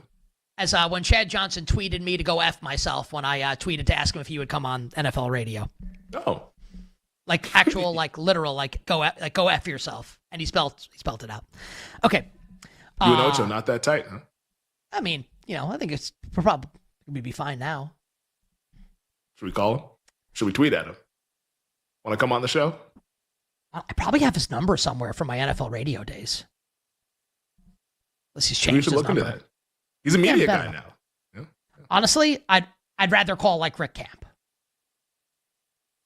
Right now or when? Never. Bears and the Dolphins. I love Rick. Bears and the Dolphins in Chicago. Chicago's a 3-point home favorite. This is a Sunday game. Total is 33.5. Femi, do we know anything about the plans for the Bears and the Dolphins? So Mike McDaniel said that he has not decided yet. I think they wanted to wait for today's joint practices, and he was going to talk to Ben Johnson. Ben Johnson said similar stuff, that they wanted to talk essentially, and then find out which coach wanted to play their starters or which one didn't want to play the starters, and the other one would just go ahead and say, I'll do the same. So we're still up in the air with both of these teams. We don't know. I'm sure we'll find out maybe tomorrow at some point, but not a whole lot to report in terms of the availability. All right, so Bears preseason depth chart at quarterback. Caleb Williams, obviously. Then we go to Tyson Secret Bagent, man. I like Tyson Bagent. And with that Brad Biggs audio, that Bagent has been outplaying Caleb at some practices. It does not mean that Bagent's going to start. Just saying. QB competition. This is a good quarterback room. The Bears' other like quarterback competing to be the lead backup is Case Keenum, who started an NFC Championship game. And then you said that like Ian Eagle. Oh yeah, that's pretty well done. And someone named Austin Reed, who sounds to me like... He was there last year, wasn't he? He sounds like enhancement talent in NXT. Like Carmelo Hayes needs to get a win, so like Austin Reed comes out and puts him over. Who's the... It's like there's an Austin something that people was it? It's Austin like a villain in the WWE. Yeah, Austin. Yeah, that's it. And then there's Bronson Reed. So we've combined him into Austin Reed. So it doesn't look like he was there last year. This is his first season, but for some reason his name sounded familiar. Went to Western Kentucky. I don't know why he sounded familiar because I don't think I've seen Western Kentucky play since Mike White was there. I have a strong take on this game. So Miami's backup. So like Tua is the starter. Zach Wilson is the backup for now, at least. Ooh. The third stringer is Quinn Ewers. And apparently, I'm not suggesting Ewers is going to start. He's obviously not going to. I'm not saying that at all. But there's a ton of buzz around Quinn Ewers and how good he looks at Dolphins camp. Wow. That's quite, this time last year, people were talking about him as a potential first-round pick. So, that's quite the Why is this total 33.5 of Bagent, Keenum, Zach Wilson, and Quinn Ewers are going to play? I like the over. On first glance, it's the over. Second glance, I think it's Chicago just because Case Keenum. Now, who knows how much he gets to play? I like Miami. We're going to get Ewers at the end of the game. I like that. I feel like we might get Keenum, though, in the meat of it. And if Keenum's in the meat of the game, he's cooking those dudes. Case Keenum against backups? This guy's started a bunch of NFL games. He's going to cook, especially with a Ben Johnson offense. Now it's obviously not going to be Ben Johnson's fastball, but I feel like Case Keenum has played so much football to where this is going to be barbecue chicken alert for Case Keenum. So I could see why you might like Miami, but man, I feel like Chicago might just build a big enough lead to where maybe Austin Reed doesn't even matter. Just don't turn the ball over and just throw some screen passes here and there and, run the clock out. Yeah, for me, this is Miami or pass. We need more information. Final game, Saints and the Chargers. New Orleans, a 1-point road favor, total 36.5. The fact, is Harbaugh going to play Herbert in this game? I can't believe New Orleans is only a 1-point favorite here. If Shuck, Hainer, and Rattler are all going to play, which I'm sure they're all going to. So we know the New Orleans depth chart at quarterback because they're all competing for the starting job, which is bananas. Chargers. Oh yeah, well we just did the Chargers, right? So we like their quarterbacks. Taylor Heineke, DJU, and of course Trey Lance and make her dance. Lance and make her dance. It's clapping without using hands. Lance, I think this is Lance optimism. He actually looked really good in the Hall of Fame game. It's the Hall of Fame game. I'm not trying to extrapolate that into becoming something else, but he looked pretty good. We all saw the game last Thursday, and maybe there's an argument that could be made that Lance is actually better than all three guys in the New Orleans Saints. Now, I don't know if that's the case, but I think that's why the betting market has this near a pick'em, even though I'd be stunned if Justin Herbert was out there, especially when Rashawn Slater looks like he might have suffered a serious injury. Maybe the Chargers kind of pumped the brakes on playing those starters. I think for me, it's the over. Saints. What I would like. I think the Saints are the over. I think I like the over in this game because I could see it going either way because I do respect the guys that the Chargers are going to run out there with Heineke and Lance, but the Saints for sure are going to be looking to accomplish something with Rattler and Hainer and Shuck out there as a rookie. I think I like the Saints here. Chargers played an over game against Detroit. Why can't they play another one? Well, that's the kind of thing like I understand if you like tweeted that, like gambling Twitter would it would get light me on fire, like passed around like that OnlyFans girl. It's a terrible thing to say, but it's the first thing that came to mind. Great, and they're all losers, so I don't care. I don't say that to be like your point is wrong. Just like, well, No, the it Hall of definitely Fame game went over, so why can't this next exhibition game go over?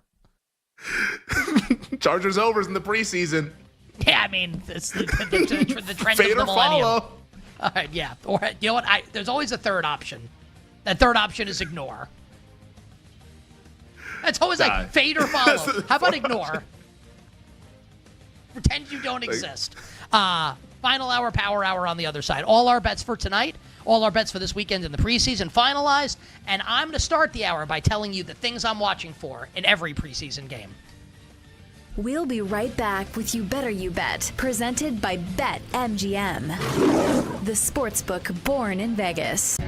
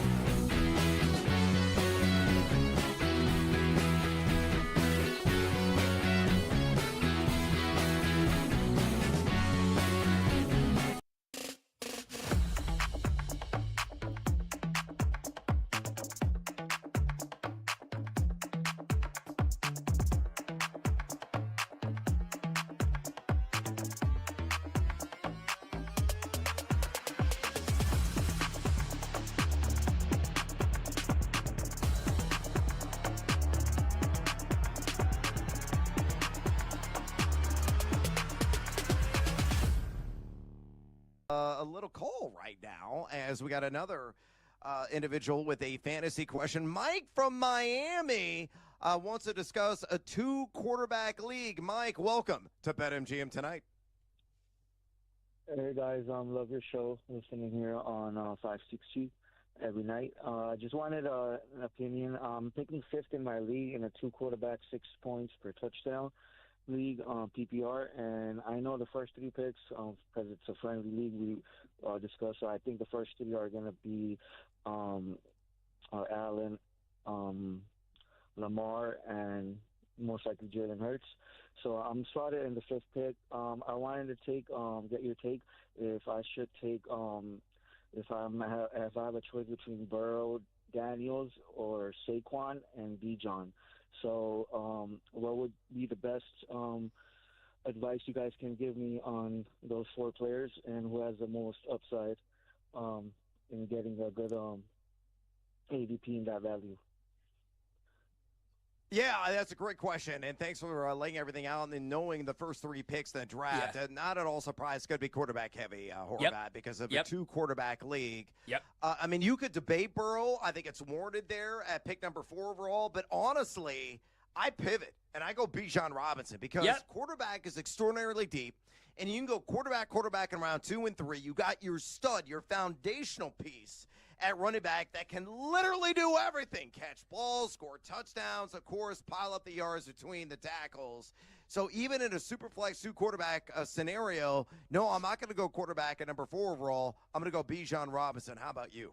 Yep, same thing, man. I'm going to go Bijan Robinson. Love that call. If I were going to go quarterback, as much as I love Joe Burrow and as down as I am on the Commanders this year, at least I don't think they're winning 10 games.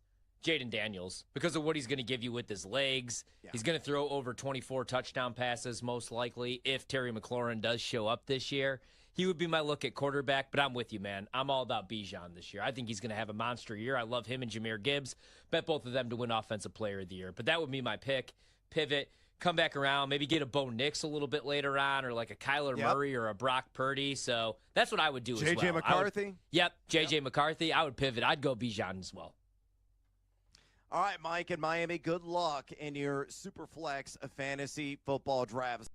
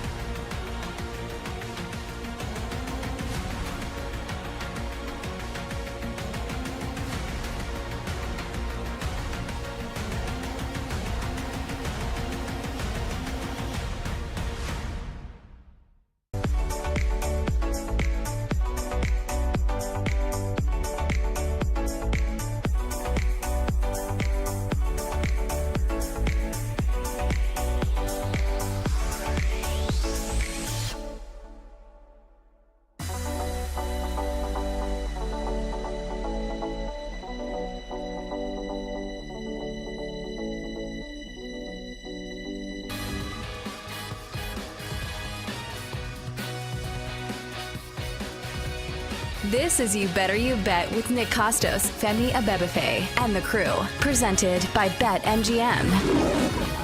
Bring it up, Jake.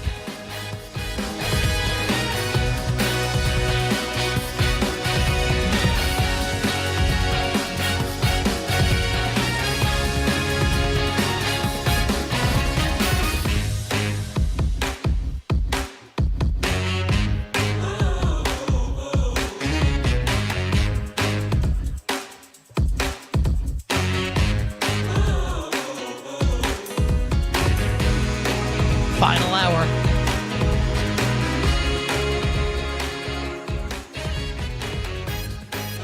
Power hour. You better you bet on the BetMGM network. Nick Costos, Femi Abebefe, our crew, and you. The Power Hour and every hour presented by the fine folks at BetMGM. Download the BetMGM app. Visit BetMGM.com.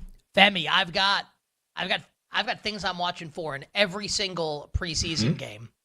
Are you ready? I'm ready, man. Let us know. Okay. Should we do music for this, or no? You're not. I got a keyboard right here. I can write stuff down.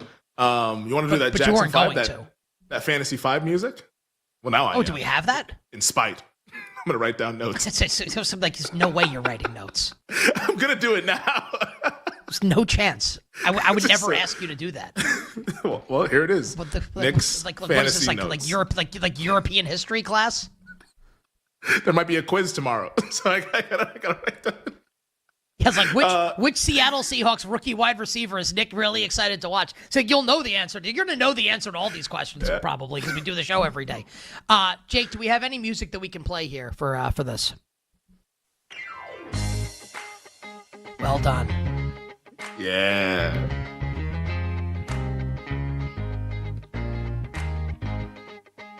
So how does this not get us sued? I guess it's a little bit different. Wait, was this? So this was like approved while we were on Peacock? I believe it was. No. We always did this like during the 5 o'clock hour. I don't think we ever did this in the Peacock hour. Like this is like no, we're actually like this is going to get us sued, right? This is like this is the Jackson 5 song. But is it a little bit different, Jake? Like, is there like a little bit of a difference where we're safe here? Do you know the music Jake listens to? Do you think Jake knows the answer to that question? I don't know. He's in those archives pulling stuff. I thought he pulls from a Bill Zimmerman creation. Okay. All right, whatever. All right. Oh, baby, give me one more chance. Good song. It's a really good song. Is it the best Jackson 5 song? I think it is. Like the other content, I mean, like ABC is like okay to me. It seems a little bit too nursery rhyme. This is much better than that. Yep. Rockin' Robin's like a low key good one that I kind of like. I would say I Want You Back is the best one because like the beat is just so good. Yeah, like, it's pretty. Oh, I'll be there. I'll be there. Right? Yeah. It's a little slower, but it's a great song. Yeah. Whenever you call me, I'll be there. And the best part is when the harmony comes in, right? Because they go, I'll be there, I'll be there. In the back. Yeah, it's really. I mean, I can't sing for bleep, but I mean, that song's really good. My voice hates me for even attempting it. No, you have a way better voice than mine. Way better. It's a little scratchy though. You have a good voice. Okay. Used to be in the choir. 8th grade. Yeah, I can see that. What were you?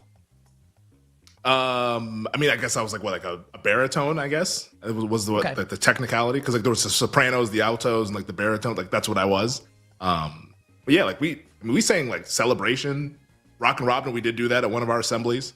Wait, Celebration Seasons of Love. is celebrate good times? Yeah. Just like celebrate. Seasons of Love. I don't know what song is that. Like the 525,600 minutes.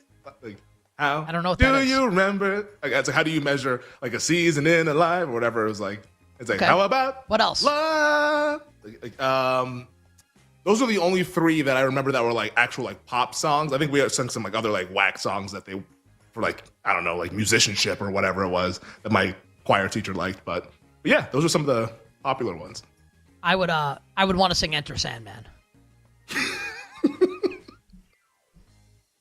don't know if that one's passing in the 8th grade. Get up there in front of a bunch of parents and be like, say your prayers, little one. Don't forget my son to include everyone.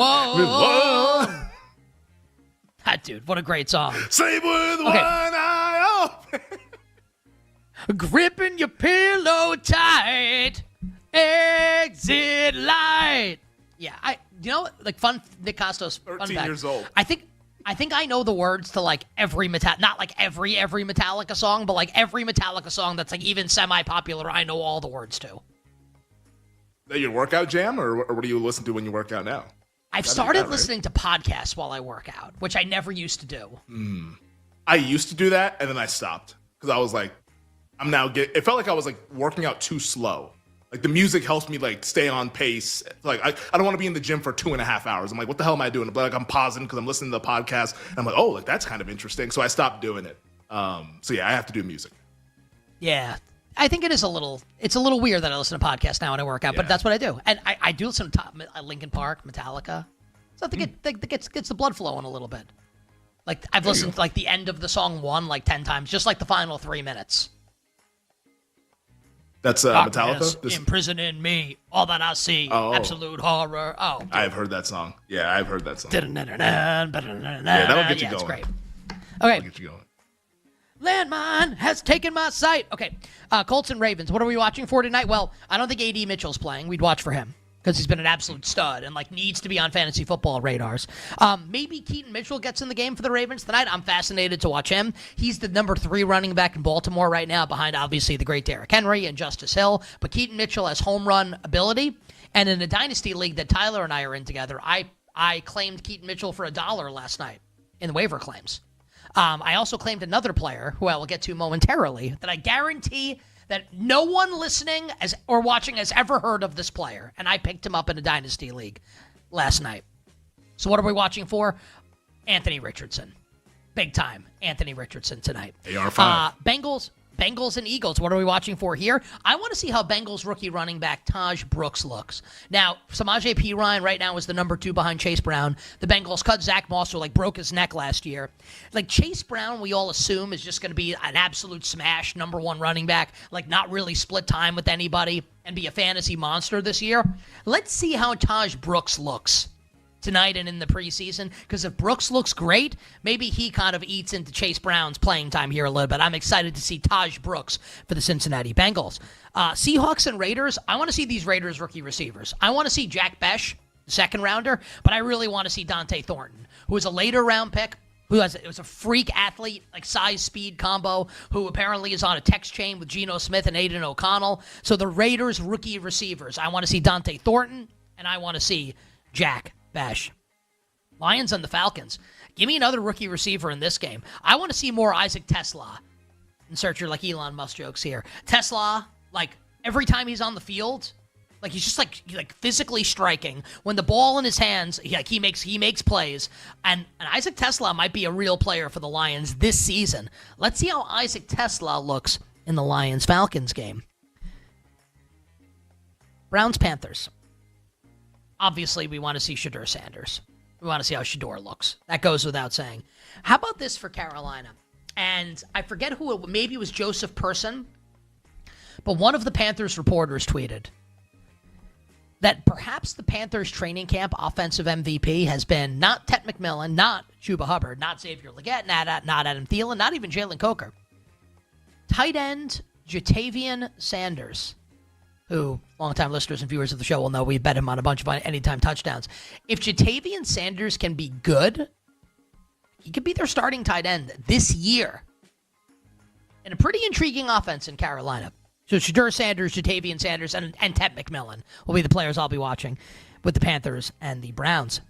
Commanders and the Patriots. Do not forget the name Ja'Cory Krosky Merritt. That's his name, right? I always like in my head get it. That's his name, right? Ja'Cory Krosky Merritt. Your guess is as good as mine. Let's see. I just want to make sure I get this right. Ja'Cory Krosky Merritt, who apparently goes by Bill. Like his name is Ja'Cory Krosky Merritt, and he goes by Bill, like Bill Merritt. I'm not joking. What? I'm not making that up. Yes. Has he explained why? I haven't cared to look it up. So the Commanders behind Brian Robinson, who's like an ineffective number one. I was actually shocked the Commanders didn't do more at the running back position. So it looks like it's going to be Brian Robinson as the hammer. Austin Eckler will be back as the pass catcher. Like Chris Rodriguez is still there. And like we bet him some anytime touchdowns, and he scored a couple at the ends of games last year. And then there's Ja'Cory Krosky Merritt, who has like speed-size combo and has been getting rave training camp reviews.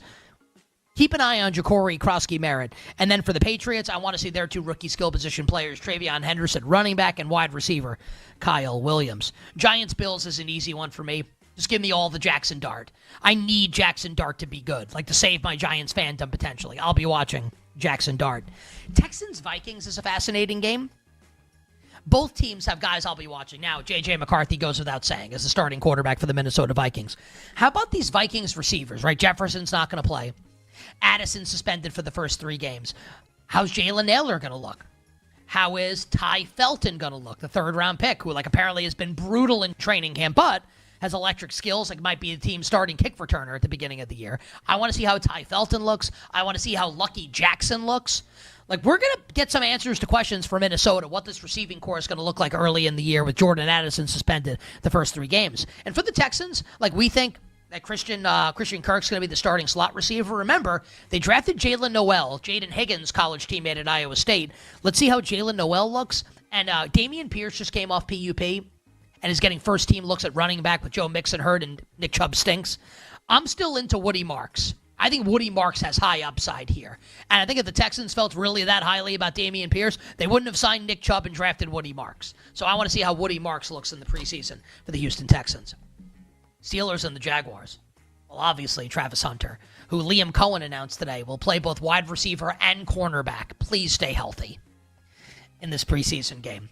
I want to see Caleb Johnson, the Steelers rookie running back. We don't know if he's going to play or not, but if he does, I'll certainly be watching to see how he performs.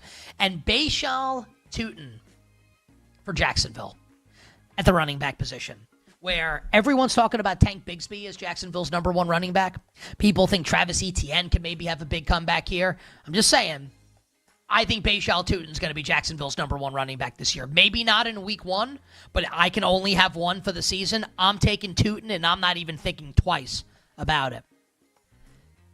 Cowboys and the Rams. The receiver that I alluded to earlier, that I guarantee no one's ever heard of. I picked him up in a fantasy league last night, in a dynasty league. Kawada Mumfield.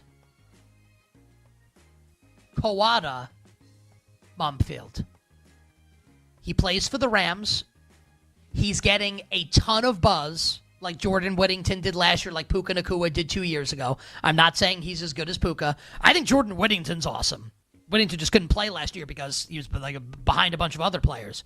Kawada Mumfield, do not sleep on him. Keep an eye on Kawada Mumfield in the preseason for the LA Rams. I want to see if Kevontae Turpin's going to play in this game, Femi. I think Avonte Turpin's going to be the Cowboys' number 3 receiver this year, not Jalen Tolbert. I think that's what makes sense. Where if it's Turpin in the slot and then Lamb and Pickens, we're cooking. And obviously the Cowboys running backs, Jaden Blue and my guy, Phil Maffa. I'm dying for Phil Maffa to have a couple big preseasons. I'm dying for it. You're the president of the fan club. I am. You are. Like, he should send me a fruit basket or something with all the promotion I do for him. Love me some Phil Maffa. Titans Bucks, this one's easy. Cam Ward. I want to see Cam Ward, and I want to see the rookie receivers also. I want to see Aya Manor. I want to see Chimere Dike, and I want to see tight end Mitchell Evans or Gunnar Helm. Which one do they have? They have Mitchell Evans is Carolina's rookie tight end. Gunnar Helm. Here. It's Gunnar Helm. For sure. Right? I see tight end. Yep, Gunnar Helm. Perfect. Is the rookie tight end. So I want to see Cam Ward, and I want to see the rookie pass catchers. Chimere Dike, Alec Ayamanor, and I want to see Gunnar Helm. I want to see how they look for the Tennessee Titans. Chiefs and Cardinals, 2 rookies, skill position players for the Chiefs. Running back Brashard Smith, who every day is like, watch Brashard Smith catch this 30-yard wheel route from Patrick Mahomes. Davis Maddock, who's come on the show before, like big in the fantasy space, has said that Brashard Smith kind of looks like Jerick McKinnon. Just, we've seen the Chiefs' late-round running backs be pretty good, most notably Isaiah Pacheco. Keep an eye on Brashard Smith. And Jalen, we will never be Royals. Jalen Royals for the Kansas City Chiefs, rookie receiver. And Trey Benson for Arizona, last year's second-round pick at running back out of Ohio State. Disappointing rookie year. James Conner just told the media in Arizona that him and Benson are both going to be RB1 this year for Arizona. Let's see if the Cardinals put their money where James Conner's mouth is and actually treat Trey Benson like an RB1. Let's see how he looks coming up in this preseason game against the Kansas City Chiefs. On the other side, what I'm watching for in the preseason, Jets Packers, Broncos Niners, Dolphins Bears, Saints Chargers, and we'll start finalizing our plays for week 1 of the exhibition slate in the National Football League. We'll be right back with You Better You Bet, presented by BetMGM, the sportsbook born in Vegas.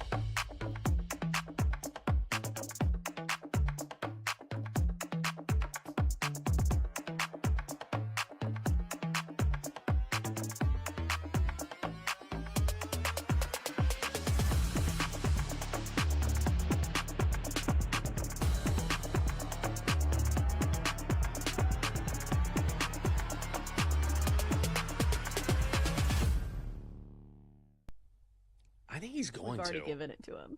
I think he's going to do it. I really do. It's like me and Paul Feinbaum on the same page for the first time ever. I think the problem with Arch is because of the hype, this number is shorter than it should be. And already, I understand it. As a Texas fan trying to take a step back, you're looking at this, you're like, all right, enough with the Arch Manning hype. I get it. If the back of his jersey said Johnson or Smith or Williams or whatever, we would not hear this hype. He hasn't done anything. He started a couple games. Yeah, he's got some wheels. He's got some talent. But the thing is this, Arch is really that good. He really is. Watch when he's played for Texas. Watch how he throws the deep ball. Look at the receivers he has on that offense between DeAndre Moore and remember the name Ryan Wingo. He's going to be an absolute stud this year, a sophomore who has a deep connection with Arch on a long ball. I'm telling you, Arch is that good, and the fact that he's playing in Sark's offense, which is going to be able to utilize him in ways that they couldn't use or utilize Quinn Ewers, is going to be a difference maker because Arch can run and because he can go down the field. I just think he's going to be that good, and he's going to get a ton of opportunities because the Texas defense should be a top 10 defense. Arch is going to get the football a lot, and I actually think he's going to get it done. I think he is worthy of the hype. There are very few players who are worthy of such massive, unbelievable expectations, but when you're a part of the Manning family, you are different. I think Arch is different, and I think he's going to win it.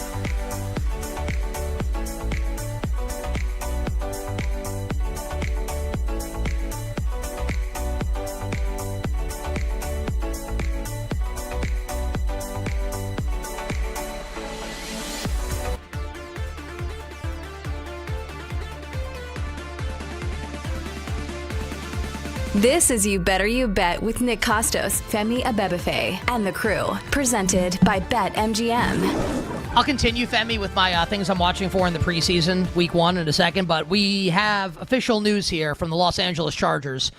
They have announced it. Rashawn Slater officially done for the year with a torn patella tendon. So it's a catastrophic blow for this LA Chargers offense and team, losing their star left tackle.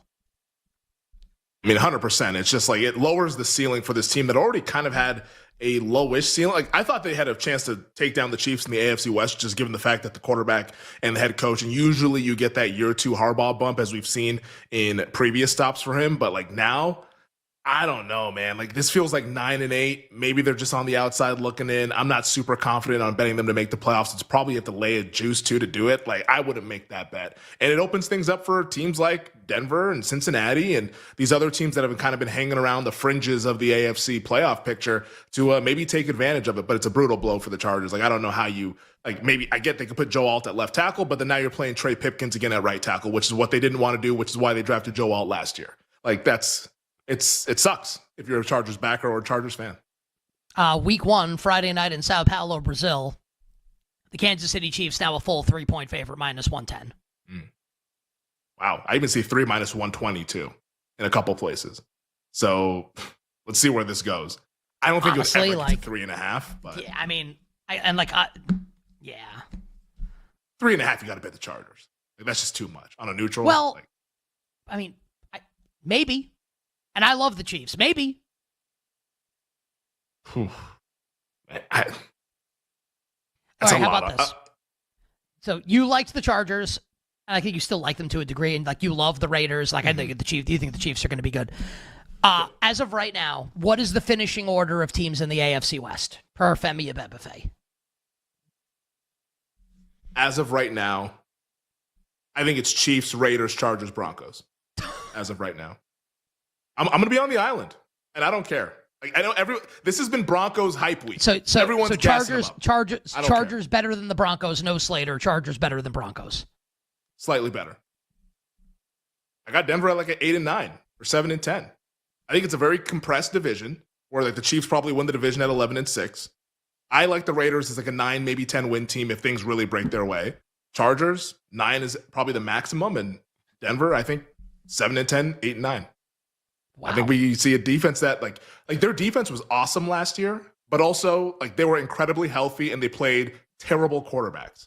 And when they played the good quarterbacks, they got 30 dropped on them against Herbert, against Burrow, like against Josh Allen, against Lamar Jackson. Now, like obviously those are like the best quarterbacks in the league, but like we're talking about this defense like it's the next Legion of Boom. Like settle down. Like everyone's pumping their chest, and I know Sean Payton, like I love him as a character. Like obviously he's a great coach, but he's also like he's a confident dude, which I think makes it fun. But he's telling anybody who will listen that his team is a Super Bowl contender. I'm listening and I'm disagreeing. I'm out on Denver. I'll be on the island against the Denver Broncos, and I'm pretty comfortable living there. Wow, and like Chargers still better than the Broncos with no Slater is tough. You might be right. I think you're wrong, but you might be right. Terrible blow for the LA Chargers. Talked about it earlier in the show. I think the team has no ceiling this year. I think they're going to go like 9-8, and that's going to be that. It's a terrible and like just to reiterate, because I had people tweeting me, well, like you just move Alto. Okay. The problem with the Chargers is that the interior of the offensive line sucks. And like maybe Becton's going to be great, but like you take him out of like because he had been kind of a bust, all the injuries. But then you put him in Philly and you move him to guard. Yeah, he's hurt. Right? What a surprise! You put him with the Eagles with Jeff Stoutland and that offensive line, and he looks really good. Now he's out of that situation. They keep flip flopping Bozeman and Zion Johnson because both of them stink at guard and center. And the thought was that Alton Slater would carry the offensive line, and now Slater's done for the year. Like none of this is good. And they want to run the ball and be physical. And Keenan Allen's the number 2 wide receiver. Like who? Yeah, I'm telling you, man. I think they're coming in last, or in third.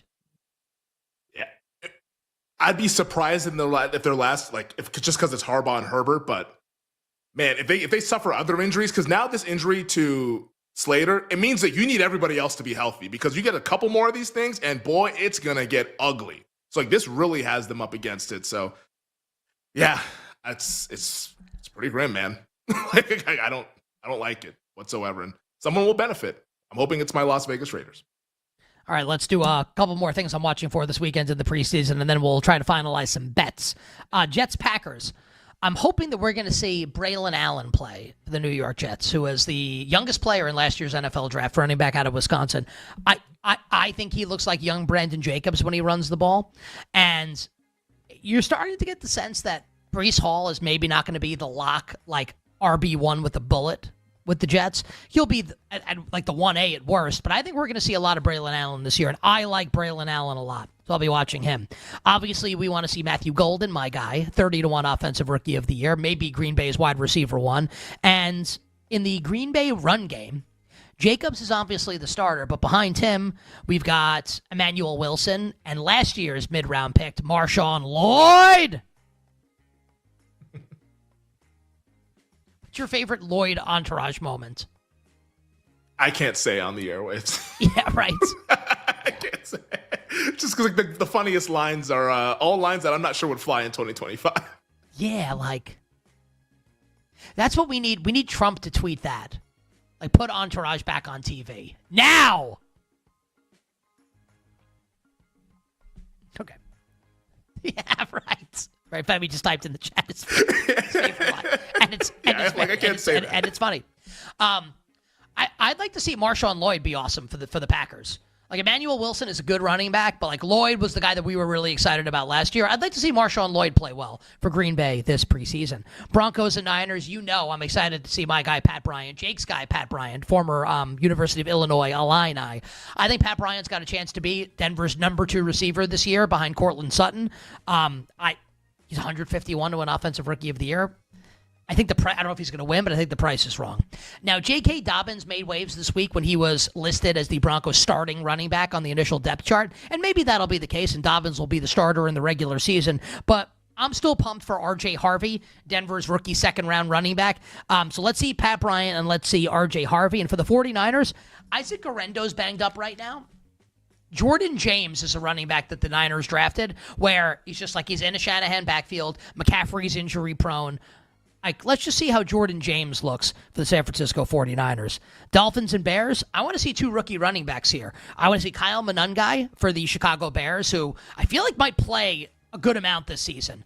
Like, you get the sense that Swift's going to play on early downs, Monangai might play in 2-minute, and Roshan's going to be the goal line running back. I think that's really fascinating. I want to see Ollie Gordon, Miami's rookie running back from Oklahoma State, because as of right now, it feels like Alexander Madison is in the lead to be Miami's short yardage and goal line back. That didn't work with Achane. I think Madison's got no juice. I'd like to see Ollie Gordon in that role. So let's see how that goes. And let's see if Quinn Ewers has the goods for Miami playing in the second half of these preseason games, and if Zach Wilson has grown at all, because there have been positive reports about both Zach Wilson and Quinn Ewers. And then for the Saints and the Chargers, easy, right? The Saints quarterbacks, I want to see how Shuck looks, how Jake Haener looks, and how Spencer Rattler looks. I'm less interested in Haener. Like, Shuck's the guy, obviously, we should all be excited to see. And for the Chargers, the 2 rookie receivers, Keandre Lambert-Smith, a.k.a. KLS, and Trey Harris. But, I mean, this is going to be up like a pall over this game with Rashawn Slater out for the season with a torn patellar tendon for the Los Angeles Chargers. All right, you bet on this Thursday. Femi, we'll do the 3 games tonight in detail in baseball and WNBA in the final segment. When you look at the rest of the preseason card for this weekend, what are some bets that you think that you're going to place? And I'm off tomorrow, so you'll be able to finalize plays tomorrow also. But what are the plays that you're looking at right now? Yeah, I think for me, like, this Giants-Bills game is super interesting just because, like, we know obviously Josh Allen's not going to play in the game. And Sean McDermott said Josh Allen might not play at all in the preseason, which is a little bit different than how they've been operating there in Buffalo during his tenure. But, like, obviously, like, the Jackson Dart, Jameis Winston, what's that quarterback rotation look like with Tommy DeVito? Maybe we get Russell Wilson out there. Brian Daboll seems to be pretty mum on what the starters are going to do. But, man, I like this Buffalo Bills quarterback 2 competition. Like, anything with Buffalo at a pick or at a plus money price, I think I'm going to be betting Buffalo just because, like, Trubisky, I think is like a rock star preseason quarterback, and Mike White back there as well. Like, they're looking to accomplish something, as are the Giants, but I think the Bills are just like a better run operation, so I'd rather trust them at home. That game, definitely looking at that. Jets, Packers, we talked about that. Green Bay first half for me. Let's see what the number is once we get to tomorrow, once we see the first half numbers start to come out for Saturday. But for sure, Packers, I think if it's reasonable, I will be betting Green Bay because I like their first half QB rotation. And then, you know what? Like, Arizona and Kansas City, it just feels like the over to me. Like, I know, like, Arizona's defense is really, really good, but I think Kansas City, like, you like to see Mahomes out there, and they try to get him some really good reps to get him kind of rolling into the regular season. It's a really high total, but as it stands right now, my first instincts would be over 39 with both starting quarterbacks going to be out there and also both operations that are pretty good with Arizona kind of on the up and up. So those are a few games that I'm looking at right now for the Saturday slate. We'll obviously know more a little bit with the availability and all that stuff once these teams start to talk a little bit more tomorrow. Yeah. I'll tell you, man, I like some of these plays. I like the Broncos as a money line piece. I like the Dolphins plus the points. Man, like I like the Jets, but I want to get plus 3.5. I like the over also in Dolphins Bears, which is 33.5. That's really low. I'm gonna have some bets this weekend. I think I disagree with you on Giants Bills. I might bet the Giants. That one's gone back and forth. Giants went all the way out to 3. And then Buffalo got bet earlier this afternoon. So maybe McDermott. Yeah, maybe McDermott said that they're going to be playing his guys a little bit longer, or maybe Russell Wilson and Jameis Winston are sitting out, and it's just going to be Dart and DeVito. Like, I guess we'll find out on Saturday because it doesn't sound like Daboll's going to let anybody know. Like, I think today was the last day that he was supposed to speak, since I'm sure they're traveling tomorrow. But yeah, it's a fun game though. Have you given any thought to what you want to do with Shedeur and the Browns tomorrow against the Panthers? I think for me, it's still Panthers in the first half. Like, bet against Shedeur. Bet against Shedeur. Yeah. Like, and it pains me to say it because, like, I really, really want him to be good because I think it's a fun story and, like, people just lose their minds over it, which I find funny, even though sometimes can be infuriating with the dumb takes that we get out there. But, like, we're getting Bryce Young and Andy Dalton against Shedeur, who's been getting limited reps at practice and now is being thrown in there just out of, like, emergency, not because, like, he's earned the reps to be starting in the first preseason game. I think it's Panthers or pass. I'm going to bet the Panthers in the first half. I'll lay the 4.5, which I think one sportsbook has right now. But yeah, it's Panthers first half for me. What else is tickling your... I was going to say on the Shedeur side of things, like we've said all week, I don't know what to expect.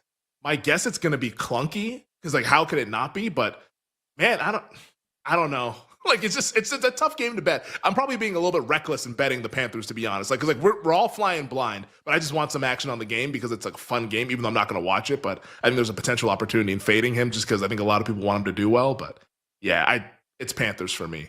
You were asking what else is kind of a tickle on the fancy. What else is on Fridays? Just like just in sports in general right now. Just in life or in sports. Yeah. I mean, I'm sweating the hell out of this Mariners game, which I don't even have a bet on. Just want them to win. And they're dying to lose it. We got runners on the corners for Chicago right now in the top of the 8th. 1 out as I think it's Edgar Caro, the rookie, who is at the plate here for the White Sox. It's Caro. Is it Caro? Yeah. Okay, Edgar Caro. I mean, do you think I know who that is? I don't know, man. You've been in them Fangraph streets recently. Like you're locked in now. I gotta question it. Like this is. 2 months ago, I'm gonna be like, all right, I don't know if Nick knows this person, but like now, maybe you do. I'm in. Like, that's what I'm saying. Like, you're locked in now. Dude, I'm fired up for Yankees Astros this weekend. It's a hell of a series. It is a hell of a series. Man. It would be very disappointing if the Mariners cannot complete this sweep.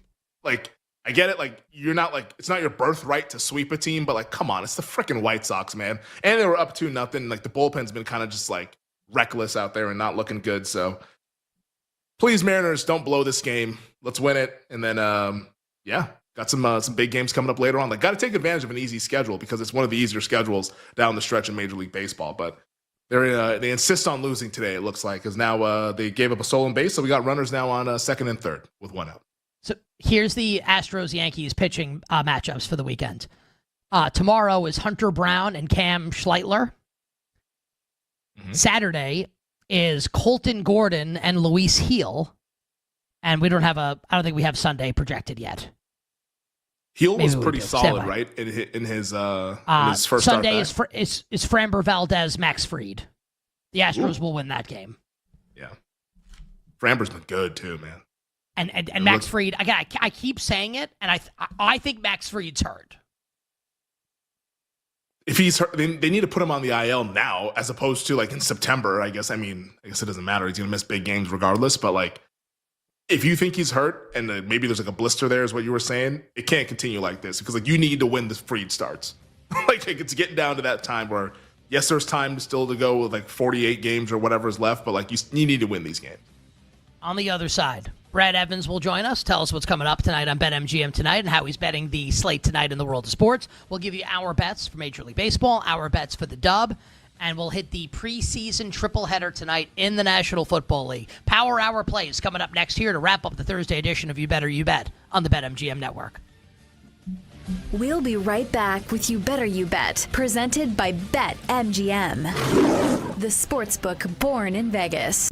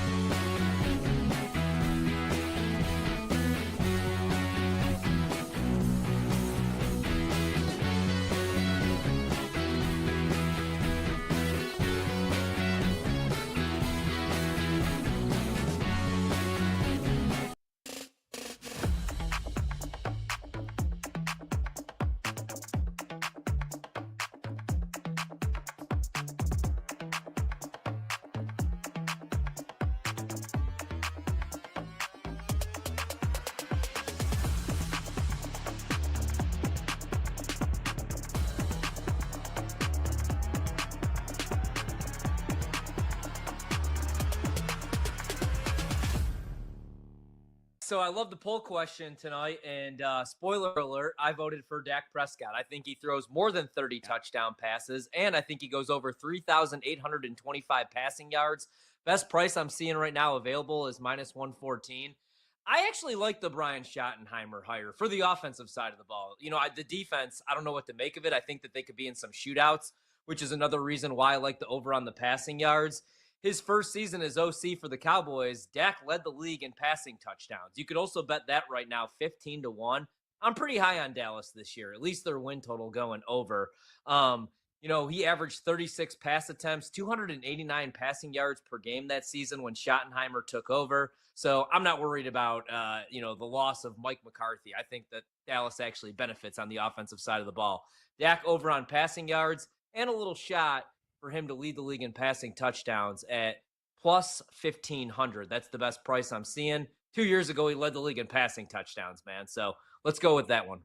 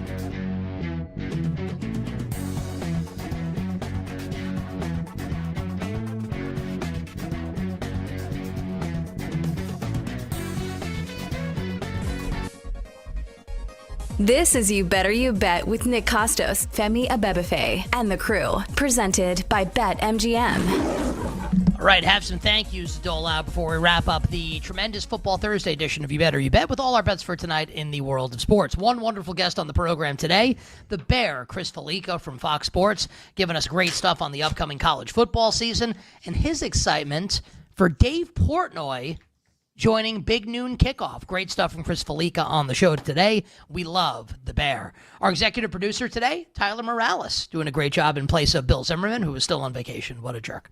Our technical director, Sean, smile on his mouth, hand on his huh. Our engineer, Jake the Snake Hassan. 6 innings, 7 hits, 4 runs, all earned, and 3 walks for Jake today. And our video producer, God's Perfect Creation, downtown Mike Brown, and Eddie Bates, our associate producer, today on the show. Coming up after us is a 4-hour live betting extravaganza known to you and yours as BetMGM Tonight, featuring our friend, the Big Noise, the Bald Freak. He's with us now, Brad Evans. Brad, welcome back to the show. What's going on, sir? Hola, amigos! I gotta go clean shaven for you, my friend. I feel like I got too many follicles overworking right now. Can I want you to be really honest. Will you be honest please? Am I always 100% sincere and honest? Come on, give me a break. Well, Let's go. I'm going to give you my honest opinion. I think that you tolerate the bald freak nickname. I don't think you like it. You say you do. I don't believe you. Be honest. Do you not like being called the bald freak? I have been called so many things far worse than you are bald not. You are freak not. that You're not answering the question though. Okay, I'm getting to it. I don't give a damn what you call me. I am A-okay with the bald freak. I fully embrace it. Bring it on. Well, but like, I want you to embrace it though, because I think it's really funny. Get me a shirt. Get me a shirt. I will embrace it. I will wear it emblazoned on my chest. But would you ever refer to yourself as the bald freak Brad Evans? Okay, I will promise you this. If we ever do an event for our wonderful company, that would be Odyssey Inc. Let's say it's a packed house, maybe at a fine convention center, there's like 1,000, 2,000 people there. If somebody were to introduce me, they don't have to introduce me as Brad the Big Noise Evans. They could bring me on stage and say, and now on stage, the one, the only, the bald freak, Brad Evans. I will totally run with that all diggity day long. Why? I don't give a damn. Yeah, Femi. Brad's the absolute best. It makes it sound like a circus act, like the one and only. Joining us right after the bearded lady is the bald freak. Brad, will you be betting tonight's preseason action in the National Football League? We get to some baseball as well. Yes, I have two bets, actually. Bet number one, I took the Indianapolis Colts over a half a point in the first quarter. A whole lot of egg-rich. Going to get some starters out there. I know the Baltimore Ravens are 38-22-1 ATS in the career of John Harbaugh. Everybody and the great-grandmother, all about the Ravens in the preseason because of that ATS record. But I think the Colts are going to start off hot, and I think they will cover the first quarter line and have the lead. And the same story goes to the Bengals. Joe Burrow's supposed to get some snaps tonight, so how could I not back them? I grabbed them also at a minus a half at minus 102 in their preseason matchup this evening. So those are two bets I have, and I'm not betting another dang thing. Do you have a player or players, Brad, from a fantasy perspective that you'll have your eye on tonight? Colts, Ravens, Bengals, Eagles, Raiders, Seahawks.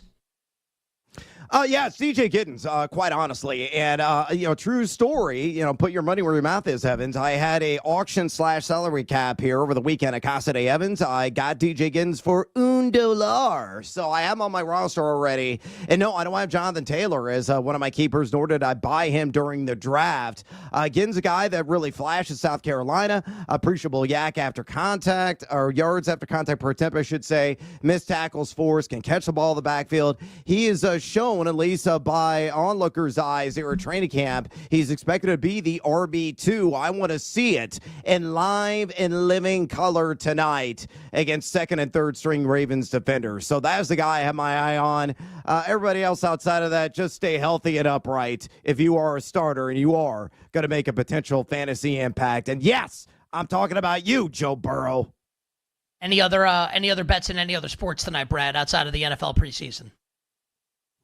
Yeah, Alicia Gray over 3.5 assists at the Chicago Sky. She's gone 5-4 and 5 assists in the 3 prior matchups against the Fighting Angel Reeses. And, of course, Angel Reese is going to be out of action in this game. Gray's been over this prop in 3 of her last 6. She's averaging 3.9 assists per game. That's why this number is set at 3.5. And you look at the Sky, they've allowed the second most assists of any team in the W over the last 10 games. So Alicia Gray going to be dropping some dimes, hopefully a 4-pack of them, and I'm cashing in at minus 125.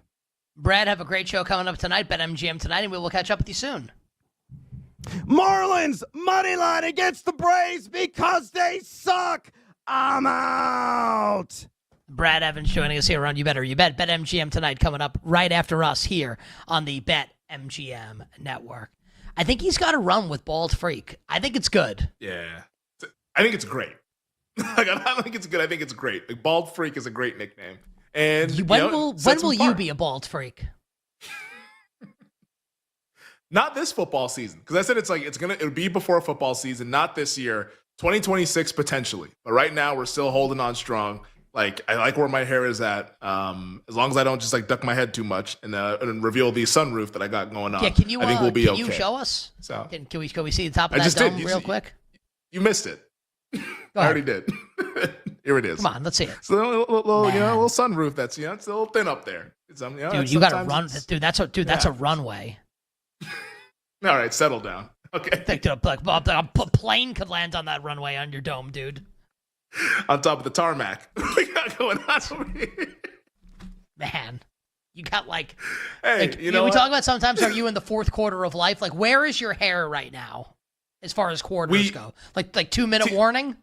No, quarter? come on. We're not in the 2-minute warning. It's the TV timeout heading into the fourth quarter. Like now it's like third quarter just ended. You think that you're in the third? Yes. You're no, nuts. we just got done with the third. We got done No with the way. third, all right? This ain't no damn 2-minute warning. Nope, we're not there yet. Okay, you just started you just started the 4-minute offense. Maybe it's not the 2-minute warning. Use the challenge. Coaches can still use the challenge flag. This is 4-minute offense. Like the team's trying to run the clock out right now with 4 minutes to go. Yeah, worst case scenario, it's like 10 minutes to go in the fourth. Like we're not in the 4-minute offense. We're not in the 2-minute warning. Like we're early fourth quarter with this one. It's early fourth. Man, Addie in our chat just said I look like Mao Zedong. My hair. Some of my friends have said I look like Kim Jong-un with this hairstyle, like the slicked back. It is a little helmety today. Yeah, no, it's Has your wife chimed in yet on it? Because I know like she wasn't like a big fan the first time you did it. Well, right? I don't know. I didn't do like a good job with it today. I feel like it generally looks like better than it does right. I think it looks good. I like my hair, so I guess I do kind of look like. I'm a sucker for any fade though. Like anybody that has a fade, like I'm like, hey, it looks good. Yeah, kind of. So sometimes you wake up and you look like an Asian dictator. Sometimes you grab a gun. There you go. Do you? I don't think I've ever done that. Let's get to all our bets for tonight in the world of sports. Jake, please drop the dope ass beat. All right, get in on the excitement at BetMGM, our show sponsor, the sportsbook born in Vegas, with an any sport, no sweat token. If you don't win your wager, you'll get your stake back in bonus bets. Download the BetMGM app and please gamble responsibly. Femi, let's start in the National Football League. Roll your thoughts out, please, for the triple header tonight. Indy, a 6-point road favorite at Baltimore, 35.5. Cincy, a 6.5-point road favorite at Philly, 37.5. And the Raiders, a 5.5-point road favorite in Seattle, 36.5 the total there. Yeah, I'm treading carefully with the sides. I think I'm going to be on the sidelines when it comes to like betting the sides here. I'm going to have a couple totals. The first game, though, a little confused. I don't know what to do with this one. I just want to know how long Cooper Rush is going to play, and I don't think we're ever going to get that information prior to kickoff. It's just going to happen in real time. Because Cooper Rush, the minute he gets out of the game, it's Devin Leary. I do not like Devin Leary. My thoughts are well documented based on like the 2 games of NC State football that I saw a couple of years ago. Don't think he's very good. So if Cooper Rush exits early and it's all Leary, I don't want to be a part of the Ravens. The number to me just feels right. The total betting under, it feels like almost like Cooper Rush is going to play maybe like 3 series here. So nothing for me with the Colts and the Ravens. Bengals and the Eagles, I will be betting the over. I took over 37.5. Pretty self-explanatory. Joe Burrow is going to be out there for maybe not 1, but 2 series. And I do think both quarterback situations are pretty solid as well. So I like the over in that game. I also like the over in the Raiders and the Seahawks. Haven't bet this one yet. It keeps coming down. I'm going to wait right before kickoff. It's 36 is the lowest number. Let's see if we can get a 35.5 or a 35. But both quarterback situations, good enough for me to bet the over. I also think that the Raiders are going to be really looking to try hard for Pete Carroll. So I think the market's right with the side. The total, though, it seems a touch low to me, so I'll bet the over in that game as well. I like the over in the Bengals-Eagles game a little bit, over 37.5 there with Burrow playing a bunch of series. I like Tanner McKee as well. I like some of the Cincinnati backups. But, Femi, my favorite bet for tonight is a 2-team moneyline parlay. I'll take the Colts and the Raiders both to just win. Indy and Vegas to win. That 2-team moneyline parlay at BetMGM minus 106 for tonight in the NFL preseason. Any bets for you, Femi, in Major League Baseball or otherwise? I'm just betting preseason tonight. One baseball bet, a home run bet. It's O'Neal Cruz to hit a home run, which that game I believe has already started. So nothing for me in the Marlins and the Braves. I'll be passing that game. But I did bet O'Neal Cruz. I don't know if people can bet that stuff live to hit a home run. Anything else for tonight? Nothing for me in the W. It's a clean slate. I'll just be sweating out the Cruz home run bet and the Bengals-Eagles over and also the Raiders-Seahawks over. I love it. And that Raiders-Seahawks game is 7 o'clock Pacific time, man. 7. I'll just be wrapping up dinner. Yeah, I'd love Chilling. to say I'm gonna be up for the whole thing for every game, but there's no way. But I'm gonna be way locked into Colts Ravens. The first 2 games for sure, and then we'll see about Raiders Seahawks. Man. And then we start like reading game reports and like poring over box scores. This is a wonderful time of year. It's a great time. It's a great time. I just love that we're going to get football highlights back on the timeline. We got a little bit of an appetizer last Thursday, but now getting football highlights from multiple games. I mean, wait till Saturday with 8 games. It's going to feel like almost like a Sunday on Saturday. But yeah, the timeline has now been cleansed. Football's back in our life. Let's win some damn money. Have a great show tomorrow, Femi, and I will talk to you on Monday.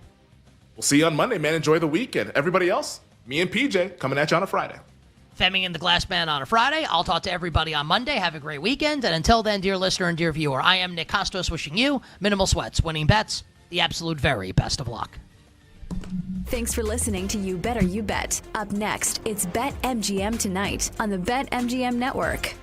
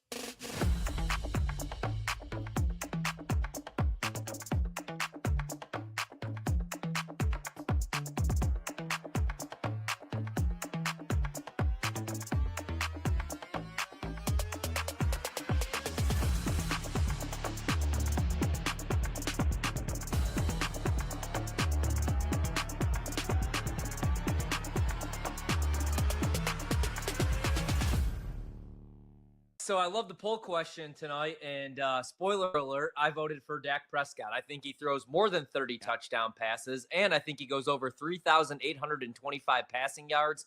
Best price I'm seeing right now available is -114. I actually like the Brian Schottenheimer hire for the offensive side of the ball. You know, the defense, I don't know what to make of it. I think that they could be in some shootouts, which is another reason why I like the over on the passing yards. His first season as OC for the Cowboys, Dak led the league in passing touchdowns. You could also bet that right now, 15-1. I'm pretty high on Dallas this year, at least their win total going over.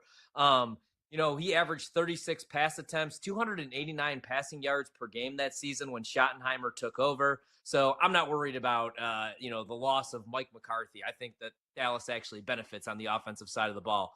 Dak over on passing yards and a little shot for him to lead the league in passing touchdowns at plus 1,500. That's the best price I'm seeing. 2 years ago, he led the league in passing touchdowns, man. So let's go with that one.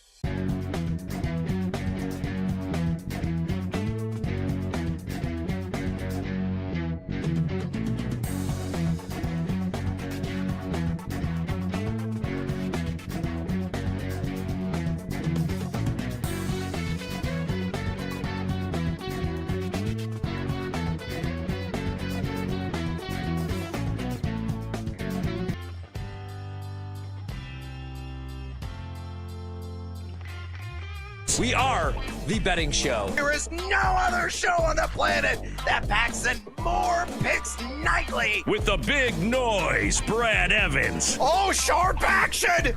They gotta listen to the sharps! Get the heck out of here with that nonsense. I'm on JMU as well. Drake, hate the Drake. Love the Drake, hate the Drake. No, you never fade the Drake! And the mad better, Ryan Horvat. The Keep the Points special. I'll keep cashing tickets around here on Odyssey. Yeah, put me at night, baby. That's where we cash tickets. They're bringing the heat and helping you cash in big. It's a lock! It's over! It's a guarantee! It's easy money! Nobody wants to bet Seattle U, except for this guy. They're going to win this game outright, but I'll be safe and take the points plus 6.5. And delivering the late night sweats. And it's gone! It's gone! Oh, it is gone! No way! It's gone! Holy God! It is gone! I need to celebrate tonight with my family! Do it for my kids! Do it for my boy! It's BetMGM tonight on the BetMGM Network. Hola, amigos! It's time to bring the noise here. Another bowling edition of BetMGM tonight. I am Brad the Big Noise Evans alongside for the ride tonight on this hashtag Tequila Thursday. And bartender, pour us a damn drink and leave the bottle because we got football, a 3-pack of preseason week 1 games on the agenda tonight. And what better way to share the pigskin flying through the air than with the one, the only Ryan Horvat. And boy, do we got a action-packed program for you this evening. Of course, we're going to be bringing out our top 3 bets on our cards here to start off the show. A little bit of baseball, maybe a little WNBA mixed in with the NFL preseason action.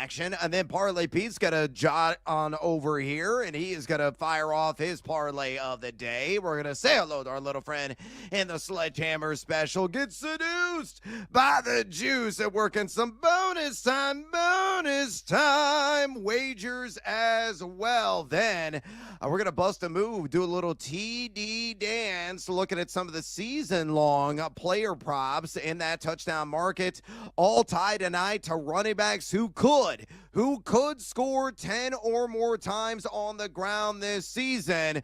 We're going to fade or we're going to follow some of the bigger names, including the CMC Football Factory and a guy that could be a one-man wrecking crew in Sin City, that being the rookie, Ashton Genty. From there, Dalton Del Don is going to be dropping in, talking about his new site, The Deep Shot, talking about his fantasy football thoughts as well. Draft season is here, folks. The heart of it just a couple of weeks away. You got to be, put together your spreadsheets, all your various cheat sheet action, making sure you're doing all your in-depth research, reading various opinions so you could formulate your own and go out and hopefully win part 1 of the fantasy season. I always say the fantasy season is divided into thirds. It's called the fantasy formula. 1/3 the draft, 1/3 trades and transactions, and 1/3 good old-fashioned luck. But you got to take a best step forward, and that is hopefully coming out of your draft with the best roster imaginable. We're going to talk to Dalton Del Don about some of his fantasy draft day thoughts. And college cash, once again, staying in the ACC. And then we're going to do that fade or follow segment on 4,000-yard passers tonight as well. So more fade or follow like we're going to do rushing TDs at the running back position. Then Clay Harbor is popping in. We're talking bear down, Chicago Bears. Yeah! It's going to be a big year for Roma Dunze. What about Luther Burden, Colston Loveland, who's made some noise at Bears training camp? Can Caleb Williams take that quantum leap in year 2? We're going to break it all down with the fantastic former tight end in the National Football League, that being Clay Harbor. Then spin me round, round, baby, round, round, like a record, baby. Round 8, part 1. And our fantasy football ADP breakdown. And 2, We want to talk to you, the 2.02 average listeners and viewers of this fine program. If you have any fantasy football questions for us, maybe you got some sleeper hot takes you want to share. You want to talk betting in the futures market in the NFL, college football, action on the diamond. Come on, Mariners, I need you to finish off the White Sox right now. Or the WNBA. Simple way to contact Tori and I. Just pick up the phone and dial us fools at 833-732-3875. 833-732-3875. You can also hit us up on the X or the Twitter at BetMGM tonight, where we have our pole dancing poll question of the day. And it's asking you this: fantasy football drafter, you're on the clock in round 8 of your single quarterback 12-team league, and you want a passer. Who is your pick out of the following? Baker Mayfield of Tampa, Bo Nix of Denver, Kyler Murray of Arizona, or the Dak Attack, Dak Prescott of the Dallas Cowboys? So far, over 215 votes cast. Make your voice be heard. Exercise your democratic right. Keep the votes a-coming and drop us a comment, a.k.a. bring the noise on X at BetMGM tonight. Again, on X at BetMGM tonight. Let me bring in my esteemed and ever so wise colleague, the one, the only, Ryan Horvat. And Horvey, it's really the opening act of the preseason. I know we already have a game under our belt, but that was more or less a practice game, as it always is, in the Hall of Fame game matchup played in Canton, Ohio. But we got a 3-pack of games tonight. Of course, going to be starting off with Baltimore, the Indianapolis Colts. We're all going to be monitoring the quarterback situation with Indy, and the Ravens have been covering machines in the preseason. 38-22 ATS lifetime with John Harbaugh as head coach. We got Bengals at Eagles, and we're going to see some of the first stringers, including Joe Burrow tonight for Cincinnati, and then the Raiders taking on the Seattle Seahawks. So we cannot wait to see the pigskin ripping through the air. So what area or what player are you focused on most that you want to see, evaluate, and take away hopefully some strong opinions on? Overall tonight, I really want to see, obviously, Ashton Genty. I want to see Tyler Warren, even if it's only for a series or 3 to 4 plays. I want to see both of those guys. In this first game, though, because I'm a defense guy, man, on the defensive side of the ball for the Ravens, they always just get it right. Whether it's free agency, trading, making moves for a guy like Jair Alexander. But I'm really excited to see Mike Green from Marshall. I've heard great things at practice. He's a little undersized, 6'3", 249, and he had some issues off the field, but apparently he was great in that Ravens-Colts joint practice. So I'm excited to see him, the pass rusher out of Marshall. And then Malachi Starks making his debut, both for Baltimore tonight. So on the defensive side of the ball, those two guys. But overall tonight, man, I really want to see Tyler Warren, how the Colts use him, and then Ashton Genty, of course. Yeah.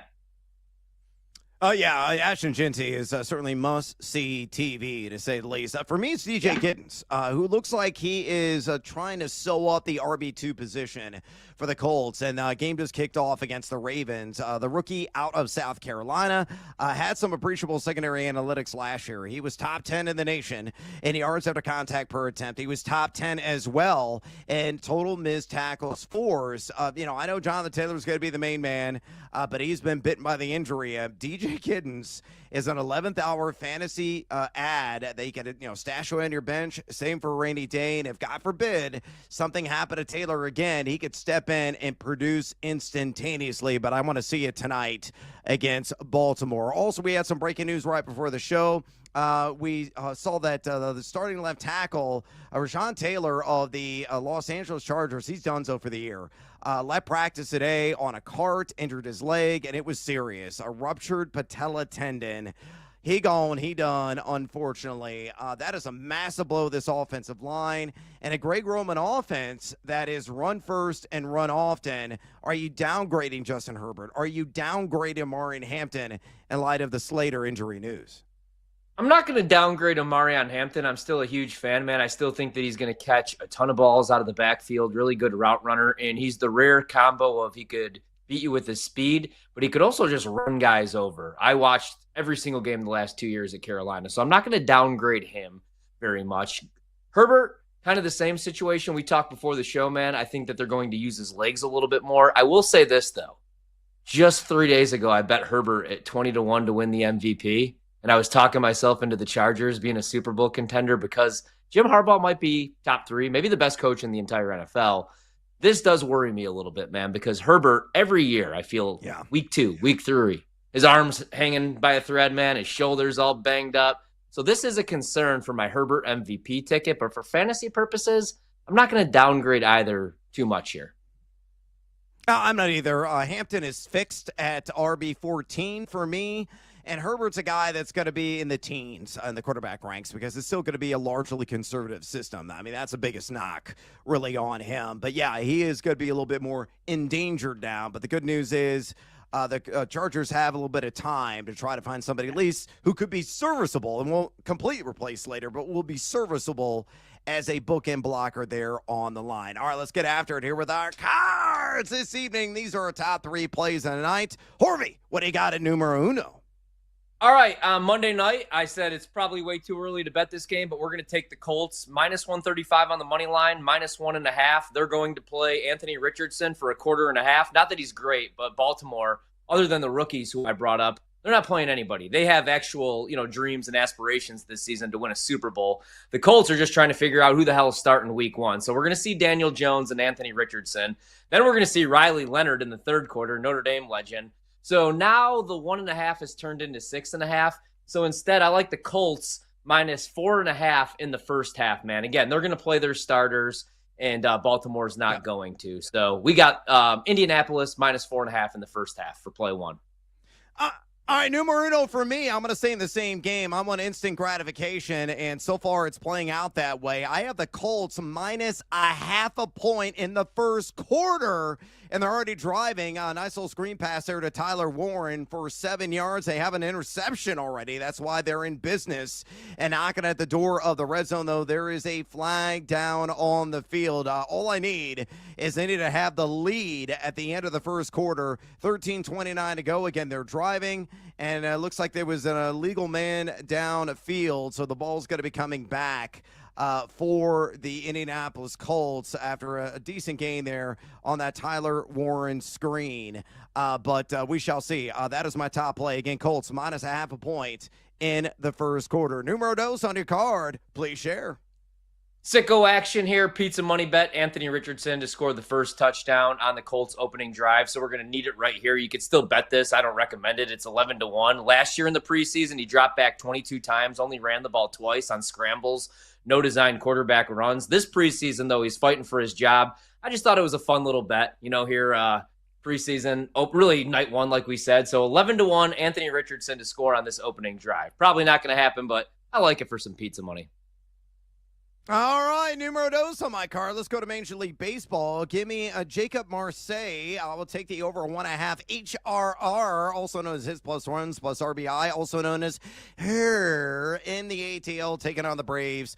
Plus 125 on this one. The left-handed hitter has gone over on this in 4 of his last 6 games. He's largely been in the middle lineup as a number 6 hitter in this Marlins order. And you look as well, he's going against Carlos Carrasco, who, believe it or not, at 38 years young, still in the league. He's given up a 40.2% hard hit rate, 5.68 ERA in 38 innings. I think Marseille, I like to call him, the Frenchman.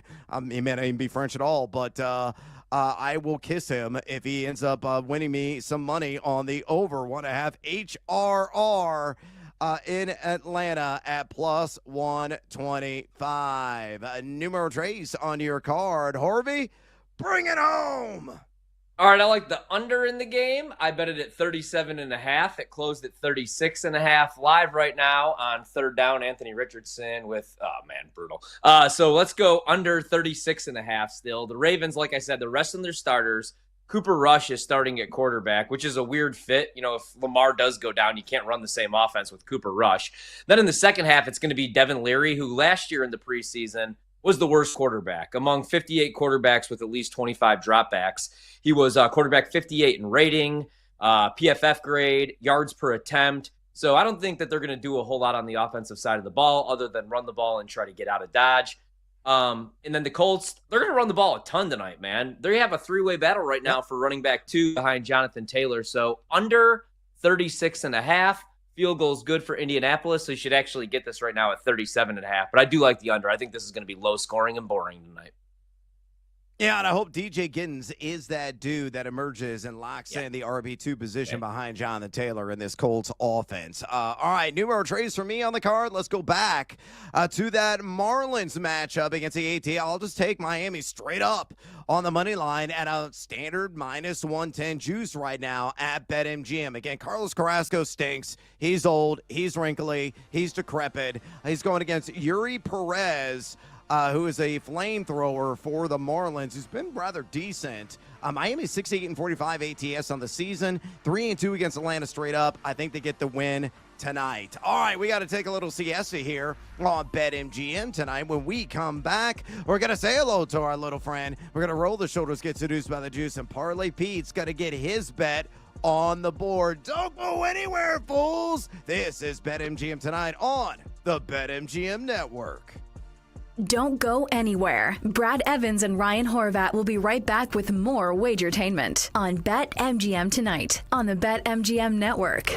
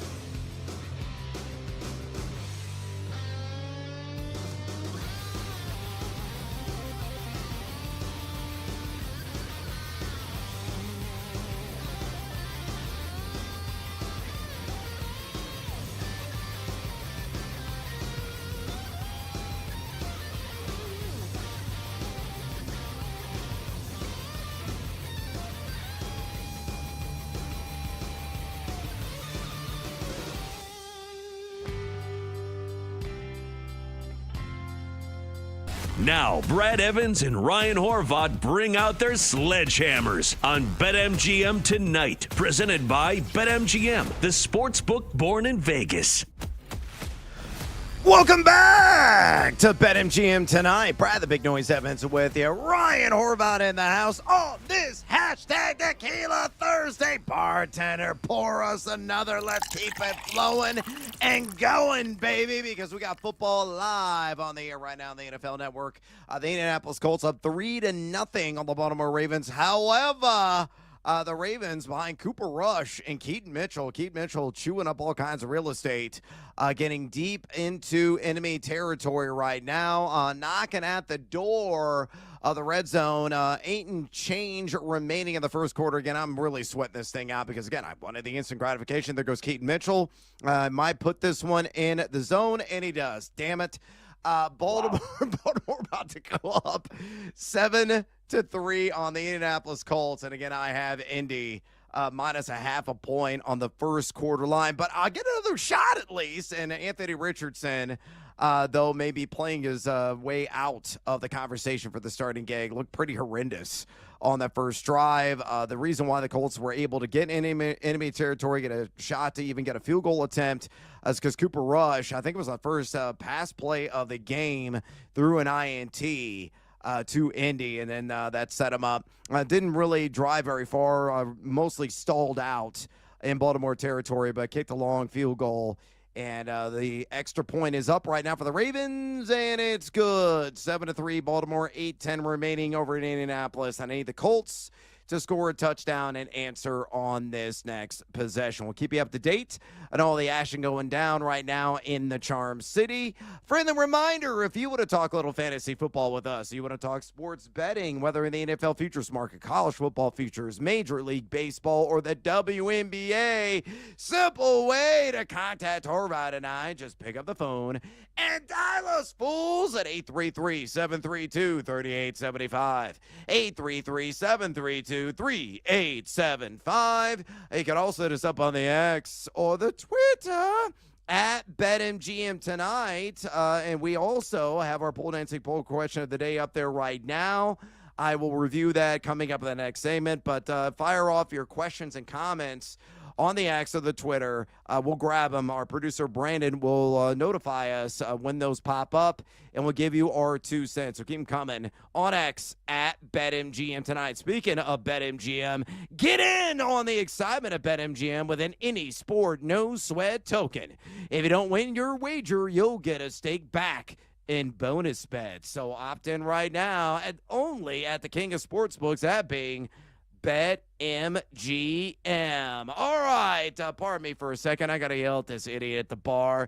Hey, guy with the eye patch, get over here. Yeah, shiver me timbers. I'm here to make some booty. Parlay Pete is going to get some action on the board. Not bet on the NFL preseason. I didn't feel very confident about that. Not betting on an ultra light Major League Baseball slate tonight. So he's going to the WNBA, and he is putting together a simple little 2-leg parlay. Leg numero uno, going with Jordan. Oh, Canada. 6+ assists, and leg numero dos, De'Erica Hamby. 8 or more rebounds. I'll reserve the juice. Let me give you the reasons why. Straight from the cold, dead hand of one Parlay Pete. Again, leg numero uno, Jordan, Canada. 6 or more assists, taking on the Chicago Sky. You look at the Chicago Sky over the last 10 games, they've allowed the second most opponent assists per game at 24.6 per contest. No Angel Reese on the floor tonight. And not only that, too, but Canada has done this not once but twice in 3 games against the representatives from the Windy City this season. She's gone 8-3-8 in those 3 contests against this guy. She's hit the over in her last 10 straight games on 6 or more assists. She's averaging right around this on the season at 5.9 dimes per game. So hopefully Jordan Canada will dish out a half dozen. Meanwhile, De'Erica Hamby, 8 or more rebounds for leg numero dos. She's taken on the Connecticut Sun, and she's gone over in one matchup against against the Sun this season, under in the other. She had 7 in one game and 11 in the last one, though she has squeezed at least 8 rebounds in 4 of her last 6 games. She's averaging over 8 rebounds, 8.1 per game on the year. And you look at the Connecticut Sun, they have allowed the second most opponent rebounds per game at 36.3 per contest in their last 10. So, yeah, shiver me timbers. To recap, 2-legger for Parlay Pete tonight in the WNBA. Jordan Canada, 6 or more assists, and De'Erica Hamby, 8 or more rebounds. That shakes out to a cool plus 127 at BetMGM. All right, it's time to pivot, and say hello to our little friend Ryan Horvat. What is the phrase that pays? Daddy wants, daddy needs, daddy's got to have it. Give me the sledgehammer, Brando. There it is. We are sticking in the NFL preseason. This is the game I'm looking forward to the most tonight. 4 minutes, and then Joe Burrow takes center stage. But we're going to go to the Raiders, 4.5-point favorites in the first half. You could get this right now, minus 108. They're taking on the Seahawks, who aren't playing anybody tonight. No Sam Darnold, no JSN, no Cooper Kupp, no Kenneth Walker III, and pretty much nobody on the defensive side of the ball. Meanwhile, because the Raiders are breaking in a new play caller and Chip Kelly, and Pete Carroll's taking over as head coach, we're going to see Geno. We're going to get to see Ashton Genty, most likely. We're going to get to see Thornton, Jack Beck. So I'm pretty excited for this game, man. And then after Geno checks out, it's Aiden O'Connell. Not a big fan of Aiden O'Connell, the starting quarterback, but I do like Aiden O'Connell, the backup, in a meaningless preseason game. So I don't want to sweat out full game. I only want to watch a half, and then I want to go to bed because it's going to be like 11:30 p.m. Let's go Raiders, 4.5-point favorites in the first half against the Seahawks. All right, and we got our first Daniel Jones sighting of the game is Anthony Richardson, 2 series, and he gone. We'll see if he comes back for a third, but I think his day is done. He's lousy. He's bad at football. Yeah. Should be the backup. I think Daniel Jones, if he is even respectably decent tonight, is going to have a substantial leg up over Anthony Richardson in that race for the starting QB gig. All right, I'm going to go back to the WNBA for mine. So daddy want, daddy need, daddy gotta have it. Let's go. Ooh, baby. I'm going to go with Alicia Gray on the over 3.5 says. So she plays for the Atlanta Dream, and she, again, is going against the Chicago Sky. Minus 125 on this juice. Not the sexiest juice by any stretch of the imagination, but Gray has been a consistency queen in this category against the Sky this season. She's done this in all 3 games on the over, going 5 assists, 4 assists, and 5 assists. Again, all I need is 4 more to cash in. She's done this in 3 of her last 6 games. She's only averaging 3.9 assists per game on the season. But again, Chicago, the defense has been quite leaky here of late. They have allowed the second most assists per game over the last 10 contests at 24.6 per game. And not only that, too, they have allowed the second most opponent points per possession over that 10-game stretch at 1.072. So put it all together. Alicia Gray over 3.5 assists at a minus 125 juice.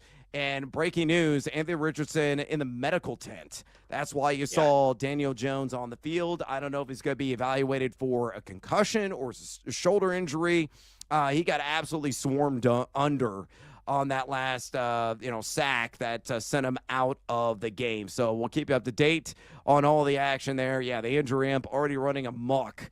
NFL training camps and, of course, carrying over into the NFL preseason. All right, time to roll the shoulders, my man, and get seduced by the juice. Oh, plus money all the time. And thank you very much for the handsome pour, bartender. It's only appropriate that the love juice is flowing on this hashtag Tequila Thursday. Let's slug back a shot and catch a buzz at plus odds. What do you like? Man, I'm thinking about trading my pick in and betting the Colts right now to have the worst record in the league. You have Anthony Richardson already in the medical tent. Daniel Jones goes 3 and out. They punt the ball away on 4th and 11. And this is Baltimore's second string, third stringers out there on the defensive side of the ball. The Colts are going to be a mess, but we're still going to bet them tonight. Live on the money line, we're going to do a live dive. Live, one of the more underrated bands of the 90s. Lightning crashes and Old Mother dies. Give me the Colts plus 106. We're going to pair that with the Raiders minus 190. Just talked about that. We already like them at 4.5. We're going to go money line. Those two together, a little two-leg parlay you could get right now, plus 205. So hopefully the Colts don't screw me over. Daniel Jones looks a little bit better on that next drive. And like I said, Devin Leary is eventually going to be taking snaps for the Ravens. Last year in preseason, he was the worst quarterback. So we're going to go with the two-leg parlay, Colts on the money line, Raiders just in the first half, just to have the lead, plus 205. I like this one quite a bit. Shout out to Lie. Throwing Copper is a damn good album, and I'm a huge fan of I Alone. That is a banger, and it still hits to this day, and it's like 30 years old. So, yeah, underrated 90s band in the alt-rock world, to say the least. All right, I'm going to get seduced by the juice in Major League Baseball. Yuri Perez to record the win tonight against the ATL. This game just underway. I'm not even looking at the score because I'm still sweating out Seattle and the Chicago White Sox right now in extra innings, top the 11th, knotted up at 3-3. But Perez taking on the ATL, plus 170 on this prop. I like this one quite a bit because the Braves straight up stink. You look at Perez, he has won 4 times in 10 starts this season. Impressive 9.18 K per 9. The walks per 9, a little unsettling at 3.24. And the last time he faced the ATL, he had just come off the IL back in late June, 4 2/3 innings, gave up 3 earned runs and caught the L. But you look at the WRC plus of both these franchises, Miami, last 2 weeks at number 8 in that category, Atlanta, pedestrian number 16. So I think Yuri Perez gets the run support, goes at least 5 innings, leads with the lead, and it holds. I think he scores the victory tonight at plus 170 as Baltimore has got to punt it away after a sack. Cooper Rush just absorbed there on 3rd down. So come on, Colts. I need another score in the first quarter for the cover. And they're going to get the ball back with about 4.5 to go in this first frame. All right, let's work in some bonus time bets as well. Whether in baseball, the WNBA, the NFL preseason, all I need, Ryan Horvat, is another wager. So give it to me. Give it to me. I did just find on BetMGM Colts to have the worst record this season, 40-1. So I am hitting click on that really small, but let's get some instant action, hopefully. Our guy, Chase Brown, to score the opening touchdown for the Bengals, plus 610. We didn't get it home with Anthony Richardson. One last shot tonight, man. So Burrow, the offense, they're going to play the opening drive. My concern is they do what they did a couple of years ago when Burrow just went out there, handed the ball off, got a standing O and left the field just to show that he was healthy. But I think they're going to come out a little hungry on this opening drive, man. So let's go with Chase Brown. We've heard all the press clippings, all the coaching staff, Joe Burrow, all with great things to say. I think he's going to catch a ton of balls out of the backfield. He could also obviously take one to the house with an old-fashioned carry. So let's go with Chase Brown to score on the opening drive. Really small. It's a dumb bet. Plus 610 for a little goof and some fun tonight. Getting down with our guy, Chase Brown. Might be slugging back some of that maple syrup if he does find the end zone at appreciable plus odds. I'd like that one bet quite a bit. Those going to have to happen on the first series. I'm going to give you 2 in bonus time. Why the hell not? Let's go back to WNBA. Let's go with the IG queen herself and Sophie Cunningham. I'll take the over on 8.5 points. Taking on the Phoenix Mercury tonight in the late night tip. Just minus 105 on this. She's done this in 8 of her last 11 games. Last time she played Phoenix in late July, so a couple of weeks ago. Played 30 minutes, scored 12 points. That's all I need. We're going to cash in. She's averaging exactly 8 points per game on the year. And you look at Phoenix, they've given up 1.034 points per possession, which is middle of the pack in the WNBA over the last 10 games. So I think Sophie Cunningham will take care of business and score at least 9 points tonight. Give me the over 8.5 at a minus 105. And then the other bonus time bet for me, I'll take the Bengals on another silly first quarter bet, over 0.5 point at minus 102. Joe Burrow's going to play a series, maybe 2. I don't think it's going to be 2, but he's going to play some snaps. I think the Bengals, I know their defense is largely horrendous. but hopefully he can go out there, get a quick score, and not give up anything in the process. So I like them to have the lead after the first quarter is over. And if that cashes, it's at a -102 juice. So there you go. My 2 bonus time bets, and Daniel Jones officially in the game. I saw Anthony Richardson on the sidelines. Listening in on the play calling. So whatever, he went through medical process wise, looks like he was cleared. We'll get more news after the game. Daniel Jones' first pass. Oh, money in the bank to who? Tyler Warren. Yeah, I think you're right. He might have like 3,000 targets so far this year. Yeah, it could be an absolute beast. All right, we got to take a little CS here on BetMGM tonight. When we come back, we'll update you on the preseason matchups, and we're going to do a little TD Wherever you go. So we got to be cutting rug on? Yeah. Stick around. You'll find out right here. BetMGM tonight on the Wherever you BetMGM go, Network. we're there. Listen to the Bet.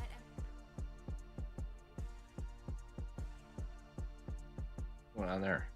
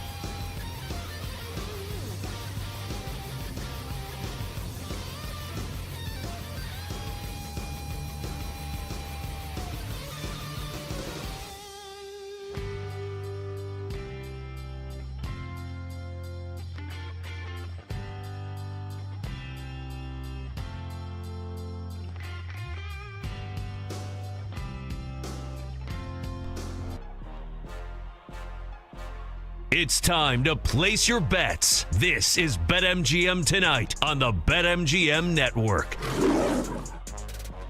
Welcome back to BetMGM Tonight. Brad the Big Noise Evans with you. Ryan Horvath alongside for the ride on this hashtag Tequila Thursday. And I need more tequila because I got to numb the pain. My Colts first quarter bet. Yeah, thank you, bartender.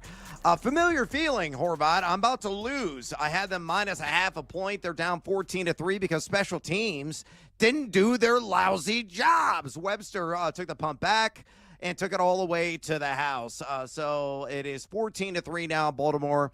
About a minute 40 to go in the first quarter. Colts are driving. Anthony Richardson already out of the game. Had an injury scare. We'll see if it's anything serious. Doesn't look like. He's on the sideline. He's got his helmet off, and he's got the game play calls in his ears. So he's standing upright and looks like he's focused. Daniel Jones will look decent in this game when he's had protection. The biggest takeaway that we've seen so far, my God, Tyler Warren is going to be a busy man this year. He could be one of the league leaders at tight ends in targets. If it's any indication, I know it's preseason. I know it's vanilla football, a lot of window dressing, and that's about it. A whole lot of meaningless action, but that is probably my strongest takeaway so far is that Tyler Warren is going to be, front and center in this offense, especially if the offensive line doesn't really do their job. They're going to be setting up a lot of screens for him, and when Daniel Jones could have time, or Anthony Richardson, I don't think it's going to be Richardson week one. I think it's going to be Jones. Warren is just finding ways to slip coverage, get space, and the passes when they're on point, he's got to reel it in. So far, so good there. I do not have Bengals and Eagles because I didn't sign up for NFL Game Pass today in time, but Horvey did.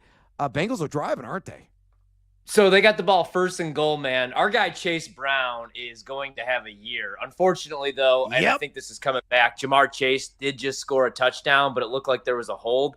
Chase Brown, though, he's got a couple carries for over 8 yards, and then he caught a screen pass that he almost took to the house, man. He got stopped, first and goal, and I almost had to jump up on my chair because I have plus 610 for him to score a touchdown here on the opening drive. He looks awesome. This offense looks great. Jamar Chase is making me a little nervous. He's already got 2 receptions. T. Higgins already has a couple targets. This offense looks as good as advertised. Now let's get Chase Brown in the end zone, so I'm $600 richer, please. And it's utterly redonkulous that Chase Brown's going in round 3 of 12-team drafts right now. It's done, crazy, folks. He is going to be a top 10 running back, scrawled in blood right now. I think it's bound to happen in what could be and what should be the best offense in the NFL. I mean, there could be some arguments there with the Dallas Cowboys or, a couple other teams certainly in that mix. The Baltimore Ravens are in action tonight, though they have no starters. But the Bengals are going to be scoring and scoring at will. And they're going to have to because I think this defense is going to be a bottom 10 unit like it was last year. So Burrow's going to be bankable. Brown is going to be bankable. Jamar Chase is going to make a whole fat pile of cash. Just stack as many Bengals, T. Higgins, as you possibly can. Hell, even Andre Yoshivas may catch on to like 8 touchdowns. And we talked about him the other night, a guy that's not getting a whole lot of publicity, but was a sneaky good red zone target a season ago. Again, we'll keep you up to date and all the action. The Colts right now at their own 15-yard line, 3rd and 10. Hell, we'll just give it to you live as Daniel Jones in shotgun takes a snap and fires to his right, and no flag. There was some contact there. I don't know who the intended receiver was. It might have been Donnie Mitchell, but it looks like it's going to be 4th down for the Indianapolis Colts here, and I'm presuming assuming that they are going to kick a field goal and have an opportunity to cut this to 14-6. So, and the Bengals do get on the board. Well, who scored? Was it Chase? No, so it's Tanner Hudson, but Brad, it looks like his knee may be down on the 1-yard line. If that's the case, you know what time it is, baby. Feed the man. Okay, so they're not even going to review it because it's the frickin' preseason. It looked like his knee may have been down, but if you had a Tanner Hudson first touchdown, good for you. Bengals go up 7-0. So close, but no cigar. Yeah, and Joe Burrow just looking like money in the bank on that first drive. I mean, he has had, according to the insiders and the people bearing witness, the beat reporters, he's having the best preseason and best camp of his entire career, and that's saying something Coming off the electric showing that he had last year, he's 6 for 7 on that first drive, 71 yards, and a touchdown to finish it to Tanner Hudson. Chase Brown got down, as Horry mentioned, 3 carries for 15 yards. Those had a reception he almost took into the zone, 1 catch for 9 yards. And Jamar Chase, sit his butt down the rest of the game, please, and thank you, Zach Taylor. Targeted 3 times, caught all 3 balls for 41 yards. We already know he's the best wideout in the league. There is no reason for him to log another down in this game. Again, Cincinnati up 7-0, 9:56 to go in the first quarter against Fly, Eagles, Fly. Again, we'll keep you up to date on those pair of matchups. Still got one more game going down tonight between the Raiders and Ashton Genty and the Seattle Seahawks. But right now, we got a little TD dance. Shake our moneymakers on this. And here's how this game works. I was perusing some of the season-long player prop markets at BetMGM, and I came across this one. Running backs who could score 10 or more rushing touchdowns this year. Yeah, you could bet on that, folks. And I only looked at the guys that were plus money because I'm always trying to unearth some of the value that's out there. So let's have a conversation, Horvat, and let's play it this way on this edition of TD Dance. I'll throw out a player. I'll throw out the juice associated with that 10 or more touchdowns tied to said player, and I'm going to ask you, are you going to fade or are you going to follow? Simple as that. Are you ready? I am ready. Let's do it. All right, let's go to the CMC Football Factory. Brand new girl dad with his wife, Olivia Colpo. Congratulations, Christian McCaffrey, a guy that did fantasy managers dirty last year. And I blame, some of the people walking the beat. Didn't really have the full story with the bilateral Achilles tendonitis, which, of course, sidelined him for predominantly the entire year. And your entire fantasy draft was a bust as a result if you drafted early. But CMC's look good so far. It is plus 125 for him to score 10 or more times. And the key here is on the ground, not overall, just on the ground. So Christian McCaffrey, 10 or more touchdowns at plus 125. Horvey, fade or follow? Yeah, I'll follow this one, man. So I actually bet this, and I bet him to win Offensive Player of the Year. I took the real number, just the standard number at 7.5, because you go back to 2023, his first full season with the Niners. He scored his 8th rushing touchdown of the season in Week 7, man. So he could legitimately score 15 to 20 if he stays healthy. I know he's getting a little bit older. I know he's coming off an injury-filled season, but I think he's going to be all right, man. If you listen to a lot of these injury analysts and doctors, he's going to be near 100% health from the PCL injury. Week 1, like you said, I've been monitoring his whole offseason. He's a girl dad. He got married. He went to a Grateful Dead show. I was a little jealous because I love Dead and Company. But last year, even though they finished last in the division and had that Super Bowl hangover, they were still, one of the more injured teams in the league and 4th in expected touchdowns. Now he's back. He averaged 0.7 touchdowns per game with Kyle Shanahan. And I have them with the 4th easiest rush efficiency defensive schedule this year. They have the easiest schedule of opponents this season. I think he's going to be healthy. I love McCaffrey to have 10 touchdowns. I can't believe we're getting that price, man. Hey, I'm not shivering my sneakers at all about Christian McCaffrey. I have full and the utmost confidence he's going to storm back with a vengeance. I'm in agreement with you. I think he's going to score 10 or more touchdowns on the ground at plus 125. I'm in. You got to remember, 2 years ago, he was numero uno in total red zone touches with 79. And he was practically automatic when they were inside the 10-yard line. The ball was going to get into his, belly, and he was going to find the end zone. Now, he occasionally found the end zone with his hands, but he can certainly get to this number. Remember, he had 21 touchdowns that season 2 years ago. 14 of them were of the rushing variety. You mentioned the strength of schedule, the 8th easiest among fantasy running backs. Mike Clay's got him for 9 rushing touchdowns, but I think he does get to at least 10, so I am with you. I'm going to follow Christian McCaffrey plus 125 to reach double digits on the ground and crossing the chalk this season. Let's go to Ashton Genty. We're going to see him in action, we hope, tonight against the Seattle Seahawks. For him to score 10 or more touchdowns in his inaugural campaign, it is plus 130. So, Horvey, fade or follow on the rookie from Boise State? I'll follow this one as well, man. I know he's a rookie, right? But you have Chip Kelly calling plays. You have Pete Carroll as the head coach, Geno at quarterback, all upgrades from anything on the offensive side of the ball.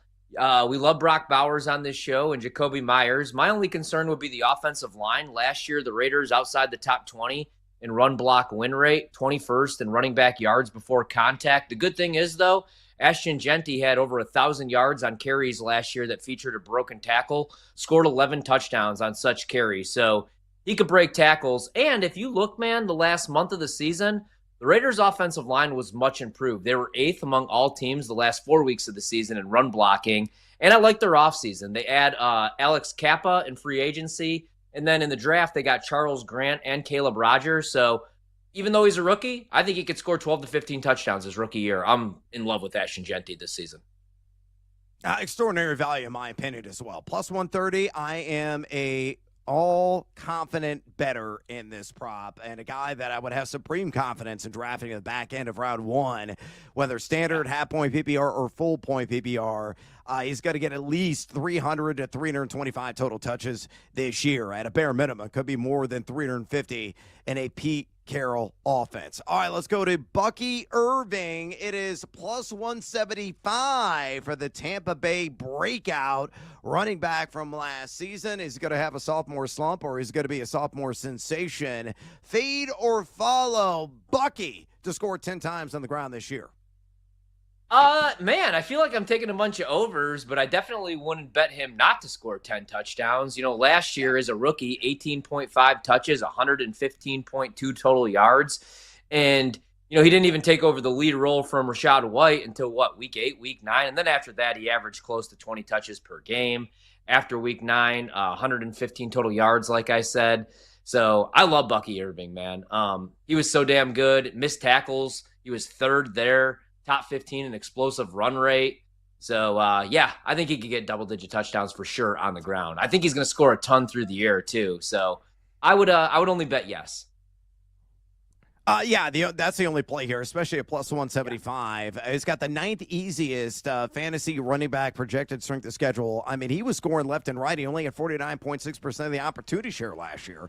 And I think he's going to have close to 70% of the workload this season. And a guy that was ultra efficient, a lot of advanced metrics. He was numero uno in yards after contact per attempt. He was top 10 in total missed tackles forced. You worry about Tristan Wirfs? Yes. Hopefully he's going to come back. That offensive line with Wirfs should be a top 5 unit. Without him, should still be darn good. All right, we got to take a little siesta. We come back. Dalton Del Don is joining us talking fantasy. This is BetMGM tonight on the BetMGM Network. Wherever you go, we're there. Listen to the BetMGM Network live on Odyssey. Tune in and now on the iHeartRadio app. Wagertainment for every fan.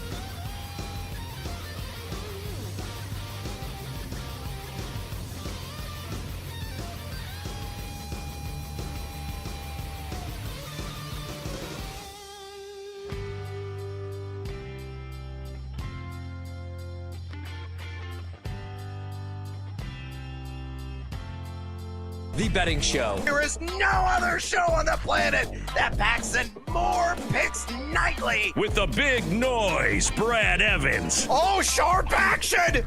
They gotta listen to the sharps! Get the heck out of here with that nonsense. I'm on JMU as well. Drake, hate the Drake. Love the Drake, hate the Drake. No, you never fade the Drake! And the mad better, Ryan Horvat. The Keep the Points special. I'll keep cashing tickets around here on Odyssey. Yeah, put me at night, baby. That's where we cash tickets. They're bringing the heat and helping you cash in big. It's a lock! It's over! It's a guarantee! It's easy money! Nobody wants to bet Seattle U, except for this guy. They're going to win this game outright, but I'll be safe and take the points plus 6.5. And delivering the late night sweats. And it's gone! It's gone! Oh, it is gone! No way! It's gone!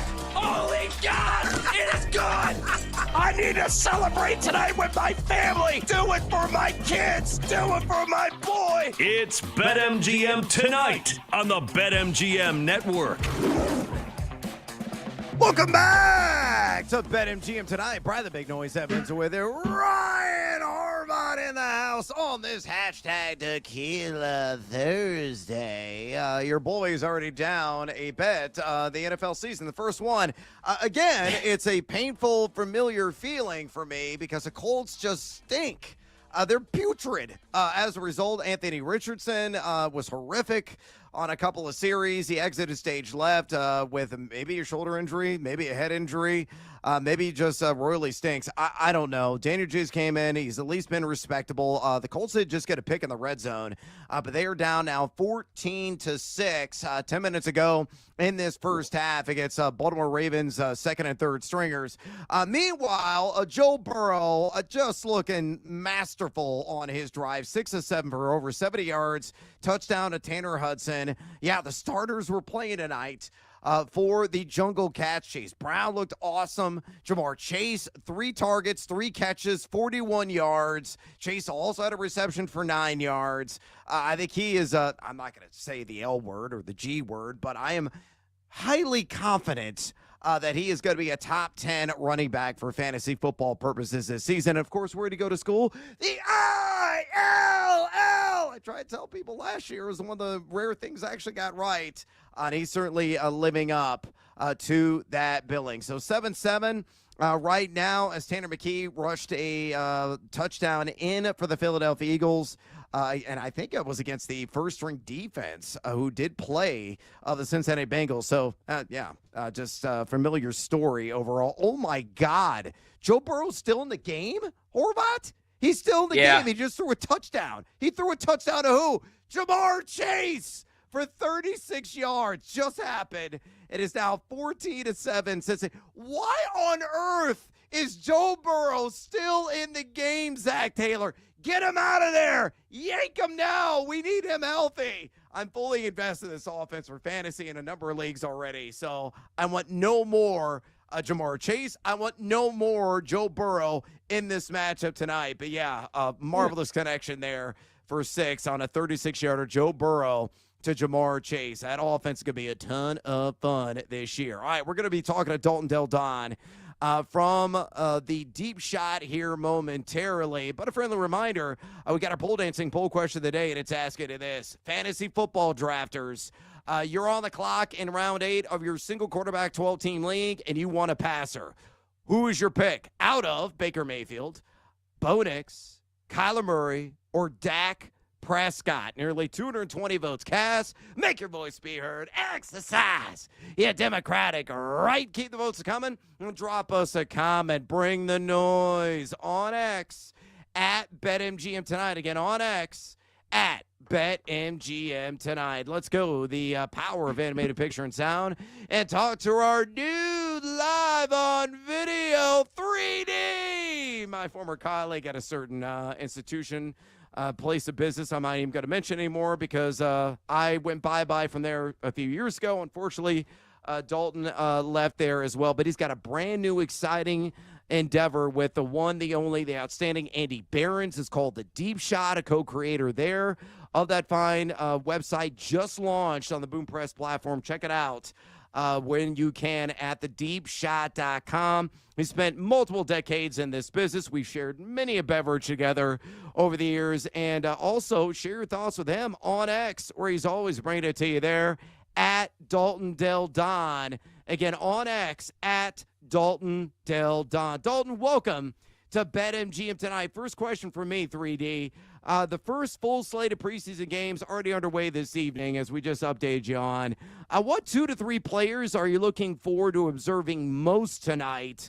Also, how do you weigh some of these meaningless football performances overall? You put any stock into them, or you say, yeah, there's a couple of takeaways to be had here?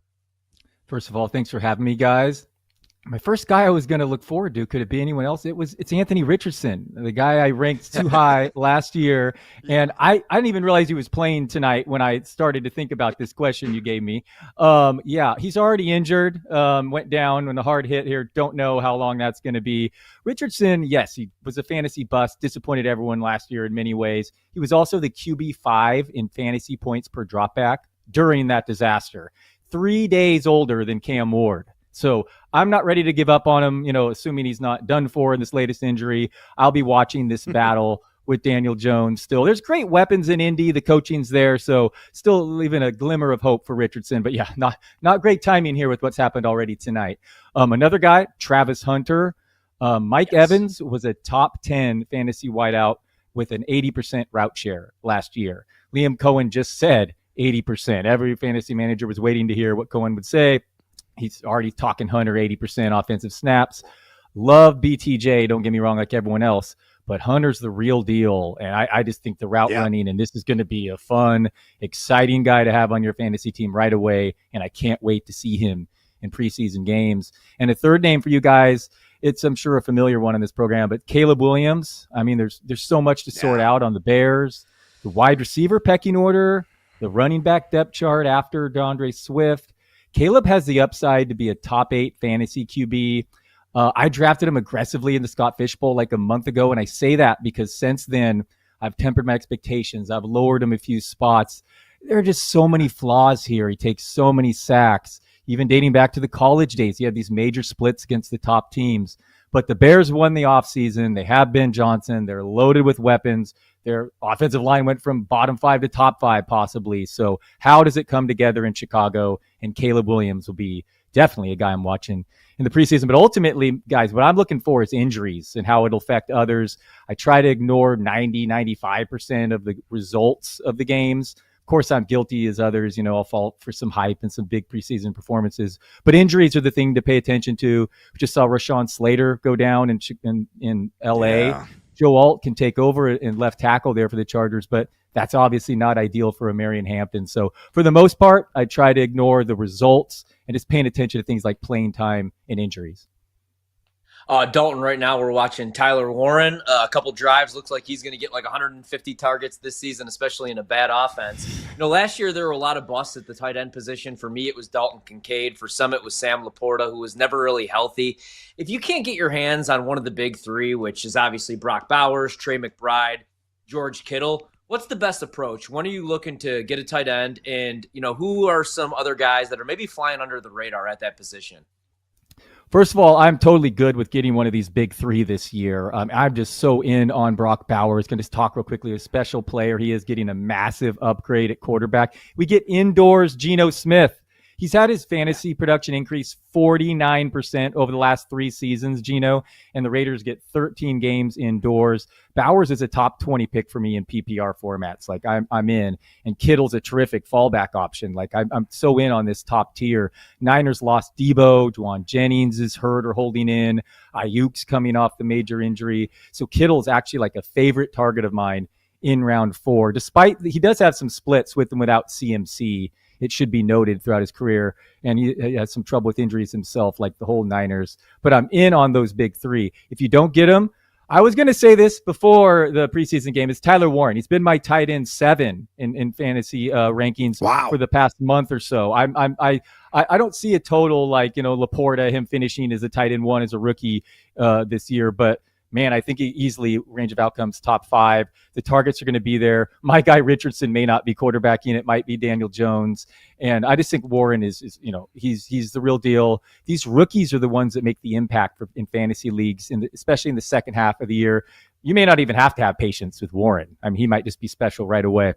After him, Tucker Kraft. I know he's dealing with an injury now in the Packers, and he'll be kind of, I hate the old like better and best ball, but he will be, less consistent, and he'll score two TDs another game. But I like Tucker Kraft to finish as a top 12 fantasy tight end. And then after that, if you want a couple deeper sleepers, Brenton Strange, I'm just in on the Jacksonville offense. I know it's going to be condensed with Hunter and BTJ, but I think Strange there, we saw Otten get a role there, and Lawrence is among the league leaders in tight end target percentage year in, year out. So give me Brenton Strange. And finally, really deep, Jatavian Sanders and the Panthers. He just passed the eye test to me watching ball and before the injury, and he's making some noise in camp. And I think, Bryce Young takes that step with Canales offense. So give me Jatavian Sanders.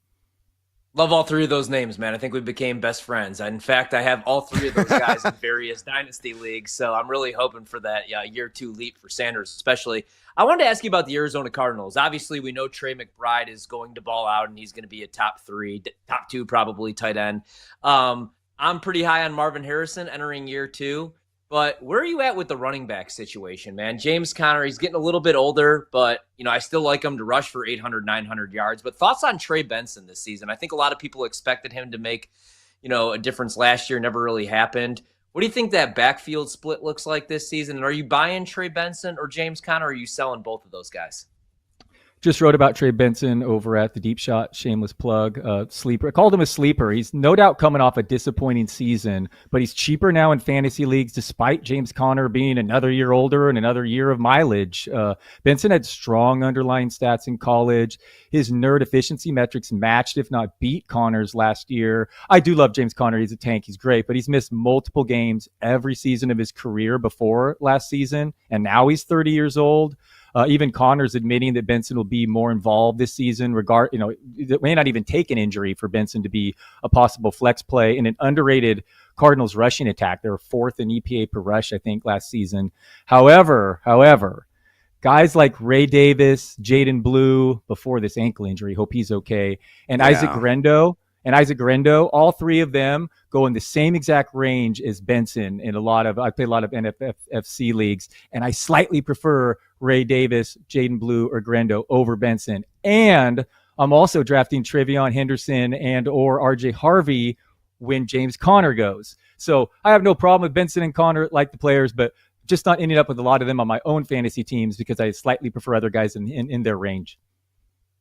We're talking to the great Dalton Del Don, co-creator of The Deep Shot with Andy Behrens, decades-long fantasy industry voice. Follow him on X, would you kindly, at Dalton Del Don. Dalton, give us a true sleeper, and we're talking about guys available after pick 100 in average fantasy drafts. So give me one guy outside of Trey Benson that you're certainly targeting in all of your various draft exercises. All right, I have a couple. I'll throw a handful of sleeper running backs for you. But before, I'm going to talk Emeka Egbuka. Yes, another rookie. Do you know that his ADP on Fantasy Pros right now is 120.7? And that's this combination of sleeper and a few other sites. 120.7. On NFFC, it's 66.5. I mean, in half the last 2 weeks. Part of that is PPR, but I'm with the high stakers here, man. Yes, originally it was a feared situation, crowded situation, losing Liam Cohen. But Chris Godwin's injury looks very serious. Mike Evans will turn 32. It may take patience, but these rookie receivers go off late in the year. They're the league winners. I think Egbuka is going to be the next one. I just love the backup running backs who are one injury away from being a possible fantasy RB1. Others beside Blue, Grendo, and Davis are Brashard Smith, Bashal Tutin, Ja'Cory Krosky-Merritt, Will Shipley. I really like Jarquez Hunter, and I'm sure the internet's buzzing now about Keaton Mitchell. He looks sick tonight. It looks like the explosion's back. It's really not without exaggeration that Mitchell was the most athletic back the last time we saw him before this injury. I mean, the combination of quickness and long speed. Of course, the big dog we never fade him, and he's the man. But if Henry were to go down, Keaton Mitchell literally would be the perennial quote-unquote league winner. Yeah, no doubt about it. Dalton, we only got about 30 seconds left, so quickly, give me one name you're avoiding at all costs in round 1. I'm not a hater, but Amon-Ra St. Brown has not been ending up on a lot of my teams. Jared Goff's due for touchdown regressions. Lions are going to score less. No Ben Johnson. A bunch more games outdoors. Jamison Williams ascending. Not a hater of St. Brown. Just prefer Malik Neighbors, BTJ, Nico, Puka, and even Drake London over him. Wow, awesome insights from the one, the only, the co-creator of the Deep Shot, Dalton Del Don. Make sure you follow him on X at Dalton Del Don. Dalton, we appreciate the time, mi amigo. All right, we got us the stage left here on BetMGM tonight. When we come back, we're going to go from the pro circuit to the junior circuit. We're trying to make some more college cash, and we're sticking with the same conference we've been breaking down all week long, the ACC, and the numbers nerd once again is coming out to play. Don't go anywhere, fools. This is BetMGM tonight on the BetMGM Network. Don't miss out on the action. If you missed the show, you can listen back on the always free Odyssey app. It's BetMGM tonight, presented by BetMGM.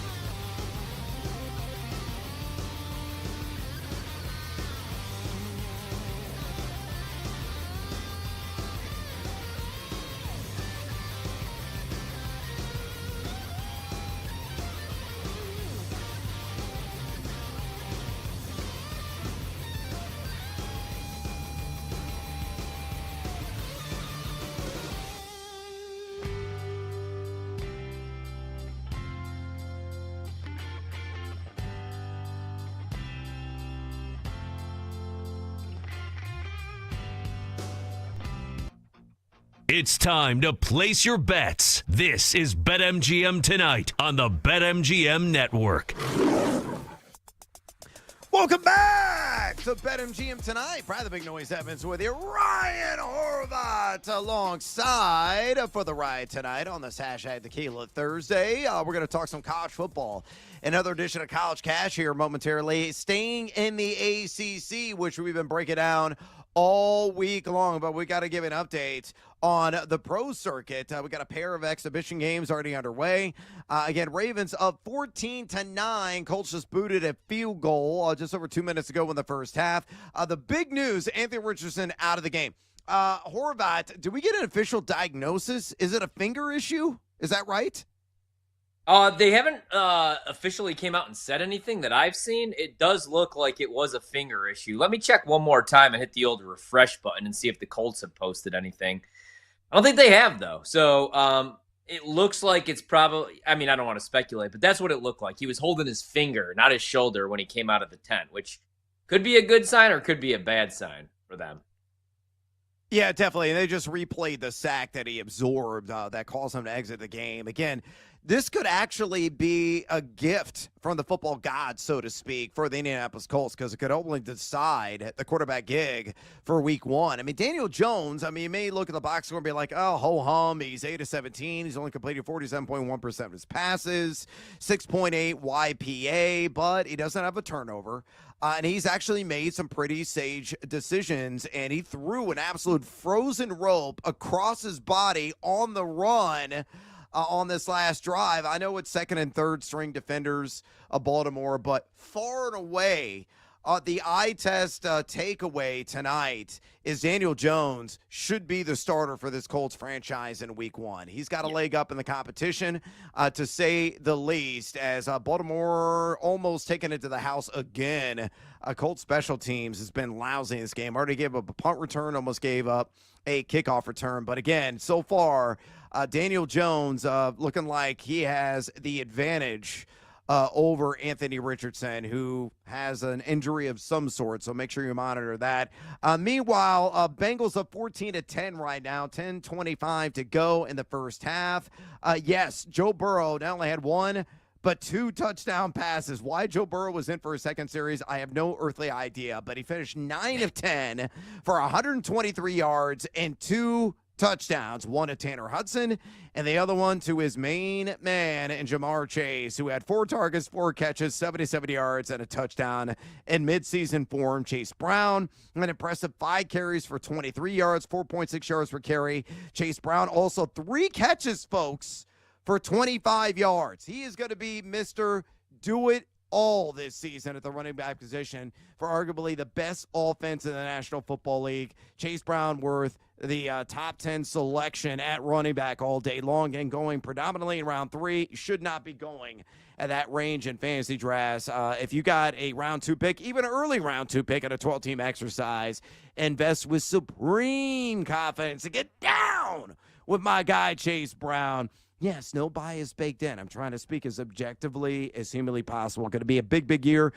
We had James Rapine on earlier in the week who covers Cincinnati Bengals, and he said he was going to be in store for a big, big year. His words, not mine. And he's got, boots on the ground. He's been at practice every single day. So listen to the insiders. Don't listen to this jackass necessarily. Chase Brown could be a monster in fantasy, along with, of course, Jamar Chase and Joe Burrow. So there you go, caught up to speed in the world of the National Football League. Week 1 of the preseason officially underway, but right now we got to go back to campus with another edition of College Cash. It's time for chaos. They're back now to the 30. They're down to the 20. All the band is out on the field. It's time for tradition. It's time to make the College Cash. Yes, sir. Let's get after it. Again, we're staking in the ACC. Got another 4-pack of teams. Got to break it down over or unders on them. Again, this is the bread and butter of when Ryan Horvat eats, sleeps, drinks, and poops everything college football, to say the least. A man loves and adores the game. I'm going to play Numbers Nerd and give you a little bit of background information on some of these squads. And then Horvath's going to break it down, the scouting report, the personnel moves, the coaching moves, the schedule, the strength of schedule, and his fearless forecast over or under in the end. And a friendly reminder, folks, if you miss any of these sessions at all on previous editions of BetMGM Tonight, you can always listen to the podcast at your leisure, at your convenience. Make sure you subscribe to the BetMGM Tonight podcast, Apple Podcasts, Spotify, or wherever you get your podcasts. Download it right now. Do us a favor and subscribe to the BetMGM Tonight podcast. All right, let's go and get after it. On this 4-pack of ACC teams and college cash, let's start off with the Yellow Jackets of Georgia Tech. The over-under right now at BetMGM is 7.5 wins. It is juiced to the over at -155. The under at +130. Numbers Nerd says Georgia Tech, number 28, according to ESPN's Football Power Index, projected to win exactly 7.5 times. Obviously, the half, they can't win a half a game, so that lines up perfectly with the overall line. Are they going to get to 8 or are they going to sit at 7? Could be a coin flip outcome in the end. Georgia Tech has a 9.9% chance of making the college football playoff. And according to the analyst.com, projected to be number 35 in offensive rating, but number 48 in defensive rating. Decently balanced team. So you got to wreck them. What's your take here, Ryan Horvath? Over or under Georgia Tech, 7.5 wins? Again, juice sky high to the over. Yeah, I'm over. I don't really want to pay that juice. If you would have got in early, you could have got a better price. But I do think they win 8 games, right? Brent Key, I'm a huge fan. He's 18-16 in 3 seasons as head coach at Georgia Tech. They bring back 10 starters, 5 on the offensive side of the ball, including Haynes King, who, even though he was beat up last year, had a 7-to-1 touchdown to interception ratio, ran for 11 touchdowns, threw for 14, rushed for over 500 yards for the second straight year. They also bring back Jamal Haynes, who's an absolute stud, man. I can't wait to see what he could do at the next level. He's a former slot wide receiver. He's going to be a PPR god here in a couple years. But last year he rushed for 944 yards, and he was also dealing with injuries. Now he's fully healthy. His backup, Chad Alexander's back. He ran for 280 yards last year while playing hurt. The wide receiver room, I like what they did in the portal. They add 2 former FIU players, Eric Rivers and Dean Patterson, who combined last year for 112 receptions and 19 touchdowns. Malik Rutherford is back. He led the team last year with 62 receptions.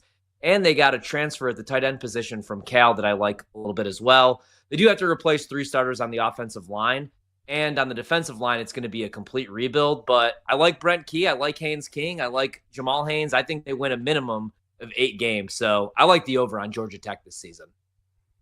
All right, the Yellow Jackets, he said, are going to pack some sting, taking that over on 7.5 wins. Let's go out to the Bay Area.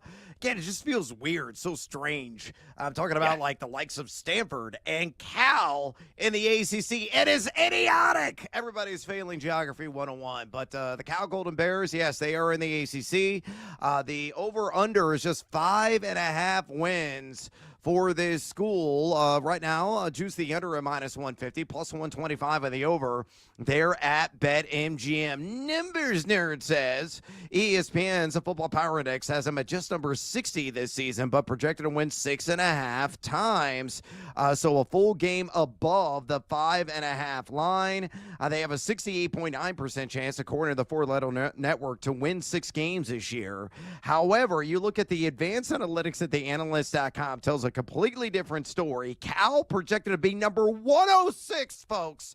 106 in the country in offensive rating, so scoring could be a chore. Defense, more respectable at projected number 39, again, according to the analyst.com. So some discrepancies here in the profiles and the algorithms and projections. ESPN compared some of the other sites that are out there. What are your thoughts on the Cal Golden Bears? Are they going to earn their honey? Or are they going to be, maybe a rug on the cabin floor? Over or under 5.5 wins this season?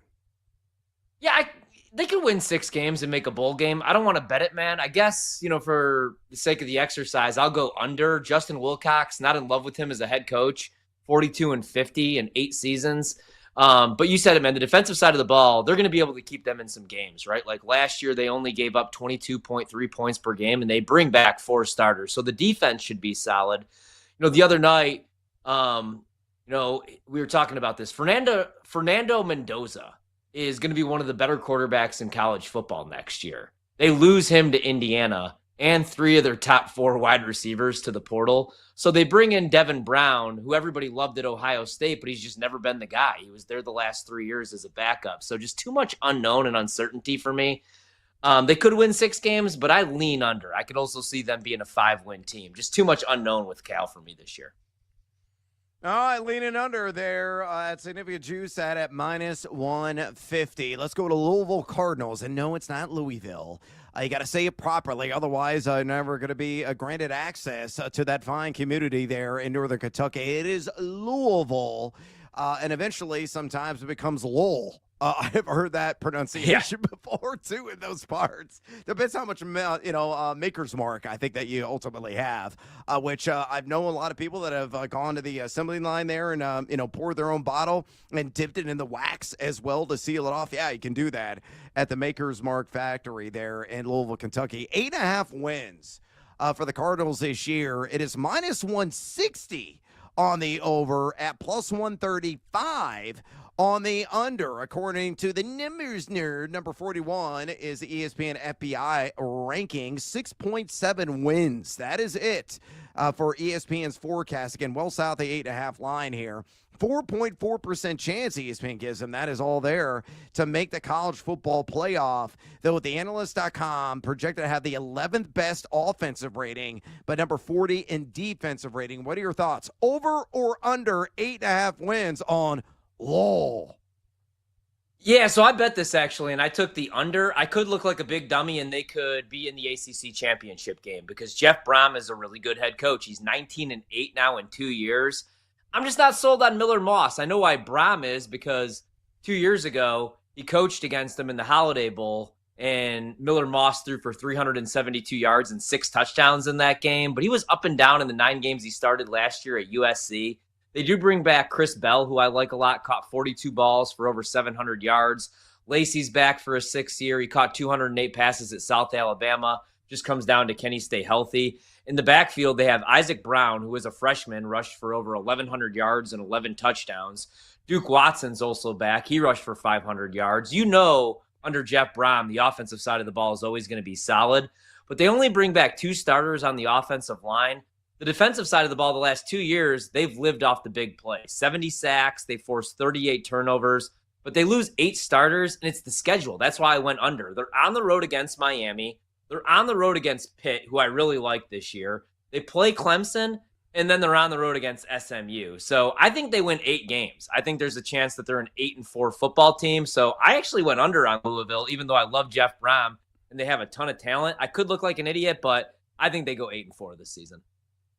Attractive juice on that under at plus 135 right now at BetMGM. All right, you already touched on it, and you already gave me a lean. Yeah. Let's go with the official answer. The Pittsburgh Panthers. Rah, rah, rah. We got to have a little cat scratch of fever for them this season. 6.5 wins is the total right now at BetMGM. Juice the under at minus 155. The over at plus 130. Numbers nerd time. A little bit of background on the Pitt Panthers. Number 58, according to ESPN's Football Power Index, only projected to win 5.9 games this season, though a 59.2% chance of winning 6 is what ESPN gives them. The Analyst.com, again, kind of a ho-hum resume.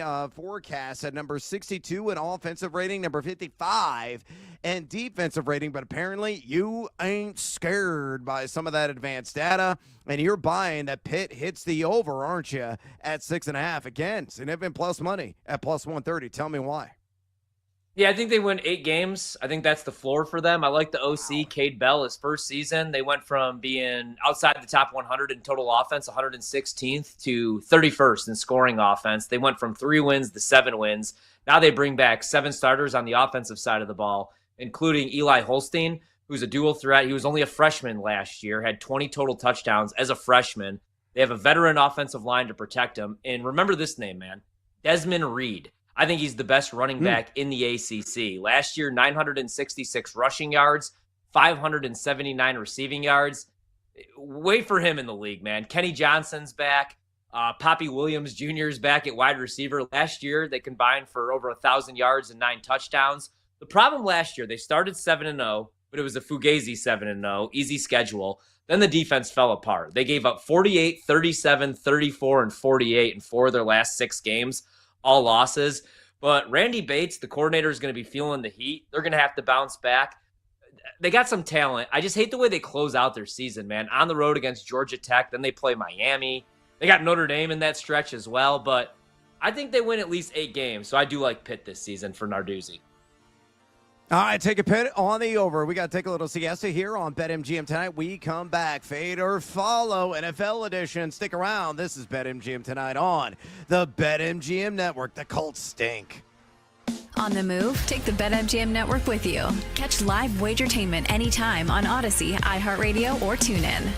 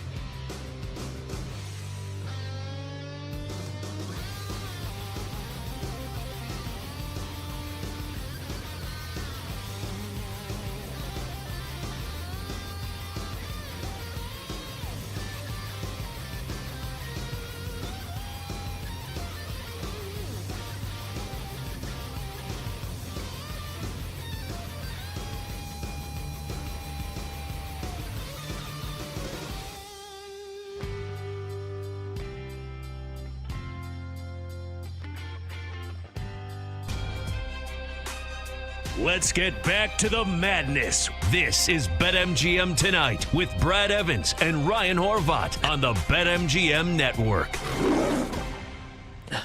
Welcome back to BetMGM Tonight. Brad the Big Noise Evans with you. Ryan Horvat slugging back some shots with your boy on this hashtag Tequila Thursday. We're going to do another rousing edition of Fade or Follow. Going to talk a potential 4,000-plus yard passers in NFL this season. So this is speaking to you, the fantasy football drafters that are out there. It's also speaking to you, those who want to tie up money for months on in the NFL futures market. But there's some spicy odds. And every time we feature these categories here on BetMGM Tonight, we're always focused on plus money and plus money only, because if you're going to tie your money up interest-free for like 6 months, better be a handsome payout in the end. Before we get into that, a quick little update of what is going on in the NFL preseason.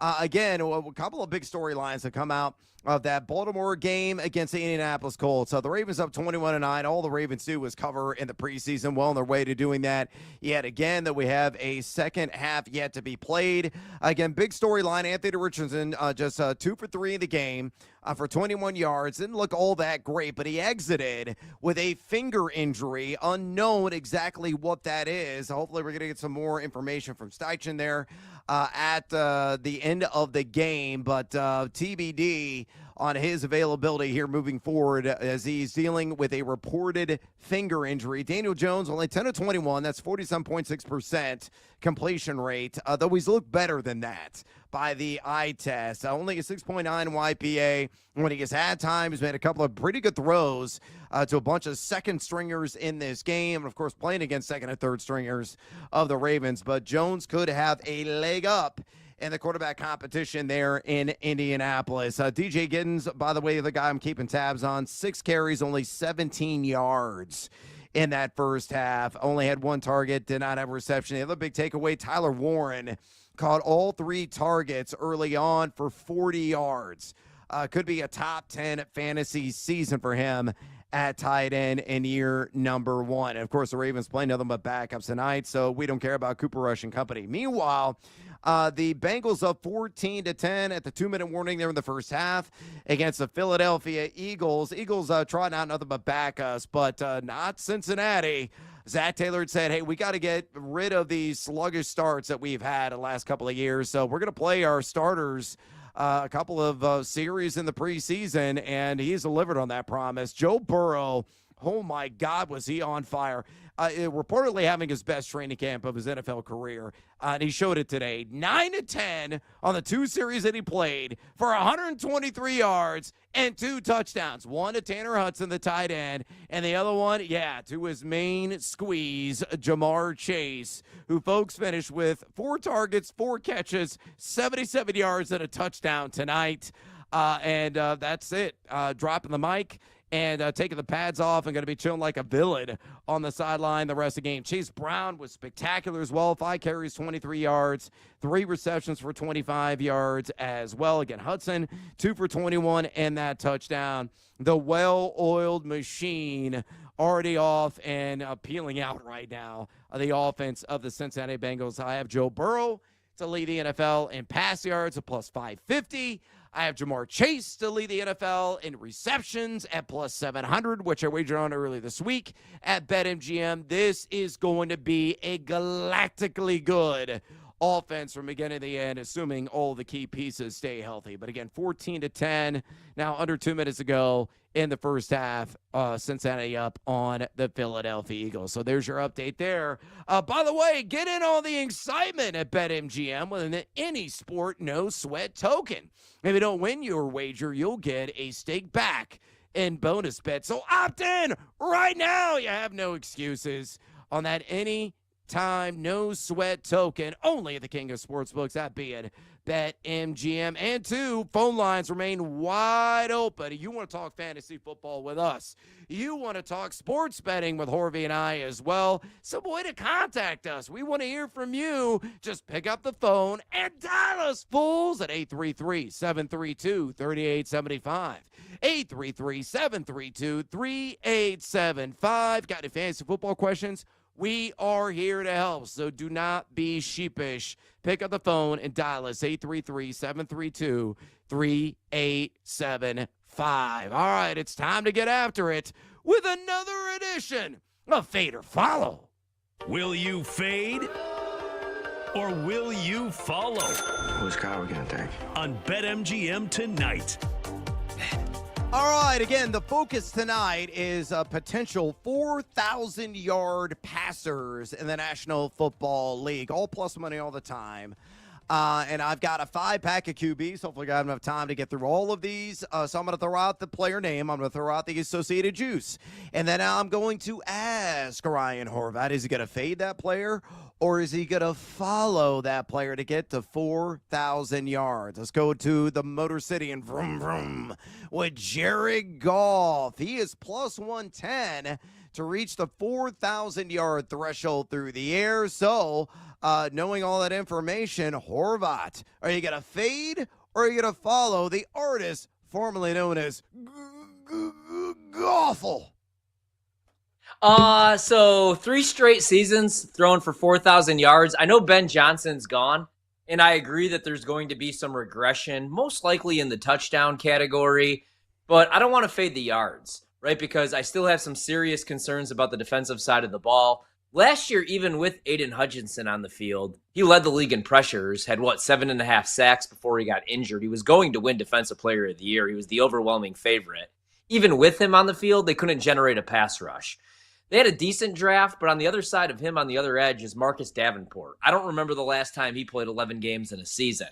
I know there's more outdoor games, tougher schedule, but they're going to be in a lot of shootouts. So I don't want to fade the under on passing yards. I would maybe go over on interceptions, under on touchdowns. But with Jared Goff, man, I would only bet the over. I think he could throw for 4,000 yards again this season, unless he gets hurt. Yeah, I can't believe it's plus money. I thought it should be more like minus 120, minus 130. Threw for over 4,600 yards last year. Even if regression kicks in, I think it will slightly. He's going to finish well north of 4,000. So I'm with you there. Remember, he was number 5 a season ago in adjusted completion percentage. And he still has Amon-Ra St. Brown to chuck the rock to, along with some of the other dynamic weapons at his disposal. And I believe Jamison Williams, J-Mo, is in store for a breakout season, better than the 1,000 yards that he accumulated last year. Let's go to Baker. Baker, the touchdown maker, and a man that can, shotgun beers like nobody's business. Plus 115 for him to get to 4,000 yards. Remember last season, 4,500. So Horvat, you going to fade or are you going to follow Mayfield without Liam Cohen calling the shots? Yeah, third OC in 3 years. I still think Baker is going to ball out, but I don't know that I would bet him to have 4,000 yards, man, right? I really like the backfield with Bucky Irving, who we talked about earlier tonight. I think he takes that year 2 leap. You still have Rashad White and Sean Tucker. Mike Evans most likely finishes with over 1,000 yards for the 12th consecutive season, but he's getting older. Chris Godwin, we don't know when he's going to be back. I do really like Emeka Ibuka. I think he's going to have a monster rookie season. You also have Jalen McMillan and Sterling Shepard there as well. I think he throws for 3,950 or something, and you get hooked here. So I'm actually going to lean under, man. He's got more weapons than Rambo. Come on, man. I'm going to take the follow as well. He's going to get to 4,000 yards. And, you look at the advanced analytics from last year. He was number 4 in adjusted completion percentage, number 10 in total air yards, number 10 in deep ball completion percentage. Grizzard, I don't think is really a downgrade. I think it's continuity, even though it's not Liam Cohen. How much of an alteration he's going to make to the scheme? Not much. And with Ibuka I don't think he's going to skip a beat. I'm definitely going to follow Baker Mayfield. What about C.J. Stroud? translucent offensive line, to say the least. Plus 120 for him to get to 4,000. Does he get close? Fade or follow? This one I'll follow, man, just because I'm a little bit worried about that backfield. Joe Mixon, injured. Nick Chubb, old. Damian Pierce, not good. Nico Collins, hopefully healthy. You have Jaden Higgins now. You have Jalen Noel. Hopefully he gets some run as well. I like their weapons. Like Tank Dell, that injury is very unfortunate, but you still have John Mechie, who's made the most out of his opportunities. You have Dalton Schultz and Cade Stover at the tight end position. So I actually lean over, man. The only thing is that defense is going to be really good, but I worry about the running back room. So lean over on CJ. Yeah, I do too, because I love Jaden Higgins, and I think Noel's going to have some shining moments as well. So they made the investment in the upgrades at wide receiver. So he's got a bevy of weapons around him. I think it's going to be more like his first year in league, which was 4,108 yards in 15 games. So even if he misses a couple of games, I still think he can crack this number. I know he's got a good and supportive defense. I know he was only number 35 at adjusted completion percentage last year, but as long as that offensive line can just be average, it's all we're asking, average, I think he's going to crack 4K and reach the plus 120 payout. What about Brock? Ain't he so pretty at plus 125? Fade or follow the Niner reaching 4,000 yards? Yeah, I am going to follow this one, man, right? I bet Purdy at 28-1 to win the MVP. 2 years ago, 4,280 yards. Last year, even in the down year where the entire team was beat up, 3,864 yards, and he missed 2 games. And you look at that schedule, the way they close out, Week 12, Panthers, Week 13, Browns, then it's Titans, Colts, Bears, Seahawks. I like Brock Purdy a lot this year. I think he throws for at least 4,000 yards. Yeah, I know Brandon Ayuk is, slow to recover. It's going to be a while before we see him back. I think he's going to land on the PUP list. But Ricky Pearsall has been incredible in training camp. Caught another touchdown today. Inter-squad game against the Denver Broncos, the vaunted secondary of the Denver Broncos. So, yeah, Brock Purdy's going to get there. I think he's going to easily clear 4,000 yards. Plus 125, that's a gift from the gambling gods. Quickly, Josh Allen plus 130 to reach 4K. Does he do it? Fade or follow? Oh, man, probably, but I would bet the under, actually. Like, I would take him not to throw 4,000 yards if that was offered, just because they've really changed that offense, man, right? Like, more dinking and dunking. They want to run the football. I don't really love the weapons, and they already have an injury to Khalil Shakir. I could see it, again, being like 3,800. So I lean under, actually, on Josh Allen coming off an MVP season.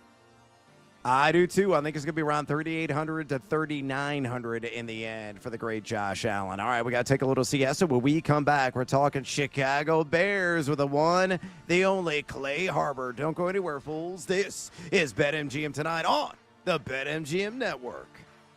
Don't miss out on the action. If you missed the show, you can listen back on the always free Odyssey app. It's BetMGM tonight, presented by BetMGM.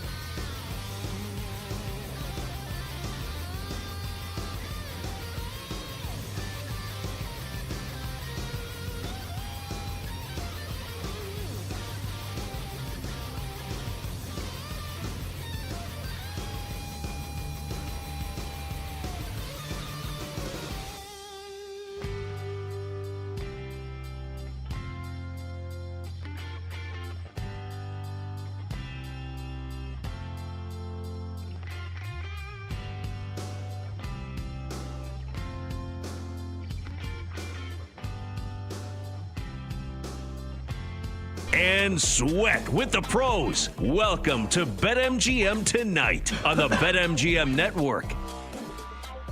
Welcome back to BetMGM Tonight. Brian the Big Noise Evans with you. Ryan Horvath in the house on this #Tequila Thursday. We're going to be sharing a beverage with our guy Clay Harbor, breaking down the Chicago Bears amongst other teams here momentarily. But a friendly reminder, before we bring Clay on, we got our pole dancing poll question of the day live right now on the X or the Twitter at BetMGM Tonight. And it's asking you this, fantasy football drafters. You're on the clock in round 8 of your single quarterback 12-team league, and you want a passer. Who's your pick? Out of Baker Mayfield of Tampa, Bo Nix of Denver, Kyler Murray of Arizona, or Dak Prescott of Big D? So far, nearly 220 votes cast. Make your voice be heard. Exercise your democratic right. Keep bringing the votes and also bring the noise. Drop us a note, and we're going to share your comment live on the air coming up here in a couple of segments. So drop that off to us on X at BetMGM Tonight. Again, on X at BetMGM Tonight. Let's go out to the phone lines right now and talk to our guy, Clay Harbor, who played in the National Football League for 9 seasons for a number of teams. So make sure you follow him on X, where he's always giving it to you there at Clay Harbor 82. Actually, it's at Clay Harbs. Excuse me, Clay Harbs 82. Clay, welcome to BetMGM Tonight. So away from me.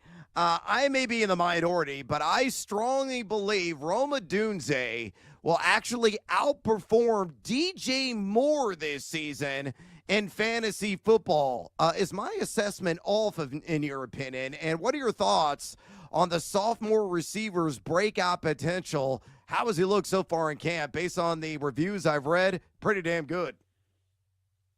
Yeah, Rome's look good. He might be the number 1 receiver already. DJ's had a quiet camp. I've been down to House Hall most days out there to watch camp.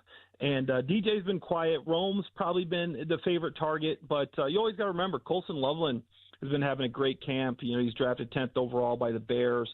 Luther Burden has come on strong after a little bit of an injury earlier in the year, earlier in the OTAs and minicamp. And then Olamide Zaccheaus has been catching some balls too. Cole Kmet looking decent. But if you had to pick between Rome and DJ, I would definitely go Rome this year. The guy's a big play threat. He's got some yak ability, can go up and get it, and he's a big red zone target.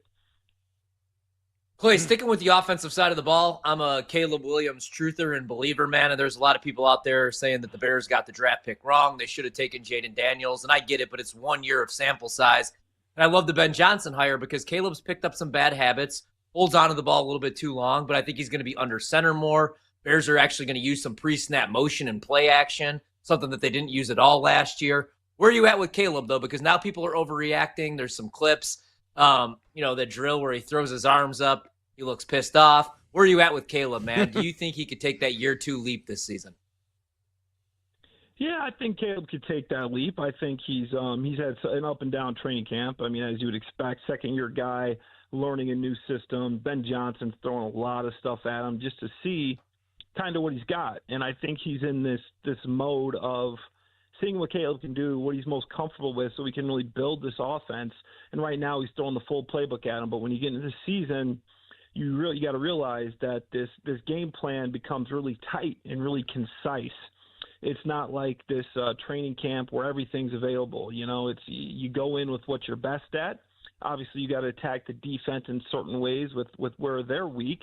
But I think once we get into game planning, Ben knows what Caleb can do. He's looking better with the under center and the play action. I know the Bears didn't do a lot of that last year because Caleb wasn't comfortable with it.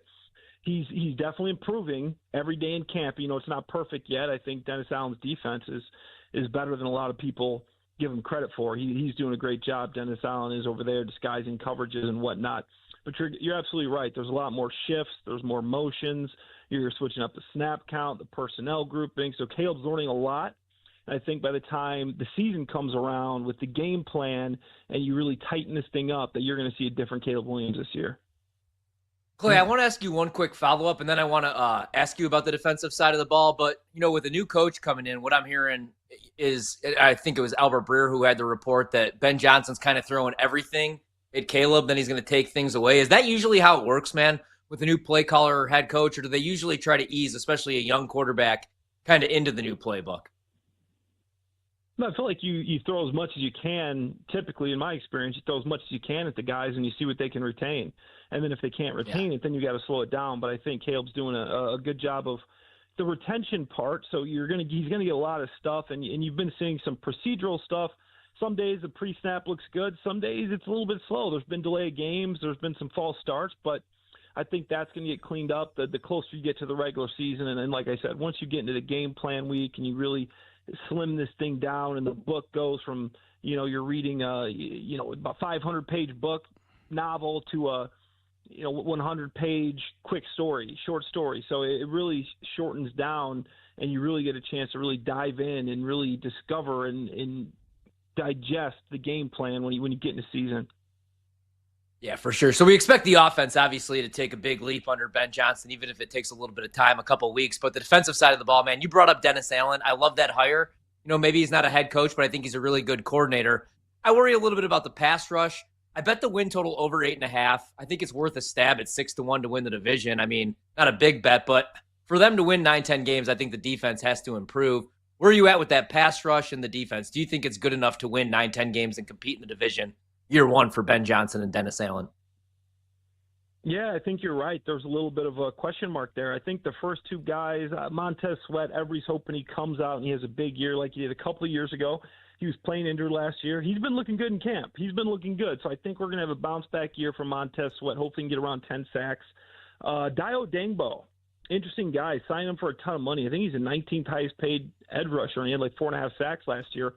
He's heading up and down camp. He's going against a rookie, Ozzie Trapillo or Braxton Jones, and he hasn't really stood out. He's had a couple good plays, making some plays here and there. Not going to be a big pass rush guy, I think. And then the two backups aren't really giving you much. You got Dominique Robinson, and then you got Austin Booker, a couple of young guys. But I think you're going to get some pass rush from the inside. I really like what I'm seeing from Javon Dexter Sr. This guy's he's lost some weight. He's looking quick. He's getting in the backfield. He's disrupting some plays. So I think he's going to have a breakout year. And then I wasn't a big fan of the signing when it happened because it's his 11th year in the league. He's about to be 33 years old, but Grady Jarrett, man, he's a guy that I think he found the fountain of youth because he's looking quick. He's he's getting in the backfield. He's getting off of blocks, splitting double teams. The guy looks the part. And for a guy that's 32, 33 years old, I've been very impressed from him. So if the Bears are going to have successful pass rush, I think it's going to come from that interior. We're talking to Bears insider Clay Harbor. Played in the NFL for 9 seasons. So you can make sure you got to follow him on X. Tremendous follow on that platform at Clay Harbs 82.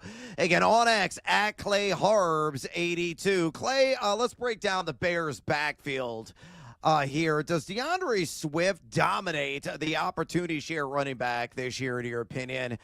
What's Roschon Johnson's role? Maybe he's like the Dave Montgomery in this offense, like Montgomery was last year, primarily living at the goal line for Detroit. Can maybe Kyle Monangai rest away touches? He's impressed at times so far in training camp. So come like middle of the season, say around week 13, who do we see as Chicago's main man at running back? Yeah, I think it's going to be DeAndre Swift. He's going to be the guy. He looks good. If you're going to run the zone scheme, Ben Johnson likes wide zone. He does run some gap stuff too. I think you're going to see a bounce-back year from DeAndre Swift. Honestly, in part because they don't really have much there in that running back room. I think Ben Johnson did it the right way. You want to build it through the offensive line. And you're going to see improvement from DeAndre Swift just because his offensive line's better. When you got Joe Tooney, you bring in Drew Dahlman for agency, you bring in Jonah Jackson for agency. Now, obviously, Braxton Jones, Ozzie Trapillo, we don't know who's going to start at left tackle. Right tackle, Darnell Wright looks like he's improving every day. Young guy that keeps getting better. So he's going to have a better year just because his offensive line's better. Ben Johnson's better weapons on the outside. So I think this is going to be a big year for DeAndre Swift. As far as number 2 is concerned, I think it's a battle between Kyle Monangai and Roschon Johnson. Roschon Had a really good practice a couple of days going short yardage and goal line. He plugged a couple in short yardage, but I really think that's where he's going to major. Monungai's a little bit of a wild card. I want to see how he plays in these preseason games. Yeah, the Bears have had a lot of live periods in training camp. He's a hard runner, doesn't got that breakaway speed, but I like him. He's a guy that had back-to-back 1,200-yard seasons in the Big Ten in college. He ran a 4.6, which is why he got drafted so late, but you can count on him. He went 707 carries, or touches, without fumbling the football. Didn't fumble in college. He was the team captain. So he's a guy that I think could work his way as the season progresses into some carries, depending how the rest of this preseason goes. And a guy with a ton of experience in his own scheme, which he ran at Rutgers. So he's a great fit for the Bears' overall offensive strategy. Clay, we'll get you out of here on this, or maybe we might have time for one more because we know you're covering a couple other teams. But let's talk the tight end position, which you know and love. Colson Loveland enters his rookie season with considerable hype. He's made some big-time plays in training camp really over the last week. What are your expectations from him in his inaugural campaign? I'm going to set the over-under at 60.5 receptions. What do you say? Over or under this year? I think that's possible. You look at Ben Johnson, what he was able to do with Sam Laporta when he was a rookie. I think he had like 90 catches, 900 yards last year, a little step back, but still 800 yards receiving, 10 touchdowns. So Ben Johnson likes to use a tight end, and he's a mismatch problem. You'll see Colson line up attached. You'll see him line up at the X or Z. You'll see him in the slot. You'll see him motioning a lot. He's a smart guy. He can handle a lot on the offense, and I really like him. He's a big dude that can run. He just always seems to find a way to get open. When he's not open, he can make the contested catches. Everything you want in the tight end, and I know we're not worried about this as far as fantasy football and everything's concerned, but this dude can block too, and that's going to help him out in the long run because teams start paying attention more to the play action pass when you got a tight end in there and you don't know if you're going to run, you're going to pass. So I think him and Cole Kmet are going to be a dynamic duo, and I think that over 60 would be a good number. I'd take over. All right, and the snap share could be high if he's doing an excellent job there blocking, so it does have a meaningful fantasy impact. Clay, we know that you're also covering the Jacksonville Jaguars, and the big name everybody's talking about is Travis Hunter. So I'm going to ask you the question we've asked other insiders who cover this team. How many snaps, what percentage of snaps does he play offense to defense starting week one?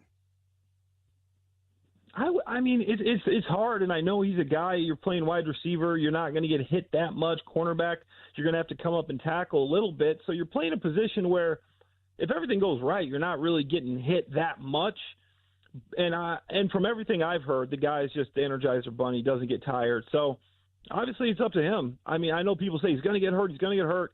If he's smart about it, he catches 4 balls a game, maybe 5, gets down, gets out of bounds, protects himself, and maybe comes up, makes a few passes a game, few tackles a game, but is really just kind of relied on as a cover corner. I think you could play him in, 80 snaps in a game. I wouldn't go up in the hundreds, maybe 90. I mean, that's a lot of snaps. And the part that's interesting to me is how smart is this guy? Because it's hard learning an NFL offense. I can't imagine learning an NFL offense and an NFL defense. So I think that's going to be difficult when you start game planning. You have these specific intricacies that you're working with each team. Just the amount of time that you have in meetings to go over everything is going to be interesting to how he can really be able to be out there without spending a full practice session in offense or defense.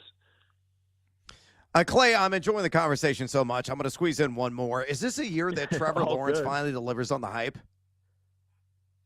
I think so, and I think that Liam Cohen is the guy to do it. Obviously, we saw the success he was able to have with Baker Mayfield and Tampa Bay over there. So I think Liam Cohen, I know we had Doug Peterson, and I thought he was a guy, my former quarterback coach when I played with the Eagles, but Liam Cohen's a good coach. He knows how to coach a quarterback. He knows how to get some easy completions, and I still believe in Trevor. Obviously, the last couple of years been some injury issues, but now you get Travis Hunter there, Brian Thomas Jr. I think Brenton Strange has a big year for him. I know you're losing Christian Kirk. I know you're losing Zay Jones, but I think Travis Etienne has a bounce-back year. Tank Bigsby has a bounce-back year. The offensive line is going to has a couple more veteran faces on there. So I'm so high on Trevor, and that AFC South is very winnable. Oh, awesome stuff. All kinds of tasty tidbits for you fantasy football managers out there. For the one, the only Clay Harbor. a 9-year NFL vet. Make sure you follow him on X, where he's definitely giving you all the analysis there. At Clay Harbs 82. Again, on X, at Clay Harbs 82. Clay, we appreciate the time, and please come back. I really enjoyed that. Yeah, anytime, fellas. Appreciate you having me on. Thanks, yeah, man. thank you, Clay. There he goes, Clay Harbor. The big takeaway at the end. When you're strange, I always hear that every time Britton Strange gets brought up. The Doors classic. He's kind of been flying under the radar. Some people think he's a kind of a sexy sleeper pick. Man, he could be like a top 12 tight end this year. I truly believe it. I tell you what, we'll reserve wider thoughts on Britton Strange and the other takeaways from Clay Harbor. But we got to take a little siesta. When we come back, we're talking more fantasy. Another edition of Spin Me Round, staying in round 8. Part 1 tonight, covering Brian Robinson, Bo Nix, and more. Stick around right here, BetMGM tonight on the BetMGM Network. We're bringing the Wagertainment wherever you are. Stream the BetMGM Network live on Odyssey, iHeartRadio, or TuneIn. Open the app and listen now.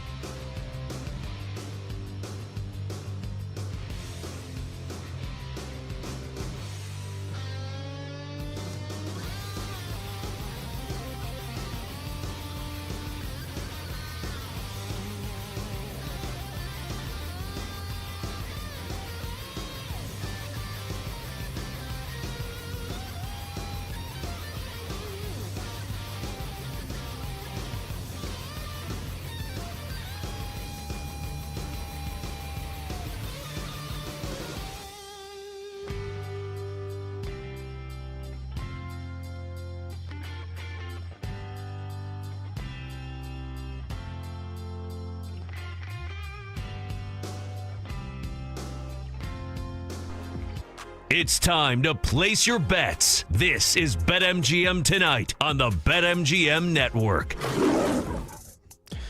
Welcome back to BetMGM Tonight on this hashtag Tequila Thursday. Bartender, give us another, baby. Gotta quench my thirst. NFL preseason football has me a little parched because I've already lost a bet tonight. I had the first quarter minus a half a point for the Colts. And they were a train wreck. And obviously Anthony Richardson hurt, out with a finger injury, unknown the severity or what type of finger injury exactly. Daniel Jones looked decent, not great, but decent in his stead. Right now, Baltimore up 21-16. About 3 minutes ago, they're in the third quarter. A whole bunch of dudes' names. I have no idea where they play college football or didn't realize they were human beings until right now are on the field, and welcome to preseason week one. The Bengals were money in the bank because Joe Burrow not only got one, but 2 series, believe it or not, had over 100 yards, a pair of touchdowns, 6 of 7, only 1 incompletion. Jamar Chase just looking stellar, looking like an all-pro, looking like the all-world wide receiver that a lot of you fantasy footballers going to be debating at number 1 overall in your drafts. 4 targets, 4 catches, 71 yards, and a couple of 1 touchdown. He had a 36-yarder. Tanner Hudson had the other. Chase Brown looked dynamite as well. Bengals just firing all cylinders, looking like it was week 10 out there, just trouncing the first stringers and the competition in their matchup tonight, preseason week 1. Although they're losing right now to the Philadelphia Eagles, 24-14 late in the game. And the first string defense had some problems. They were on the field against a whole bunch of backups for the Eagles, and Tanner McKee led, and he actually rushed and went in. So that's going to be a problem, but also great news for fantasy franchise ease out there, because there's going to be pump volume for Joe Burrow, Jamar Chase, T. Higgins, and Chase Brown on the ground, and of course through the air as well. I had 3 receptions tonight for 25 yards. By the way, phone line still wide open. You want to talk fantasy football with us? Yeah, you do. Come on, man. It's almost peak draft season right around the corner. Horvat and I are here to help. Maybe you got a hot sleeper pick. Maybe you got a shocker special. Maybe you're avoiding a certain someone like the plague. We want to hear your opinions. So all you got to do if you want to talk fantasy or betting is pick up the phone and dial us fools at 833-732-3875. 833-732-3875. You can also fire off a tweet or an X. Drop off your comments or questions there. Brando, working the board and producing tonight, will alert us, and we'll give you our 2 cents. So bring the noise on X at BetMGM Tonight. Again, on X at BetMGM Tonight. All right, let's get to You Spin Me Round, Round, baby, round, round, like a record, baby, round, round, round, round. We're in round 8 of average draft positions in fantasy football. Drafts conducted over the last couple of weeks. So these are fresh data points straight from a reputable source. So we're in the top half of average draft positions in round 8. And let's start off with Brian Robinson Jr. They're in the Beltway. Horvey, of course, the Baltimore Ravens, taking care of business. All they do is cover, apparently, in the preseason. They may or may not do that, though. It's going to be a nail-biter, to say the least, against Colts here down the home stretch. But the other team in the nation's capital, Brian Robinson, kind of a loose RBBC with Austin Eckler, some other running backs in camp making some noise. RB28 right now is a positional ADP, 83.40 overall. What are your thoughts on B. Rob Jr.?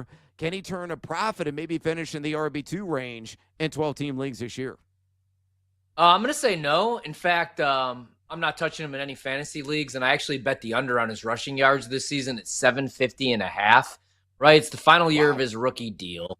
You have, Krosky Merritt now, and he averaged fewer yards per carry last year than Chris Rodriguez, Jeremy McNichols, and Austin Eckler. Eckler's back this year, and it's the schedule, man. Like, I think that the Commanders take a step back year 2 for Jaden. I love Jaden, but they have the second hardest increase in schedule difficulty, a lot of primetime games. Plus, you bring in Deebo Samuel. I know he's 29 and he might be washed, but We know the way that Shanny used them, 45 carries the last 4 seasons. So I'm kind of out on B-Rob. He'll probably make me look like an idiot because he is playing for a new contract and rushed for 1,300 yards. But also, I mean, he had the unfortunate situation his rookie year where he was shot, unfortunately.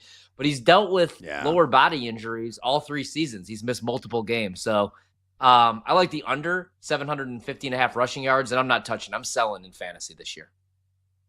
All right. Yeah, I'm kind of with you on that one as well. I'm not going to touch him with a 10,000-foot pole or your pole, Ryan Horvat. Let your mind wander on that one. Mike Clay's got it protected for 223 rush attempts, 937 rush yards, 9 rushing touchdowns, 26 catches, 194 yards through the air, and a receiving touchdown. Only has him at RB31. Again, the price tag, and according to the ADP, is at RB28. Only 58.7% of the opportunity share last year. And you look at some of the other advanced metrics, man, he was just bland. Number 37 in yards created per touch, 25 in yak per attempt, 29 in missed tackles forced.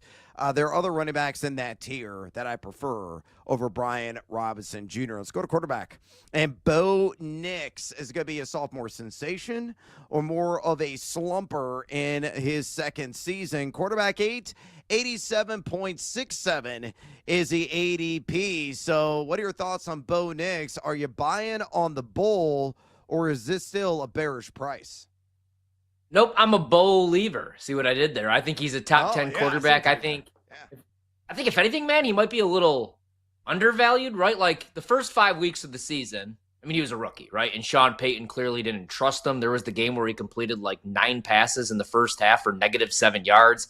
Everything was dink and dunk, dink and dunk. Then week 5 through week 18 happened, and he was quarterback 6 in fantasy points per game, 15th in yards per attempt, started pushing the ball down the field a little bit more, 9th in highly accurate throw rate, 8th in fantasy points per dropback, and the offense should be better. You add your boy Pat Bryant, your boy RJ Harvey, J.K. Dobbins, and Evan Ingram, who we just got done talking about a second ago, in that Joker role. And so I think he should take another step in 2025, man.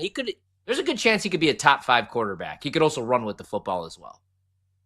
Yeah, I mean, that's not slugging back the silly sauce if you think he's going to be top 5 at all, based on what we saw last year. I don't think he's going to regress. I think it's going to be right around quarterback 8. So I think he's fairly priced. But again, for the weight on a quarterback crowd, I mean, you're getting him after pick 80. That's extraordinary value in single quarterback leagues. Clay's kind of projected for 3,945 pass yards, 27 passing touchdowns. And the key here, boosting the bottom line with the legs. He's got projected for 417 on the ground with 3 rushing touchdowns. Got him at quarterback 10. It's a little bit lower than the quarterback 8. 13th easiest overall fantasy quarterback strength of schedule. He was number 9 last year, Horvat, in red zone completion percentage. And again, he averaged 5.4 rush attempts per game. So I'm with you. I'm not as bullish as you are, but a guy I think will at least give you your money back at his quarterback 8 price. Let's go Jaden Reed. Wide receiver 44, 88.45 is the ADP. You think he's overvalued or undervalued at that price point?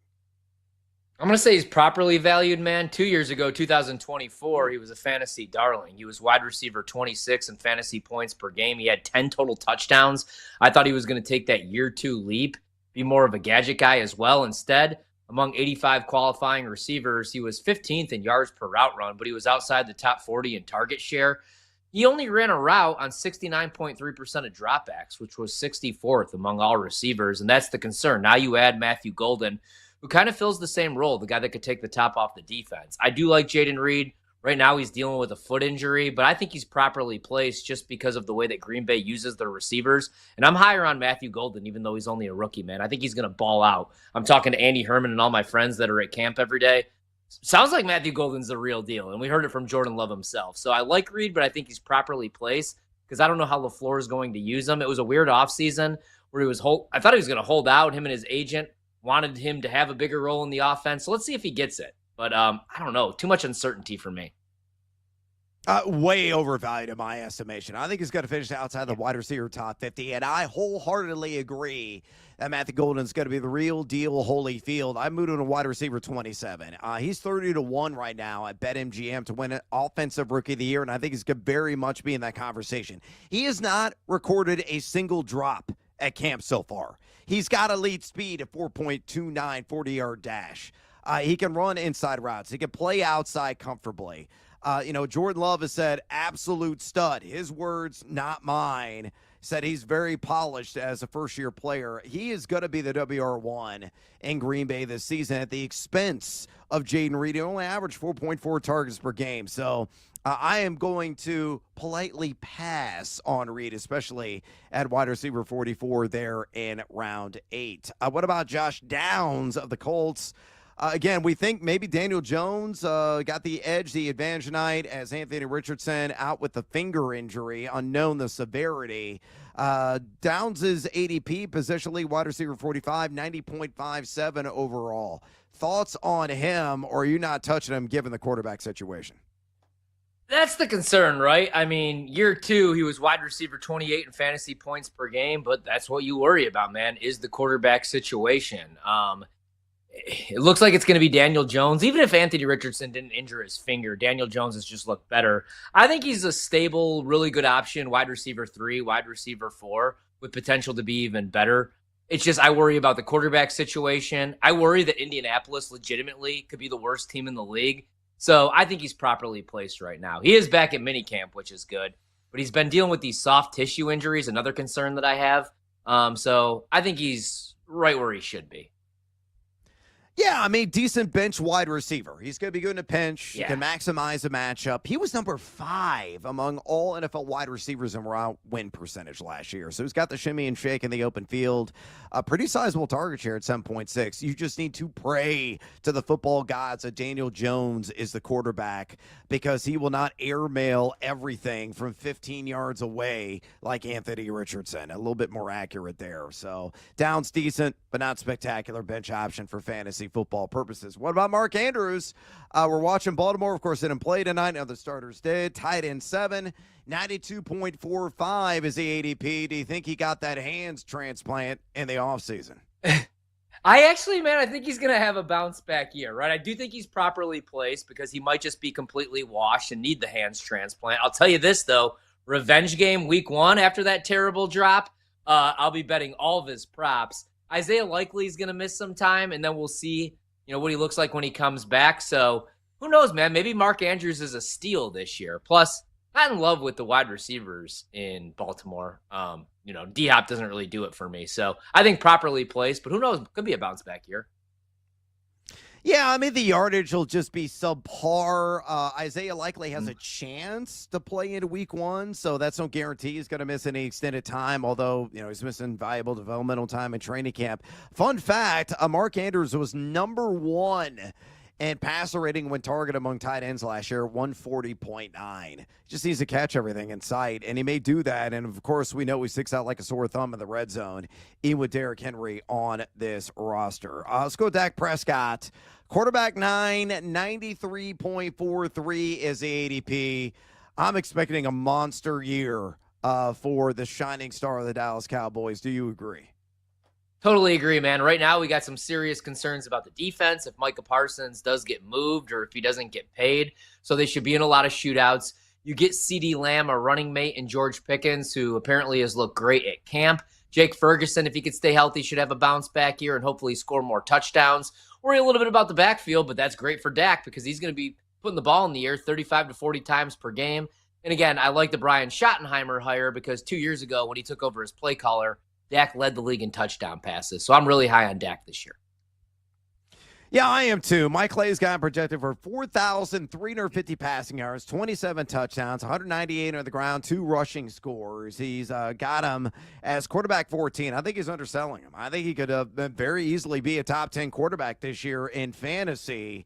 Strength of schedule, middle of the pack, not the greatest. Yeah, he was only number 34 in adjusted completion percentage when he was on the field last year, but he was also number 10 in red zone completion percentage with rubbish outside of CeeDee Lamb.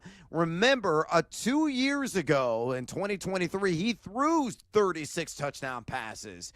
And I think Pickens is the necessary upgrade. Those guys have made beautiful music throughout camp. And Oxnard, as I've said, every single day outside of today, because Jaden Blue got hurt, rolled his ankle. We don't know how serious that's going to be. Hopefully not too serious. But Pickens, the other guy, just making splashy play after splashy play. So Dak Prescott, winning a quarterback crowd, he would be my primary focus and a guy that I must draft because I think he is going to turn a tidy profit at 93.43 overall and also at quarterback 9. Oh, the sweat is on right now in the fourth quarter. Ravens up 21-16 on the Colts. It was, 5.5 at close for the Ravens? Yep, 5.5, right? man. And, I need the Colts just to win this game outright. I have 1.5 and then money line minus 135 that I was getting ready to throw in the trash. If they could just win this game outright, that would be awesome. And I'm not going to lie, man, Riley Leonard, I haven't been able to watch much of the game, looks like the best option that they have at quarterback right now. Oh, it's scary, but it could be entirely true. All right, we got to take a little siesta. We come back. We're going to review our cards. Stick around. This is BetMGM tonight on the BetMGM Network. Don't go anywhere. Brad Evans and Ryan Horvat will be right back with more Wagertainment on BetMGM tonight on the BetMGM Network.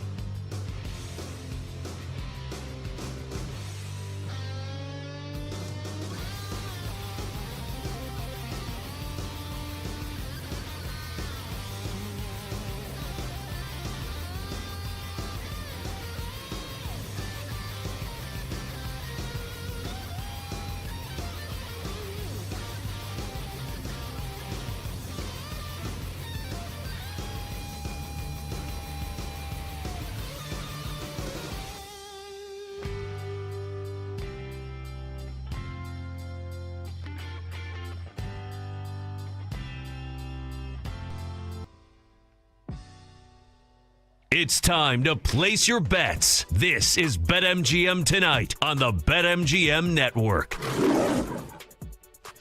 Welcome back to BetMGM Tonight. Brother Bit Noise Evans with you alongside Ryan Horvat on this hashtag Tequila Thursday. And just moments ago, Adam Schefter tweeted out officially the diagnosis on Anthony Richardson, who took a hard hit, exited the game with a finger injury, specifically a dislocated pinky. Now, there was no timetable at all for his return. Schefter, you mentions the article. He has no idea. Team doctors didn't say, hey, he's going to miss X amount of time or games or whatever. It could be one of those injuries. It is on his throwing hand, but maybe they, tape it together with the adjacent ring finger and go out there and try to play.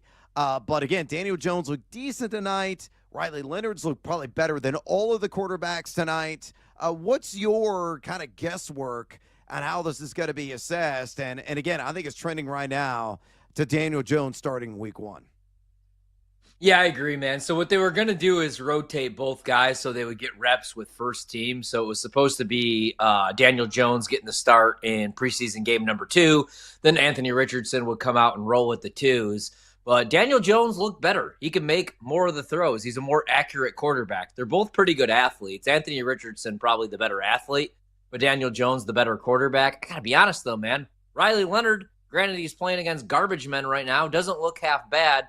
If I were to place a bet, and I think you actually can get better than 2-1 odds, I think Daniel Jones is the guy week 1. They want to give the opportunity to Anthony Richardson because he has the higher ceiling. I think we know what Daniel Jones' ceiling is.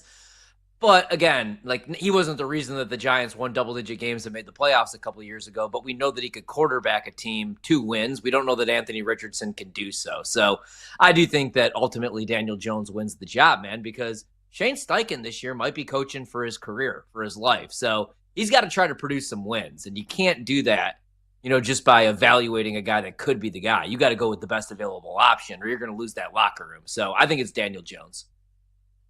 Yeah, again, the big news tonight, Anthony Richardson, just 2 of 3, 21 yards, exited the game after a hard hit, dislocated pinky.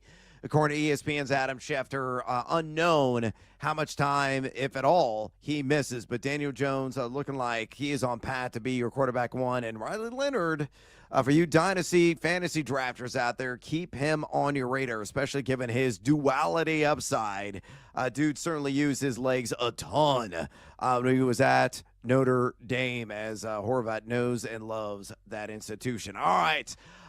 Friendly reminder, phone line still wide open. You want to talk fantasy football with us? You can. You want to talk betting with us? You absolutely can do that as well. Simple way to contact us on the show, just pick up the phone and dial us fools at 833-732-3875.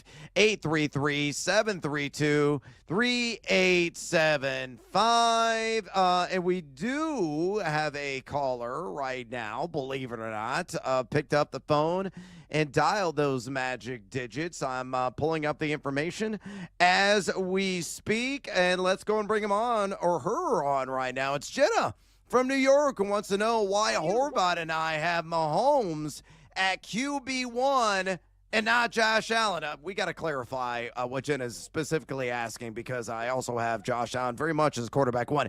Jenna, welcome to BetMGM Tonight. Quarterback 1. Okay, I don't disagree with you. I think Josh Allen should be QB1. Why do you think that everyone else thinks otherwise? Are we talking no fantasy or what the others are? Yeah, what are we talking about exactly? Are we talking fantasy football, reality here? We're talking reality. Oh, okay. Oh, I gotta go. We're talking reality. I don't have Patrick Mahomes as quarterback 1 in reality. But he's got the hardware, and that it weighs a considerable amount in the world of assessment. You win Super Bowls, you get all of the accolades that go along with it. Now, look, Josh Allen, he's got to get over the hump in the playoffs. Same with the entire Buffalo Bills organization. No knock on Josh Allen. I questioned him immensely coming out of the University of Wyoming. I thought maybe it was going to be J.P. Losman part 2. Terribly wrong on that assessment. He has greatly exceeded every expectation. He has been spectacular. The problem is with the Buffalo Bills, they haven't had consistency at wide receiver, And they're already being snake bit by the injury amp with a Khalil Shakir injury. And now James Cook, what's the status of him? Is he going to be on the field week 1? They need to have, consistency across the board offensively to finally deliver on the hype and give Josh Allen the same accolades that Patrick Mahomes has earned. But no, quarterback 1, I wouldn't say Patty Mahomes is a slam dunk quarterback 1. I have never said that. Horvath, how about you? Not in fantasy, but I think if he's not the greatest of all time, then he's 1B right next to Tom Brady. Like, why do I think he's the best quarterback of all time? Because, well, for one, I know it's not a one-on-one sport, but he beats Josh Allen in the AFC Championship game every time that they meet. Even that first Super Bowl run, they're down huge, right? And he leads a comeback against the Houston Texans, right? Like, granted, Bill O'Brien was an idiot and faked a punt in his own territory. Pat Mahomes had a high ankle sprain and rushed for over 50 yards in a playoff game. Only Tom Brady and Joe Burrow, and now I guess Jalen Hurts have beat him. And, let's not act like he's always just loaded with weapons. Like, Kelsey's awesome. Let me ask you this. Is Kelsey with Jordan Love as his quarterback, with, Danny Dimes as his quarterback, Aiden O'Connell, those second-tier quarterbacks even? I don't know, man. Kelsey's a great player, but, a lot of that is Andy Reid's offense. Don't get me wrong. Mahomes does have one of the greatest play callers of all time and head coaches in Andy Reid. Yep. But they traded away Tyreek Hill, and they still found different ways to win football games and score points, right? They went from Mahomes throwing the deep ball nonstop to kind of dinking and dunking down the field. And that's why his numbers don't jump off the page, because they've changed that offense. And it's not the most talented wide receiver room. Rashee Rice dealing with his stuff, injuries and off the field stuff. Hollywood Brown was never healthy last year. You know what I mean? So I do think Mahomes is the greatest of all time. Now in fantasy, I like Josh Allen more. I might even like Jaden Daniels more. But yeah, Mahomes is the GOAT, Lamar Jackson? Or he's definitely up there with Tom Brady if he's not the best of all time. Yeah, I mean, Mahomes right now in fantasy, you can make the argument, I got him a quarterback 6. Like, he's not even a top 5 passer, in my opinion. Joe Burrow is more desirable for fantasy this year. Lamar Jackson, Josh Allen, Jalen Hurts, because of the rushing stats they put together. Mahomes can booty scoot and get the occasional ground score as well, but he hasn't thrown for 30 touchdowns in back-to-back seasons. But in reality, yeah, strong argument that he's better than Josh Allen. Again, just look at the scoreboard. Look at the Wikipedia page. Super Bowl MVPs, Super Bowl championships, regular season MVPs. He's got it all, though he's in a great situation. Jenna, we appreciate the call coming from New York. All right, let's get after our pole dancing poll question today. Was asking you this. Fantasy football drafter, you're on the clock in round 8 of your single quarterback 12-team league, and you want a passer. Who's your pick? Is it Baker Mayfield of Tampa, Bo Nix of Denver, Kyler Murray of Arizona, or Dak Prescott of Dallas? Officially 219 votes cast. Horvey, who led the way? I'll go with Dak Prescott, 1 year removed from leading the league in touchdown passes. Hopefully, fingers crossed, fully healthy. No, believe it or not, it's not Dak. He was a bronze medalist at 21.9%. We had a tie for first place. Baker Mayfield at 29.7%. Bo Nix at 29.7%. Dead last, a Docs in the Desert, and Kyler Murray at 18.7%. So outstanding stuff there. We don't have any comments. Brando, would you not even submit a comment? Apparently he didn't have time because he was producing. What a jerk. He's taking calls. He's doing a lot for BetMGM tonight, booking interviews. So he didn't chime in. But Brando, I'm going to give you an opportunity right now. Who would you take? Baker, Bo Nix, Kyler Murray, Dak Prescott, round 8. You're on the clock. Who are you taking? I'm going Bo Nix, to be honest with you. I'm high on Bo Nix this year. Wow. I like what they're doing over in Denver. I do love Baker, too. I just think that they take a step back. I think he could possibly go over the 4,000-yard mark.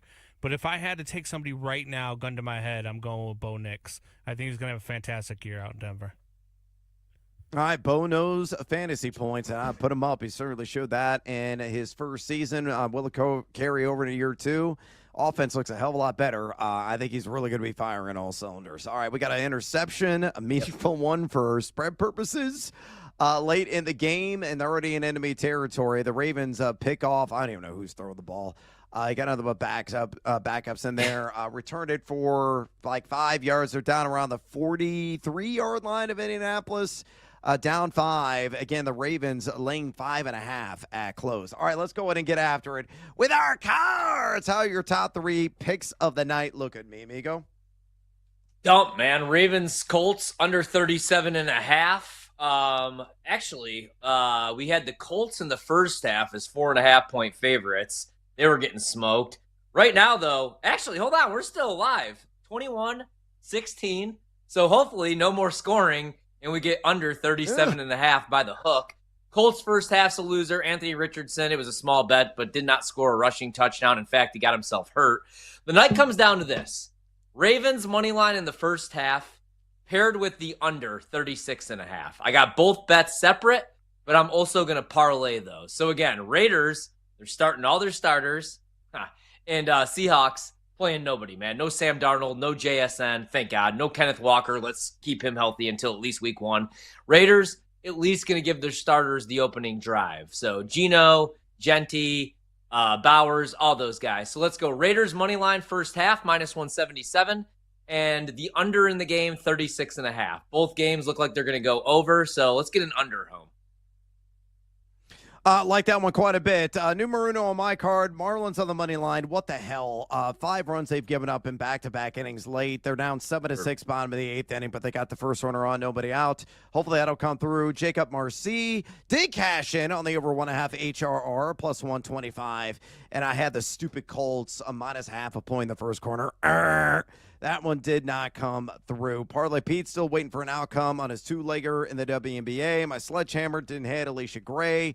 Then I get the 4 assists. Yuri Perez is my seduced by the juice at plus 170. Got screwed by the bullpen. And I had the Bengals -0.5 point in the first quarter. That came through. So mixed bag night for me. All right, I'm going to exit stage left. Horvath sticking around for a bonus hour on BetMGM tonight. Until Monday for me, adios, amigos. Let's go, Raiders. Don't miss out on the action. If you missed the show, you can listen back on the always free Odyssey app. It's BetMGM tonight, presented by BetMGM.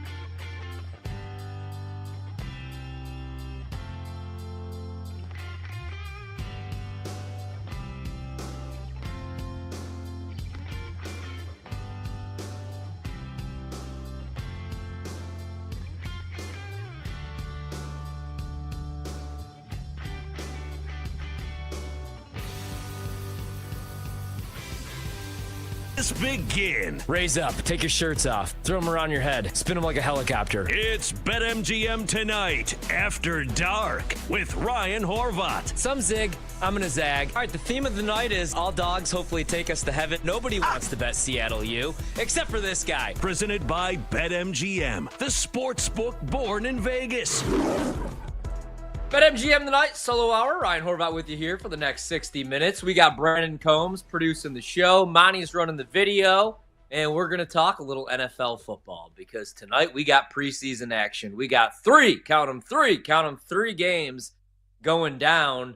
Wrapping up a couple of these right now out in Baltimore. The Ravens have a 24-16 lead over the Colts. The Colts went from on the open 1.5-point favorites all the way to 6.5. The reason being tonight they played both of their quarterbacks. Anthony Richardson, who went 2 for 3, but then left with a finger injury, a dislocated finger on his throwing hand. So that's an injury we're going to have to monitor. Daniel Jones then steps in. But even though the Colts closed the 6.5-point favorites, they're still down 24-16 right now. You could catch them as 7.5-point dogs. 40.5 is the live total. Only 3 minutes and 32 seconds to go. Colts do have the ball. Third-string quarterback, former Notre Dame quarterback Riley Leonard in the game. Joe Burrow played not one but 2 series for the Cincinnati Bengals, and they scored on both of them. Jamar Chase had a touchdown reception. That offense looked damn good. Problem for the Bengals, though, the defense, even with the first-teamers out there, looked like the Bengals defense from last year. The only thing missing was Lou Anarumo, who's now the actual defensive coordinator for the Colts. The Bengals hire Al Golden, also from Notre Dame, and they still gave up right now 34 points to the Eagles' second and third stringers. It's 34-17 Philadelphia. So again, with the Bengals, offense, good. Defense, bad. Vegas, Las Vegas, the Raiders about to get underway. They're 5.5-point favorites. They're taking on the Seattle Seahawks. So Pete Carroll makes his return to Seattle. You can tell he's emotional. Cool little story. Granted, it's a preseason game. The total in that game is 36.5. I do have 2 bets. I'm going under 36.5, and I'm going to take the Raiders in the first half on the money line, minus 180. You could parlay those together, whatever you want to do.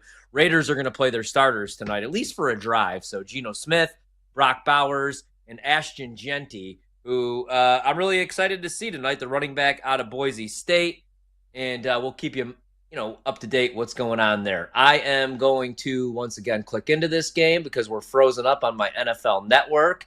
And selfishly, I want to watch Ashton Genty, and I have the Raiders in the first half.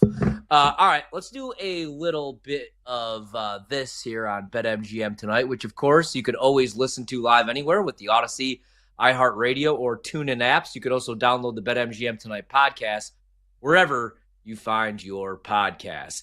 All right, let's do this. Let's do a little NFL lames and flames, but we're going to look at teams and players. Brandon has his list. I have my list. Let's go one by one, and I'm going to start with a team that I'm high on, and that's the Arizona Cardinals. I know I've talked about them a ton on this show. Right now, you could get the win total over 8.5.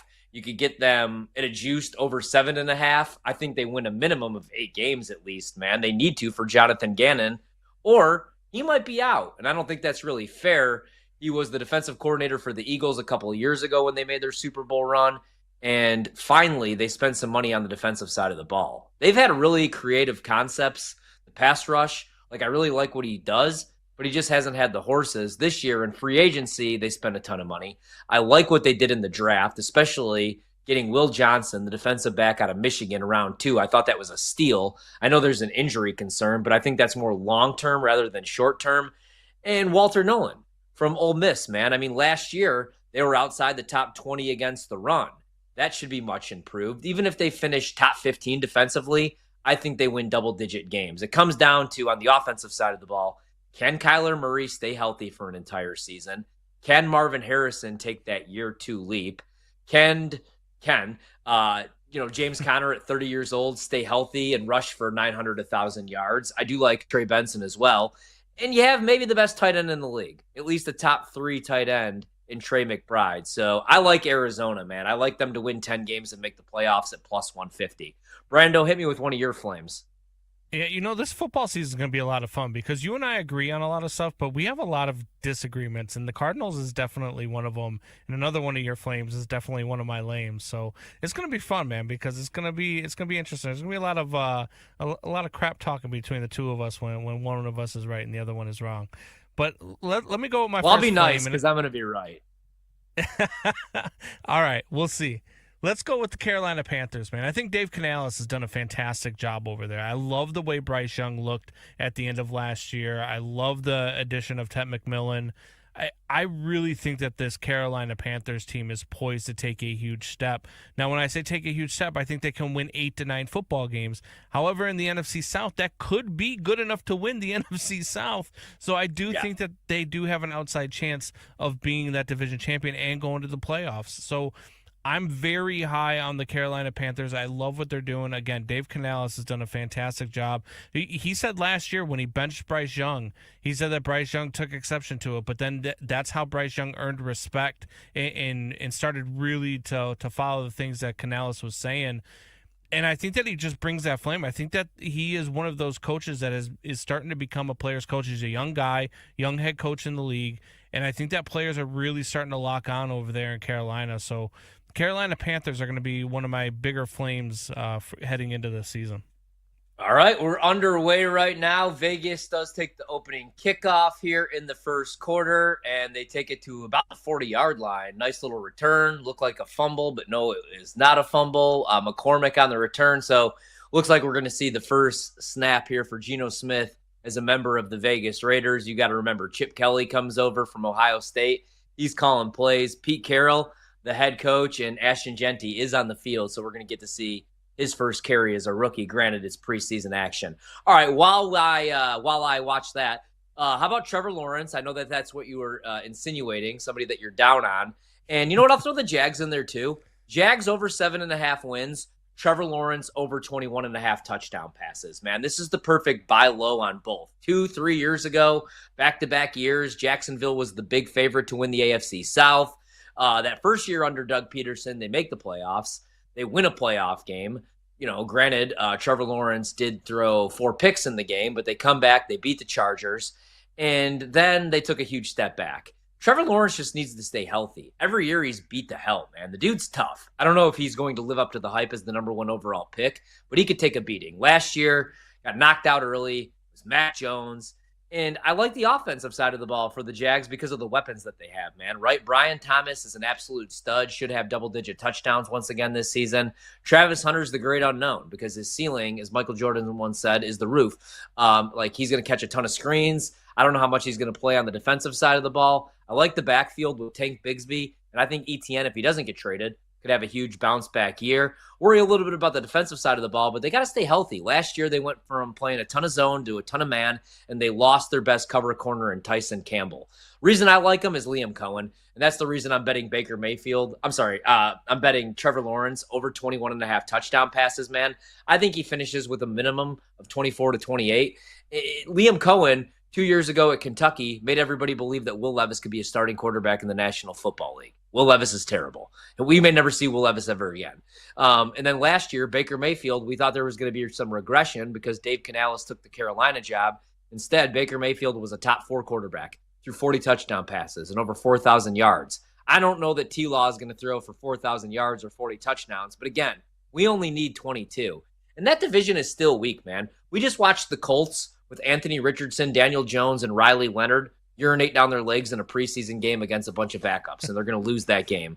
I'm not as high on the Texans as everybody else, and I think Tennessee's in a rebuild. I know Tennessee's in a rebuild. Cam Ward's a rookie. So, yeah, the Jags, I don't know if they're a playoff team. All we need, 8 wins and 22 touchdown passes from Trevor Lawrence, year 1 for Liam Cohen, and I bet both.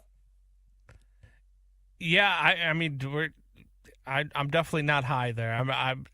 I love your optimism. I don't see it with Trevor Lawrence. I never have.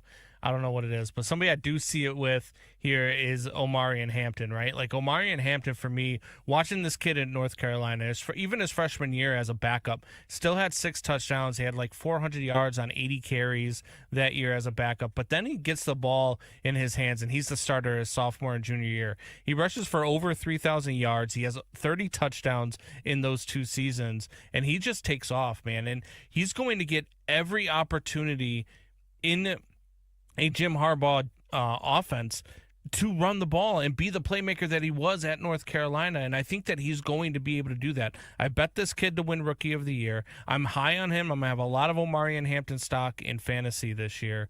And I just, when you look at this kid, and people are going to realize once they see him run at this level and the things that he can do, is that this is going to be a guy that within the next 2 to 3 years is going to be talked about as being the number 1 pick in the fantasy leagues.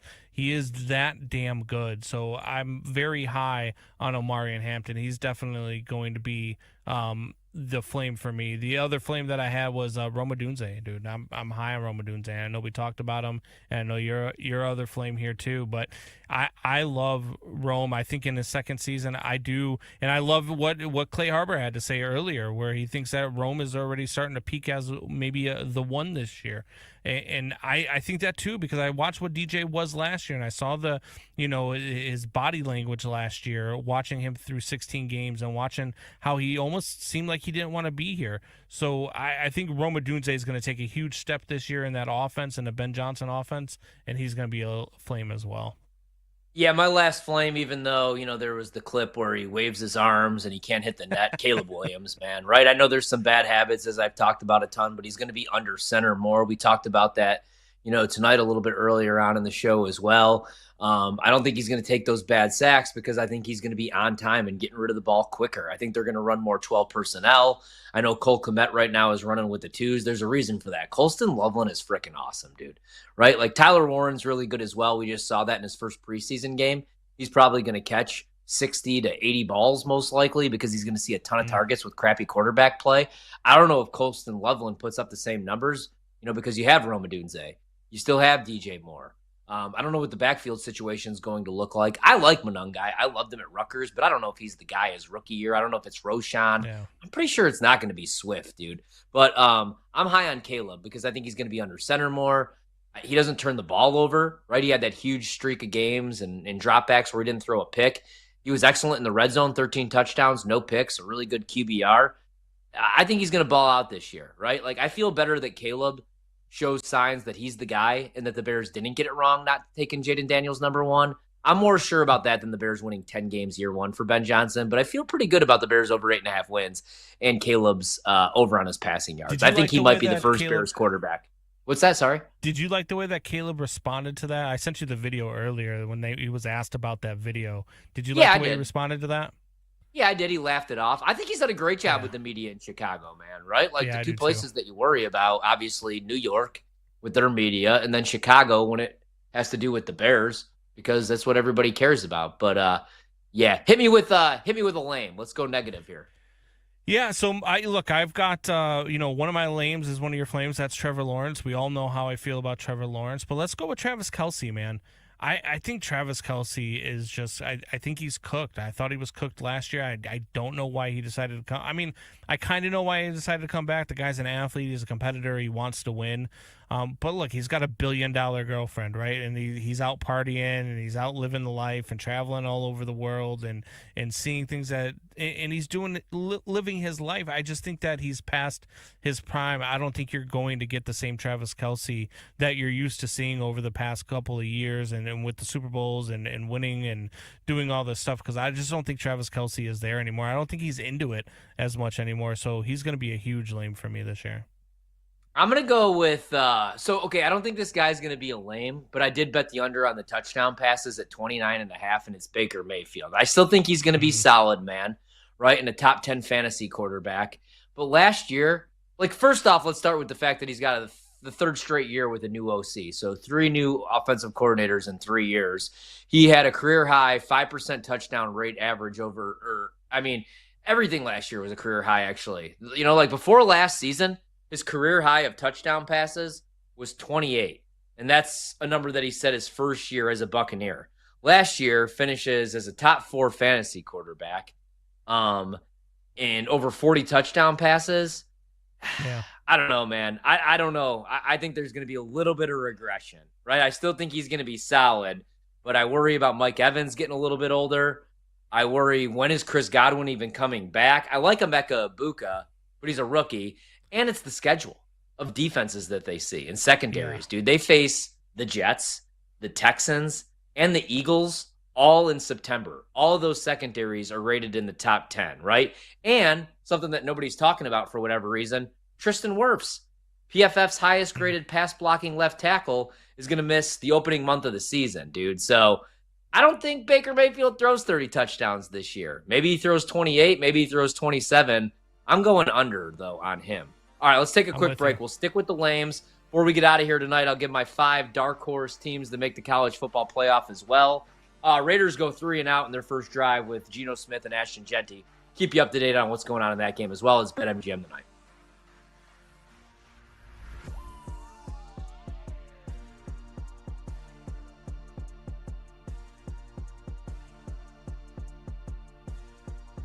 Wherever you go, we're there. Listen to the BetMGM Network live on Odyssey, TuneIn, and now on the iHeartRadio app. Wagertainment for every fan.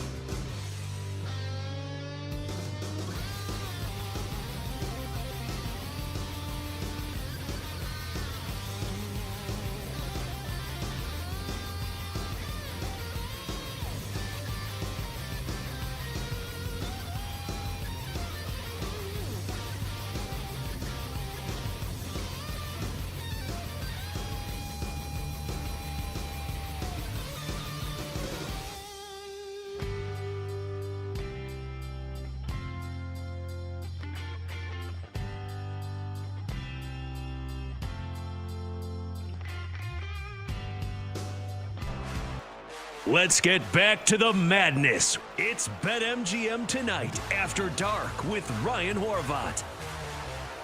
BetMGM Tonight After Dark. I'm Ryan Horvat with you for about 40 more minutes here on the BetMGM Network. Right now, watching some preseason action, if you want to call it action. Ashton Genty just took a halfback draw, went absolutely nowhere, had a loss on the play, maybe of about 2 or 3 yards. Aiden O'Connell already in. Geno Smith did get the start for the Raiders, but he only went one drive, which was a 3-and-out. It's scoreless. Drew Lock was actually driving down the field for Seattle, and then he throws a red zone interception. So actually, they're going to give, looks like it's 3rd and 9, but we'll keep you up to date or keep you updated what's going on there, because selfishly, I want to watch Ashton Genty, to do my job talking football. All right, Brando, we left off with some lames.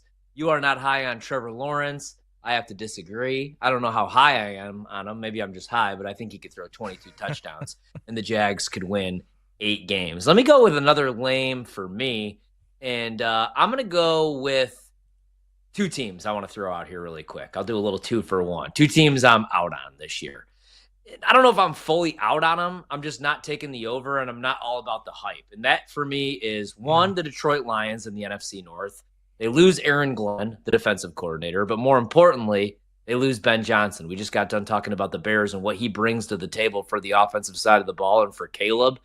Now you take that away from Jared Goff, who was almost run out of the league a couple of years ago, man, right? Like, there were people that thought Hendon Hooker was going to be the guy in Detroit. I don't think that's going to be the case. I still think Goff's a good quarterback. I just don't know that he's a great quarterback. The numbers the last 3 years will tell you that he is, but I think that's just the Ben Johnson offense.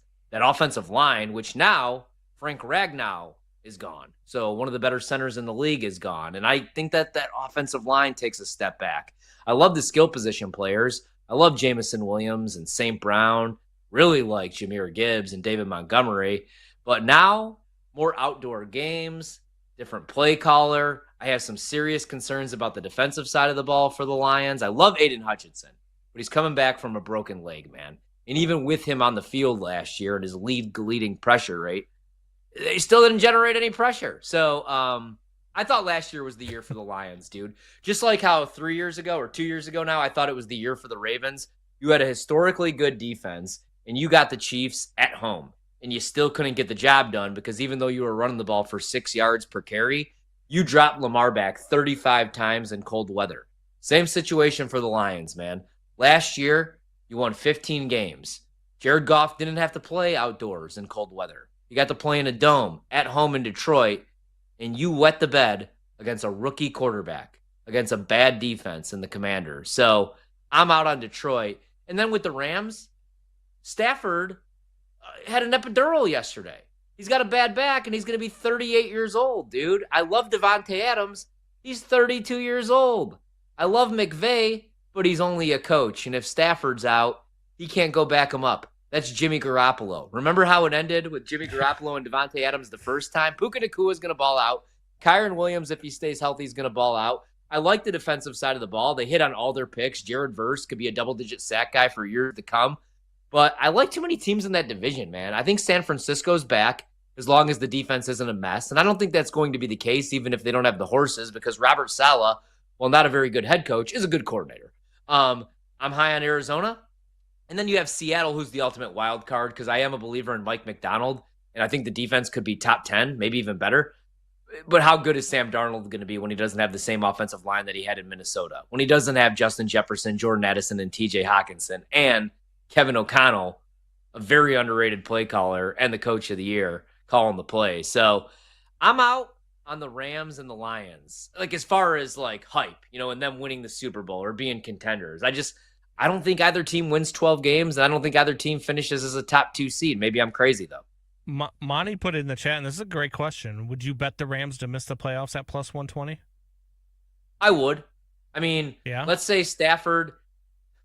Right now it's hard to trust that Stafford's going to make it through 14 games. If he can't, Jimmy Garoppolo's a reliable option for 2 to 3 weeks, but I don't think you're winning the division or making the playoffs with Jimmy Garoppolo in the year 2025.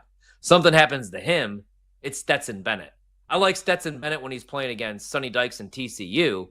I don't really like Stetson Bennett when he's facing off against Steve Spagnuolo in the Chiefs defense, or Harbaugh, in the Ravens defense. So, yeah, I mean, again, though, dude, like, if they stay healthy and this is just whatever and Stafford's out there, they can win the Super Bowl. Like, legitimately, they could win the Super Bowl. They're the ultimate boomer bust team because they are old. Like, Stafford's old. Devontae's getting older. Puka's young. Kyron's young. But they got a bunch of old pieces, and the defense overexceeded all expectations last year. That's what scares me a little bit about the Rams, dude. Yeah, no, I'm with you there. They are boomer bust. It's hard for me to pick against McVay, though, right? When you have a coach like that, same thing with Minnesota, right? Like Kevin O'Connell. Like, you want to be down on them this year, but you just don't know if you can because you don't know what J.J. McCarthy's going to be, and you don't know what Kevin O'Connell's going to do with them. But I am with you wholeheartedly on the Lions. They were my last lame as well. I just think that with all of their losses, not only with the coordinator, but I just think that they're looking at a schedule, right, with the defenses that they're going to face, and you look at it and you're like, oh man, they're in trouble. And if Jared Goff isn't the best version of Jared Goff that we've seen in a long time, this team might not win 8 games this year. And I know that's a drastic drop-off, but I mean, not to mention the defenses that are in their division, right? Because we know the Packers are a good defense. We know the Bears are a rebounding defense, but they've got a very talented defense. And we know that the Vikings have a good defense. But when you're talking about, you have to play against the Ravens, the Bengals, the Chiefs, the Buccaneers. You have to play against the Commanders, the Eagles, the Cowboys, the Rams, the Steelers. You know what I mean? They've got some really, really good defenses on this schedule. And I think that they're in a lot of trouble. I think that people are going to see how big of a deal having Ben Johnson and having, oh great, I'm going to forget his name now, head coach now over with the Jets. Aaron Glenn. Aaron Glenn. You lose those two coordinators, and you're going to see how big of a deal that was, especially with a coach like Dan Campbell, who loves to do things that puts your football team in bad situations because he does gamble a lot. Like, that's why he gets the nickname Dan Gamble. He does things that a lot of coaches wouldn't do, and he puts his team in bad situations. And when you don't have an offense that can score at will like they have been able to in the last couple of years, and when you don't have a defense that can just shut people down, it's going to be a problem, and I think you're really going to see that this year. So I'm very down on the Lions with you this year. Yeah, if I had to choose between the two teams, man, the Rams or the Lions to bet to miss the playoffs, I would go with the Lions because of what you just said. I don't know. Like, Dan Campbell, that rah-rah stuff is awesome when you're 6-1, but what about when you're 2-4, right? Like, our guy, and again, like the fourth down decision making, we love the aggressive play calling and stuff like that, but when it goes south, it goes south. Here's another one I'm going to throw at you, man. And I know that this kind of contradicts what I was talking about a couple segments ago with Brad. I know he's really high on Bo Nix. And as a fantasy option, I think he could be a top 10 quarterback, but I bet the under on his passing touchdowns at 24.5. And I'll tell you why, man. He's going to play a top 10 schedule of pass defenses in 2025. So again, Bo Nix projected to play a top 10 most difficult schedule of pass defenses coming up this year. The Broncos might have the best defense in the league. They led the league in EPA per play. They were second in yards per play and success rate allowed, meaning they're not going to be in a whole lot of shootouts. And they have 5 running backs that could be the guy, right? Like, they have RJ Harvey, dude. They have J.K. Dobbins. And they have a top 5 rated offensive line. So do you really want to drop back Bo Nix 30, 35 times a game? He's a really good athlete. So fantasy purposes, he could use his legs. He could rush for 400, 500 yards. Maybe 6 or 7 touchdowns. But again, he's playing a top 10 most difficult schedule of pass defenses. The Broncos themselves have Sean Payton as a play caller. We know he likes to use his running backs, a really good defense. And now defensive coordinators have an entire year of film on Bo Nix, dude. He doesn't have the strongest arm. It's a lot of dinking and dunking. I don't know that he gets to 25 touchdown passes, man. So I'm going to go under 24.5 touchdown passes. If he plays a full season, I think the number should be closer to 22.5, 23.5. So, again, I'm not saying he sucks. I'm not saying Denver's going to miss the playoffs, but I keep hearing everybody hype up Bo Nix, man, and I'm like, I feel like I'm higher on J.J. McCarthy and Drake May if we're talking second-year quarterbacks, to be honest with you, man. I mean, much better than we all expected last year, but I'm going under 24.5. Throw me another lame. Well, if we would have done our quarterback rankings based off of fantasy yesterday, you probably would have thought I was crazy because I have Bo Nix in my top 5 because I'm very high. I mean, I know sometimes I wonder the strength of schedules. I wonder who puts them up against it, right? Because you're going to see the Titans, you're going to see the Colts, you're going to see the Jets, you're going to see the Giants, you're going to see the Raiders. Like, I think that he's got a lot of room in his schedule to actually have some very solid games, some games where he's passing for over 350, 400 yards, and he could be throwing for 3 or 4 touchdowns. Now, I don't know if he's going to get to the 25 touchdown mark. I don't know if I'm betting that, but I do think that he's going to have a very good season, especially when it comes to fantasy-wise, because I think he's a prototypical Sean Payton quarterback. I think I'm not saying he's Drew Brees, so calm down when I say this, but I think he's got a lot of the same Drew Brees qualities, and I think that that's what people are seeing when it comes to him and Sean Payton. They're starting to see the past and the success that Sean Payton had with Drew Brees. So I'm high on Bo Nix. I could be completely wrong, but I'm very high on him, especially in the fantasy season. Another lame, we could talk about this for a while, right? But I mean, we could probably go through every team. But I think, for me, another lame that I'm going to have this year that a lot of people are high on is a team that you're high on. They were a flame for you, and that's the Arizona Cardinals. It's for me, look, when you're talking about the Cardinals and whether or not Kyler Murray can stay healthy, I don't even know if it's whether or not Kyler Murray can stay healthy. I wonder if it's whether or not he can stay off of Call of Duty after it's released. That's what I worry about. But I also look at their schedule as well, right? And their schedule is kind of poised to where they can start out hot and then finish very, very, very weak. They could be one of those teams that could be 7-1 and then end up missing the playoffs because of the way that Kyler Murray is in the second half. I'm not high on the coaching staff there. I don't think that they are built for a long run. And for me, again, Call of Duty comes out October 19th this year.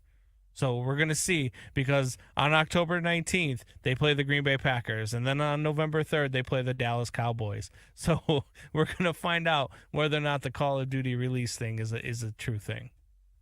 Yeah, we'll find out, dude. I feel like he's going to be extra motivated. Hell, I'll probably bet his passing yards over because everybody's going to be talking about that with Call of Duty coming out and Green Bay on tap. Yeah. It's still scoreless right now out in Seattle, 4:42 to go in the first quarter. We probably have seen the last of Ashton Genty tonight after just 2 carries. Geno Smith only played 1 series as well. So, yeah, my Flames teams or players I'm buying low on. Arizona, plus 150 to make the playoffs, over 8.5 wins. Trevor Lawrence, over 21.5 touchdown passes. The Jags, over 7.5 wins, and a small little bit on them to win the South. And then Caleb Williams. My lames, Bo Nix, the Rams and the Lions, and Baker Mayfield. I was trying to think of one more lame. You know what? I want to go with the flame lame, little side piece here. I saw Cowherd talking about this again today, and now I want to bet all the money in the world on Mahomes to win MVP and the Chiefs to win the Super Bowl. I saw a clip on social media during the last commercial break that said, it's Cowherd quoting, saying, I think the run is over. The dynasty is over. You know what that means. More bulletin board material for Andy Reid, Steve Spagnuolo, and Pat Mahomes. I mean, that offense, dude, if Rashee Rice can stay healthy and out of trouble, number 1 wide receiver. Hollywood Brown, number 2 wide receiver. Kelsey doesn't really have to be Kelsey anymore, right? And I think Pacheco is going to have a huge bounce back year if he could stay healthy. I don't have much expectation from Kareem Hunt at 55 years old, but Pacheco, another year removed from that injury. I know he didn't really have that explosiveness when he came back last year. I think he's going to have a solid season. So the more I hear people fade and rip the Chiefs this offseason, my only issue with the Chiefs, dude, it's not the defense. It's not Mahomes. It's can the offensive line protect Pat Mahomes? Because that's why they got their asses kicked in that Super Bowl. He was getting suplexed all over the field. But if they could protect Pat Mahomes, I think he's going to throw 40 touchdowns. Last year was a down year. I think he's going to ball out. We got radio hosts calling him fat. if Coward's saying it's over, you go mortgage the house and you go put it on the Chiefs to win the Super Bowl as well. Let me throw this one out to you real quick. We got about 40 seconds left. Flame or lame, Jordan Love? I lean flame, dude, just because of the weapons, right? I worry a little bit about the decision-making, the interceptions, but the offensive line should be improved. He should be healthy, and I love the Matthew Golden pick, right? And Christian Watson should be back, by week 12. You have Jaden Reed, who should take that year 3 leap, hopefully. And you have Romeo Doubs and Dontavian Wicks and Tucker Kraft and Luke Musgrave. Yeah. And Josh Jacobs. I think flame. We'll take a quick break. We'll talk a little college football. Top 5 teams that are flying under the radar to make the playoff when we wrap up the show. Don't miss out on the action. If you missed the show, you can listen back on the always free Odyssey app. It's BetMGM Tonight, presented by BetMGM.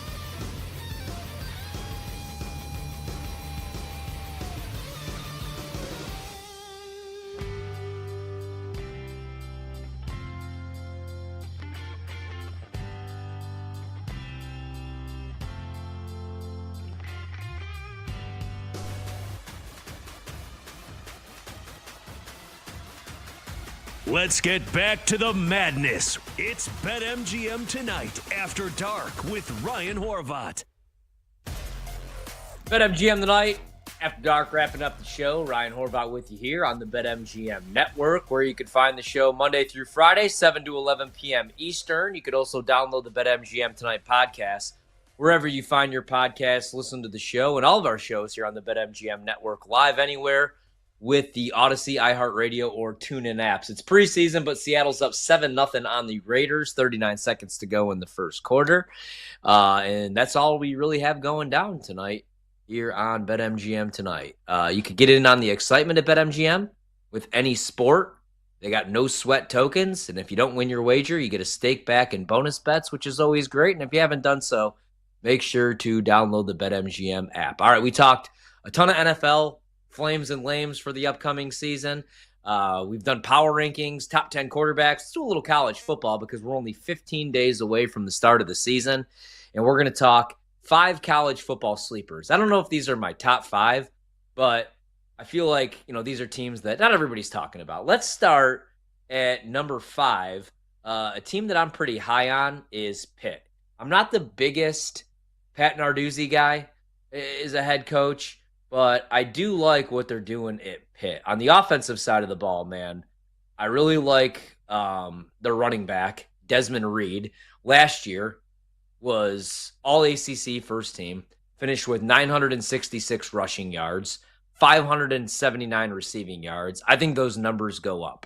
And then I think he's going to be a first, second-round draft pick next year. Desmond Reed is going to be a stud on Sundays and at Pitt again next year. Again, 966 rushing yards last year, 579 receiving yards.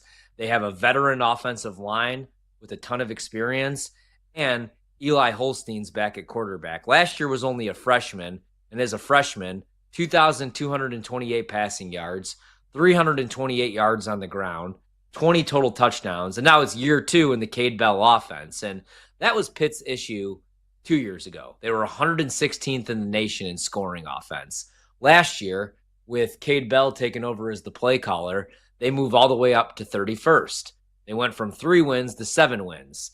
And now this year they bring back 7 starters on the offensive side of the ball and 7 on the defensive side of the ball. Kenny Johnson's back at wide receiver. Raphael Poppy Williams is back at wide receiver. Also a great name. They combined for almost 1,000 receiving yards and 9 touchdowns last year.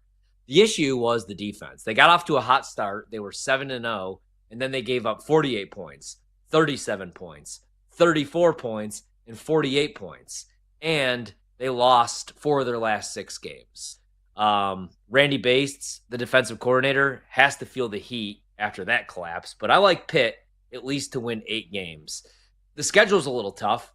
On the road against Florida State, on the road against Syracuse, you get NC State, on the road against Stanford, which should be a win. Their win total is 3.5. Then it's Notre Dame at Georgia Tech and Miami. So tough way to close out the year. But we just need 8 wins for Pitt. And let's say they do pull off a couple upsets, man. Maybe they're the dark horse college football playoff contender. Like a couple years ago, nobody saw TCU making that run or Washington. So I'm just saying, I like Pitt a little bit more than most. In the Big 12, my pick is Kansas State. I also bet Avery Johnson at 50-1 to win the Heisman. But I do think there's good value betting on some of these other teams. Every year, granted it was in the Pac-12, I would make the case for Utah. Really tough place to play. I'm a big Kyle Whittingham fan. Hard not to be. He's been there forever. And pretty much every year, they're guaranteed at least 8 wins. Now, last year I was wrong because it was a mess of a season. Finally, though, they have moved on from the Cam Rising situation. He was 45 years old playing quarterback there, and he kept getting hurt. But I like Utah, man. It's year 21 for Kyle Whittingham. He's got 167 wins, only 86 losses in those 21 years. Last year was their first losing season since 2013, so you expect a bounce back. They had a 7-game losing streak to end the season. They only went 5-7, but they bring in a new quarterback in Devin Dampier, who's a transfer from New Mexico. He's the only quarterback in New Mexico school history to be named All Mountain West first team. They bring his offensive coordinator over in Jason Beck. together, Dampier passed for 2,768 yards and ran for 1,166. If he does get hurt, Isaac Wilson, Zach Wilson's little brother, is the backup. Played a ton last year. Has to limit the turnovers. He had 11 picks, did have 10 touchdowns.